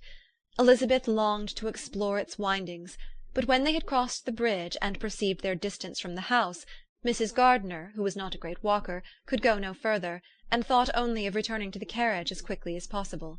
Her niece was therefore obliged to submit, and they took their way towards the house on the opposite side of the river, in the nearest direction. But their progress was slow, for Mr. Gardiner, though seldom able to indulge the taste, was very fond of fishing, and was so much engaged in watching the occasional appearance of some trout in the water, and talking to the man about them, that he advanced but little. Whilst wandering on in this slow manner, they were again surprised, and Elizabeth's astonishment was quite equal to what it had been at first, by the sight of Mr. Darcy approaching them, and at no great distance. The walk being here less sheltered than on the other side, allowed them to see him before they met. Elizabeth, however astonished, was at least more prepared for an interview than before, and resolved to appear and to speak with calmness if he really intended to meet them. For a few moments, indeed, she felt that he would probably strike into some other path. The idea lasted while a turning in the walk concealed him from their view. The turning past, he was immediately before them. With a glance she saw that he had lost none of his recent civility, and, to imitate his politeness, she began, as they met, to admire the beauty of the place. But she had not got beyond the words "delightful" and "charming" when some unlucky recollections obtruded, and she fancied that praise of Pemberley from her might be mischievously construed. Her colour changed, and she said no more. Mrs. Gardiner was standing a little behind, and on her pausing, he asked her if she would do him the honour of introducing him to her friends. This was a stroke of civility for which she was quite unprepared, and could hardly suppress a smile at his being now seeking the acquaintance of some of those very people against whom his pride had revolted in his offer to herself. What will be his surprise, thought she, when he knows who they are? He takes them now for people of fashion. The introduction, however, was immediately made, and as she named their relationship to herself, she stole a sly look at him to see how he bore it, and was not without the expectation of his decamping as fast as he could from such disgraceful companions. That he was surprised by the connection was evident. He sustained it, however, with fortitude, and so far from going away, turned his back with them and entered into conversation with Mr. Gardiner. Elizabeth could not but be pleased, could not but triumph. It was consoling that he should know she had some relations for whom there was no need to blush. She listened most attentively to all that passed between them, and gloried in every expression, every sentence of her uncle, which marked his intelligence, his taste, or his good manners. The conversation soon turned upon fishing, and she heard Mr. Darcy invite him with the greatest civility to fish there as often as he chose while he continued in the neighbourhood, offering at the same time to supply him with fishing tackle, and pointing out those parts of the stream where there was most usually sport. Mrs. Gardiner, who was walking arm in arm with Elizabeth, gave her a look expressive of wonder. Elizabeth said nothing, but it gratified her exceedingly. The compliment must be all for herself. Her astonishment, however, was extreme, and continually was she repeating, "Why is he so altered? From what can it proceed? It cannot be for me, it cannot be for my sake that his manners are thus softened. My reproofs at Hunsford could not work such a change as this. It is impossible that he should still love me." After walking some time in this way, the two ladies in front, the two gentlemen behind, on resuming their places, after descending to the brink of the river for the better inspection of some curious water-plant, there chanced to be a little alteration. It originated in Mrs. Gardiner, who, fatigued by the exercise of the morning, found Elizabeth's arm inadequate to her support, and consequently preferred her husband's. Mr. Darcy took her place by her niece, and they walked on together. After a short silence the lady first spoke. She wished him to know that she had been assured of his absence before she came to the place, and accordingly began by observing that his arrival had been very unexpected. "For your housekeeper," she added, "informed us that you would certainly not be here till to-morrow, and indeed, before we left Bakewell, we understood that you were not immediately expected in the country." He acknowledged the truth of it all, and said that business with his steward had occasioned his coming forward a few hours before the rest of the party with whom he had been travelling. "They will join me early tomorrow," he continued, "and among them are some who will claim an acquaintance with you, Mr. Bingley and his sisters." Elizabeth answered only by a slight bow. Her thoughts were instantly driven back to the time when Mr. Bingley's name had been the last mentioned between them, and if she might judge by his complexion, his mind was not very differently engaged. "There is also one other person in the party," he continued after a pause, "who more particularly wishes to be known to you. Will you allow me, or do I ask too much, to introduce my sister to your acquaintance during your stay at Lambton?" The surprise of such an application was great indeed. It was too great for her to know in what manner she acceded to it. She immediately felt that whatever desire Miss Darcy might have of being acquainted with her must be the work of her brother, and without looking farther, it was satisfactory. It was gratifying to know that his resentment had not made him think really ill of her. They now walked on in silence, each of them deep in thought. Elizabeth was not comfortable, that was impossible, but she was flattered and pleased. His wish of introducing his sister to her was a compliment of the highest kind. They soon outstripped the others, and when they had reached the carriage, Mr. and Mrs. Gardiner were half a quarter of a mile behind. He then asked her to walk into the house, but she declared herself not tired, and they stood together on the lawn. At such a time much might have been said, and silence was very awkward. She wanted to talk, but there seemed to be an embargo on every subject. At last she recollected that she had been travelling, and they talked of Matlock and Dovedale with great perseverance. Yet time and her aunt moved slowly, and her patience and her ideas were nearly worn out before the tete-a-tete was over. On Mr. and Mrs. Gardiner's coming up, they were all pressed to go into the house and take some refreshment, but this was declined, and they parted on each side with utmost politeness. Mr. Darcy handed the ladies into the carriage, and when it drove off, Elizabeth saw him walking slowly towards the house. The observations of her uncle and aunt now began, and each of them pronounced him to be infinitely superior to anything they had expected. "He is perfectly well behaved, polite, and unassuming," said her uncle. "There is something a little stately in him, to be sure," replied her aunt, "but it is confined to his air, and is not unbecoming. I can now say with the housekeeper that though some people may call him proud, I have seen nothing of it." "I was never more surprised than by his behaviour to us. It was more than civil, it was really attentive, and there was no necessity for such attention. His acquaintance with Elizabeth was very trifling." "To be sure, Lizzie," said her aunt, "he is not so handsome as Wickham, or rather he has not Wickham's countenance, for his features are perfectly good. But how came you to tell me that he was so disagreeable?" Elizabeth excused herself as well as she could, said that she had liked him better when they had met in Kent than before, and that she had never seen him so pleasant as this morning. "But perhaps he may be a little whimsical in his civilities," replied her uncle. "Your great men often are, and therefore I shall not take him at his word about fishing, as he might change his mind another day, and warn me off his grounds." Elizabeth felt that they had entirely misunderstood his character, but said nothing. "From what we have seen of him," continued Mrs. Gardiner, "I really should not have thought that he could have behaved in so cruel a way by anybody as he has done by poor Wickham. He has not an ill-natured look. On the contrary, there is something pleasing about his mouth when he speaks, and there is something of dignity in his countenance that would not give one an unfavourable idea of his heart. But, to be sure, the good lady who showed us his house did give him a most flaming character. I could hardly help laughing aloud sometimes. But he is a liberal master, I suppose, and that in the eye of a servant comprehends every virtue." Elizabeth here felt herself called on to say something in vindication of his behaviour to Wickham, and therefore gave them to understand, in as guarded a manner as she could, that by what she had heard from his relations in Kent, his actions were capable of a very different construction, and that his character was by no means so faulty, nor Wickham's so amiable as they had been considered in Hertfordshire. In confirmation of this, she related the particulars of all the pecuniary transactions in which they had been connected, without actually naming her authority, but stating it to be such as might be relied on. Mrs. Gardiner was surprised and concerned, but as they were now approaching the scene of her former pleasures, every idea gave way to the charm of recollection, and she was too much engaged in pointing out to her husband all the interesting spots in its environs to think of anything else.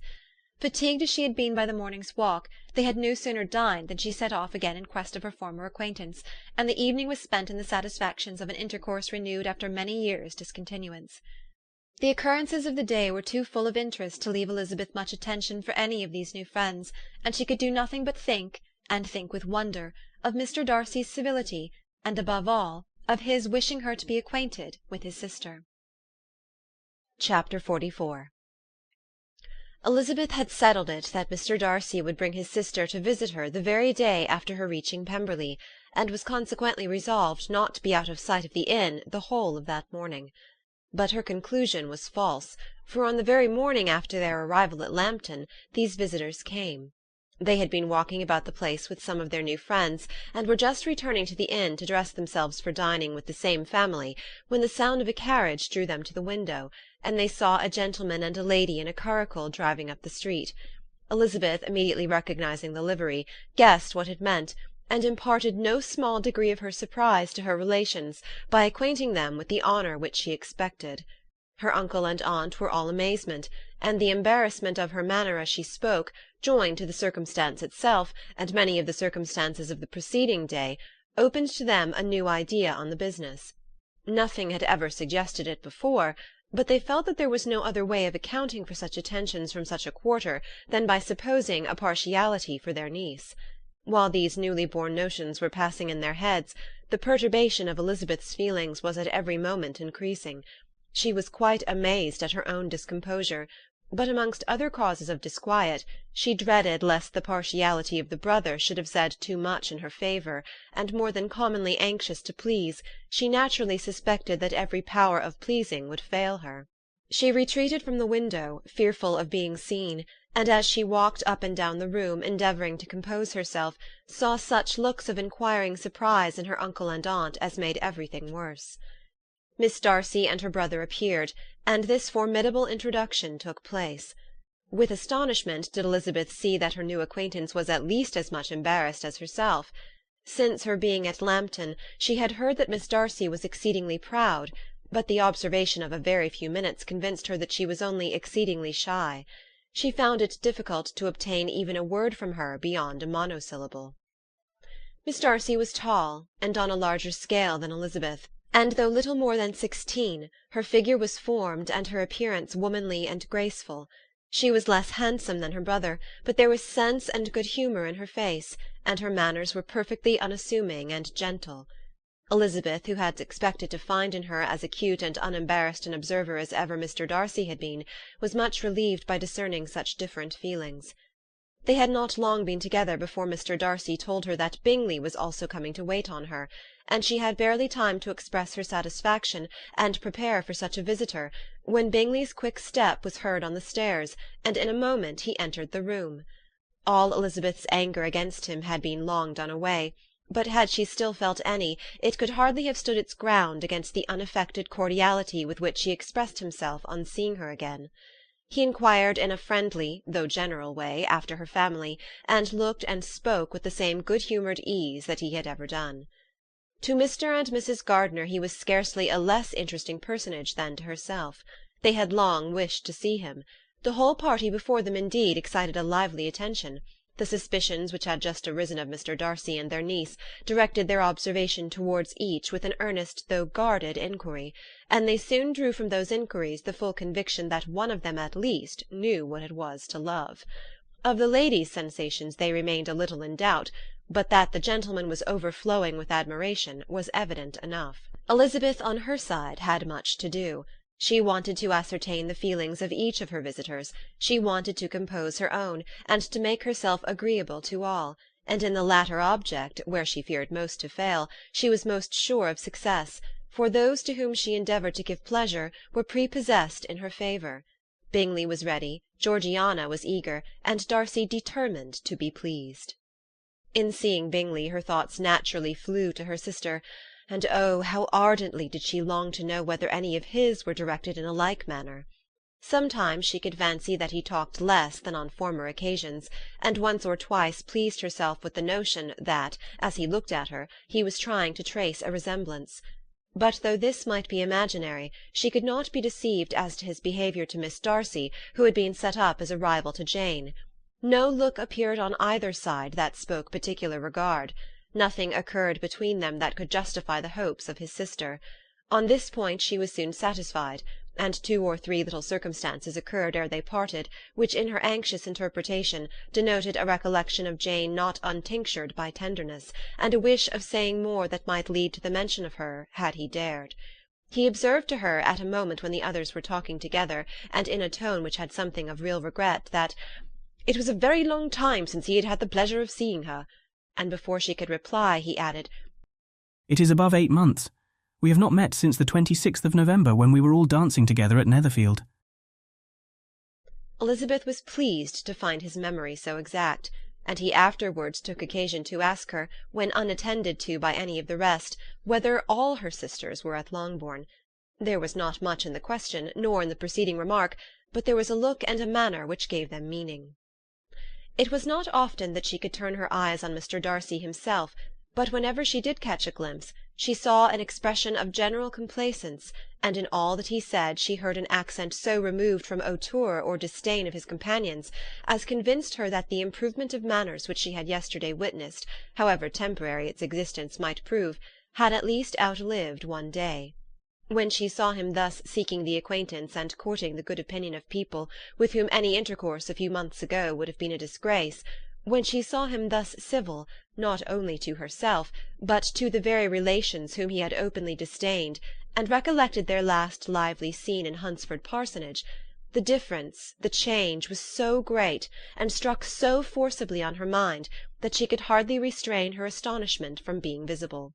Never, even in the company of his dear friends at Netherfield, or his dignified relations at Rosings, had she seen him so desirous to please, so free from self-consequence or unbending reserve, as now, when no importance could result from the success of his endeavours, and when even the acquaintance of those to whom his attentions were addressed would draw down the ridicule and censure of the ladies both of Netherfield and Rosings.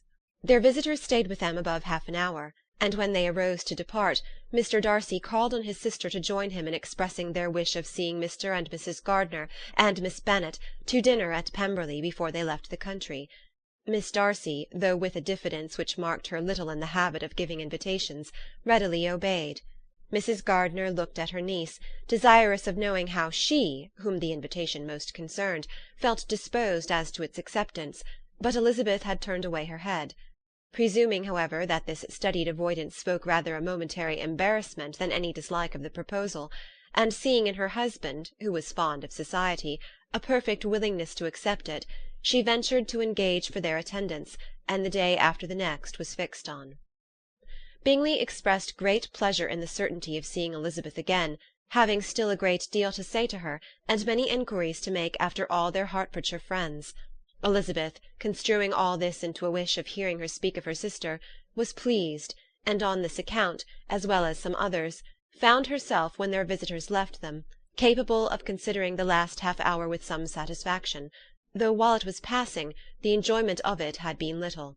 Eager to be alone, and fearful of inquiries or hints from her uncle and aunt, she stayed with them only long enough to hear their favourable opinion of Bingley, and then hurried away to dress. But she had no reason to fear Mr. and Mrs. Gardiner's curiosity. It was not their wish to force her communication. It was evident that she was much better acquainted with Mr. Darcy than they had before any idea of. It was evident that he was very much in love with her. They saw much to interest, but nothing to justify inquiry. Of Mr. Darcy it was now a matter of anxiety to think well, and as far as their acquaintance reached, there was no fault to find. They could not be untouched by his politeness, and had they drawn his character from their own feelings and his servant's report, without any reference to any other account, the circle in Hertfordshire to which he was known would not have recognized it for Mr. Darcy. There was now an interest, however, in believing the housekeeper, and they soon became sensible that the authority of a servant who had known him since he was 4 years old, and whose own manners indicated respectability, was not to be hastily rejected. Neither had anything occurred in the intelligence of their Lambton friends that could materially lessen its weight. They had nothing to accuse him of but pride. Pride he probably had, and if not, it would certainly be imputed by the inhabitants of a small market town where the family did not visit. It was acknowledged, however, that he was a liberal man, and did much good among the poor. With respect to Wickham, the travellers soon found that he was not held there in much estimation, for though the chief of his concerns with the son of his patron were imperfectly understood, it was yet a well-known fact that, on his quitting Derbyshire, he had left many debts behind him, which Mr. Darcy had afterwards discharged. As for Elizabeth, her thoughts were at Pemberley this evening more than the last, and the evening, though as it passed it seemed long, was not long enough to determine her feelings towards one in that mansion, and she lay awake 2 whole hours endeavouring to make them out. She certainly did not hate them. No, hatred had vanished long ago, and she had almost as long been ashamed of ever feeling a dislike against him that could be so called. The respect created by the conviction of his valuable qualities, though at first unwillingly admitted, had for some time ceased to be repugnant to her feeling, and it was now heightened into somewhat of a friendlier nature, by the testimony so highly in his favour, and bringing forward his disposition in so amiable a light, which yesterday had produced. But above all, above respect and esteem, there was a motive within her of goodwill which could not be overlooked. It was gratitude. Gratitude not merely for having once loved her, but for loving her still well enough to forgive all the petulance and acrimony of her manner in rejecting him, and all the unjust accusations accompanying her rejection. He, who, she had been persuaded, would avoid her as his greatest enemy, seemed on this accidental meeting most eager to preserve the acquaintance, and without any indelicate display of regard, or any peculiarity of manner, where their 2 selves only were concerned, was soliciting the good opinion of her friends, and bent on making her known to his sister. such a change in a man of so much pride, exciting not only astonishment but gratitude, for to love, ardent love, it must be attributed, and as such its impression on her was of a sort to be encouraged, as by no means unpleasing, though it could not be exactly defined. She respected, she esteemed, she was grateful to him, she felt a real interest in his welfare, and she only wanted to know how far she wished that welfare to depend upon herself, and how far it would be for the happiness of both that she should employ the power, which her fancy told her she still possessed, of bringing on her the renewal of his addresses. It had been settled in the evening between the aunt and the niece that such a striking civility as Miss Darcy's in coming to see them on the very day of her arrival at Pemberley, for she had reached it only to a late breakfast, ought to be imitated, though it could not be equalled, by some exertion of politeness on their side, and consequently that it would be highly expedient to wait on her at Pemberley the following morning. They were therefore to go. Elizabeth was pleased, though when she asked herself the reason, she had very little to say in reply. Mr. Gardiner left them soon after breakfast. The fishing scheme had been renewed the day before, and a positive engagement made of his meeting some of the gentlemen at Pemberley before noon. Chapter 45. Convinced as Elizabeth now was that Miss Bingley's dislike of her had originated in jealousy, she could not help feeling how unwelcome her appearance at Pemberley must be to her, and was curious to know with how much civility on that lady's side the acquaintance would now be renewed. On reaching the house, they were shown through the hall into the saloon, whose northern aspect rendered it delightful for summer. Its windows opening to the ground admitted a most refreshing view of the high woody hills behind the house, and of the beautiful oaks and Spanish chestnuts which were scattered over the intermediate lawn. In this house they were received by Miss Darcy, who was sitting there with Mrs. Hurst and Miss Bingley, and the lady with whom she lived in London. Georgiana's reception of them was very civil, but attended with all the embarrassment which, though proceeding from shyness and the fear of doing wrong, would easily give to those who felt themselves inferior the belief of her being proud and reserved. Mrs. Gardiner and her niece, however, did her justice, and pitied her. By Mrs. Hurst and Miss Bingley they were noticed only by a curtsy, and on their being seated, a pause, awkward as such pauses must always be, succeeded for a few moments. It was first broken by Mrs. Annesley, a genteel, agreeable-looking woman, whose endeavour to introduce some kind of discourse proved her to be more truly well-bred than either of the others, and between her and Mrs. Gardiner, with occasional help from Elizabeth, the conversation was carried on. Miss Darcy looked as if she wished for courage enough to join in it, and sometimes did venture a short sentence when there was least danger of its being heard.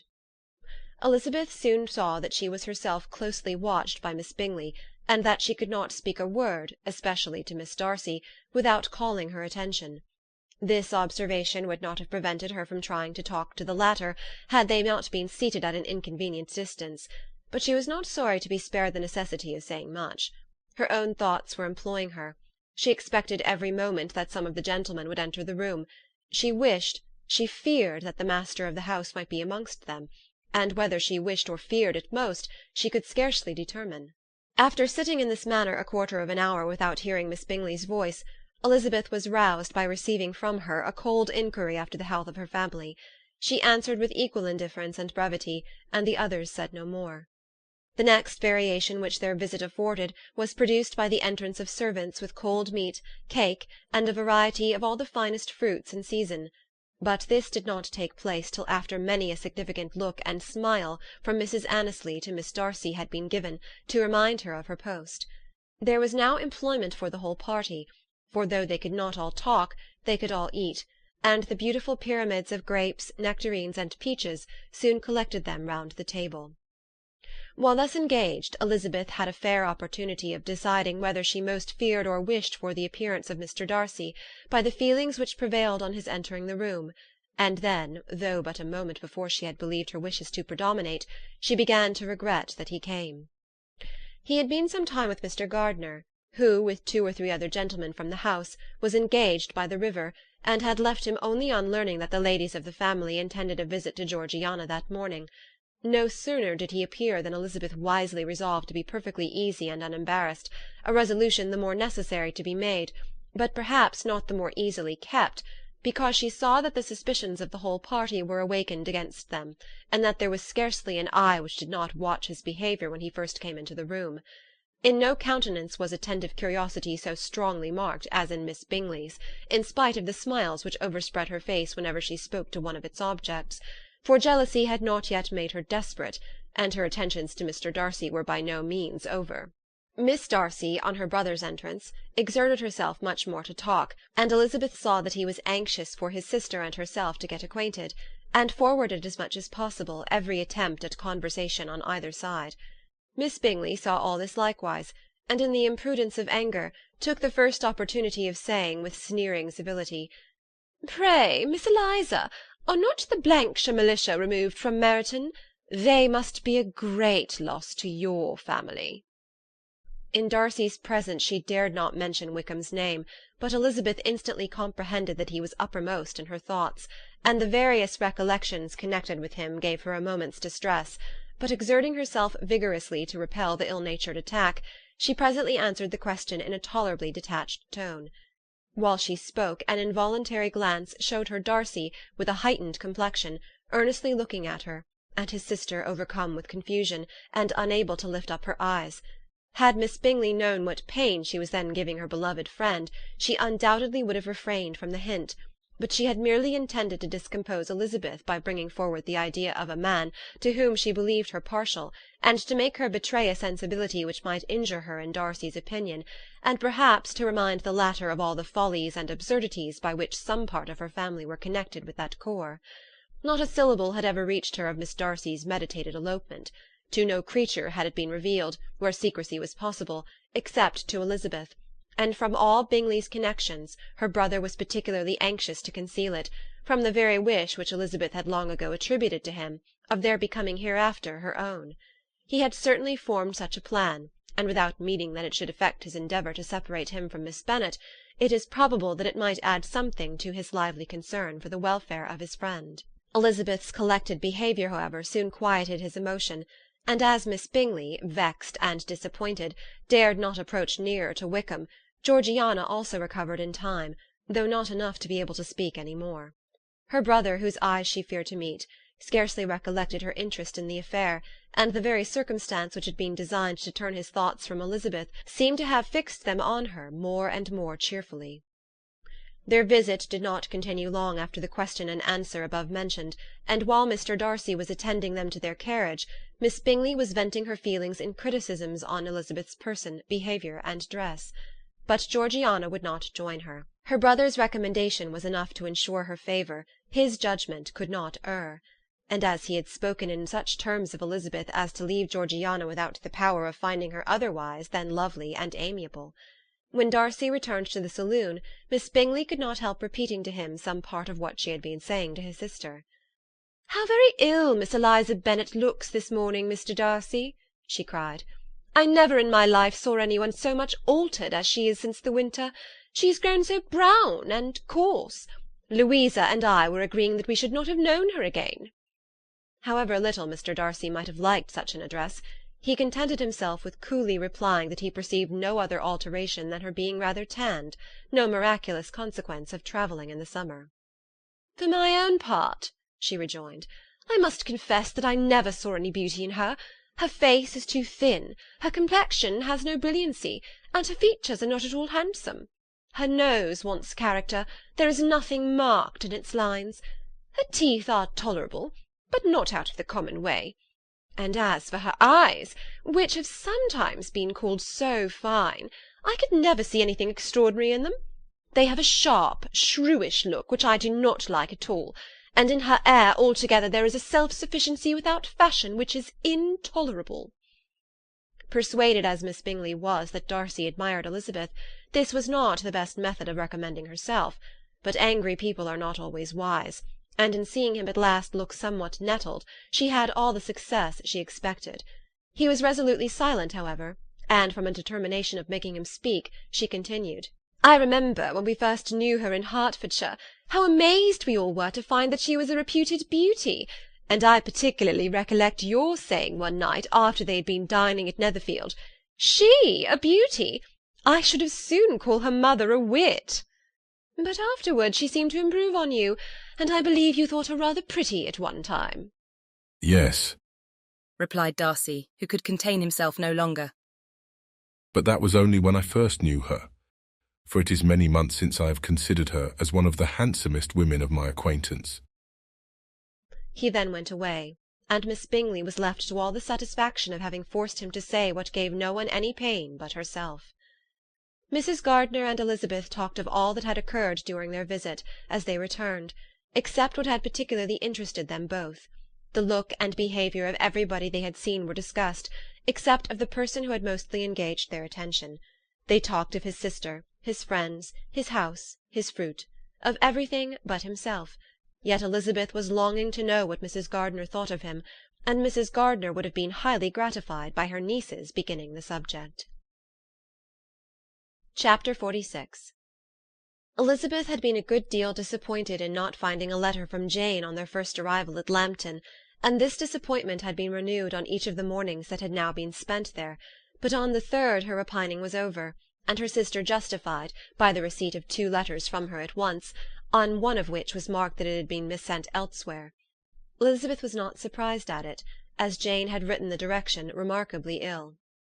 They had just been preparing to walk as the letters came in, and her uncle and aunt, leaving her to enjoy them in quiet, set off by themselves.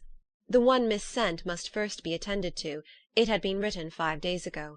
The beginning contained an account of all their little parties and engagements, with such news as the country afforded, but the latter half, which was dated a day later, and written in evident agitation, gave more important intelligence.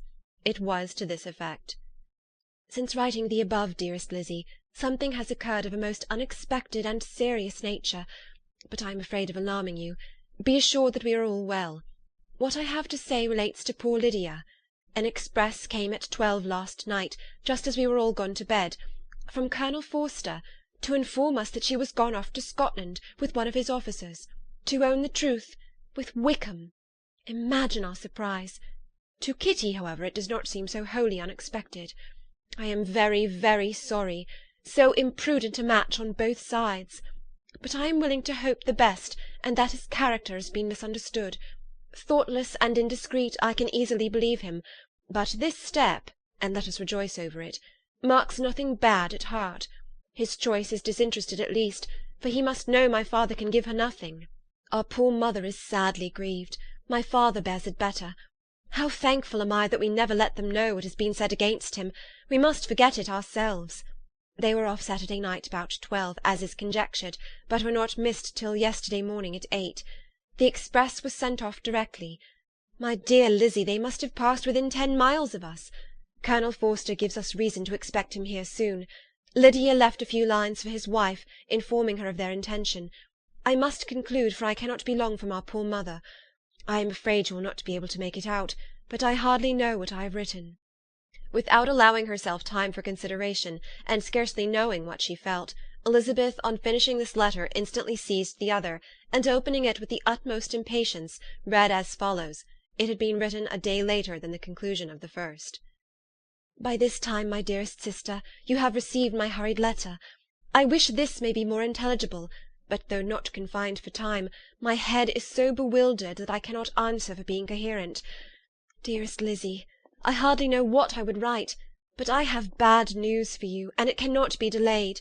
Imprudent as the marriage between Mr. Wickham and our poor Lydia would be, we are now anxious to be assured that it has taken place, for there is but too much reason to fear they are not gone to Scotland. Colonel Forster came yesterday, having left Brighton the day before, not many hours after the express.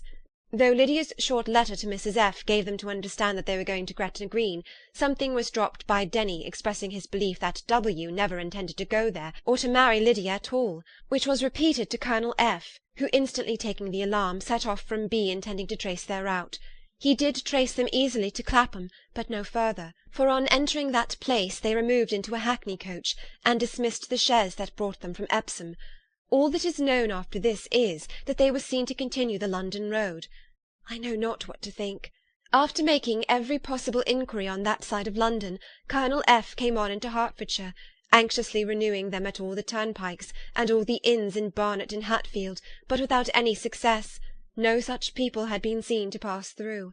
With the kindest concern he came on to Longbourn, and broke his apprehensions to us in a manner most creditable to his heart.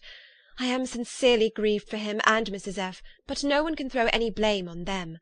Our distress, my dear Lizzie, is very great. My father and mother believe the worst, but I cannot think so ill of him. Many circumstances might make it more eligible for them to be married privately in town than to pursue their first plan, and even if he could form such a design against a young woman of Lydia's connections, which is not likely, can I suppose her so lost to everything? Impossible. I grieve to find, however, that Colonel F. is not disposed to depend upon their marriage. He shook his head when I expressed my hopes, and said he feared W. was not a man to be trusted. My poor mother is really ill, and keeps her room. Could she exert herself, it would be better, but this is not to be expected. And as to my father, I never in my life saw him so affected. Poor Kitty has anger for having concealed their attachment, but as it was a matter of confidence, one cannot wonder. I am truly glad, dearest Lizzie, that you have been spared something of these distressing scenes. But now, as the first shock is over, shall I own that I long for your return? I am not so selfish, however, as to press for it, if inconvenient. Adieu. I take up my pen again to do what I have just told you I would not, but circumstances are such that I cannot help earnestly begging you all to come here as soon as possible. I know my dear uncle and aunt so well that I am not afraid of requesting it, though I have still something more to ask of the former. My father is going to London with Colonel Forster instantly to try to discover her. What he means to do I am sure I know not, but his excessive distress will not allow him to pursue any measure in the best and safest way, and Colonel Forster is obliged to be at Brighton again to-morrow evening. In such an exigence, my uncle's advice and assistance would be everything in the world. He will immediately comprehend what I must feel, and I rely upon his goodness. Oh, where is my uncle? Cried Elizabeth, darting from her seat as she finished the letter, in eagerness to follow him, without losing a moment of time so precious. But as she reached the door it was opened by a servant, and Mr. Darcy appeared. Her pale face and impetuous manner made him start, and before he could recover himself to speak, she, in whose mind every idea was superseded by Lydia's situation, hastily exclaimed, "I beg your pardon, but I must leave you. I must find Mr. Gardiner this moment, on business that cannot be delayed. I have not an instant to lose." Good God, what is the matter? Cried he with more feeling than politeness. Then recollecting himself, I will not detain you a minute, but let me or let the servant go after Mr. and Mrs. Gardiner. You are not well enough, you cannot go yourself. Elizabeth hesitated, but her knees trembled under her, and she felt how little would be gained by her attempting to pursue them. Calling back the servant, therefore, she commissioned him, though in so breathless an accent as made her almost unintelligible, to fetch his master and mistress home instantly.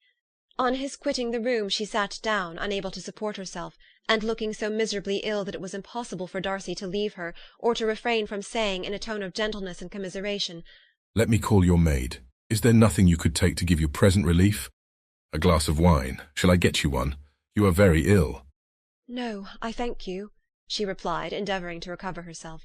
There is nothing the matter with me. I am quite well. I am only distressed by some dreadful news which I have just received from Longbourn. She burst into tears as she alluded to it, and for a few minutes could not speak another word.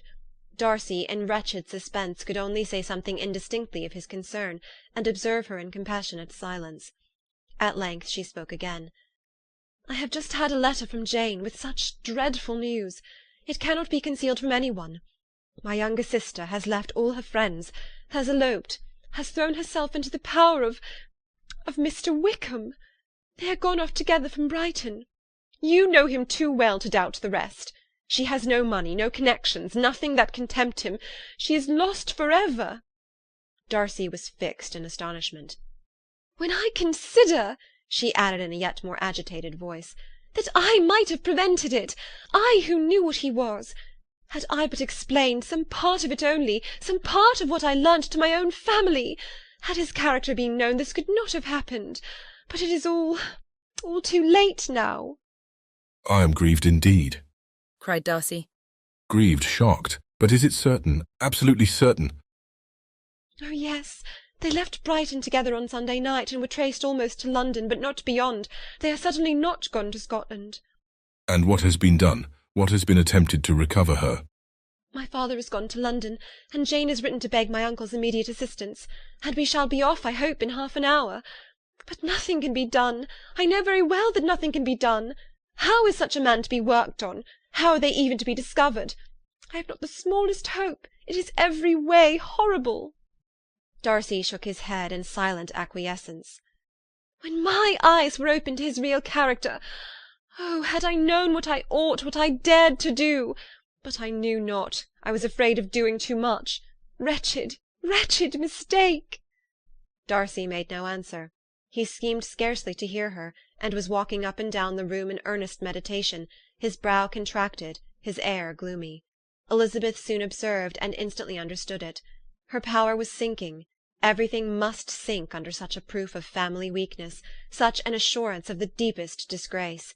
She could neither wonder nor condemn, but the belief of his self-conquest brought nothing consolatory to her bosom, afforded no palliation of her distress. It was, on the contrary, exactly calculated to make her understand her own wishes, and never had she so honestly felt that she could have loved him as now, when all love must be in vain. But self, though it would intrude, could not engross her.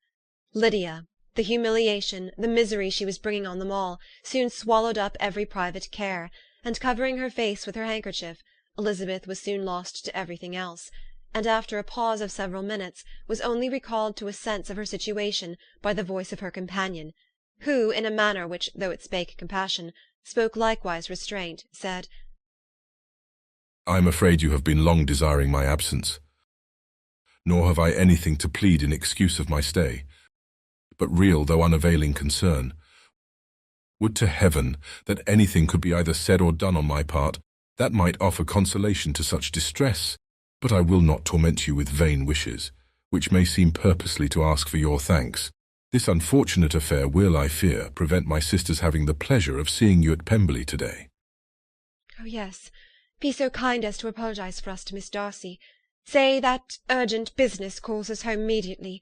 Conceal the unhappy truth as long as it is possible. I know it cannot be long." He readily assured her of his secrecy, again expressed his sorrow for her distress, wished it a happier conclusion that there was at present reason to hope, and leaving his compliments for her relations, with only one serious parting look, went away.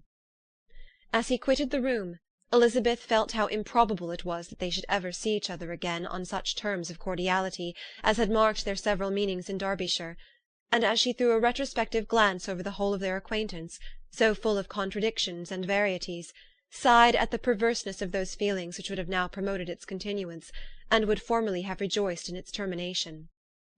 If gratitude and esteem are good foundations of affection, Elizabeth's change of sentiment will be neither improbable nor faulty; but if otherwise, if regard springing from such sources is unreasonable or unnatural, in comparison of what is so often described as arising on a first interview with its object, and even before two words have been exchanged, nothing can be said in her defence, except that she had given somewhat of a trial to the latter method in her partiality for Wickham, and that its ill success might, perhaps, authorize her to seek the other less interesting mode of attachment.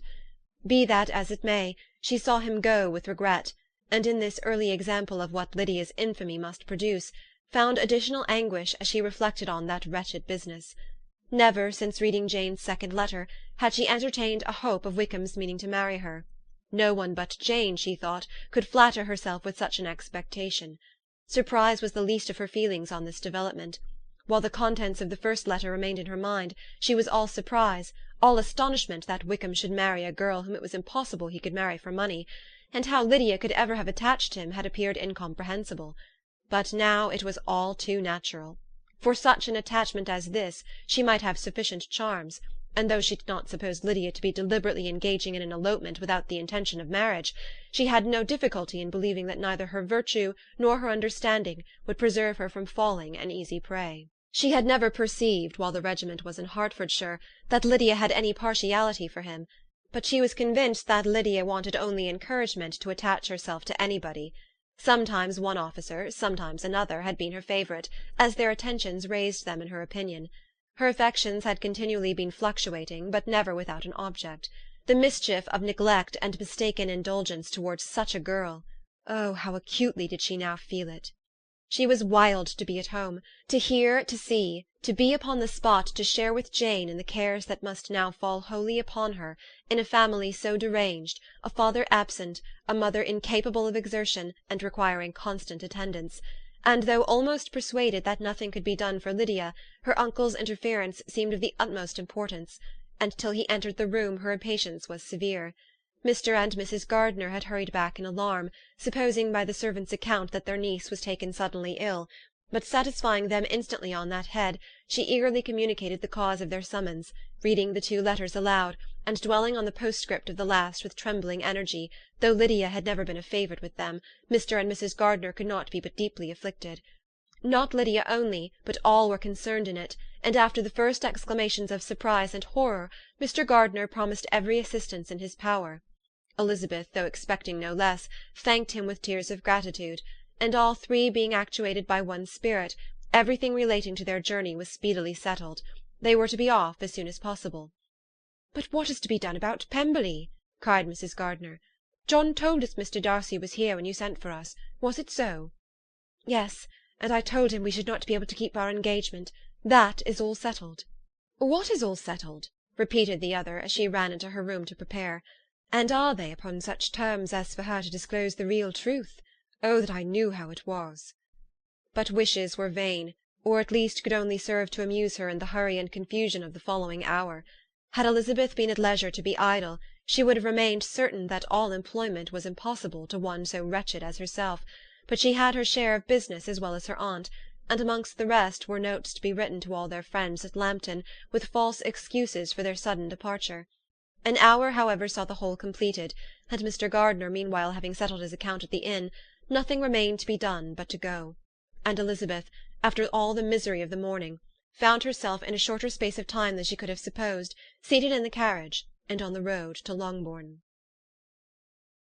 Chapter 47.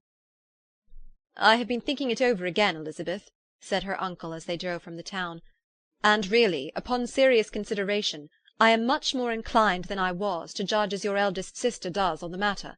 It appears to me so very unlikely that any young man should form such a design against a girl who is by no means unprotected or friendless, and who is actually staying in his colonel's family, that I am strongly inclined to hope the best. Could he expect that her friends would not step forward? Could he expect to be noticed again by the regiment after such an affront to Colonel Forster? His temptation is not adequate to the risk." "Do you really think so?"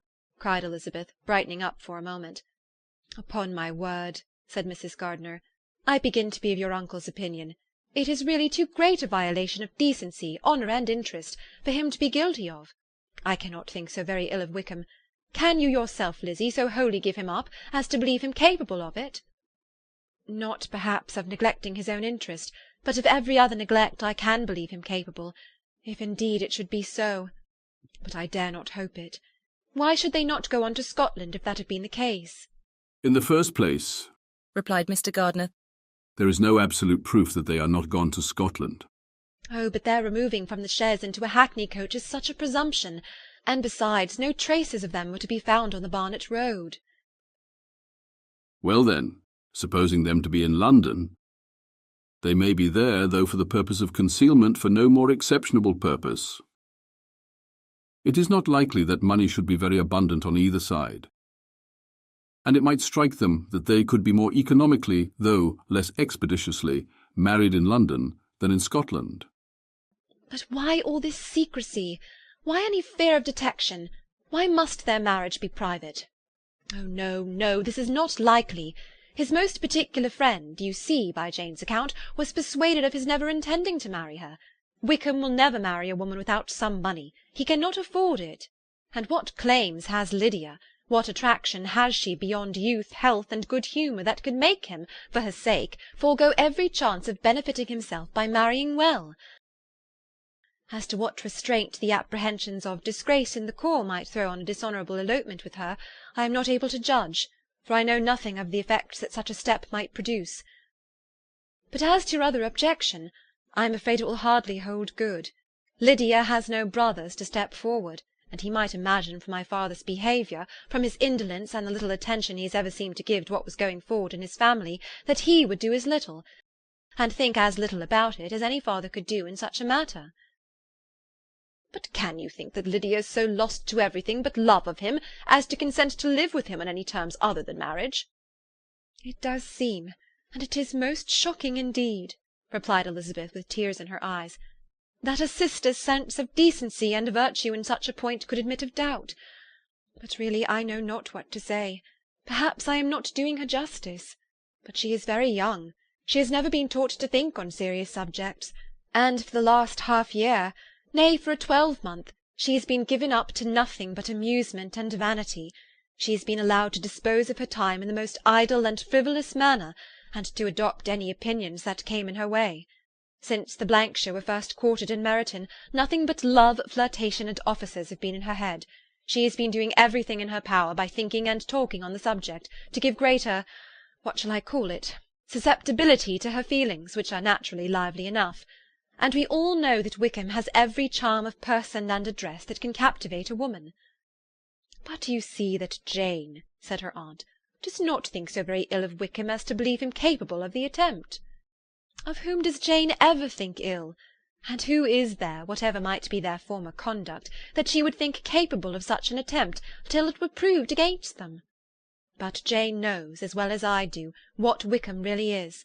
We both know that he has been profligate in every sense of the word, that he has neither integrity nor honour, that he is as false and deceitful as he is insinuating. And do you really know all this? cried Mrs. Gardiner, whose curiosity as to the mode of her intelligence was all alive. I do indeed, replied Elizabeth, colouring. I told you the other day of his infamous behaviour to Mr. Darcy, and you yourself, when last at Longbourn, heard in what manner he spoke of the man who had behaved with such forbearance and liberality towards him.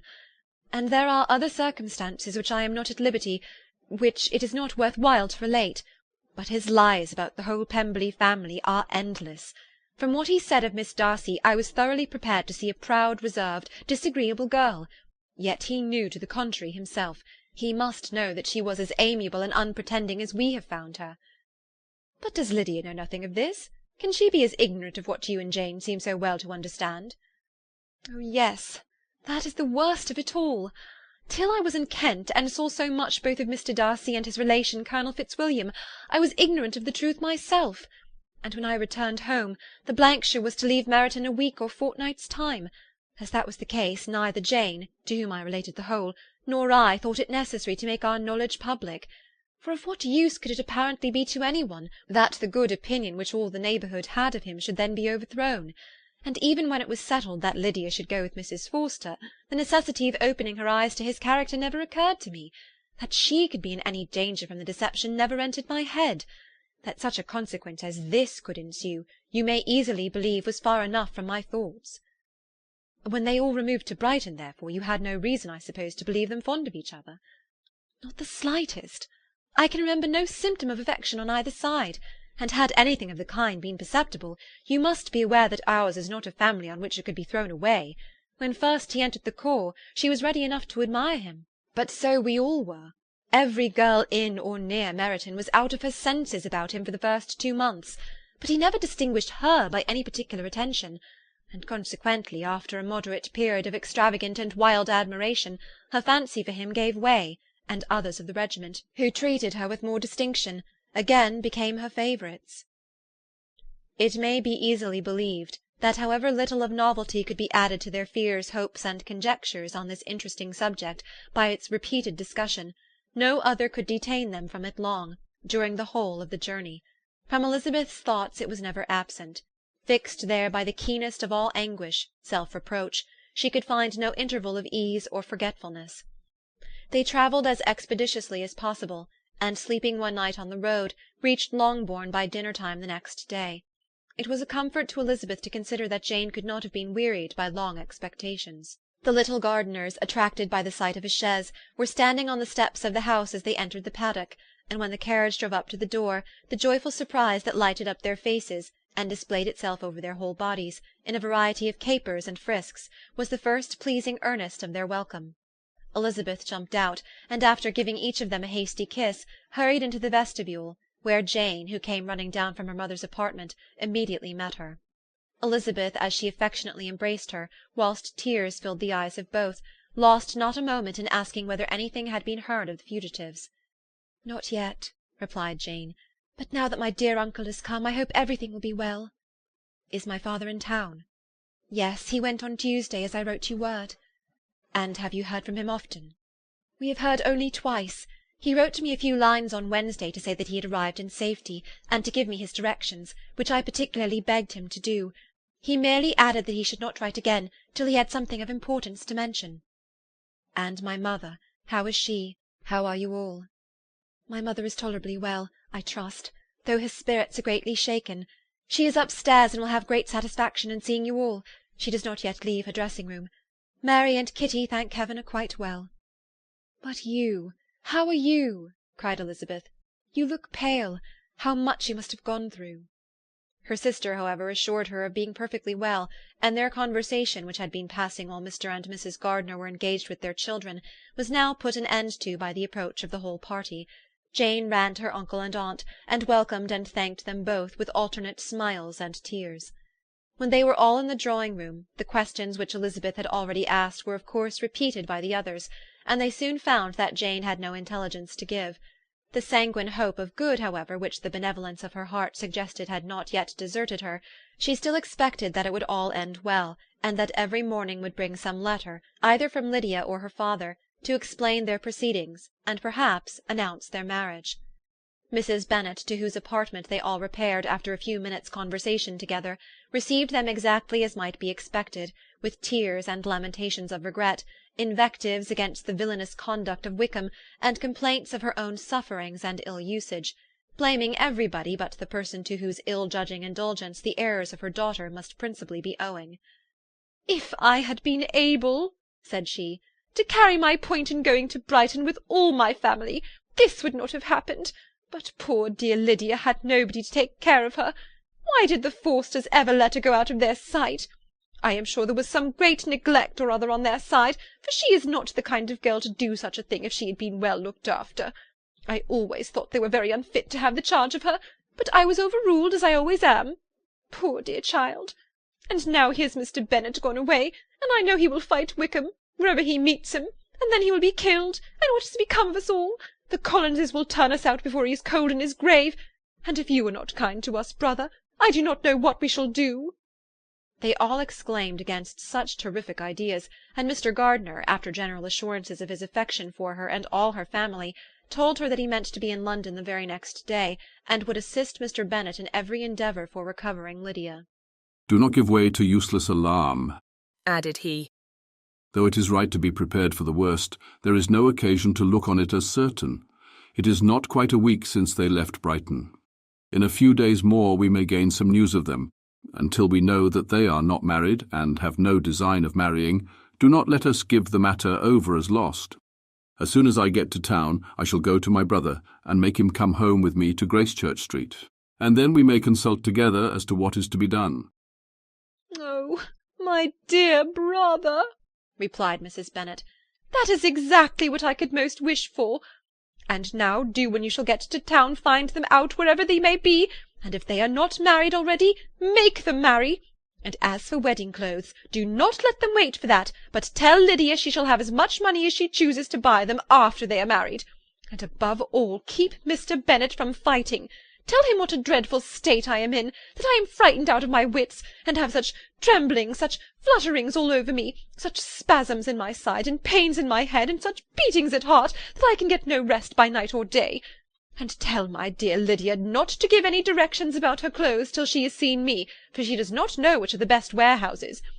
Oh, brother, how kind you are! I know you will contrive it all." But Mr. Gardiner, though he assured her again of his earnest endeavours in the cause, could not avoid recommending moderation to her, as well in her hopes as her fear, and after talking with her in this manner till dinner was on the table, they all left her to vent all her feelings on the housekeeper, who attended in the absence of her daughters.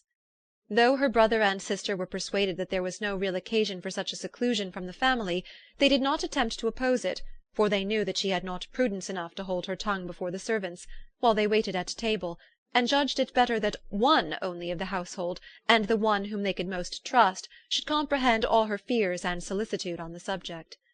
In the dining-room they were soon joined by Mary and Kitty, who had been too busily engaged in their separate apartments to make their appearance before. One came from her books, and the other from her toilette.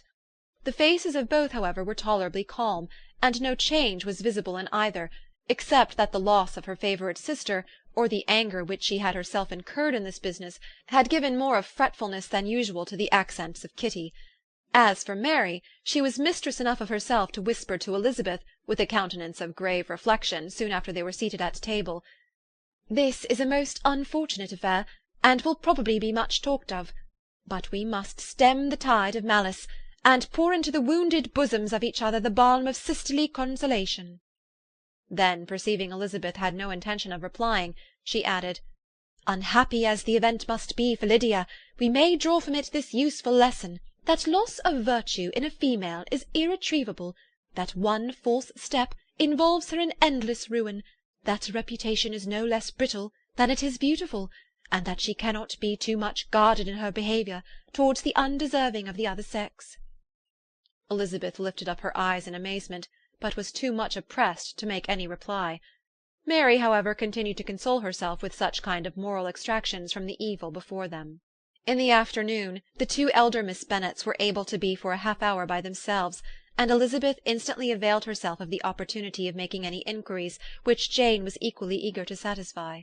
After joining in general lamentations over the dreadful sequel of this event, which Elizabeth considered as all but certain, and Miss Bennet could not assert to be wholly impossible, the former continued the subject by saying, "But tell me all and everything about it which I have not already heard. Give me further particulars. What did Colonel Forster say? Had they no apprehension of anything before the elopement took place? They must have seen them together for ever." "Colonel Forster did own that he had often suspected some partiality, especially on Lydia's side, but nothing to give him any alarm. I am so grieved for him. His behaviour was attentive and kind to the utmost. He was coming to us in order to assure us of his concern, before he had any idea of their not being gone to Scotland. When that apprehension first got abroad, it hastened his journey." "And was Denny convinced that Wickham would not marry? Did he know of their intending to go off? Had Colonel Forster seen Denny himself?" "Yes, but when questioned by him, Denny denied knowing anything of their plans, and would not give his real opinion about it. He did not repeat his persuasion of their not marrying, and from that, I am inclined to hope, he might have been misunderstood before." "And till Colonel Forster came himself, not one of you entertained a doubt, I suppose, of their being really married?" "How was it possible that such an idea should enter our brains? I felt a little uneasy, a little fearful of my sister's happiness with him in marriage, because I know that his conduct had not been always quite right. My father and mother knew nothing of that. They only felt how imprudent a match it must be. Kitty then owned, with a very natural triumph on knowing more than the rest of us, that in Lydia's last letter she had prepared her for such a step. She had known, it seems, of their being in love with each other many weeks." "But not before they went to Brighton?" "No, I believe not." "And did Colonel Forster appear to think well of Wickham himself? Does he know his real character?"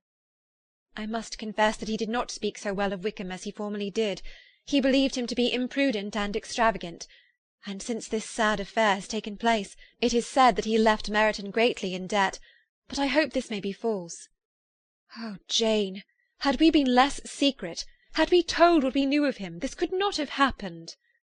"Perhaps it would have been better," replied her sister, "but to expose the former faults of any person without knowing what their present feelings were seemed unjustifiable.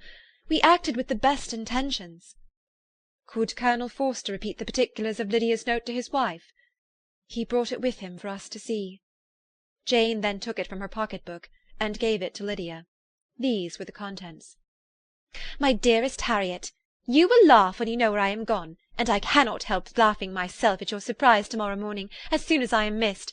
I am going to Gretna Green, and if you cannot guess with who, I shall think you a simpleton, for there is but one man in the world I love, and he is an angel. I should never be happy without him, so think it no harm to be off. You need not send them word at Longbourn of my going if you do not like it, for it will make the surprise the greater when I write to them and sign my name Lydia Wickham. What a good joke it will be! I can hardly write for laughing. Pray make my excuses to Pratt for not keeping my engagement and dancing with him to-night. Tell him I hope he will excuse me when he knows all, and tell him I will dance with him at the next ball we meet with great pleasure. I shall send for my clothes when I get to Longbourn, but I wish you would tell Sally to mend a great slit in my worked muslin gown before they are packed up. Good-bye. Give my love to Colonel Forster. I hope you will drink to our good journey. Your affectionate friend, Lydia Bennet." "Oh, thoughtless, thoughtless Lydia!" cried Elizabeth when she had finished it. What a letter is this, to be written at such a moment! But at least it shows that she was serious on the subject of their journey.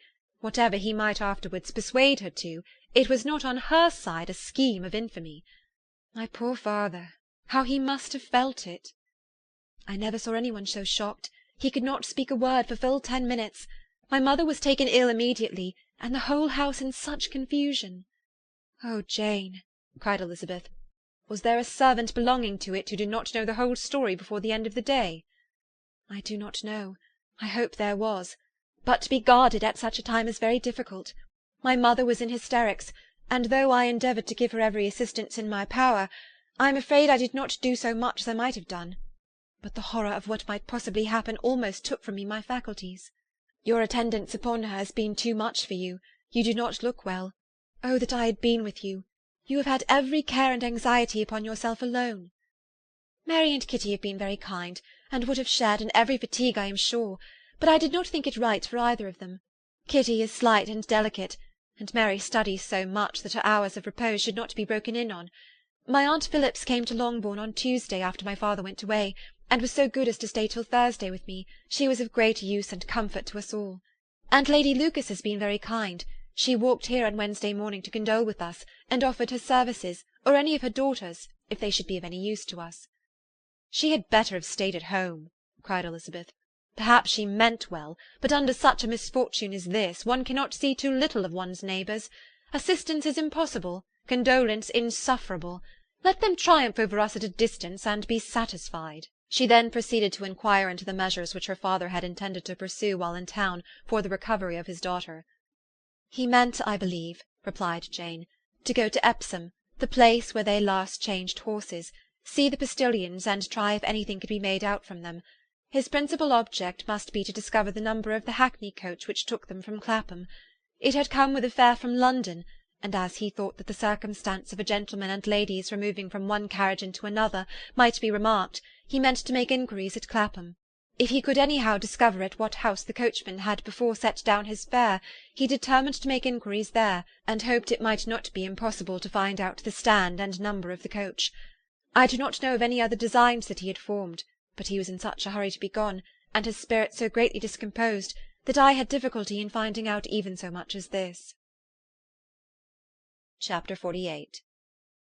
The whole party were in hopes of a letter from Mr. Bennet the next morning, but the post came in without bringing a single line from him.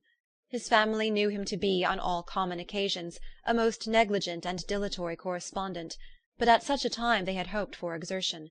They were forced to conclude that he had no pleasing intelligence to send, but even of that they would have been glad to be certain. Mr. Gardiner had waited only for the letters before he set off. When he was gone, they were certain at least of receiving constant information of what was going on, and their uncle promised, at parting, to prevail on Mr. Bennet to return to Longbourn, as soon as he could, to the great consolation of his sister, who considered it as the only security for her husband's not being killed in a duel. Mrs. Gardiner and the children were to remain in Hertfordshire a few days longer, as the former thought her presence might be serviceable to her nieces. She shared in their attendance on Mrs. Bennet, and was a great comfort to them in their hours of freedom. Their other aunt also visited them frequently, and as always, as she said, with the design of cheering and heartening them up, though, as she never came without reporting some fresh instance of Wickham's extravagance or irregularity, she seldom went away without leaving them more dispirited than she found them. All Meryton seemed striving to blacken the man who, but 3 months before, had been almost an angel of light. He was declared to be in debt to every tradesman in the place, and his intrigues, all honoured with the title of seduction, had been extended into every tradesman's family. Everybody declared that he was the wickedest young man in the world, and everybody began to find out that they had always distrusted the appearance of his goodness. Elizabeth, though she did not credit above half of what was said, believed enough to make her former assurance of her sister's ruin more certain, and even Jane, who believed still less of it, became almost hopeless, more especially as the time was now come when, if they had gone to Scotland, which she had never before entirely despaired of, they must in all probability have gained some news of them. Mr. Gardiner left Longbourn on Sunday. On Tuesday his wife received a letter from him. It told them that, on his arrival, he had immediately found out his brother, and persuaded him to come to Gracechurch Street; that Mr. Bennet had been to Epsom and Clapham before his arrival, but without gaining any satisfactory information; and that he was now determined to inquire at all the principal hotels in town, as Mr. Bennet thought it possible that they might have gone to one of them, on their first coming to London, before they procured lodgings.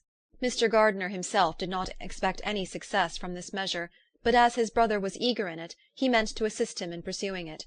He added that Mr. Bennet seemed wholly disinclined at present to leave London, and promised to write again very soon. There was also a postscript to this effect. I have written to Colonel Forster to desire him to find out, if possible, from some of the young man's intimates in the regiment, whether Wickham has any relations or connections who would be likely to know in what part of the town he has now concealed himself. If there were anyone that one could apply to, with a probability of gaining such a clue as that, it might be of essential consequence. At present we have nothing to guide us. Colonel Forster will, I dare say, do everything in his power to satisfy us on this head, but, on second thoughts, perhaps Lizzie could tell us what relations he has now living better than any other person. Elizabeth was at no loss to understand from whence this deference to her authority proceeded, but it was not in her power to give any information of so satisfactory a nature as the compliment deserved. She had never heard of his having had any relations, except a father and a mother, both of whom had been dead many years. It was possible, however, that some of his companions in the shire might be able to give more information, and though she was not very sanguine in expecting it, the application was a something to look forward to. Every day at Longbourn was now a day of anxiety, but the most anxious part of each was when the post was expected. The arrival of letters was the grand object of every morning's impatience. Through letters, whatever of good or bad was to be told would be communicated, and every succeeding day was expected to bring some news of importance. But before they heard again from Mr. Gardiner, a letter arrived for their father, from a different quarter, from Mr. Collins, which, as Jane had received directions to open all that came for him in his absence, she accordingly read, and Elizabeth, who knew what curiosities his letters always were, looked over her and read it likewise. It was as follows. My dear sir, I feel myself called upon, by our relationship and my situation in life, to condole with you on the grievous affliction you are now suffering under, of which we were yesterday informed by a letter from Hertfordshire. Be assured, my dear sir, that Mrs. Collins and myself sincerely sympathise with you and all your respectable family in your present distress, which must be of the bitterest kind, because proceeding from a cause which no time can remove. No arguments shall be wanting on my part that can alleviate so severe a misfortune, or that may comfort you under a circumstance that must be of all others the most afflicting to a parent's mind. The death of your daughter would have been a blessing in comparison of this, and it is the more to be lamented, because there is reason to suppose, as my dear Charlotte informs me, that this licentiousness of behaviour in your daughter has proceeded from a faulty degree of indulgence, though, at the same time, for the consolation of yourself and Mrs. Bennet, I am inclined to think that her own disposition must be naturally bad, or she could not be guilty of such an enormity at so early an age. Howsoever that may be, you are grievously to be pitied, in which opinion I am not only joined by Mrs. Collins, but likewise by Lady Catherine and her daughter, to whom I have related the affair. They agree with me in apprehending that this false step in one daughter will be injurious to the fortunes of all the others, for who, as Lady Catherine herself condescendingly says, will connect themselves with such a family. And this consideration leads me moreover to reflect, with augmented satisfaction, on a certain event of last November, for had it been otherwise, I must have been involved in all your sorrow and disgrace. Let me then advise you, dear sir, to console yourself as much as possible, to throw off your unworthy child from your affection for ever, and leave her to reap the fruits of her own heinous offence. I am, dear sir, etc., etc. Mr. Gardiner did not write again till he had received an answer from Colonel Forster, and then he had nothing of a pleasant nature to send. It was not known that Wickham had a single relationship with whom he kept up any connection, and it was certain that he had no one near living. His former acquaintances had been numerous, but since he had been in the militia, it did not appear that he was on terms of particular friendship with any of them. There was no one, therefore, who could be pointed out as likely to give any news of him, and in the wretched state of his own finances there was a very powerful motive for secrecy, in addition to his fear of discovery by Lydia's relations, for it had just transpired that he had left gaming debts behind him to a very considerable amount. Colonel Forster believed that more than £1,000 would be necessary to clear his expenses at Brighton. He owed a great deal in town, but his debts of honour were still more formidable. Mr. Gardiner did not attempt to conceal these particulars from the Longbourn family. Jane heard them with horror. "A gamester!" she cried. "This is wholly unexpected. I had not an idea of it." Mr. Gardiner added in his letter that they might expect to see their father at home on the following day, which was Saturday. Rendered spiritless by the ill success of all their endeavours, he had yielded to his brother-in-law's entreaty that he would return to his family, and leave it to him to do whatever occasion might suggest to be advisable for continuing their pursuit. When Mrs. Bennet was told of this, she did not express so much satisfaction as her children expected, considering what her anxiety for his life had been before. "What! Is he coming home, and without poor Lydia?" she cried. "Sure he will not leave London before he has found them. Who is to fight Wickham and make him marry her, if he comes away?" As Mrs. Gardiner began to wish to be at home, it was settled that she and the children should go to London at the same time that Mr. Bennet came from it. The coach therefore took them at the first stage of their journey, and brought its master back to Longbourn. Mrs. Gardiner went away in all the perplexity about Elizabeth and her Derbyshire friend that had attended her from that part of the world. His name had never been voluntarily mentioned before them by her niece, and the kind of half-expectation which Mrs. Gardiner had formed of their being followed by a letter from him had ended in nothing. Elizabeth had received none since her return that could come from Pemberley. The present unhappy state of the family rendered any other excuse for the lowness of her spirits unnecessary. Nothing therefore could be fairly conjectured from that, though Elizabeth, who was by this time tolerably well acquainted with her own feelings, was perfectly aware that, had she known nothing of Darcy, she could have borne the dread of Lydia's infamy somewhat better. It would have spared her, she thought, one sleepless night out of 2. When Mr. Bennet arrived, he had all the appearance of his usual philosophic composure. He said as little as he had ever been in the habit of saying, made no mention of the business that had taken him away, and it was some time before his daughters had courage to speak of it. It was not till the afternoon, when he enjoined them at tea, that Elizabeth ventured to introduce the subject. And then, on her briefly expressing her sorrow from what he must have endured, he replied, "Say nothing of that. Who should suffer but myself?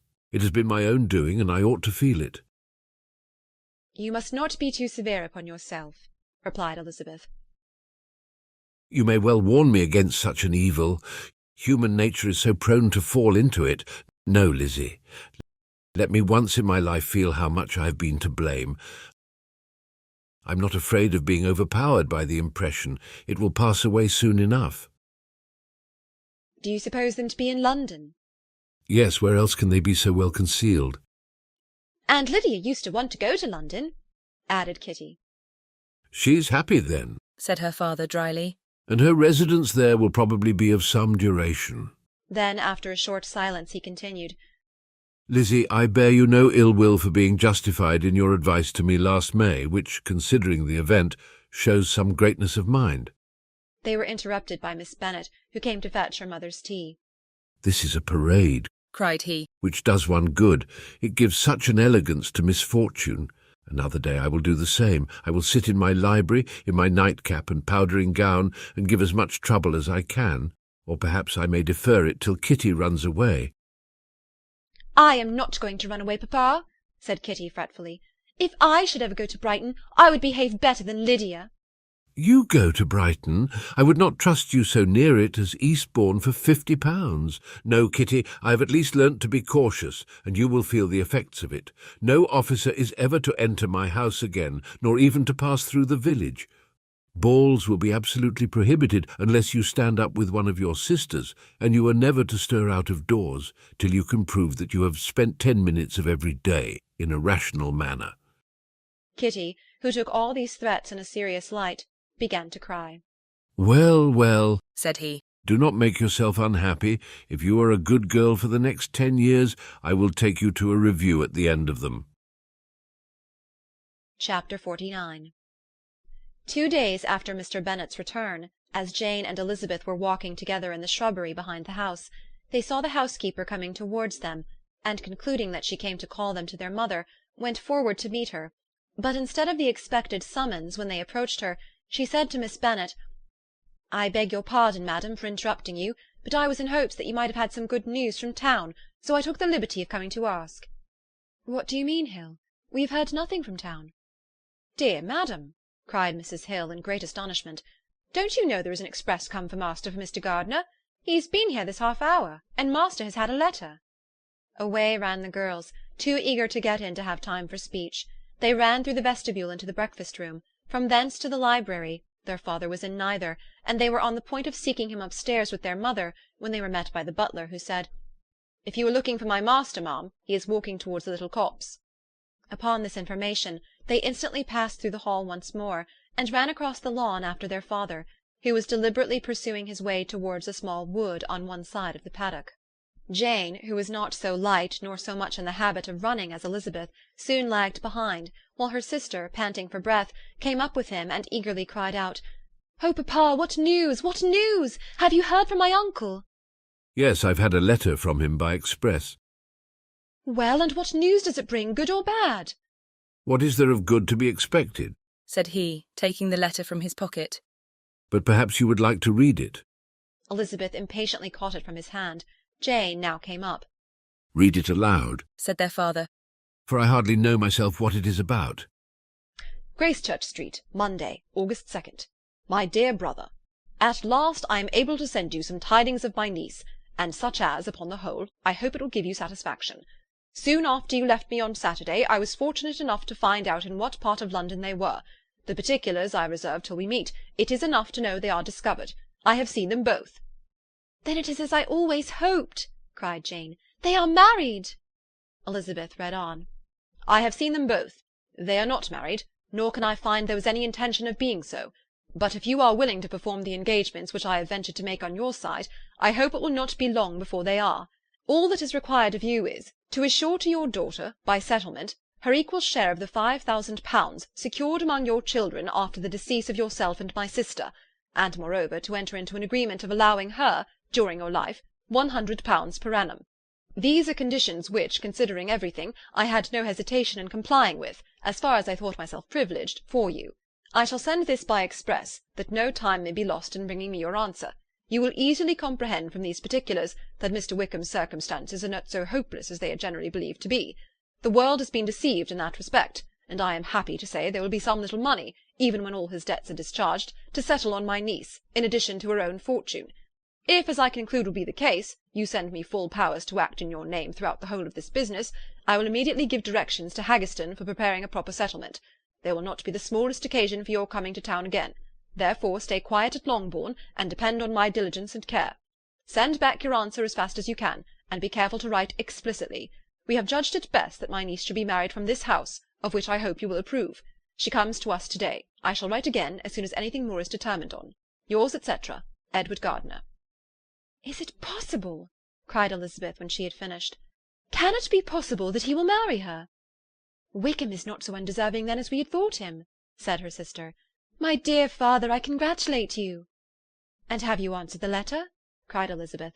No, but it must be done soon. Most earnestly did she then entreat him to lose no more time before he wrote. Oh, my dear father, she cried, come back and write immediately. Consider how important every moment is in such a case. Let me write for you, said Jane, if you dislike the trouble yourself. I dislike it very much, he replied, but it must be done. And so saying, he turned back with them and walked towards the house. And may I ask, asked Elizabeth, but the terms, I suppose, must be complied with. Complied with? I'm only ashamed of his asking so little. And they must marry, yet he is such a man.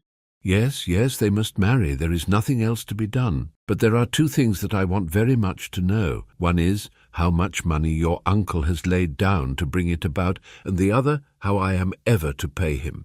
Money? My uncle? Cried Jane. What do you mean, sir? I mean that no man in his proper senses would marry Lydia on so slight a temptation as 100 a year during my life, and 50 after I am gone. That is very true, said Elizabeth, though it had not occurred to me before. His debts to be discharged, and something still to remain. Oh, it must be my uncle's doings. Generous, good man, I am afraid he has distressed himself. A small sum could not do all this. No, said her father. Wickham's a fool if he takes her with a farthing less than £10,000. I should be sorry to think so ill of him in the very beginning of our relationship. £10,000! Heaven forbid! How is half such a sum to be repaid? Mr. Bennet made no answer, and each of them, deep in thought, continued silent till they reached the house. Their father then went on to the library to walk, and the girls walked into the breakfast-room. "And they are really to be married," cried Elizabeth, as soon as they were by themselves. "How strange this is! And for this we are to be thankful. That they should marry, small as is their chance of happiness, and wretched as is his character, we are forced to rejoice. Oh, Lydia!" "I comfort myself with thinking," replied Jane, "that he certainly would not marry Lydia if he had not a real regard for her.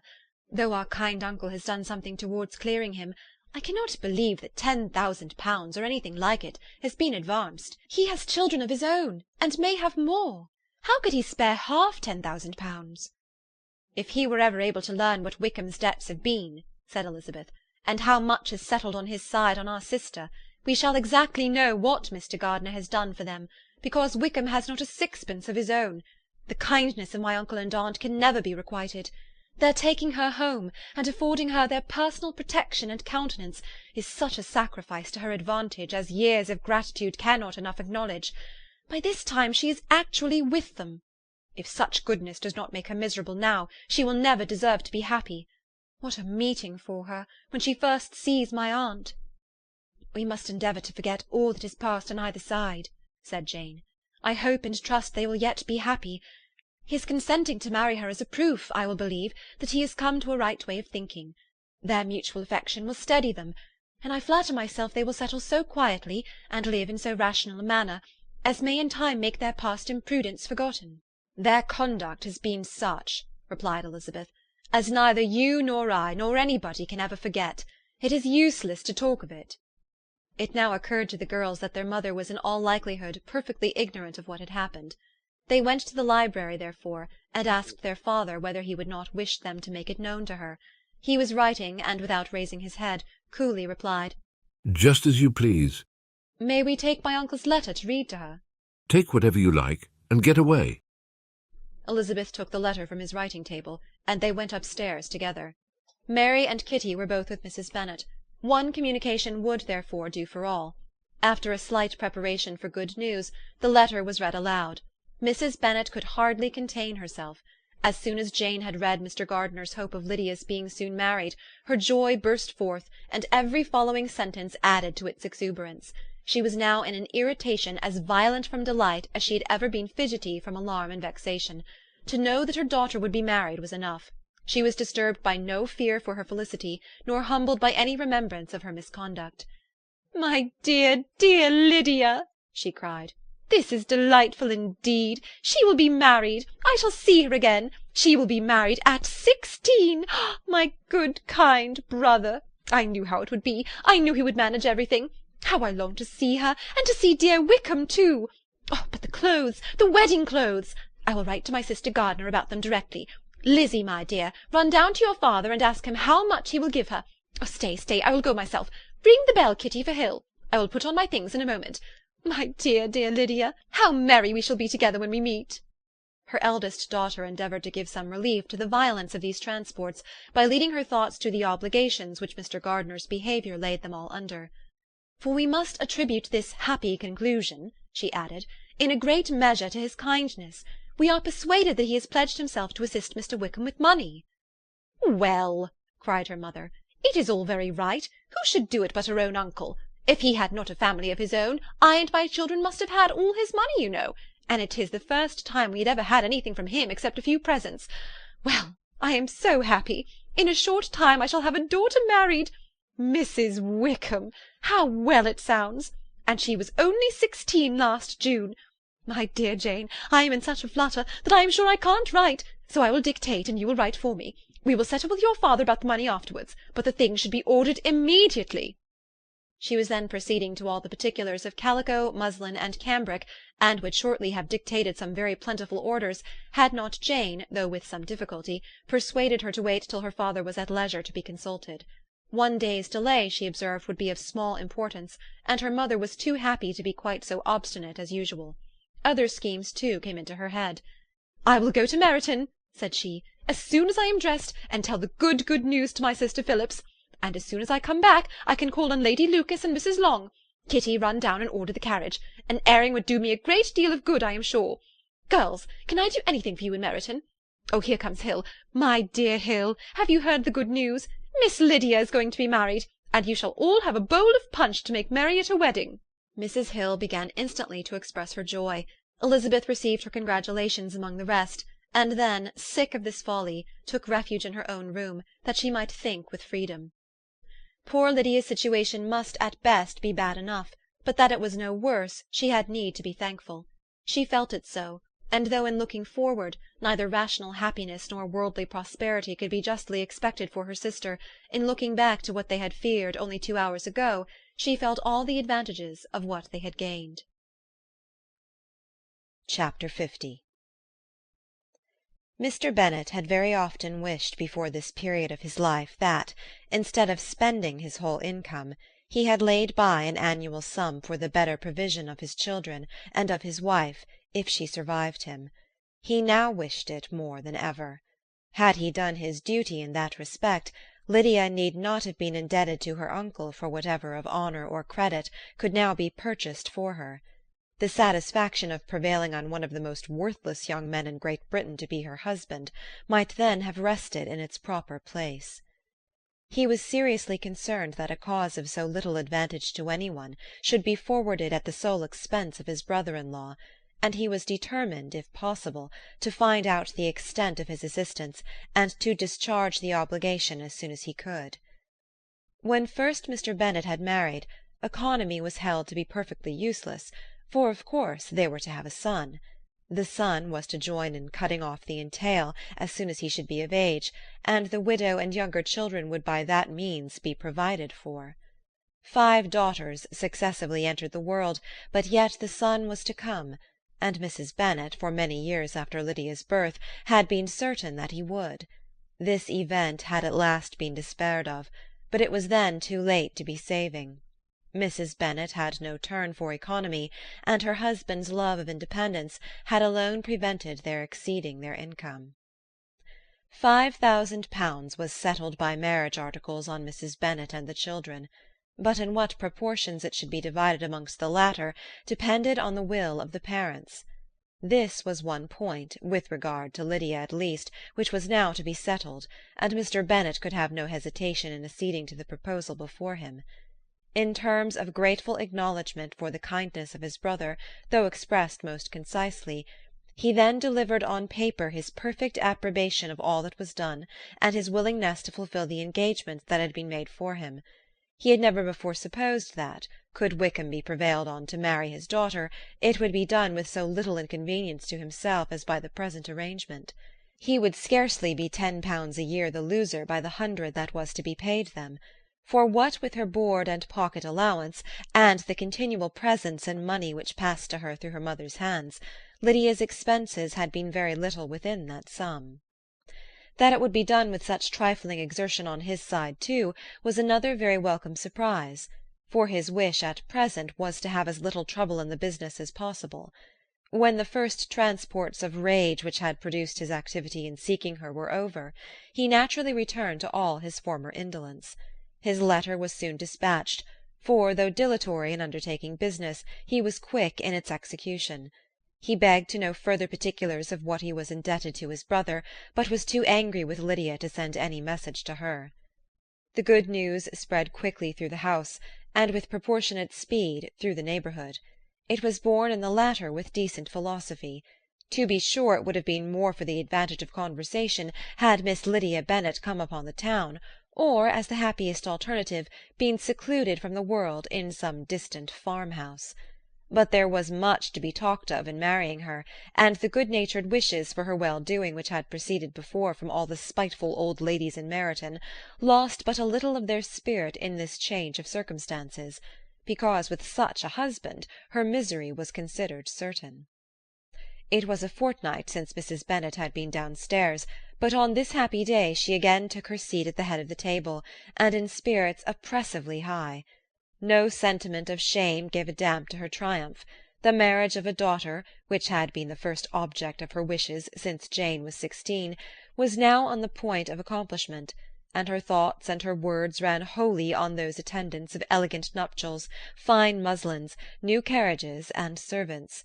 She was busily searching through the neighbourhood for a proper situation for her daughter, and without knowing or considering what their income might be, rejected many as deficient in size and importance. "Hay Park might do," said she, "if the Goldings could quit it, or the great house at Stoke, if the drawing-room were larger. But Ashworth is too far off. I could not bear to have her 10 miles from me. And as for Pulvis Lodge, the attics are dreadful."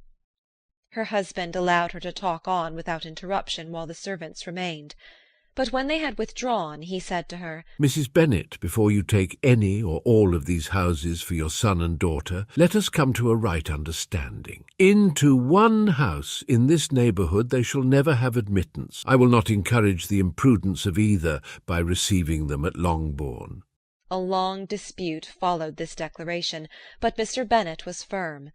It soon led to another, and Mrs. Bennet found, with amazement and horror, that her husband would not advance a guinea to buy clothes for his daughter. He protested that she should receive from him no mark of affection whatever on the occasion. Mrs. Bennet could hardly comprehend it. That his anger could be carried to such a point of inconceivable resentment as to refuse his daughter a privilege without which her marriage would scarcely seem valid, exceeded all she could believe possible. She was more alive to the disgrace which her want of new clothes must reflect on her daughter's nuptials than to any sense of shame at her eloping and living with Wickham a fortnight before they took place. Elizabeth was now most heartily sorry that she had, from the distress of the moment, been led to make Mr. Darcy acquainted with their fears for her sister, for since her marriage would so shortly give the proper termination to the elopement, they might hope to conceal its unfavourable beginning from all those who were not immediately on the spot. She had no fear of its spreading farther through his means.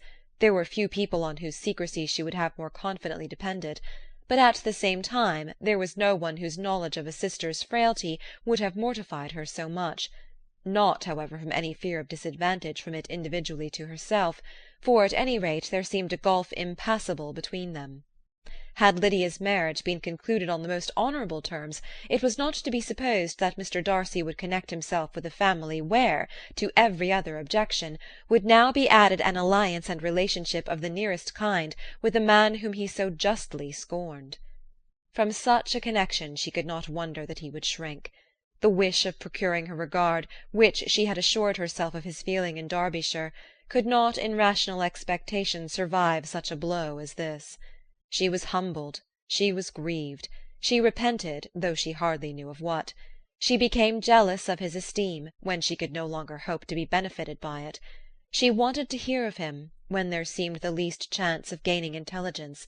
She was convinced that she could have been happy with him, when it was no longer likely they should meet. What a triumph for him, as she often thought, could he know that the proposals which she had proudly spurned only 4 months ago would now have been most gladly and gratefully received. He was as generous, she doubted not, as the most generous of his sex, but while he was mortal there must be a triumph. She began now to comprehend that he was exactly the man who, in disposition and talents, would most suit her. His understanding and temper, though unlike her own, would have answered all her wishes. It was an union that must have been to the advantage of both. By her ease and liveliness, his mind might have been softened, his manners improved, and from his judgment, information, and knowledge of the world, she must have received benefit of greater importance. But no such happy marriage could now teach the admiring multitude what connubial felicity really was. An union of a different tendency, and precluding the possibility of the other, was soon to be formed in their family. How Wickham and Lydia were to be supported in tolerable independence she could not imagine, but how little of permanent happiness could belong to a couple who were only brought together because their passions were stronger than their virtue she could easily conjecture. Mr. Gardiner soon wrote again to his brother. To Mr. Bennet's acknowledgments he briefly replied, with assurance of his eagerness to promote the welfare of any of his family, and concluded with entreaties that the subject might never be mentioned to him again. The principal purport of his letter was to inform them that Mr. Wickham had resolved on quitting the militia. It was greatly my wish that he should do so, he added, as soon as his marriage was fixed on, and I think you will agree with me in considering a removal from that corps as highly advisable, both on his account and my niece's.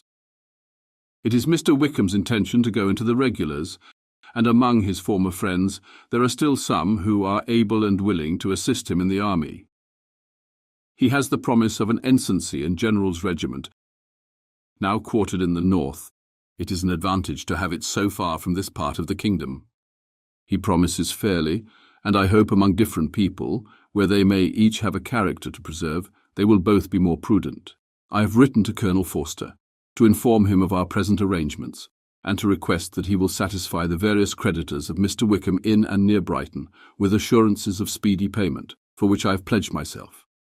And will you give yourself the trouble of carrying similar assurances to his creditors in Meryton, of whom I shall subjoin a list, according to his information?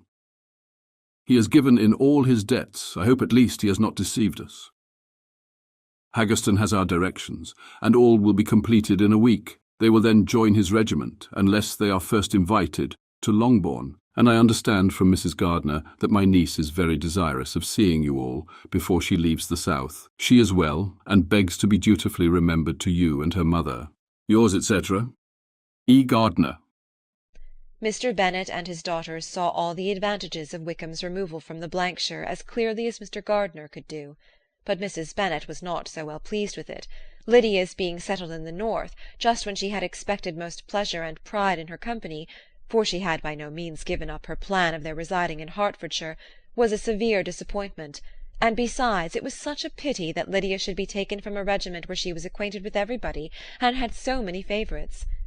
"She is so fond of Mrs. Forster," said she, "it will be quite shocking to send her away. And there are several of the young men, too, that she likes very much. The officers may not be so pleasant in General Blank's regiment." His daughter's request, for such it might be considered, of being admitted into her family again before she set off for the north, received at first an absolute negative. But Jane and Elizabeth, who agreed in wishing, for the sake of their sister's feelings and consequence, that she should be noticed on her marriage by her parents, urged him so earnestly, yet so rationally and so mildly, to receive her and her husband at Longbourn as soon as they were married, that he was prevailed on to think as they thought and act as they wished. And their mother had the satisfaction of knowing that she would be able to show her married daughter in the neighbourhood before she was banished to the north. When Mr. Bennet wrote again to his brother, therefore, he sent his permission for them to come, and it was settled that as soon as the ceremony was over they should proceed to Longbourn. Elizabeth was surprised, however, that Wickham should consent to such a scheme, and had she consulted only her own inclination, any meeting with him would have been the last object of her wishes. Chapter 51. Their sister's wedding day arrived, and Jane and Elizabeth felt for her probably more than she felt for herself. The carriage was sent to meet them at , and they were to return in it by dinner-time. Their arrival was dreaded by the elder Miss Bennets, and Jane more especially, who gave Lydia the feelings which would have attended herself had she been the culprit, and was wretched in the thought of what her sister must endure. They came. The family were assembled in the breakfast-room to receive them. Smiles decked the face of Mrs. Bennet as the carriage drove up to the door. Her husband looked impenetrably grave, her daughters alarmed, anxious, uneasy. Lydia's voice was heard in the vestibule, the door was thrown open, and she ran into the room. Her mother stepped forwards, embraced her, and welcomed her with rapture, gave her hand with an affectionate smile to Wickham, who followed his lady, and wished them both joy with an alacrity which showed no doubt of their happiness. Their reception from Mr. Bennet, to whom they then turned, was not quite so cordial. His countenance rather gained in austerity, and he scarcely opened his lips. The easy assurance of the young couple, indeed, was enough to provoke him. Elizabeth was disgusted, and even Miss Bennet was shocked. Lydia was Lydia still, untamed, unabashed, wild, noisy, and fearless. She turned from sister to sister, demanding their congratulations, and when at length they all sat down, looked eagerly round the room, took notice of some little alteration in it, and observed with a laugh that it was a great while since she had been there. Wickham was not at all more distressed than herself, but his manners were always so pleasing that had his character and his marriage been exactly what they ought, his smiles and his easy address, while he claimed their relationship, would have delighted them all. Elizabeth had not before believed him quite equal to such assurance, but she sat down, resolving within herself to draw no limits in future to the impudence of an impudent man. She blushed, and Jane blushed, but the cheeks of the two who caused their confusion suffered no variation of colour. There was no want of discourse. The bride and her mother could neither of them talk fast enough, and Wickham, who happened to sit near Elizabeth, began inquiring after his acquaintance in that neighbourhood, with a good-humoured ease which she felt very unable to equal in her replies. They seemed each of them to have the happiest memories in the world. Nothing of the past was recollected with pain, and led Lydia involuntarily to subjects which her sisters would not have alluded to for the world. "Only think of its being 3 months," she cried, "since I went away. It seems but a fortnight, I declare, and yet there have been things enough happened in the time. Good gracious, when I went away I am sure I had no more idea of being married till I came back again, though I thought it would be very good fun if I was." Her father lifted up his eyes. Jane was distressed. Elizabeth looked expressively at Lydia, but she, who never heard or saw anything of which she chose to be insensible, gaily continued, "Oh, mamma, do the people hereabouts know I am married to-day? I was afraid they might not, and we overtook William Golding in his curricle, so I was determined he should know it, and so I let down the side-glass next to him, and took off my glove, and let my hand just rest upon the window-frame, so that he might see the ring, and then I bowed and smiled like anything." Elizabeth could bear it no longer. She got up and ran out of the room, and returned no more, till she heard them passing through the hall to the dining-parlour. She then joined them soon enough to see Lydia, with anxious parade, walk up to her mother's right hand, and hear her say to her eldest sister, "Ah, Jane, I take your place now, and you must go lower, because I am a married woman." It was not to be supposed that time would give Lydia that embarrassment from which she had been so wholly free at first. Her ease and good spirits increased. She longed to see Mrs. Phillips, the Lucases, and all their other neighbours, and to hear herself called Mrs. Wickham by each of them, and in the meantime she went after dinner to show her ring, and boast of being married, to Mrs. Hill and the 2 housemaids. "Well, mamma," said she, when they were all returned to the breakfast-room, "and what do you think of my husband? Is he not a charming man? I am sure my sisters must all envy me. I only hope they may have half my good luck. They must all go to Brighton. That is the place to get husbands. What a pity it is, mamma, we did not all go." "Very true, and if I had my will we should. But, my dear Lydia, I don't at all like your going such a way off. Must it be so?" "Oh, Lord, yes, there is nothing in that. I shall like it of all things. You and papa and my sisters must come down and see us. We shall be at Newcastle all the winter, and I dare say there will be some balls, and I will take good care to get partners for them all." "I should like it beyond anything," said her mother. "And then, when you go away, you may leave 1 or 2 of my sisters behind you, and I dare say I shall get husbands for them before the winter is over." "I thank you for my share of the favour," said Elizabeth, "but I do not particularly like your way of getting husbands." Their visitors were not to remain above 10 days with them. Mr. Wickham had received his commission before he left London, and he was to join his regiment at the end of a fortnight. No one but Mrs. Bennet regretted that their stay would be so short, and she made the most of the time by visiting about with her daughter and having very frequent parties at home. These parties were acceptable to all. To avoid a family circle was even more desirable to such as did think than such as did not. Wickham's affection for Lydia was just what Elizabeth had expected to find it, not equal to Lydia's for him. She had scarcely needed her present observation to be satisfied, from the reason of things, that their elopement had been brought on by the strength of her love rather than by his, and she would have wondered why, without violently caring for her, he chose to elope with her at all, had she not felt certain that his flight was rendered necessary by distress of circumstances, and if that were the case, he was not the young man to resist an opportunity of having a companion. Lydia was exceedingly fond of him. He was her dear Wickham on every occasion. No one was to be put in competition with him. He did everything best in the world, and she was sure he would kill more birds on the 1st of September than anybody else in the country. One morning, soon after their arrival, as she was sitting with her 2 elder sisters, she said to Elizabeth, "Lizzie, I never gave you an account of my wedding, I believe. You were not by when I told mamma and the others all about it. Are not you curious to hear how it was managed?" "Not really," replied Elizabeth. "I think there cannot be too little said on the subject." "La, you are so strange! But I must tell you how it went off. We were married, you know, at St. Clement's, because Wickham's lodgings were in that parish, and it was settled that we should all be there by 11 o'clock. My uncle and aunt and I were to go together, and the others were to meet us at the church. Well, Monday morning came, and I was in such a fuss. I was so afraid, you know, that something would happen to put it off, and then I should have gone quite distracted. And there was my aunt all the time I was dressing, preaching and talking away just as if she was reading a sermon. However, I did not hear above 1 word in 10, for I was thinking, you may suppose, of my dear Wickham. I longed to know whether he would be married in his blue coat. Well, and so we breakfasted at 10 as usual. I thought it would never be over, for by the by you are to understand that my uncle and aunt were horrid unpleasant all the time I was with them. If you'll believe me, I did not once put my foot out of doors, though I was there a fortnight, not one party or scheme or anything. To be sure, London was rather thin, but however the little theatre was open. Well, and so just as the carriage came to the door, my uncle was called away upon business to that horrid man, Mr. Stone. And then, you know, when once they got together, there is no end of it. Well, I was so frightened I did not know what to do, for my uncle was to give me away, and if we were beyond the hour we could not be married all day. But luckily he came back again in 10 minutes' time, and then we all set out. However, I recollected afterwards that if he had been prevented going, the wedding need not be put off, for Mr. Darcy might have done as well. Mr. Darcy? Repeated Elizabeth in utter amazement. Oh, yes, he was to come there with Wickham, you know. Oh, but gracious me! I quite forgot. I ought not to have said a word about it. I promised them so faithfully. What will Wickham say? It was to be such a secret. If it was to be a secret, said Jane, say not another word on the subject. You may depend upon my seeking no further. Oh, certainly, said Elizabeth, though burning with curiosity. We will ask you no questions. Thank you, said Lydia, for if you did, I should certainly tell you all, and then Wickham would be angry.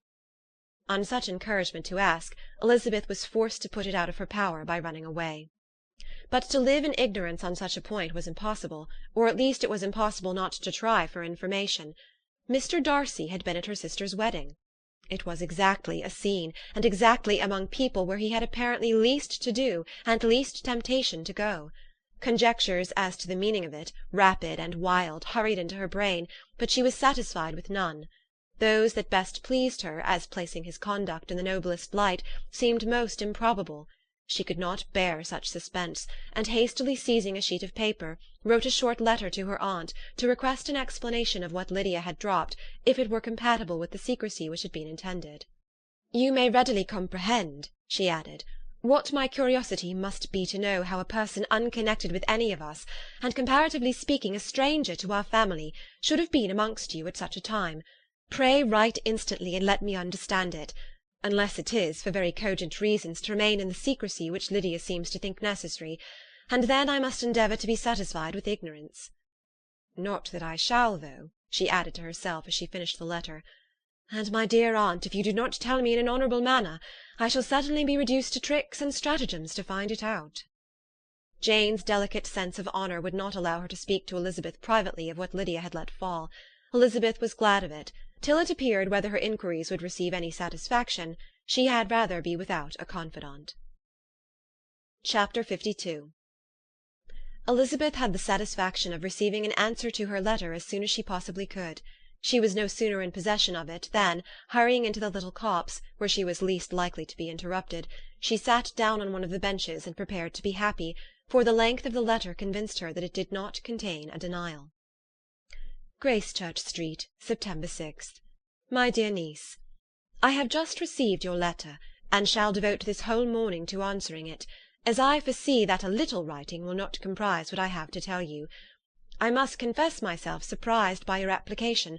I did not expect it from you. Don't think me angry, however, for I only mean to let you know that I did not imagine such inquiries to be necessary on your side. If you do not choose to understand me, forgive my impertinence. Your uncle is as much surprised as I am, and nothing but the belief of your being a party concerned would have allowed him to act as he has done. But if you are really innocent and ignorant, I must be more explicit.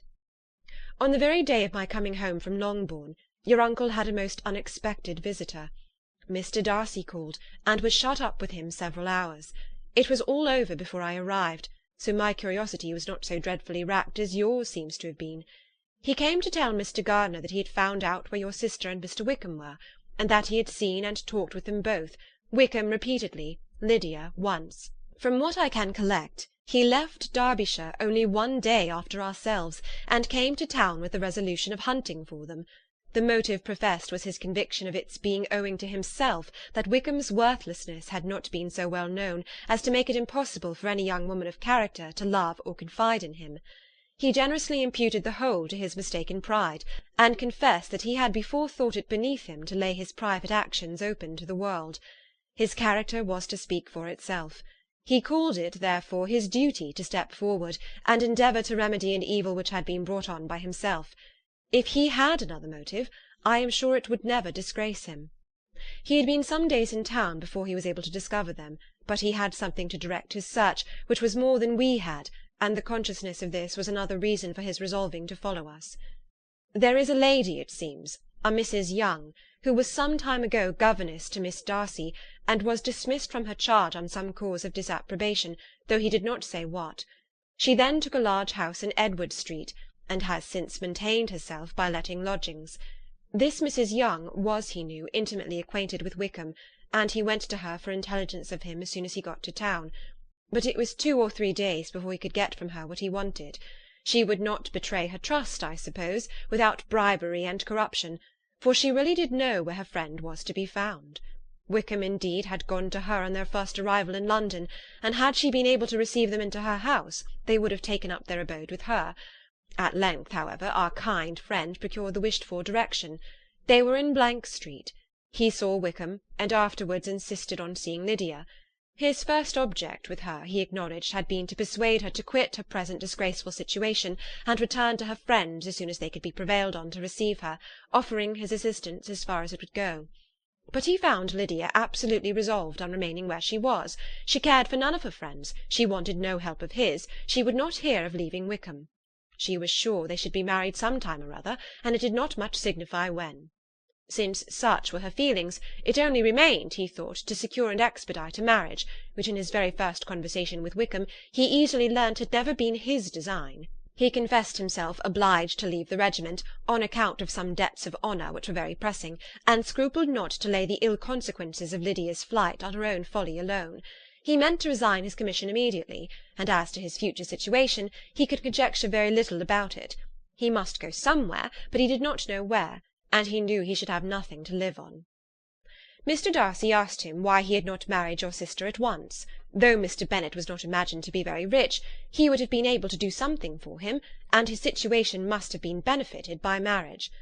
But he found in reply to this question that Wickham still cherished the hope of more effectually making his fortune by marriage in some other country.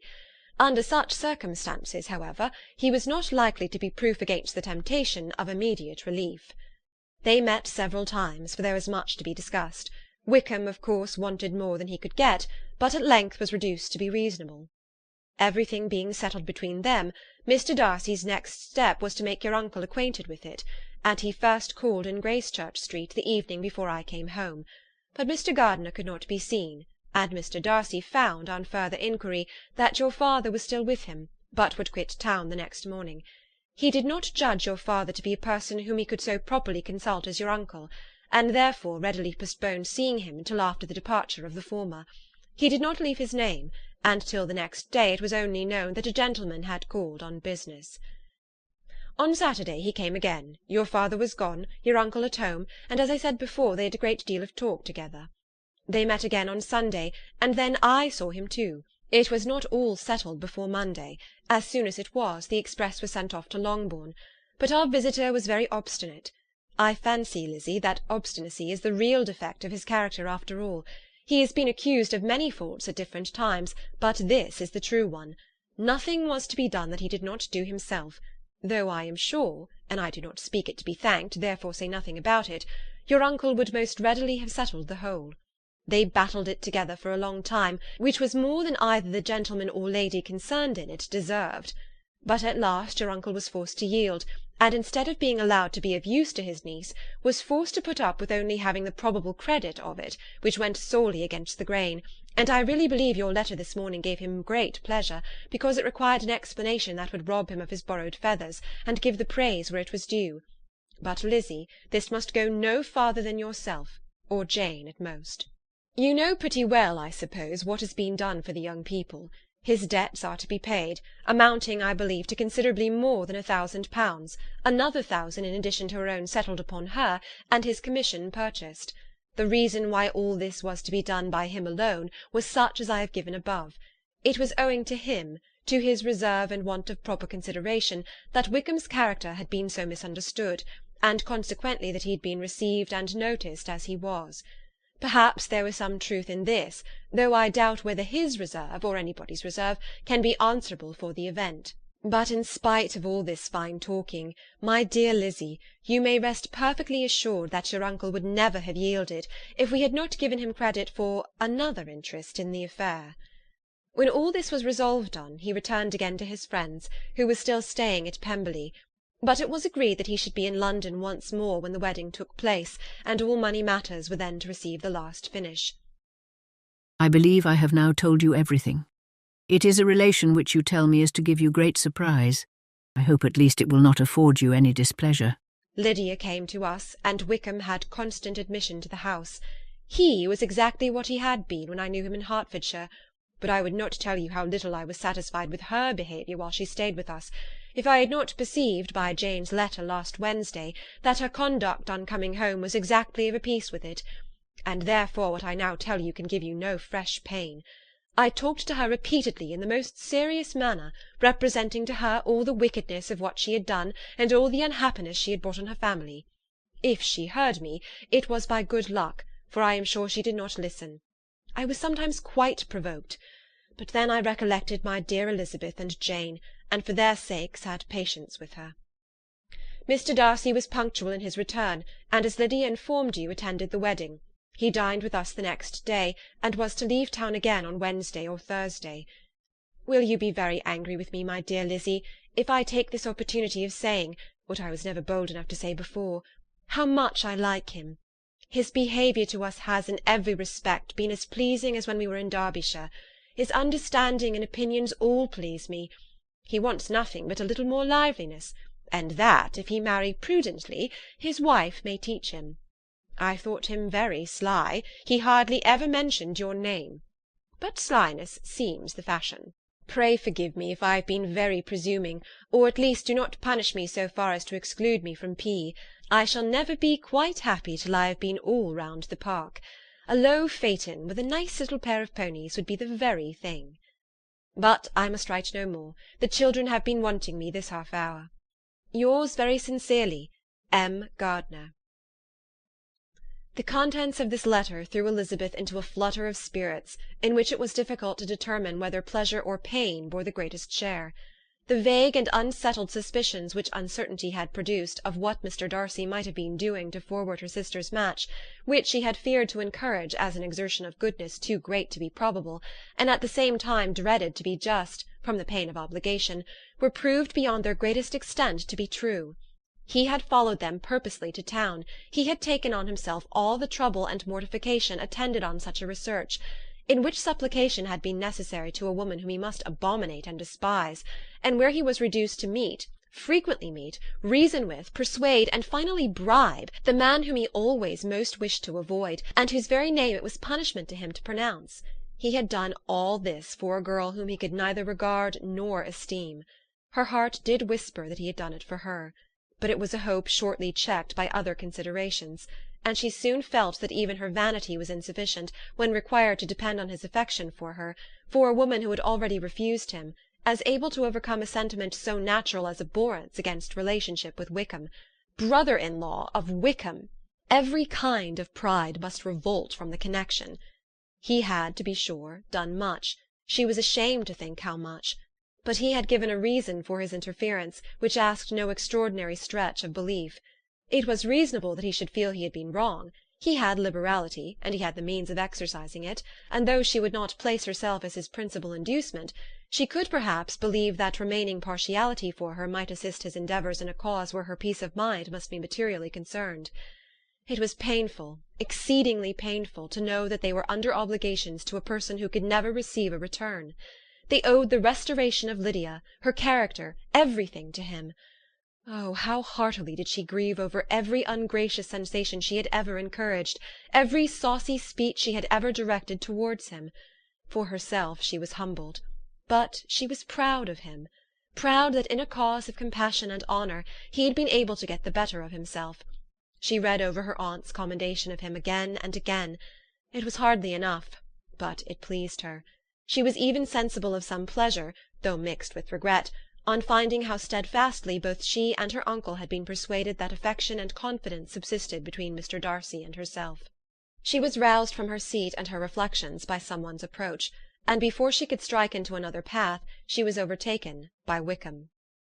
"I am afraid I interrupt your solitary ramble, my dear sister," said he as he joined her. "You certainly do," she replied with a smile, "but it does not follow that the interruption must be unwelcome." "I should be sorry indeed if it were. We were always good friends, and now we are better." "True. Are the others coming out?" "I do not know. Mrs. Bennet and Lydia are going in the carriage to Meryton. And so, my dear sister, I find, from our uncle and aunt, that you have actually seen Pemberley." She replied in the affirmative. "I almost envy you the pleasure, and yet I believe it would be too much for me, or else I could take it in my way to Newcastle. And you saw the old housekeeper, I suppose? Poor Reynolds, she was always very fond of me, but of course she did not mention my name to you." "Yes, she did." "And what did she say?" "That you were gone into the army, and she was afraid had not turned out well. At such a distance as that, you know, things are strangely misrepresented." "Certainly," he replied, biting his lips. Elizabeth hoped she had silenced him, but he soon afterwards said, "I was surprised to see Darcy in town last month. We passed each other several times. I wonder what he can be doing there." "Perhaps preparing for his marriage with Mr. Berg," said Elizabeth. "It must be something particular to take him there at this time of year." "Undoubtedly. Did you see him while you were at Lambton? I thought I understood from the gardeners that you had." "Yes, he introduced us to his sister." "And do you like her?" "Very much." "I have heard indeed that she is uncommonly improved within this year or two. When I last saw her she was not very promising. I am very glad you liked her. I hope she will turn out well." "I dare say she will. She has got over the most trying age." "Did you go by the village of Kimpton?" "I do not recollect that we did." "I mention it because it is the living which I ought to have had. A most delightful place, excellent parsonage house. It would have suited me in every respect." "How should you have liked making sermons?" "Exceedingly well. I should have considered it as part of my duty, and the exertion would soon have been nothing. One ought not to repine. But to be sure it would have been such a thing for me. The quiet, the retirement of such a life would have answered all my ideas of happiness, but it was not to be. Did you ever hear Darcy mention the circumstance when you were in Kent?" "I have heard from authority, which I thought as good, that it was left you conditionally only, and at the will of the present patron." "You have? Yes, there was something in that. I told you so from the first, you may remember." "I did hear, too, that there was a time when sermon-making was not so palatable to you as it seems to be at present, that you actually declared your resolution of never taking orders, and that the business had been compromised accordingly." "You did, and it was not wholly without foundation. You may remember what I told you on that point when first we talked of it." They were now almost at the door of the house, for she had walked fast to get rid of him, and unwilling for her sister's sake to provoke him, she only said in reply with a good-humoured smile, "Come, Mr. Wickham, we are brother and sister, you know. Do not let us quarrel about the past. In future I hope we shall always be of one mind." She held out her hand. He kissed it with affectionate gallantry, though he hardly knew where to look, and they entered the house. Chapter 53.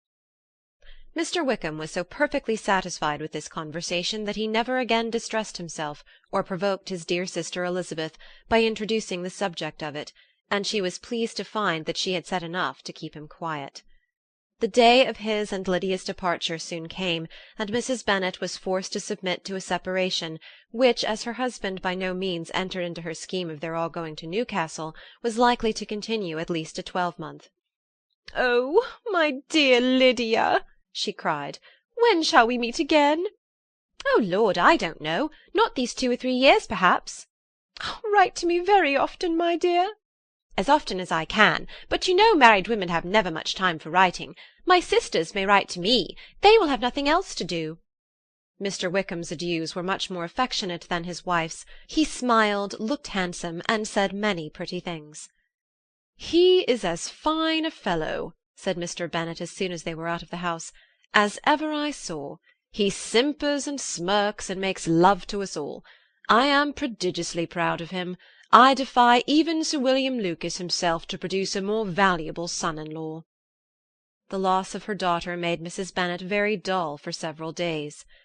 "I often think," said she, "that there is nothing so bad as parting with one's friends. One seems so forlorn without them." "This is the consequence, you see, madam, of marrying a daughter," said Elizabeth.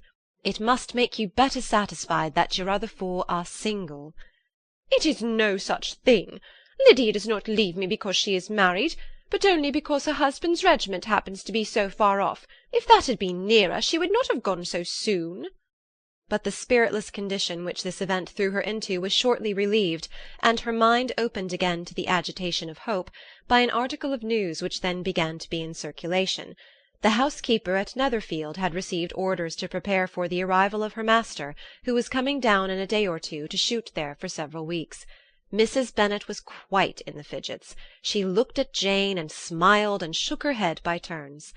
"Well, well, and so Mr. Bingley is coming down, sister," for Mrs. Phillips first brought her the news. "Well, so much the better. Not that I care about it, though. He is nothing to us, you know, and I am sure I never want to see him again. But, however, he is very welcome to come to Netherfield if he likes it, and who knows what may happen? But that is nothing to us. You know, sister, we agreed long ago never to mention a word about it. And so is it quite certain he is coming?" "You may depend on it," replied the other, "for Mrs. Nicholls was in Meryton last night. I saw her passing by, and went out myself on purpose to know the truth of it, and she told me that it was certain true. He comes down on Thursday at the latest, very likely on Wednesday. She was going to the butcher's, she told me, on purpose to order in some meat on Wednesday, and she has got 3 couple of duck just fit to be killed." Miss Bennet had not been able to hear of his coming without changing colour. It was many months since she had mentioned his name to Elizabeth, but now, as soon as they were alone together, she said, "I saw you look at me to-day, Lizzie, when my aunt told us of the present report, and I know I appeared distressed. But don't imagine it was from any silly cause. I was only confused for the moment, because I felt that I should be looked at. I do assure you that the news does not affect me either with pleasure or pain. I am glad of one thing, that he comes alone, because we shall see the less of him. Not that I am afraid of myself, but I dread other people's remarks." Elizabeth did not know what to make of it. Had she not seen him in Derbyshire, she might have supposed him capable of coming there with no other view than what was acknowledged, but she still thought him partial to Jane, and she wavered as to the greater probability of his coming there with his friend's permission, or being bold enough to come without it. "Yet it is hard," she sometimes thought, "that this poor man cannot come to a house which he has legally hired, without raising all this speculation. I will leave him to himself." In spite of what her sister declared, and really believed to be her feelings in the expectation of his arrival, Elizabeth could easily perceive that her spirits were affected by it. They were more disturbed, more unequal, than she had often seen them.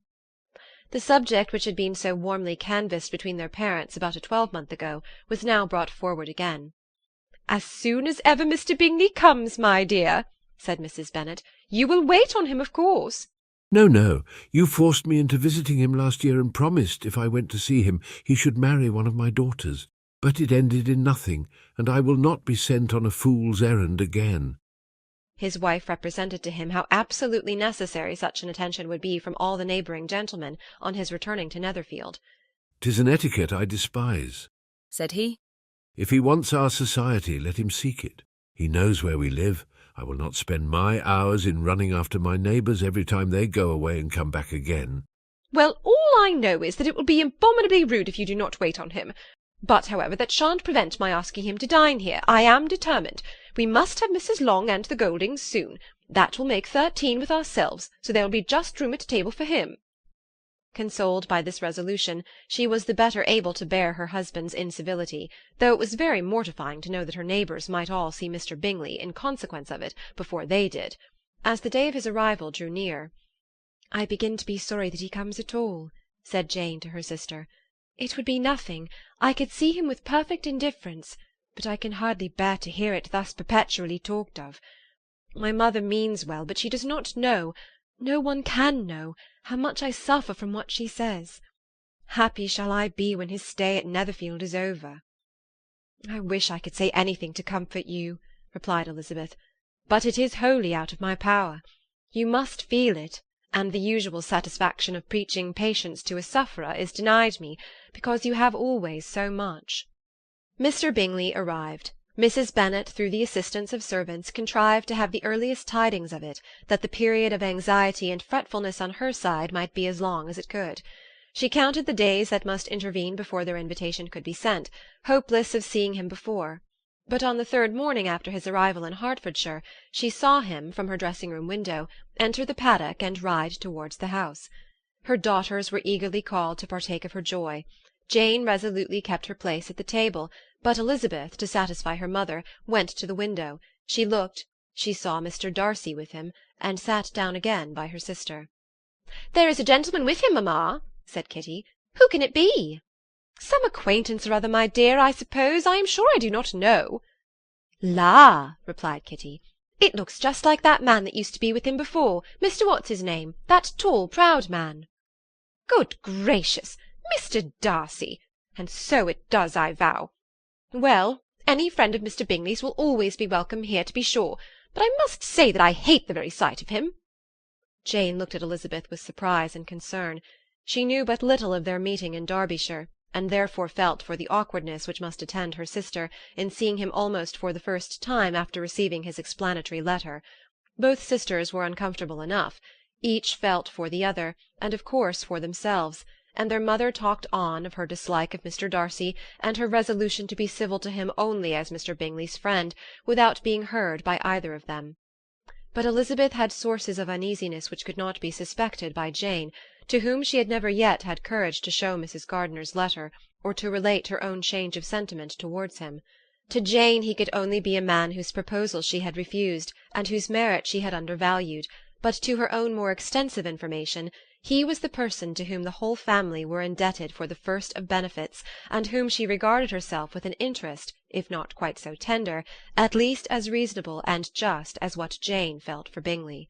Her astonishment at his coming to Netherfield, to Longbourn, and voluntarily seeking her again, was almost equal to what she had known on first witnessing his altered behaviour in Derbyshire.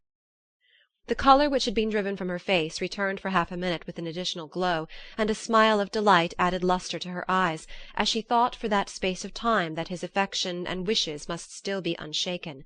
But she would not be secure. "Let me first see how he behaves," said she. "It will then be early enough for expectation." She sat intently at work, striving to be composed, without daring to lift up her eyes, till anxious curiosity carried them to the face of her sister as the servant was approaching the door. Jane looked a little paler than usual, but more sedate than Elizabeth had expected.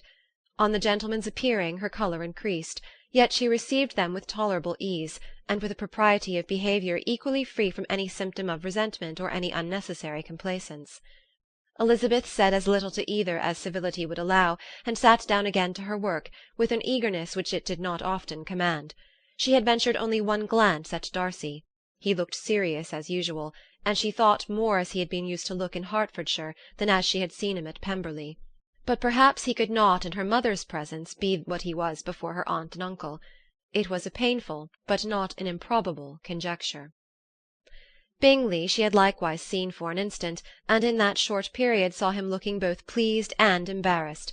He was received by Mrs. Bennet with a degree of civility which made her two daughters ashamed, especially when contrasted with the cold and ceremonious politeness of her curtsy and address to his friend.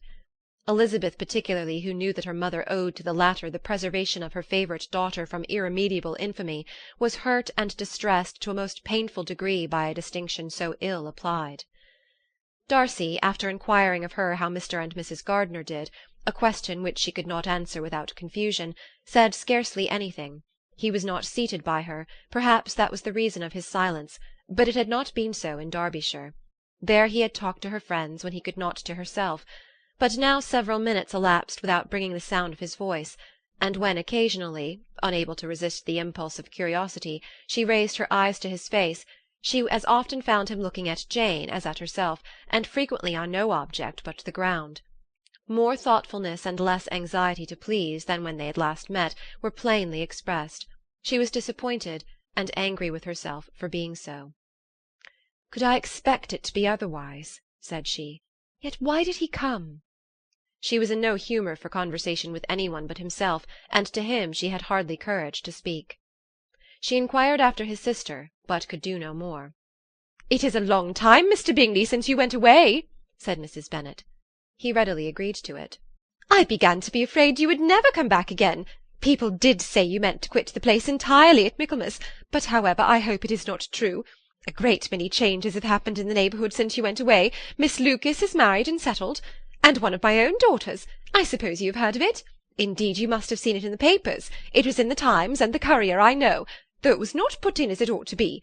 It was only said lately George Wickham Esquire to Miss Lydia Bennet, without there being a syllable said of her father, or the place where she lived, or anything. It was my brother Gardiner's drawing up too, and I wonder how he came to make such an awkward business of it. Did you see it?" Bingley replied that he did, and made his congratulations. Elizabeth dared not lift up her eyes. How Mr. Darcy looked, therefore, she could not tell. "It is a delightful thing, to be sure, to have a daughter well married," continued her mother. "But at the same time, Mr. Bingley, it is very hard to have her taken such away from me. They are gone down to Newcastle, a place quite northward, it seems, and there they are to stay I do not know how long. His regiment is there, for I suppose you have heard of his leaving the Blankshire, and of his being gone into the regulars. Thank heaven he has some friends, though perhaps not so many as he deserves." Elizabeth, who knew this to be levelled at Mr. Darcy, was in such a misery of shame that she could hardly keep her seat. It drew from her, however, the exertion of speaking, which nothing else had so effectually done before, and she asked Bingley whether he meant to make any stay in the country at present. A few weeks, he believed. "When you have killed all your own birds, Mr. Bingley," said her mother, "I beg you will come here and shoot as many as you please on Mr. Bennet's manor. I am sure he'll be vastly happy to oblige you, and will save all the best of the coveys for you." Elizabeth's misery increased at such unnecessary, such officious attention. Were the same fair prospect to arise at present as had flattered them a year ago, everything, she was persuaded, would be hastening to the same vexatious conclusion. At that instant she felt that years of happiness could not make Jane or herself amends for moments of such painful confusion. "The first wish of my heart," said she to herself, "is never more to be in company with either of them. Their society can afford no pleasure that will atone for such wretchedness as this. Let me never see either one or the other again." Yet the misery, for which years of happiness were to offer no compensation, received soon afterwards material relief, from observing how much the beauty of her sister rekindled the admiration of her former lover. When first he came in he had spoken to her but little, but every 5 minutes seemed to be giving her more of his attention. He found her as handsome as she had been last year, as good-natured and as unaffected, though not quite so chatty. Jane was anxious that no difference should be perceived in her at all, and was really persuaded that she talked as much as ever, but her mind was so busily engaged that she did not always know when she was silent. When the gentlemen rose to go away, Mrs. Bennet was mindful of her intended civility, and they were invited and engaged to dine at Longbourn in a few days' time. "You are quite a visit in my debt, Mr. Bingley," she added, "for when you went to town last winter you promised to take a family dinner with us as soon as you returned. I have not forgot, you see, and I assure you I was very much disappointed that you did not come back and keep your engagement." Bingley looked a little silly at this reflection, and said something of his concern at having been prevented by business. Then they went away. Mrs. Bennet had been strongly inclined to ask them to stay and dine there that day, but though she always kept a very good table, she did not think anything less than 2 courses could be good enough for a man on whom she had such anxious designs, or satisfy the appetite and pride of one who had 10,000 a year. Chapter 54. As soon as they were gone, Elizabeth walked out to recover her spirits, or in other words, to dwell without interruption on those subjects that must deaden them more. Mr. Darcy's behaviour astonished and vexed her. "Why, if he came only to be silent, grave, and indifferent," said she, "did he come at all?" She could settle it in no way that gave her pleasure. "He could be still amiable, still pleasing to my uncle and aunt when he was in town, and why not to me? If he fears me, why come hither? If he no longer cares for me, why silent? Teasing, teasing man! I will think no more about him." Her resolution was for a short time involuntarily kept by the approach of her sister, who joined her with cheerful look, which showed her better satisfied with their visitors than Elizabeth. "Now," said she, "that this first meeting is over, I feel perfectly easy. I know my own strength, and I shall never be embarrassed again by his coming. I am glad he dines here on Tuesday. It will then be publicly seen that on both sides we meet only as common and indifferent acquaintance." "Yes, very indifferent indeed," said Elizabeth laughingly. "Oh, Jane, take care." "My dear Lizzie, you cannot think me so weak as to be in danger now." "I think you are in very great danger of making him as much in love with you as ever." They did not see the gentleman again till Tuesday, and Mrs. Bennet in the meanwhile was giving way to all the happy schemes which the good humour and common politeness of Bingley in half an hour's visit had revived. On Tuesday there was a large party assembled at Longbourn, and the two who were most anxiously expected, to the credit of their punctuality as sportsmen, were in very good time. When they repaired to the dining-room, Elizabeth eagerly watched to see whether Bingley would take the place which, in all their former parties, had belonged to him by her sister. Her prudent mother, occupied by the same ideas, forbore to invite him to sit by herself. On entering the room he seemed to hesitate, but Jane happened to look round, and happened to smile. It was decided. He placed himself by her. Elizabeth, with a triumphant sensation, looked towards his friend.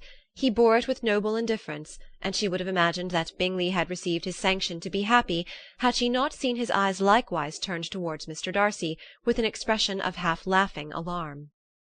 His behaviour to her sister was such, during dinner-time, as showed an admiration of her, which, though more guarded than formerly, persuaded Elizabeth that if left wholly to himself, Jane's happiness and his own would be speedily secured.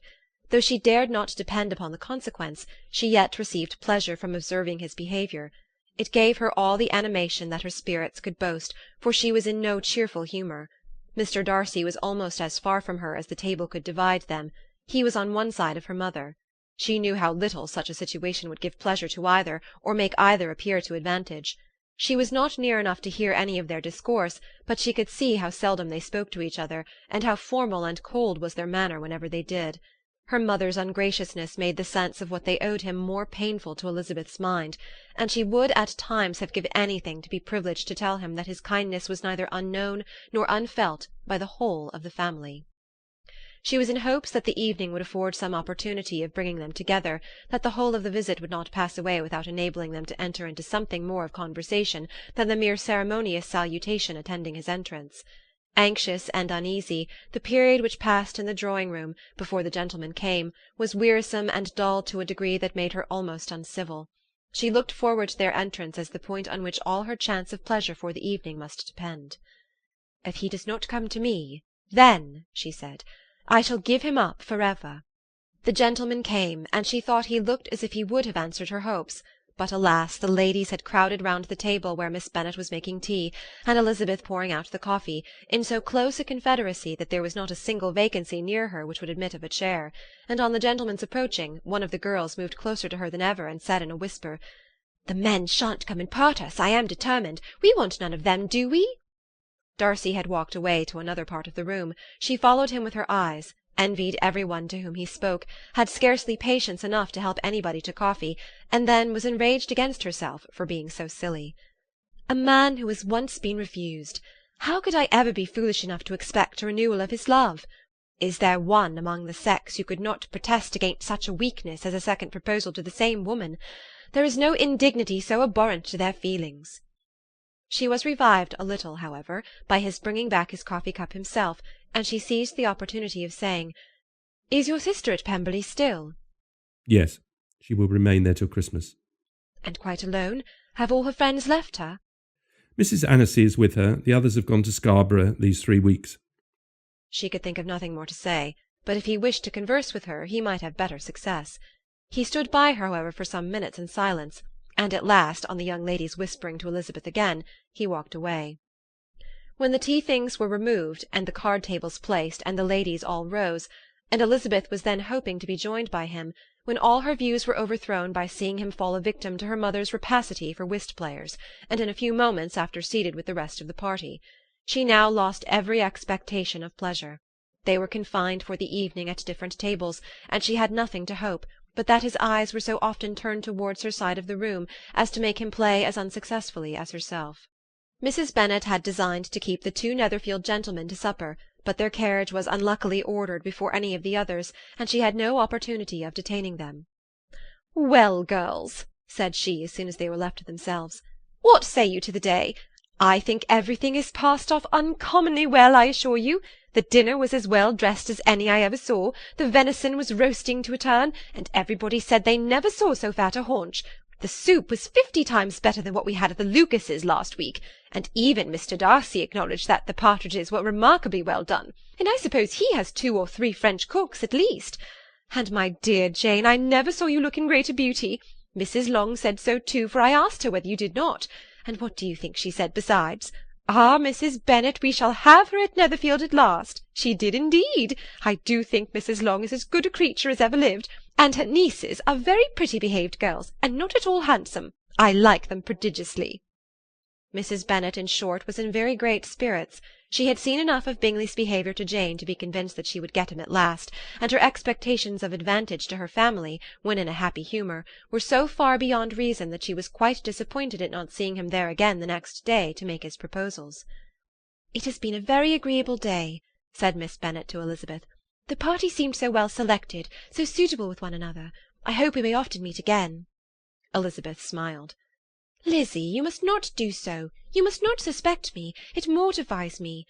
I assure you that I have now learnt to enjoy his conversation as an agreeable and sensible young man, without having a wish beyond it. I am perfectly satisfied, from what his manners now are, that he had never any design of engaging my affection. It is only that he is blessed with greater sweetness of address, and a stronger desire of generally pleasing, than any other man." "You are very cruel," said her sister. "You will not let me smile, and are provoking me to it every moment." "How hard it is in some cases to be believed!" "And how impossible in others!" "But why should you wish to persuade me that I feel more than I acknowledge?" "That is a question which I hardly know how to answer. We all love to instruct, though we can teach only what is not worth knowing. Forgive me, and if you persist in indifference, do not make me your confidant." Chapter 55. A few days after this visit, Mr. Bingley called again, and alone. His friend had left him that morning for London, but was to return home in 10 days' time. He sat with them above an hour, and was in remarkably good spirits. Mrs. Bennet invited him to dine with them, but with many expressions of concern he confessed himself engaged elsewhere. "Next time you call," said she, "I hope we shall be more lucky." He should be particularly happy at any time, etc., etc., and if she would give him leave, would take an early opportunity of waiting on them. "Can you come to-morrow?" Yes, he had no engagement at all for to-morrow, and her invitation was accepted with alacrity. He came, and in such very good time that the ladies were none of them dressed. In ran Mrs. Bennet to her daughter's room in her dressing-gown, and with her hair half finished, crying out, "My dear Jane, make haste and hurry down. He is come. Mr. Bingley is come. He is indeed. Make haste, make haste. Here, Sarah, come to Miss Bennet this moment, and help her on with her gown. Never mind Miss Lizzie's hair." "We will be down as soon as we can," said Jane. "But I dare say Kitty is forwarder than either of us, for she went upstairs half an hour ago." "Oh, hang Kitty! What has she to do with it? Come, be quick, be quick! Where is your sash, my dear?" But when her mother was gone, Jane would not be prevailed on to go down without one of her sisters. The same anxiety to get them by themselves was visible again in the evening. After tea Mr. Bennet retired to the library, as was his custom, and Mary went upstairs to her instrument. 2 obstacles of the 5 being thus removed, Mrs. Bennet sat down, and winking at Elizabeth and Catherine for a considerable time, without making any impression on them. Elizabeth would not observe her, and when at last Kitty did, she very innocently said, "What is the matter, mamma? What do you keep winking at me for? What am I to do?" "Oh, nothing, child, nothing. I did not wink at you." She then sat still 5 minutes longer, but unable to waste such a precious occasion, she suddenly got up, and saying to Kitty, "Come here, my love, I want to speak to you," took her out of the room. Jane instantly gave a look at Elizabeth which spoke her distress at such premeditation, and her entreaty that she would not give in to it. In a few minutes Mrs. Bennet half opened the door and called out, "Lizzie, my dear, I want to speak with you." Elizabeth was forced to go. "We may as well leave them by themselves, you know," said her mother as soon as she was in the hall. Kitty and I are going upstairs to sit in my dressing-room." Elizabeth made no attempt to reason with her mother, but remained quietly in the hall till she and Kitty were out of sight, then returned to the drawing-room. Mrs. Bennet's schemes for the day were ineffectual. Bingley was everything that was charming, except the professed lover of her daughter. His ease and cheerfulness rendered him a most agreeable addition to their evening party, and he bore with the ill-judged officiousness of the mother, and heard all her silly remarks with a forbearance and command of countenance particularly grateful to the daughter. He scarcely needed an invitation to stay supper, and before he went away an engagement was formed, chiefly through his own and Mrs. Bennet's means, for his coming next morning to shoot with her husband. After this day Jane said no more of her indifference. Not a word passed between the sisters concerning Bingley, but Elizabeth went to bed in the happy belief that all must speedily be concluded, unless Mr. Darcy returned within the stated time. Seriously, however, she felt tolerably persuaded that all this must have taken place with that gentleman's concurrence. Bingley was punctual to his appointment, and he and Mr. Bennet spent the morning together, as had been agreed on. The latter was much more agreeable than his companion expected. There was nothing of presumption or folly in Bingley that could provoke his ridicule or disgust him into silence, and he was more communicative and less eccentric than the other had ever seen him. Bingley of course returned with him to dinner, and in the evening Mrs. Bennet's invention was again at work to get everybody away from him and her daughter.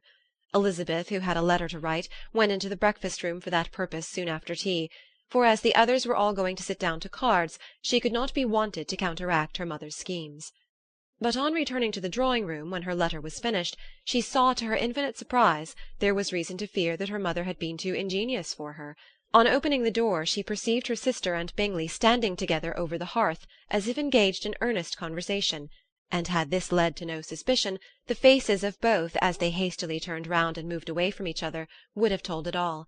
Their situation was awkward enough, but hers, she thought, was still worse. Not a syllable was uttered by either, and Elizabeth was on the point of going away again, when Bingley, who as well as the other had sat down, suddenly rose, and whispering a few words to her sister, ran out of the room. Jane could have no reserves from Elizabeth where confidence would give pleasure, and instantly embracing her, acknowledged with the liveliest emotion that she was the happiest creature in the world. "'Tis too much," she added, "by far too much. I do not deserve it. Oh, why is everybody not as happy?"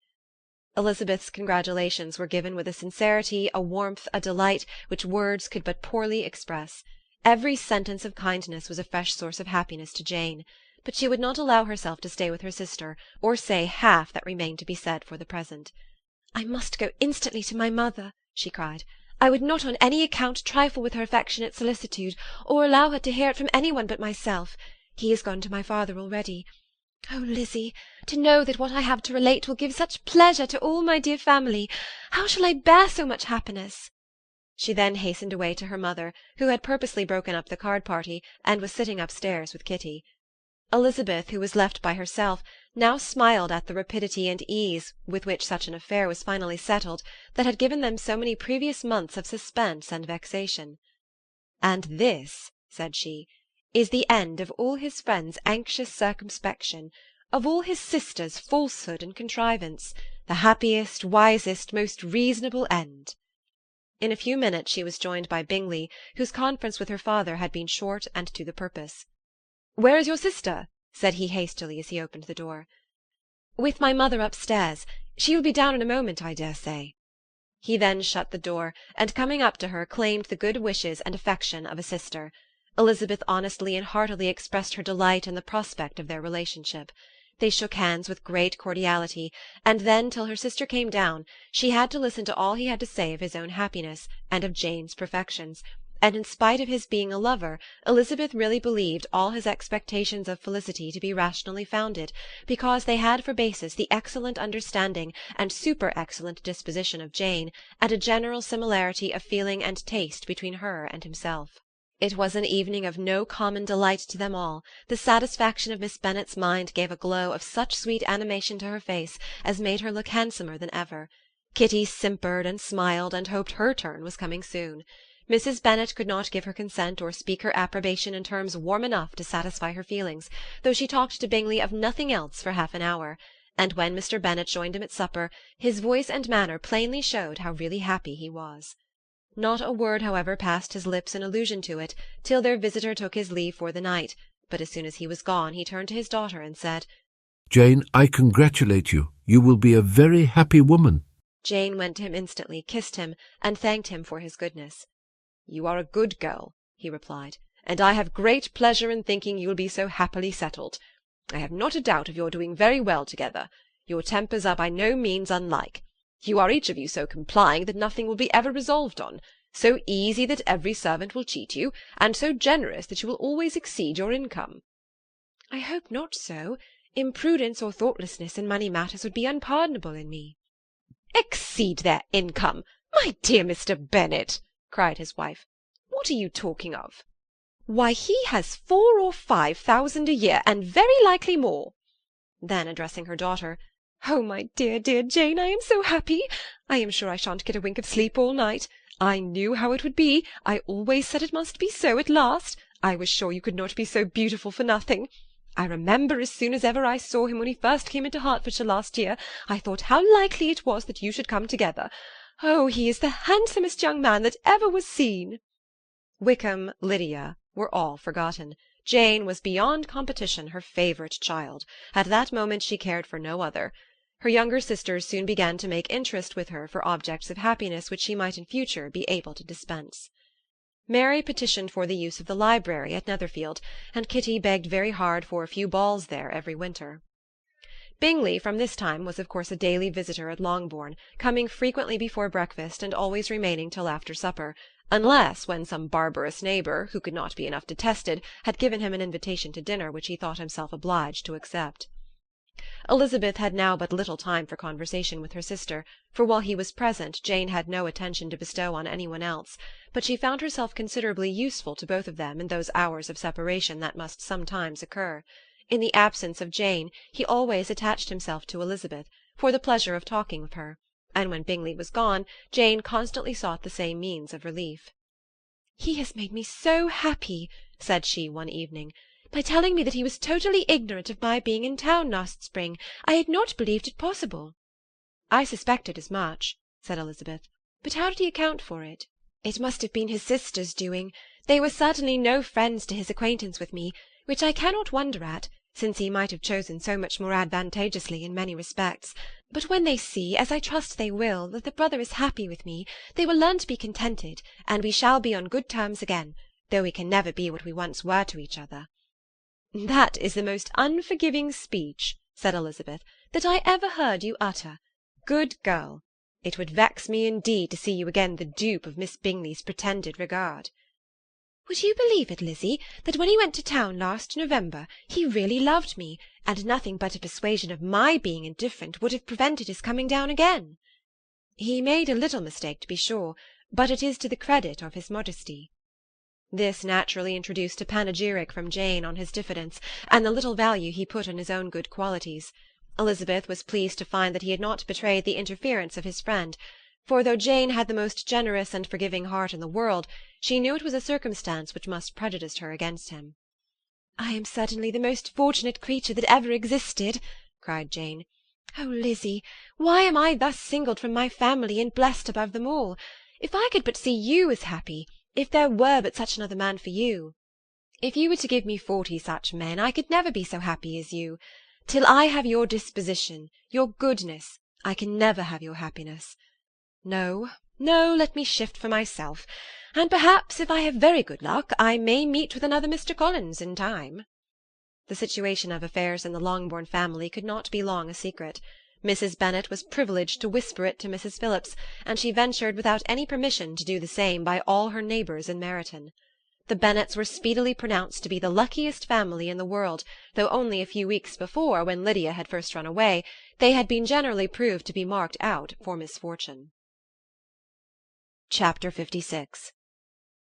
One morning, about a week after Bingley's engagement with Jane had been formed, as he and the females of the family were sitting together in the dining-room, their attention was suddenly drawn to the window by the sound of a carriage, and they perceived a chaise and four driving up the lawn. It was too early in the morning for visitors, and besides, the equipage did not answer to that of any of their neighbours. The horses were post, and neither the carriage nor the livery of the servant who preceded it were familiar to them. As it was certain, however, that somebody was coming, Bingley instantly prevailed on Miss Bennet to avoid the confinement of such an intrusion, and walk away with him into the shrubbery. They both set off, and the conjectures of the remaining three continued, though with little satisfaction, till the door was thrown open and their visitor entered. It was Lady Catherine de Bourgh. They were, of course, all intending to be surprised, but their astonishment was beyond their expectation, and on the part of Mrs. Bennet and Kitty, though she was perfectly unknown to them, even inferior to what Elizabeth felt.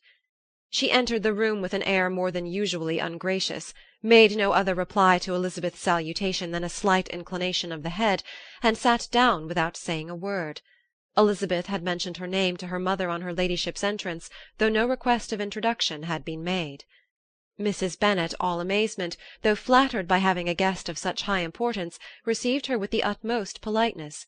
After sitting for a moment in silence, she said very stiffly to Elizabeth, "I hope you are well, Miss Bennet. That lady, I suppose, is your mother?" Elizabeth replied very concisely that she was. "And that, I suppose, is one of your sisters?" "Yes, madam," said Mrs. Bennet, delighted to speak to Lady Catherine. "She is my youngest girl but one. My youngest of all is lately married, and my eldest is somewhere about the grounds, walking with a young man who, I believe, will soon become a part of the family." "You have a very small park here," returned Lady Catherine after a short silence. "It is nothing in comparison of Rosings, my lady, I dare say, but I assure you it is much larger than Sir William Lucas's." "This must be a most inconvenient sitting-room for the evening in summer. The windows are full west."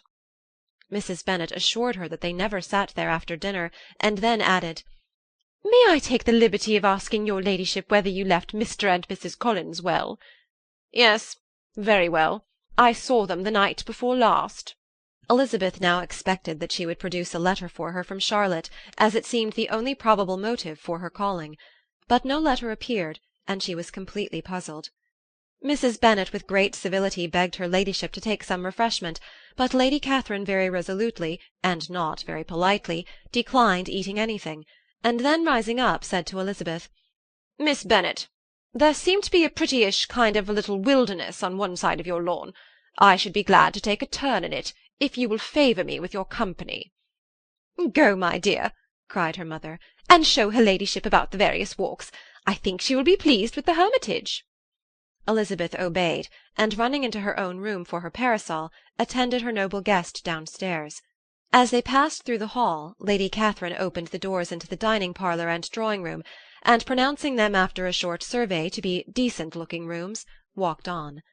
Her carriage remained at the door, and Elizabeth saw that her waiting-woman was in it. They proceeded in silence along the gravel walk that led to the copse. Elizabeth was determined to make no effort for conversation with a woman who was now more than usually insolent and disagreeable. "How could I ever think her like her nephew?" said she, as she looked in her face. As soon as they entered the copse, Lady Catherine began in the following manner. "You can be at no loss, Miss Bennet, to understand the reason of my journey hither. Your own heart, your own conscience must tell you why I come." Elizabeth looked with unaffected astonishment. "Indeed, you are mistaken, madam. I have not been at all able to account for the honour of seeing you here." "Miss Bennet," replied her ladyship in an angry tone, "you ought to know that I am not to be trifled with. But however insincere you may choose to be, you shall not find me so. My character has ever been celebrated for its sincerity and frankness, and in a cause of such moment as this I shall certainly not depart from it. A report of a most alarming nature reached me 2 days ago. I was told that not only was your sister on the point of being most advantageously married, but that you, that Miss Elizabeth Bennet, would in all likelihood be soon afterwards united to my nephew, my own nephew, Mr. Darcy. Though I know it must be a scandalous falsehood, though I would not injure him so much as to suppose the truth of it possible, I instantly resolved on setting off for this place, that I might make my sentiments known to you." "If you believed it impossible to be true," said Elizabeth, colouring with astonishment and disdain, "I wonder you took the trouble of coming so far. What could your ladyship propose by it?" "At once to insist upon having such a report universally contradicted." "Your coming to Longbourn to see me and my family," said Elizabeth coolly, "will be rather a confirmation of it, if indeed such a report is in existence." "If! Do you then pretend to be ignorant of it? Has it not been industriously circulated by yourselves? Do you not know that such a report is spread about?" "I never heard that it was." "And can you likewise declare that there is no foundation for it?" "I do not pretend to possess equal frankness with your ladyship. You may ask questions which I shall not choose to answer." "This is not to be borne. Miss Bennet, I insist on being satisfied. Has my nephew made you an offer of marriage?" "Your ladyship has declared it to be impossible." "It ought to be so. It must be so while he retains the use of his reason. But your arts and allurements may, in a moment of infatuation, have made him forget what he owes to himself and to all his family. You may have drawn him in." "If I have, I shall be the last person to confess it." "Miss Bennet, do you know who I am? I have not been accustomed to language such as this. I am almost the nearest relation he has in the world, and am entitled to know all his dearest concerns." "But you are not entitled to know mine, nor will such behaviour as this ever induce me to be explicit." "Let me be rightly understood. This match, to which you have the presumption to aspire, can never take place. No, never. Mr. Darcy is engaged to my daughter. Now what have you to say?" "Only this, that if he is so, you can have no reason to suppose he will make an offer to me." Lady Catherine hesitated for a moment, and then replied, "The engagement between them is of a peculiar kind. From their infancy they have been intended for each other. It was the favourite wish of his mother as well as of hers. While in their cradles we planned the union. And now, at the moment when the wishes of both sisters would be accomplished in their marriage, to be prevented by a young woman of inferior birth, of no importance in the world, and wholly unallied to the family. Do you pay no regard to the wishes of his friends? To his tacit engagement with Mr. Berg? Are you lost to every feeling of propriety and delicacy? Have you not heard me say that from his earliest hours he was destined for his cousin?" "Yes, and I had heard it before. But what is that to me? If there is no other objection to my marrying your nephew, I shall certainly not be kept from it by knowing that his mother and aunt wished him to marry Mr. Berg. You both did as much as you could in planning the marriage. Its completion depended on others. If Mr. Darcy is neither by honour nor inclination confined to his cousin, why is he not to make another choice? And if I am that choice, why may I not accept him?" "Because honour, decorum, prudence, nay, interest forbid it. Yes, Miss Bennet, interest. For do not expect to be noticed by his family or friends if you wilfully act against the inclinations of all. You will be censured, slighted, and despised by every one connected with him. Your alliance will be a disgrace. Your name will never even be mentioned by any of us." "These are heavy misfortunes," replied Elizabeth. "But the wife of Mr. Darcy must have such extraordinary sources of happiness necessarily attached to her situation, that she could, upon the whole, have no cause to repine." "Obstinate, headstrong girl! I am ashamed of you. Is this your gratitude for my attentions to you last spring? Is nothing due to me on that score? Let us sit down. You are to understand, Miss Bennet, that I came here with the determined resolution of carrying my purpose, nor will I be dissuaded from it. I have not been used to submit to any person's whims. I have not been in the habit of brooking disappointment." "That will make your ladyship's situation at present more pitiable, but it will have no effect on me." "I will not be interrupted. Hear me in silence. My daughter and my nephew are formed for each other. They are descended on the maternal side from the same noble line, and on the father's from respectable, honourable, and ancient, though untitled, families. Their fortune on both sides is splendid. They are destined for each other by the voice of every member of their respective houses. And what is to divide them? The upstart pretensions of a young woman without family connections or fortune. Is this to be endured? But it must not, shall not be. If you were sensible of your own good, you would not wish to quit the sphere in which you have been brought up." "In marrying your nephew I should not consider myself as quitting that sphere. He is a gentleman, I am a gentleman's daughter. So far we are equal." True, you are a gentleman's daughter, but who was your mother? Who are your uncles and aunts? Do not imagine me ignorant of their condition." "Whatever my connections may be," said Elizabeth, "if your nephew does not object to them, they can be nothing to you." "Tell me once and for all, are you engaged to him?"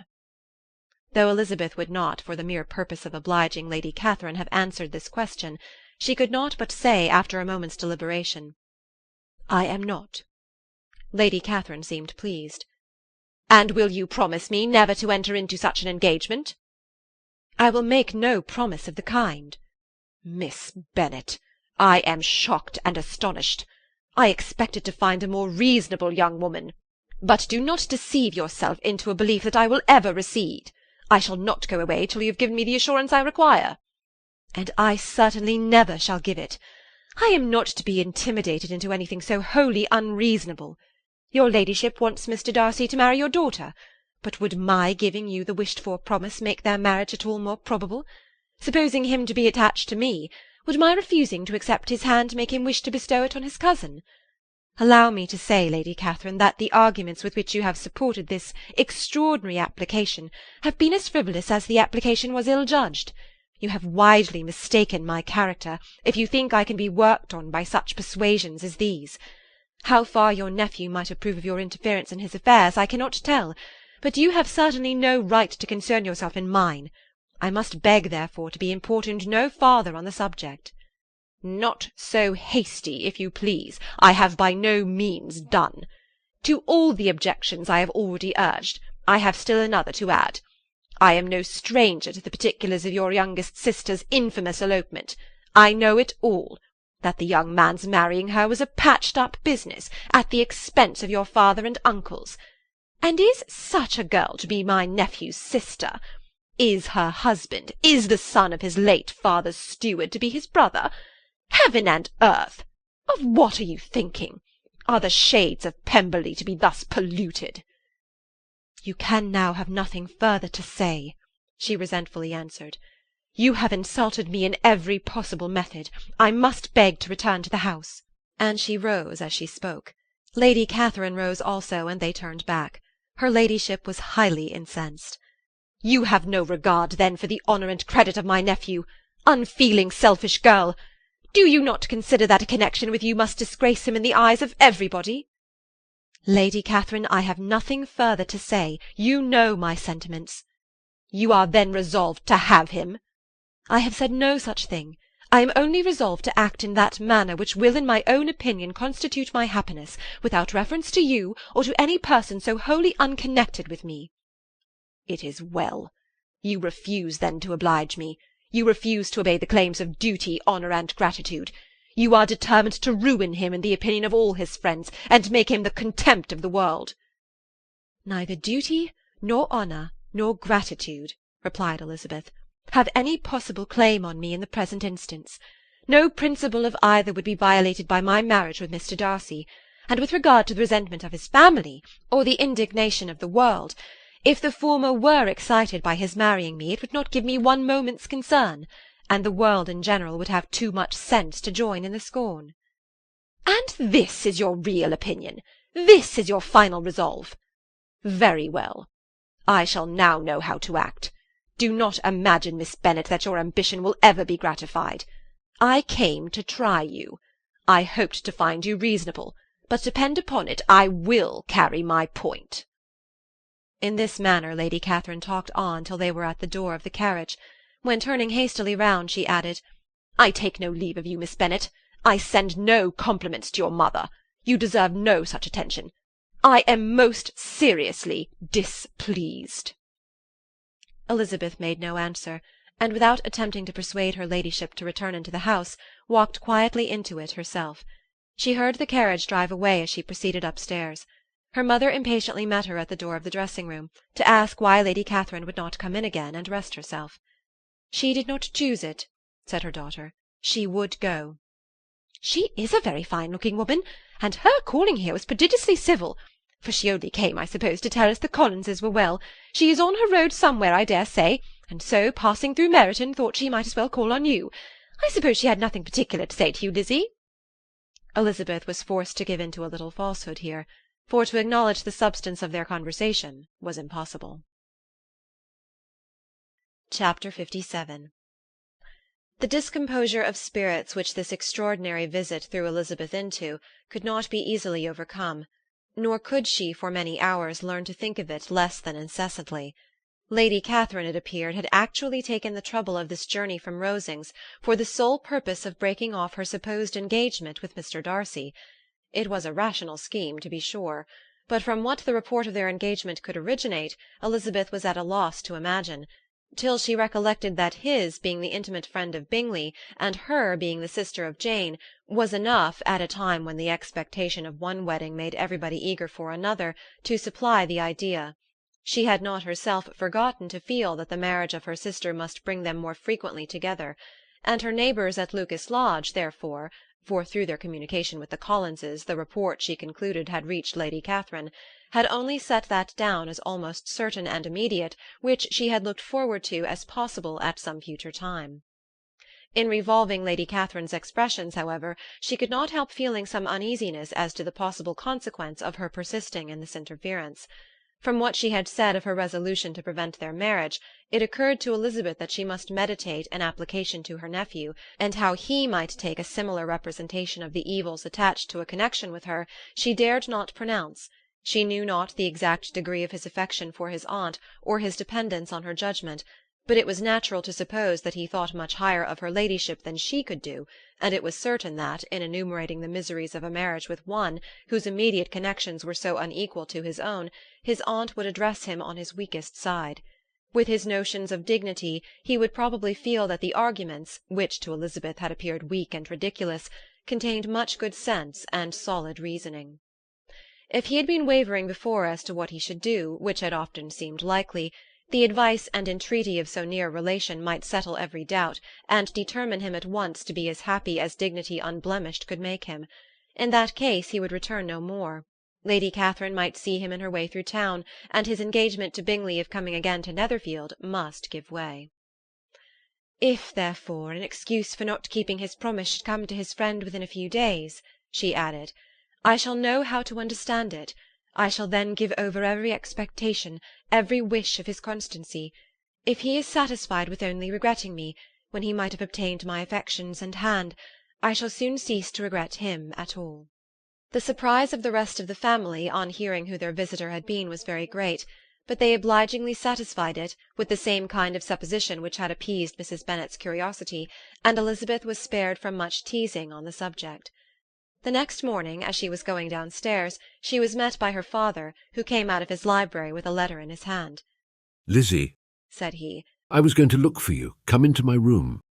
She followed him thither, and her curiosity to know what he had to tell her was heightened by the supposition of its being in some manner connected with the letter he held.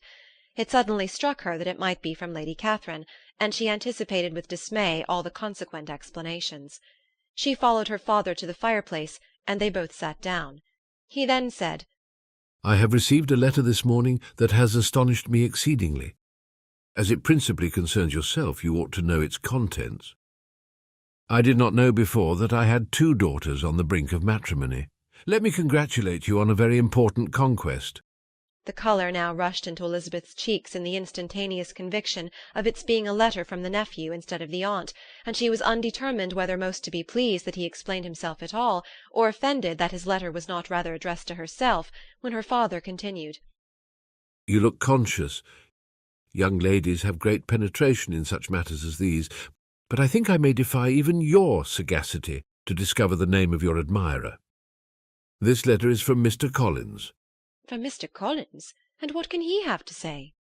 "Something very much to the purpose, of course. He begins with congratulations on the approaching nuptials of my eldest daughter, of which it seems he has been told by some of the good-natured, gossiping Lucases. I shall not sport with your impatience by reading what he says on that point. What relates to yourself is as follows. Having thus offered you the sincere congratulations of Mrs. Collins and myself on this happy event, let me now add a short hint on the subject of another, of which we have been advertised by the same authority. Your daughter Elizabeth, it is presumed, will not long bear the name of Bennet, after her eldest sister has resigned it, and the chosen partner of her fate, may be reasonably looked up to as one of the most illustrious personages in this land. Can you possibly guess, Lizzie, who is meant by this? This young gentleman is blessed in a peculiar way with everything the heart of mortal can most desire. Splendid property, noble kindred, and extensive patronage. Yet in spite of all these temptations, let me warn my cousin Elizabeth, and yourself, of what evils you may incur by a precipitate closure with this gentleman's proposals, which of course you will be inclined to take immediate advantage of. Have you any idea, Lizzie, who this gentleman is? But now it comes out. My motive for cautioning you is as follows.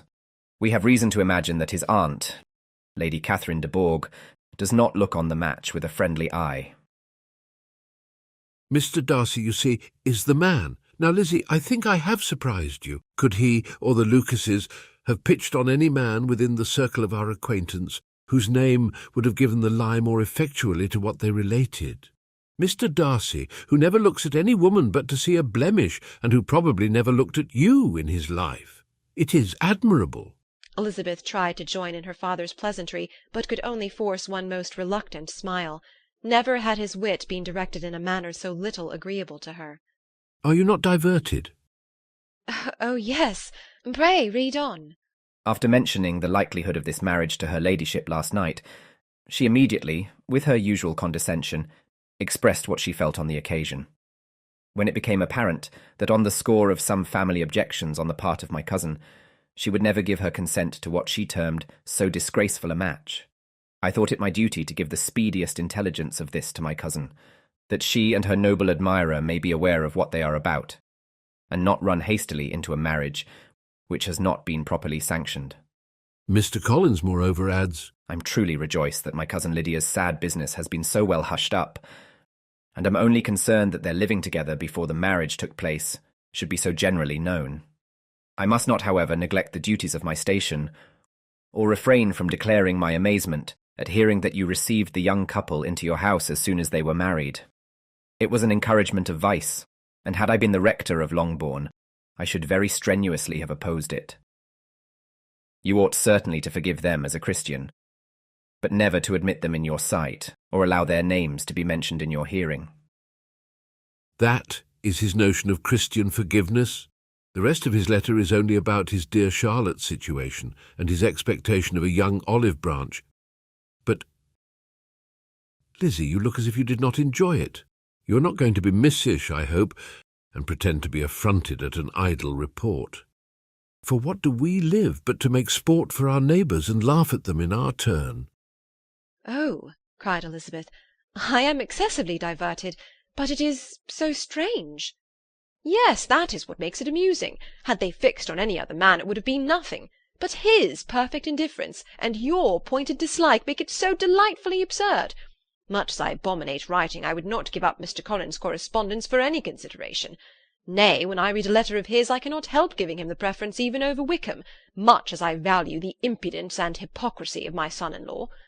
And pray, Lizzie, what said Lady Catherine about this report? Did she call to refuse her consent? To this question his daughter replied only with a laugh, and as it had been asked without the least suspicion, she was not distressed by his repeating it. Elizabeth had never been more at a loss to make her feelings appear what they were not. It was necessary to laugh when she would rather have cried. Her father had most cruelly mortified her by what he said of Mr. Darcy's indifference, and she could do nothing but wonder at such a want of penetration, or fear that perhaps, instead of his seeing too little, she might have fancied too much. Chapter 58. Instead of receiving any such letter of excuse from his friend, as Elizabeth half expected Mr. Bingley to do, he was able to bring Darcy with him to Longbourn before many days had passed after Lady Catherine's visit. The gentleman arrived early, and before Mrs. Bennet had time to tell him of their having seen his aunt, of which her daughter sat in momentary dread, Bingley, who wanted to be alone with Jane, proposed their all walking out. It was agreed to. Mrs. Bennet was not in the habit of walking, Mary could never spare time, but the remaining 5 set off together. Bingley and Jane, however, soon allowed the others to outstrip them. They lagged behind, while Elizabeth, Kitty, and Darcy were to entertain each other. Very little was said by either. Kitty was too much afraid of him to talk. Elizabeth was secretly forming a desperate resolution, and perhaps he might be doing the same. They walked towards the Lucases because Kitty wished to call upon Maria, and as Elizabeth saw no occasion for making it a general concern, when Kitty left them she went boldly on with him alone. Now was the moment for her resolution to be executed, and while her courage was high, she immediately said, "Mr. Darcy, I am a very selfish creature, and for the sake of giving relief to my own feelings, care not how much I may be wounding yours. I can no longer help thanking you for your unexampled kindness to my poor sister. Ever since I have known it, I have been most anxious to acknowledge to you how gratefully I feel it. Were it known to the rest of my family, I should not have merely my own gratitude to express." "I am sorry, exceedingly sorry," replied Darcy, in a tone of surprise and emotion, "that you have ever been informed of what may, in a mistaken light, have given you uneasiness. I did not think Mrs. Gardiner was so little to be trusted." "You must not blame my aunt. Lydia's thoughtlessness first betrayed to me that you had been concerned in the matter, and of course I could not rest till I knew the particulars. Let me thank you again and again, in the name of all my family, for that generous compassion which induced you to take so much trouble, and bear so many mortifications for the sake of discovering them." "If you will thank me," he replied, "let it be for yourself alone, that the wish of giving happiness to you might add force to the other inducements which led me on, I shall not attempt to deny. But your family owe me nothing. Much as I respect them, I believe I thought only of you." Elizabeth was too much embarrassed to say a word. After a short pause, her companion added, "You are too generous to trifle with me. If your feelings are still what they were last April, tell me so at once. My affections and wishes are unchanged, but one word from you will silence me on this subject forever." Elizabeth, feeling all the more than common awkwardness and anxiety of his situation, now forced herself to speak, and immediately, though not very fluently, gave him to understand that her sentiments had undergone so material a change, since the period to which he alluded, as to make her receive with gratitude and pleasure his present assurances. The happiness which this reply produced was such as he had probably never felt before, and he expressed himself on the occasion as sensibly and as warmly as a man violently in love can be supposed to do. Had Elizabeth been able to encounter his eye, she might have seen how well the expression of heartfelt delight diffused over his face became him. But though she could not look, she could listen, and he told her of feelings which, in proving of what importance she was to him, made his affection every moment more valuable. They walked on, without knowing in what direction. There was too much to be thought and felt and said for attention to any other objects. She soon learnt that they were indebted for their present good understanding to the efforts of his aunt, who did call on him in her return through London, and there relate her journey to Longbourn, its motive, and the substance of her conversation with Elizabeth, dwelling emphatically on every expression of the latter which, in her ladyship's apprehension, particularly denoted her perverseness and assurance, in the belief that such a relation must assist her endeavours to obtain that promise from her nephew which she had refused to give. But, unluckily for her ladyship, its effect had been exactly contrariwise. "It taught me to hope," said he, "as I had scarcely ever allowed myself to hope before. I knew enough of your disposition to be certain that, had you been absolutely, irrevocably decided against me, you would have acknowledged it to Lady Catherine, frankly and openly." Elizabeth coloured and laughed as she replied, "Yes, you know enough of my frankness to believe me capable of that. After abusing you so abominably to your face, I could have no scruple in abusing you to all your relations." "What did you say of me that I did not deserve? For though your accusations were ill-founded, formed on mistaken premises, my behaviour to you at the time had merited the severest reproof. It was unpardonable. I cannot think of it without abhorrence." "We will not quarrel for the greater shame of blame annexed that evening," said Elizabeth. "The conduct of neither, if strictly examined, will be irreproachable. But since then we have both, I hope, improved in civility." "I cannot be so easily reconciled to myself. The recollection of what I then said, of my conduct, my manners, my expressions during the whole of it, is now, and has been many months, inexpressibly painful to me. Your reproof, so well applied, I shall never forget. Had you behaved in a more gentlemanlike manner? Those were your words. You know not, you can scarcely conceive how they have tortured me. Though it was some time, I confess, before I was reasonable enough to allow their justice. I was certainly very far from expecting them to make so strong an impression. I had not the smallest idea of their being ever felt in such a way. I can easily believe it. You thought me then devoid of every proper feeling. I am sure you did. The turn of your countenance I shall never forget, as you said that I could not have addressed you in any possible way that would induce you to accept me. Oh, do not repeat what I then said. These recollections will not do at all. I assure you that I have long been most heartily ashamed of it. Darcy mentioned his letter. Did it? Said he. Did it soon make you think better of me? Did you, on reading it, give any credit to its contents? She explained what its effect on her had been, and how gradually all her former prejudices had been removed. I knew, said he, that what I wrote must give you pain, but it was necessary. I hope you have destroyed the letter. There was one part, especially the opening of it, which I should dread your having the power of reading again. I can remember some expressions which might justly make you hate me. The letter shall certainly be burnt if you believe it essential to the preservation of my regard. But though we have both reason to think my opinions not entirely unalterable, they are not, I hope, quite so easily changed as that implies. When I wrote that letter, replied Darcy, I believed myself perfectly calm and cool, but I am since convinced that it was written in a dreadful bitterness of spirit. The letter perhaps began in bitterness, but it did not end so. The adieu is charity itself. But think no more of the letter. The feelings of the person who wrote and the person who received it are now so widely different from what they then were, that every unpleasant circumstance attending it ought to be forgotten. You must learn some of my philosophy. Think only of the past, as its remembrance gives you pleasure. I cannot give you credit for any philosophy of the kind. Your retrospections must be so totally void of reproach that the contentment arising from them is not of philosophy, but, what is much better, of ignorance. But with me, it is not so. Painful recollections will intrude, which cannot, which ought not to be repelled.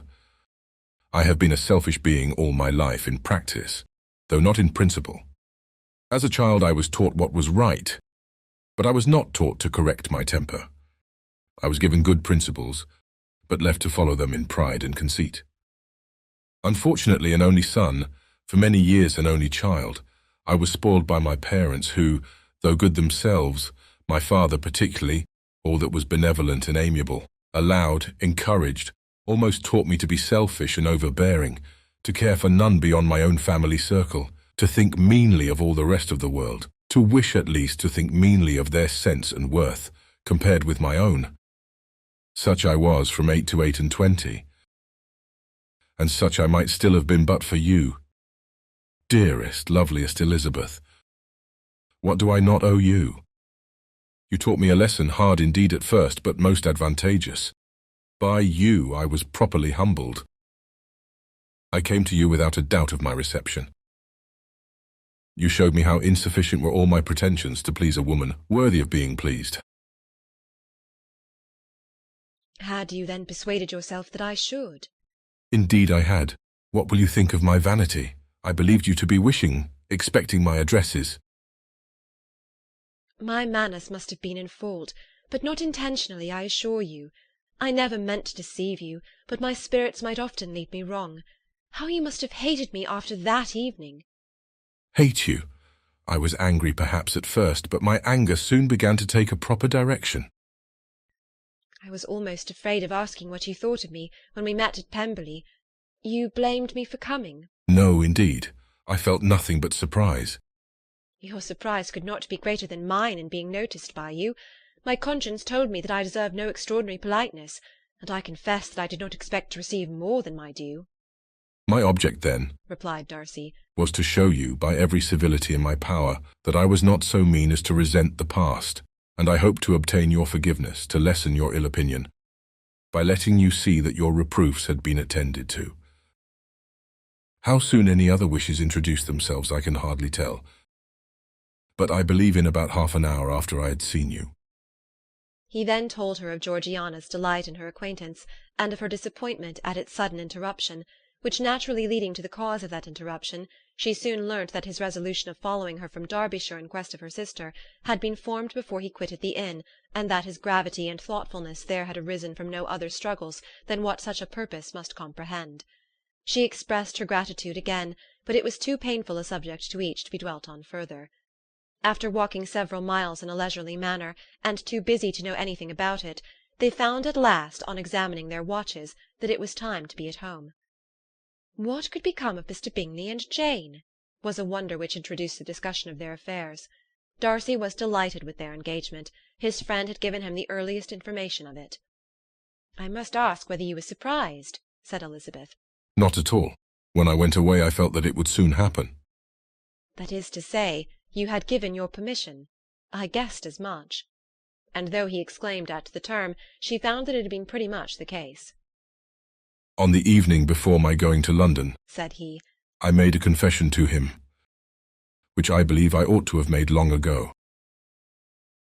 I told him of all that had occurred to make my former interference in his affairs absurd and impertinent. His surprise was great. He had never had the slightest suspicion. I told him, moreover, that I believed myself mistaken in supposing, as I had done, that your sister was indifferent to him, and as I could easily perceive that his attachment to her was unabated, I felt no doubt of their happiness together. Elizabeth could not help smiling at his easy manner of directing his friend. "Did you speak from your own observation," said she, "when you told him that my sister loved him, or merely from my information last spring?" From the former. I had narrowly observed her during the 2 visits which I had lately made her here, and I was convinced of her affection. "And your assurance of it, I suppose, carried immediate conviction to him?" It did. Bingley is most unaffectedly modest. His diffidence had prevented his depending on his own judgment in so anxious a case. But his reliance on mine made everything easy. I was obliged to confess one thing which for a time, and not unjustly, offended him. I could not allow myself to conceal that your sister had been in town 3 months last winter, that I had known it, and purposely kept it from him. He was angry, but his anger, I am persuaded, lasted no longer than he remained in any doubt of your sister's sentiments. He has heartily forgiven me now. Elizabeth longed to observe that Mr. Bingley had been a most delightful friend, so easily guided that his worth was invaluable, but she checked herself. She remembered that he had yet to learn to be laughed at, and it was rather too early to begin. In anticipating the happiness of Bingley, which of course was to be inferior only to his own, he continued the conversation till they reached the house. In the hall they parted. Chapter 59. "My dear Lizzie, where can you have been walking to?" was a question which Elizabeth received from Jane as soon as she entered their room, and from all the others when they sat down to table. She had only to say in reply that they had wandered about till she was beyond her own knowledge.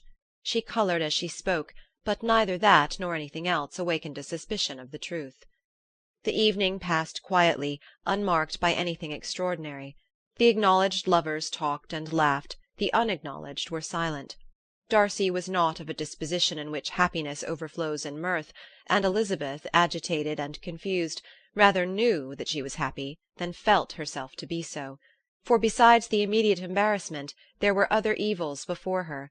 She anticipated what would be felt in the family when her situation became known.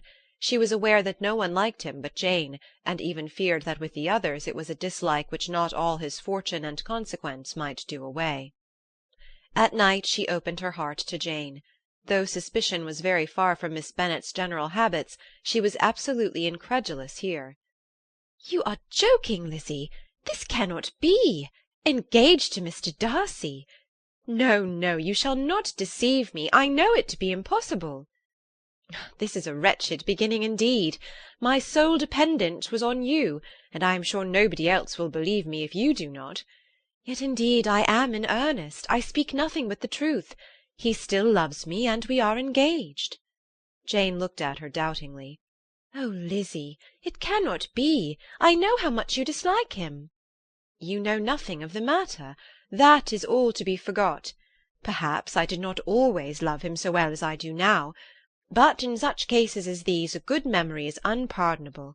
This is the last time I shall ever remember it myself." Miss Bennet still looked all amazement.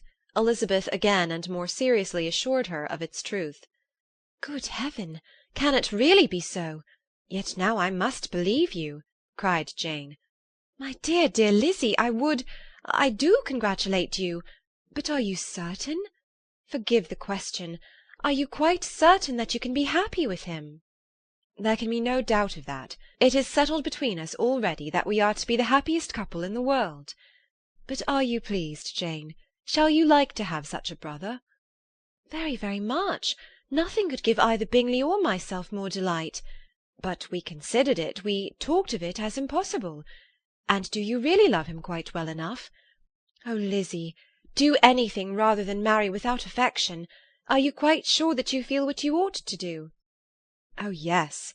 You will only think I feel more than I ought to do when I tell you all." "What do you mean?" "Why, I must confess that I love him better than I do Bingley. I am afraid you will be angry." "My dearest sister, now be serious. I want to talk very seriously. Let me know everything that I am to know without delay. Will you tell me how long you have loved him?" "It has been coming on so gradually that I hardly know when it began. But I believe I must date it from my first seeing his beautiful grounds at Pemberley." Another entreaty that she would be serious, however, produced the desired effect, and she soon satisfied Jane by her solemn assurances of attachment. When convinced on that article, Miss Bennet had nothing further to wish. "Now I am quite happy," said she, "for you will be as happy as myself. I always had a value for him. Were it for nothing but his love of you, I must always have esteemed him. But now, as Bingley's friend and your husband, there can only be Bingley and yourself more dear to me. But, Lizzie, you have been very sly, very reserved with me. How little did you tell me of what passed at Pemberley and Lambton! I owe all that I know of it to another, not to you." Elizabeth told her the motives of her secrecy. She had been unwilling to mention Bingley, and the unsettled state of her own feelings had made her equally avoid the name of his friend. But now she would no longer conceal from her his share in Lydia's marriage. All was acknowledged, and half the night spent in conversation. "Good gracious!" cried Mrs. Bennet, as she stood at a window the next morning. "If that disagreeable Mr. Darcy is not coming here again with our dear Bingley, what can he mean by being so tiresome as to always be coming here? I had no notion but he would go a-shooting or something or other, and not disturb us with his company. What shall we do with him? Lizzie, you must walk out with him again, that he may not be in Bingley's way." Elizabeth could hardly help laughing at so convenient a proposal, yet was really vexed that her mother should be always giving him such an epithet. As soon as they entered, Bingley looked at her so expressively, and shook hands with such warmth, as left no doubt of his good information, and he soon afterwards said aloud, "Mrs. Bennet, have you no more lanes hereabouts in which Lizzie may lose her way again today?" "I advise Mr. Darcy and Lizzie and Kitty," said Mrs. Bennet, "to walk to Oakham Mount this morning. It is a nice long walk, and Mr. Darcy has never seen the view." "It may do very well for the others," replied Mr. Bingley, "but I am sure it will be too much for Kitty. Won't it, Kitty?" Kitty owned that she had rather stay at home. Darcy professed a great curiosity to see the view from the Mount, and Elizabeth silently consented. As she went upstairs to get ready, Mrs. Bennet followed her, saying, "I am quite sorry, Lizzie, that you should be forced to have that disagreeable man all to yourself. But I hope you will not mind it. It is all for Jane's sake, you know, and there is no occasion for talking to him, except just now and then, so do not put yourself to inconvenience." During their walk it was resolved that Mr. Bennet's consent should be asked in the course of the evening. Elizabeth reserved to herself the application for her mother's. She could not determine how her mother would take it, sometimes doubting whether all his wealth and grandeur would be enough to overcome her abhorrence of the man. But whether she were violently set against the match, or violently delighted with it, it was certain that her manner would be equally ill adapted to do credit to her sense, and she could no more bear that Mr. Darcy should hear the first raptures of her joy than the first vehemence of her disapprobation. In the evening, soon after Mr. Bennet withdrew to the library, she saw Mr. Darcy rise also and follow him, and her agitation on seeing it was extreme. She did not fear her father's opposition, but he was going to be made unhappy, and that it should be through her means, that she, his favourite child, should be distressing him by her choice, should be filling him with fears and regrets in disposing of her, was a wretched reflection, and she sat in misery till Mr. Darcy appeared again, when, looking at him, she was a little relieved by his smile. In a few minutes he approached the table where she was sitting with Kitty, and while pretending to admire her work, said in a whisper, Go to your father. He wants you in the library." She was gone directly. Her father was walking about the room looking grave and anxious. "Lizzie," said he, "what are you doing? Are you out of your senses to be accepting this man? Have not you always hated him?" How earnestly did she then wish that her former opinions had been more reasonable, her expressions more moderate. It would have spared her from explanations and professions which it was exceedingly awkward to give, but they were now necessary, and she assured him, with some confusion, of her attachment to Mr. Darcy. Or in other words, you are determined to have him. He is rich, to be sure, and you may have more fine clothes and fine carriages than Jane, but will they make you happy? "Have you any other objection," said Elizabeth, "than your belief of my indifference?" "None at all. We all know him to be a proud, unpleasant sort of man, but this would be nothing if you really liked him." I do like him," she replied with tears in her eyes. "I love him. Indeed, he has no improper pride. He is perfectly amiable. You do not know what he really is. Then pray do not pain me by speaking of him in such terms." "Lizzie," said her father, "I have given him my consent. He is the kind of man indeed to whom I should never dare refuse anything which he condescended to ask. I now give it to you if you are resolved on having him. But let me advise you to think better of it. I know your disposition, Lizzie. I know that you could be neither happy nor respectable unless you truly esteemed your husband, unless you looked up to him as a superior. Your lively talents would place you in the greatest danger in an unequal marriage. You could scarcely escape discredit and misery. My child, let me not have the grief of seeing you unable to respect your partner in life. You know not what you are about." Elizabeth, still more affected, was earnest and solemn in her reply, and at length, by repeated assurances that Mr. Darcy was really the object of her choice, by explaining the gradual change which her estimation of him had undergone, relating her absolute certainty that his affection was not the work of a day, but had stood the test of many months' suspense, and enumerating with energy all his good qualities, she did conquer her father's incredulity, and reconcile him to the match. "Well, my dear," said he, when she ceased speaking, "I have no more to say. If this be the case, he deserves you. I could not have parted with you, my Lizzie, to anyone less worthy." To complete the favourable impression, she then told him what Mr. Darcy had voluntarily done for Lydia. He heard her with astonishment. "This is an evening of wonders, indeed. And so, Darcy did everything, made up the match, gave the money, paid the fellow's debts, and got him his commission. So much the better. It will save me a world of trouble and economy. Had it been your uncle's doing, I must and would have paid him. But these violent young lovers carry everything their own way. I shall offer to pay him tomorrow. He will rant and storm about his love for you, and there will be an end of the matter." He then recollected her embarrassment a few days before, on his reading Mr. Collins's letter, and after laughing at her some time, allowed her at last to go, saying as she quitted the room, "If any young men come for Mary or Kitty, send them in, for I am quite at leisure." Elizabeth's mind was now relieved from a very heavy weight, and after half an hour's quiet reflection in her own room, she was able to join the others with tolerable composure. Everything was too recent for gaiety, but the evening passed tranquilly away. There was no longer anything material to be dreaded, and the comfort of ease and familiarity would come in time.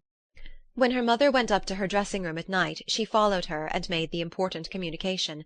Its effect was most extraordinary, for on first hearing it, Mrs. Bennet sat quite still, and unable to utter a syllable. Nor was it under many, many minutes that she could comprehend what she heard, though not in general backward to credit what was for the advantage of her family, or that came in the shape of a lover to any of them. She began at length to recover, to fidget about in her chair, get up, sit down again, wonder and bless herself. "Good gracious! Lord bless me! Only think! Dear me! Mr. Darcy! Who would have thought it? And is it really true? Oh, my sweetest Lizzie, how rich and how great you will be! What pin-money, what jewels, what carriages you will have! James is nothing to it, nothing at all. Ah, I am so pleased, so happy! Such a charming man, so handsome, so tall! Oh, my dear Lizzie, pray apologize for my having disliked him so much before. I hope you will overlook it. Dear, dear Lizzie! A house in town, everything that is charming, 3 daughters married, 10,000 a year. Oh, Lord, what will become of me? I shall go distracted." This was enough to prove that her approbation need not be doubted, and Elizabeth, rejoicing that such an effusion was heard only by herself, soon went away. But before she had been 3 minutes in her own room, her mother followed her. "My dearest child," she cried, "I can think of nothing else. 10,000 a year, and very likely more. 'Tis as good as a lord. And a special licence. You must and shall be married by a special licence. But, my dearest love, tell me what dish Mr. Darcy is particularly fond of, that I may have it to-morrow." This was a sad omen of what her mother's behaviour to the gentleman himself might be, and Elizabeth found that, though in the certain possession of his warmest affection, and secure of her relations' consent, there was still something to be wished for. But the morrow passed off much better than she expected, for Mrs. Bennet luckily stood in such awe of her intended son-in-law that she ventured not to speak to him unless it was in her power to offer him any attention or mark her deference for his opinion. Elizabeth had the satisfaction of seeing her father taking pains to get acquainted with him, and Mr. Bennet soon assured her that he was rising every hour in his esteem. "I admire all my 3 sons-in-law highly," said he. "Wickham perhaps is my favourite, but I think I shall like your husband quite as well as Jane's." Chapter 60. Elizabeth's spirits soon rising to playfulness again, she wanted Mr. Darcy to account for his having ever fallen in love with her. "How could you begin?" said she. "I can comprehend your going on charmingly when once you had made a beginning, but what could set you off in the first place?" I cannot fix on the hour, or the spot, or the look, or the words which laid the foundation. It is too long ago. I was in the middle before I knew that I had begun. My beauty you had early withstood, and as for my manners, my behaviour to you was at least always bordering on the uncivil, and I never spoke to you without rather wishing to give you pain than not. Now be sincere. Did you admire me for my impertinence?" For the liveliness of your mind I did. "You may as well call it impertinence at once. It was very little less. The fact is that you were sick of civility, of deference, of officious attention. You were disgusted with the women who were always speaking and looking and thinking for your approbation alone. I roused and interested you because I was so unlike them. Had you not been really amiable, you would have hated me for it, but in spite of the pains you took to disguise yourself, your feelings were always noble and just, and in your heart you thoroughly despised the persons who so assiduously courted you. There, I have saved you the trouble of accounting for it, and really, all things considered, I begin to think it perfectly reasonable. To be sure, you knew no actual good of me, but nobody thinks of that when they fall in love." Was there no good in your affectionate behaviour to Jane while she was ill at Netherfield? "Dearest Jane, who could have done less for her? But make a virtue of it by all means. My good qualities are under your protection, and you are to exaggerate them as much as possible. And in return it belongs to me to find occasions for teasing and quarrelling with you as often as may be. And I shall begin directly by asking you what made you so unwilling to come to the point at last. What made you so shy of me when you first called, and afterwards dined here? Why, especially when you called, did you look as if you did not care about me?" Because you were grave and silent, and gave me no encouragement. "But I was embarrassed." And so was I. "You might have talked to me more when you came to dinner." A man who had felt less might. "How unlucky that you should have a reasonable answer to give, and that I should be so reasonable as to admit it. But I wonder how long you would have gone on, if you had been left to yourself. I wonder when you would have spoken if I had not asked you. My resolution of thanking you for your kindness to Lydia had certainly great effect. Too much, I am afraid, for what becomes of the moral if our comfort springs from a breach of promise? For I ought not to have mentioned the subject. This will never do." You need not distress yourself. The moral will be perfectly fair. Lady Catherine's unjustifiable endeavours to separate us were the means of removing all my doubts. I am not indebted for my present happiness to your eager desire of expressing your gratitude. I was not in a humour to wait for an opening of yours. My aunt's intelligence had given me hope, and I was determined at once to know everything. Lady Catherine has been of infinite use, which ought to make her happy, for she loves to be of use. But tell me, what did you come down to Netherfield for? Was it merely to ride to Longbourn and be embarrassed, or had you intended any more serious consequence? My real purpose was to see you, and to judge, if I could, whether I might ever hope to make you love me. my avowed one, or what I avowed to myself, was to see whether your sister was still partial to Bingley, and if she were, to make the confession to him which I have since made. Shall you ever have courage to announce to Lady Catherine what is to befall her? I am more likely to want time than courage, Elizabeth, but it ought to be done, and if you will give me a sheet of paper, it shall be done directly. And if I had not a letter to write myself, I might sit by you and admire the evenness of your writing, as another young lady once did. But I have an aunt, too, who must not be longer neglected. From an unwillingness to confess how much her intimacy with Mr. Darcy had been overrated, Elizabeth had never yet answered Mrs. Gardiner's long letter. But now, having that to communicate which she knew would be most welcome, she was almost ashamed to find that her uncle and aunt had already lost 3 days of happiness, and immediately wrote as follows. I would have thanked you before, my dear aunt, as I ought to have done, for your long, kind, satisfactory detail of particulars, but to say the truth, I was too cross to write. You supposed more than really existed. But now suppose as much as you choose. Give a loose rein to your fancy, indulge your imagination in every possible flight which the subject will afford, and unless you believe me actually married, you cannot greatly err. You must write again very soon, and praise him a great deal more than you did in your last. I thank you again and again for not going to the Lakes. How could I be so silly as to wish it? Your idea of the ponies is delightful. We will go round the park every day. I am the happiest creature in the world. Perhaps other people have said so before, but not one with such justice. I am happier even than Jane. She only smiles. I laugh. Mr. Darcy sends you all the love in the world that he can spare from me. You are all to come to Pemberley at Christmas. Yours, etc. Mr. Darcy's letter to Lady Catherine was in a different style, and still different from either was what Mr. Bennet sent to Mr. Collins in reply to his last. Dear Sir, I must trouble you once more for congratulations. Elizabeth will soon be the wife of Mr. Darcy. Console Lady Catherine as well as you can. But if I were you, I would stand by the nephew. He has more to give. Yours sincerely, etc. Miss Bingley's congratulations to her brother on his approaching marriage were all that was affectionate and insincere. She wrote even to Jane on the occasion, to express her delight, and repeat all her former professions of regard.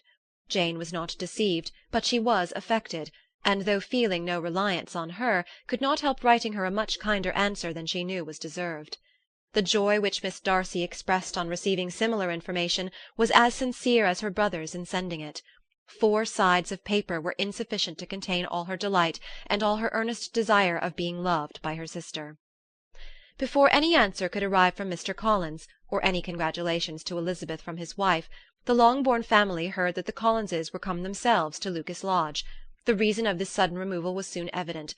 Lady Catherine had been rendered so exceedingly angry by the contents of her nephew's letter, that Charlotte, really rejoicing in the match, was anxious to get away till the storm was blown over.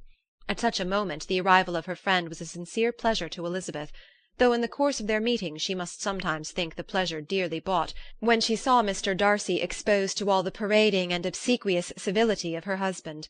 He bore it, however, with admirable calmness. He could even listen to Sir William Lucas, when he complimented him on carrying away the brightest jewel of the country, and expressed his hopes of their all meeting frequently at St. James's, with very decent composure. If he did shrug his shoulders, it was not till Sir William was out of sight. Mrs. Phillips's vulgarity was another, and perhaps a greater tax on his forbearance, and though Mrs. Phillips, as well as her sister, stood in too much awe of him to speak with the familiarity which Bingley's good humour encouraged, yet whenever she did speak, she must be vulgar. Nor was her respect for him, though it made her more quiet, at all likely to make her more elegant. Elizabeth did all she could to shield him from the frequent notice of either, and was ever anxious to keep him to herself, and to those of her family with whom he might converse without mortification, and though the uncomfortable feelings arising from all this took from the season of courtship much of its pleasure, it added to the hope of the future, and she looked forward with delight to the time when they should be removed from society so little pleasing to either, to all the comfort and elegance of their family party at Pemberley. Chapter 61. Happy for all her maternal feelings was the day on which Mrs. Bennet got rid of her 2 most deserving daughters. With what delighted pride she afterwards visited Mrs. Bingley, and talked of Mrs. Darcy, may be guessed. I wish I could say, for the sake of her family, that the accomplishment of her earnest desire in the establishment of so many of her children produced so happy an effect as to make her a sensible, amiable, well-informed woman for the rest of her life, though perhaps it was lucky for her husband, who might not have relished domestic felicity in so unusual a form, that she was still occasionally nervous and invariably silly. Mr. Bennet missed his second daughter exceedingly. His affection for her drew him oftener from home than anything else could do. He delighted in going to Pemberley, especially when he was least expected. Mr. Bingley and Jane remained at Netherfield only a twelvemonth. So near a vicinity to her mother and Meryton relations was not desirable even to his easy temper or her affectionate heart. The darling wish of his sisters was then gratified. He bought an estate in a neighbouring county to Derbyshire, and Jane and Elizabeth, in addition to every other source of happiness, were within 30 miles of each other. Kitty, to her very material advantage, spent the chief of her time with her 2 elder sisters. In society so superior to what she had generally known, her improvement was great. She was not of so ungovernable a temper as Lydia, and removed from the influence of Lydia's example, she became, by proper attention and management, less irritable, less ignorant, and less insipid. From the further disadvantage of Lydia's society she was of course carefully kept, and though Mrs. Wickham frequently invited her to come and stay with her, with the promise of balls and young men, her father would never consent to her going. Mary was the only daughter who remained at home, and she was necessarily drawn from the pursuit of accomplishments by Mrs. Bennet's being quite unable to sit alone. Mary was obliged to mix more with the world, but she could still moralize over every morning visit, and as she was no longer mortified by comparisons between her sister's beauty and her own, it was suspected by her father that she submitted to the change without much reluctance. As for Wickham and Lydia, their characters suffered no revolution from the marriage of her sisters. He bore with philosophy the conviction that Elizabeth must now become acquainted with whatever of his ingratitude and falsehood had before been unknown to her, and in spite of everything was not wholly without hope that Darcy might yet be prevailed on to make his fortune.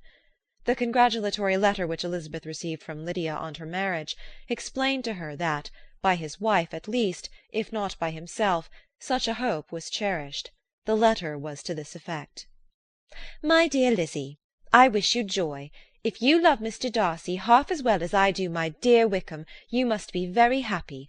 It is a great comfort to have you so rich, and when you have nothing else to do, I hope you will think of us. I am sure Wickham would like a place at court very much, and I do not think we shall have quite money enough to live upon without some help. Any place would do, of about 300 or 400 a year, but however do not speak to Mr. Darcy about it, if you had rather not. Yours, etc." As it happened that Elizabeth had much rather not, she endeavoured in her answer to put an end to every entreaty and expectation of the kind. Such relief, however, as it was in her power to afford, by the practice of what might be called economy in her own private expenses, she frequently sent them. It had always been evident to her that such an income as theirs, under the direction of 2 persons so extravagant in their wants and heedless of the future, must be very insufficient to their support, and whenever they changed their quarters, either Jane or herself were sure of being applied to for some little assistance towards discharging their bills. Their manner of living, even when the restoration of peace dismissed them to a home, was unsettled in the extreme. They were always moving from place to place in quest of a cheap situation, and always spending more than they ought. His affection for her soon sunk into indifference. Hers lasted a little longer, and in spite of her youth and her manners, she retained all the claims to reputation which her marriage had given her. Though Darcy could never receive him at Pemberley, yet for Elizabeth's sake he assisted him further in his profession. Lydia was occasionally a visitor there, when her husband was gone to enjoy himself in London or Bath, and with the Bingleys they both of them frequently stayed so long that even Bingley's good humour was overcome, and he proceeded so far as to talk of giving them a hint to be gone. Miss Bingley was very deeply mortified by Darcy's marriage, but as she thought it advisable to retain the right of visiting at Pemberley, she dropped all her resentment, was fonder than ever of Georgiana, almost as attentive to Darcy as heretofore, and paid off every arrear of civility to Elizabeth. Pemberley was now Georgiana's home, and the attachment of the sisters was exactly what Darcy had hoped to see. They were able to love each other even as well as they intended. Georgiana had the highest opinion in the world of Elizabeth, though at first she often listened with an astonishment bordering on alarm at her lively, sportive manner of talking to her brother. He, who had always inspired in herself a respect which almost overcame her affection, she now saw the object of open pleasantry. Her mind received knowledge which had never before fallen in her way. By Elizabeth's instructions, she began to comprehend that a woman may take liberties with her husband which a brother will not always allow in a sister more than 10 years younger than himself. Lady Catherine was extremely indignant on the marriage of her nephew, and as she gave way to all the genuine frankness of her character in her reply to the letter which announced its arrangement, she sent him language so very abusive, especially of Elizabeth, that for some time all intercourse was at an end. But at length, by Elizabeth's persuasion, he was prevailed on to overlook the offence, and seek a reconciliation, and after a little further resistance on the part of his aunt, her resentment gave way, either to her affection for him, or her curiosity to see how his wife conducted herself, and she condescended to wait on them at Pemberley, in spite of that pollution which its woods had received, not merely from the presence of such a mistress, but the visits of her uncle and aunt from the city. With the Gardiners they were always on the most intimate terms.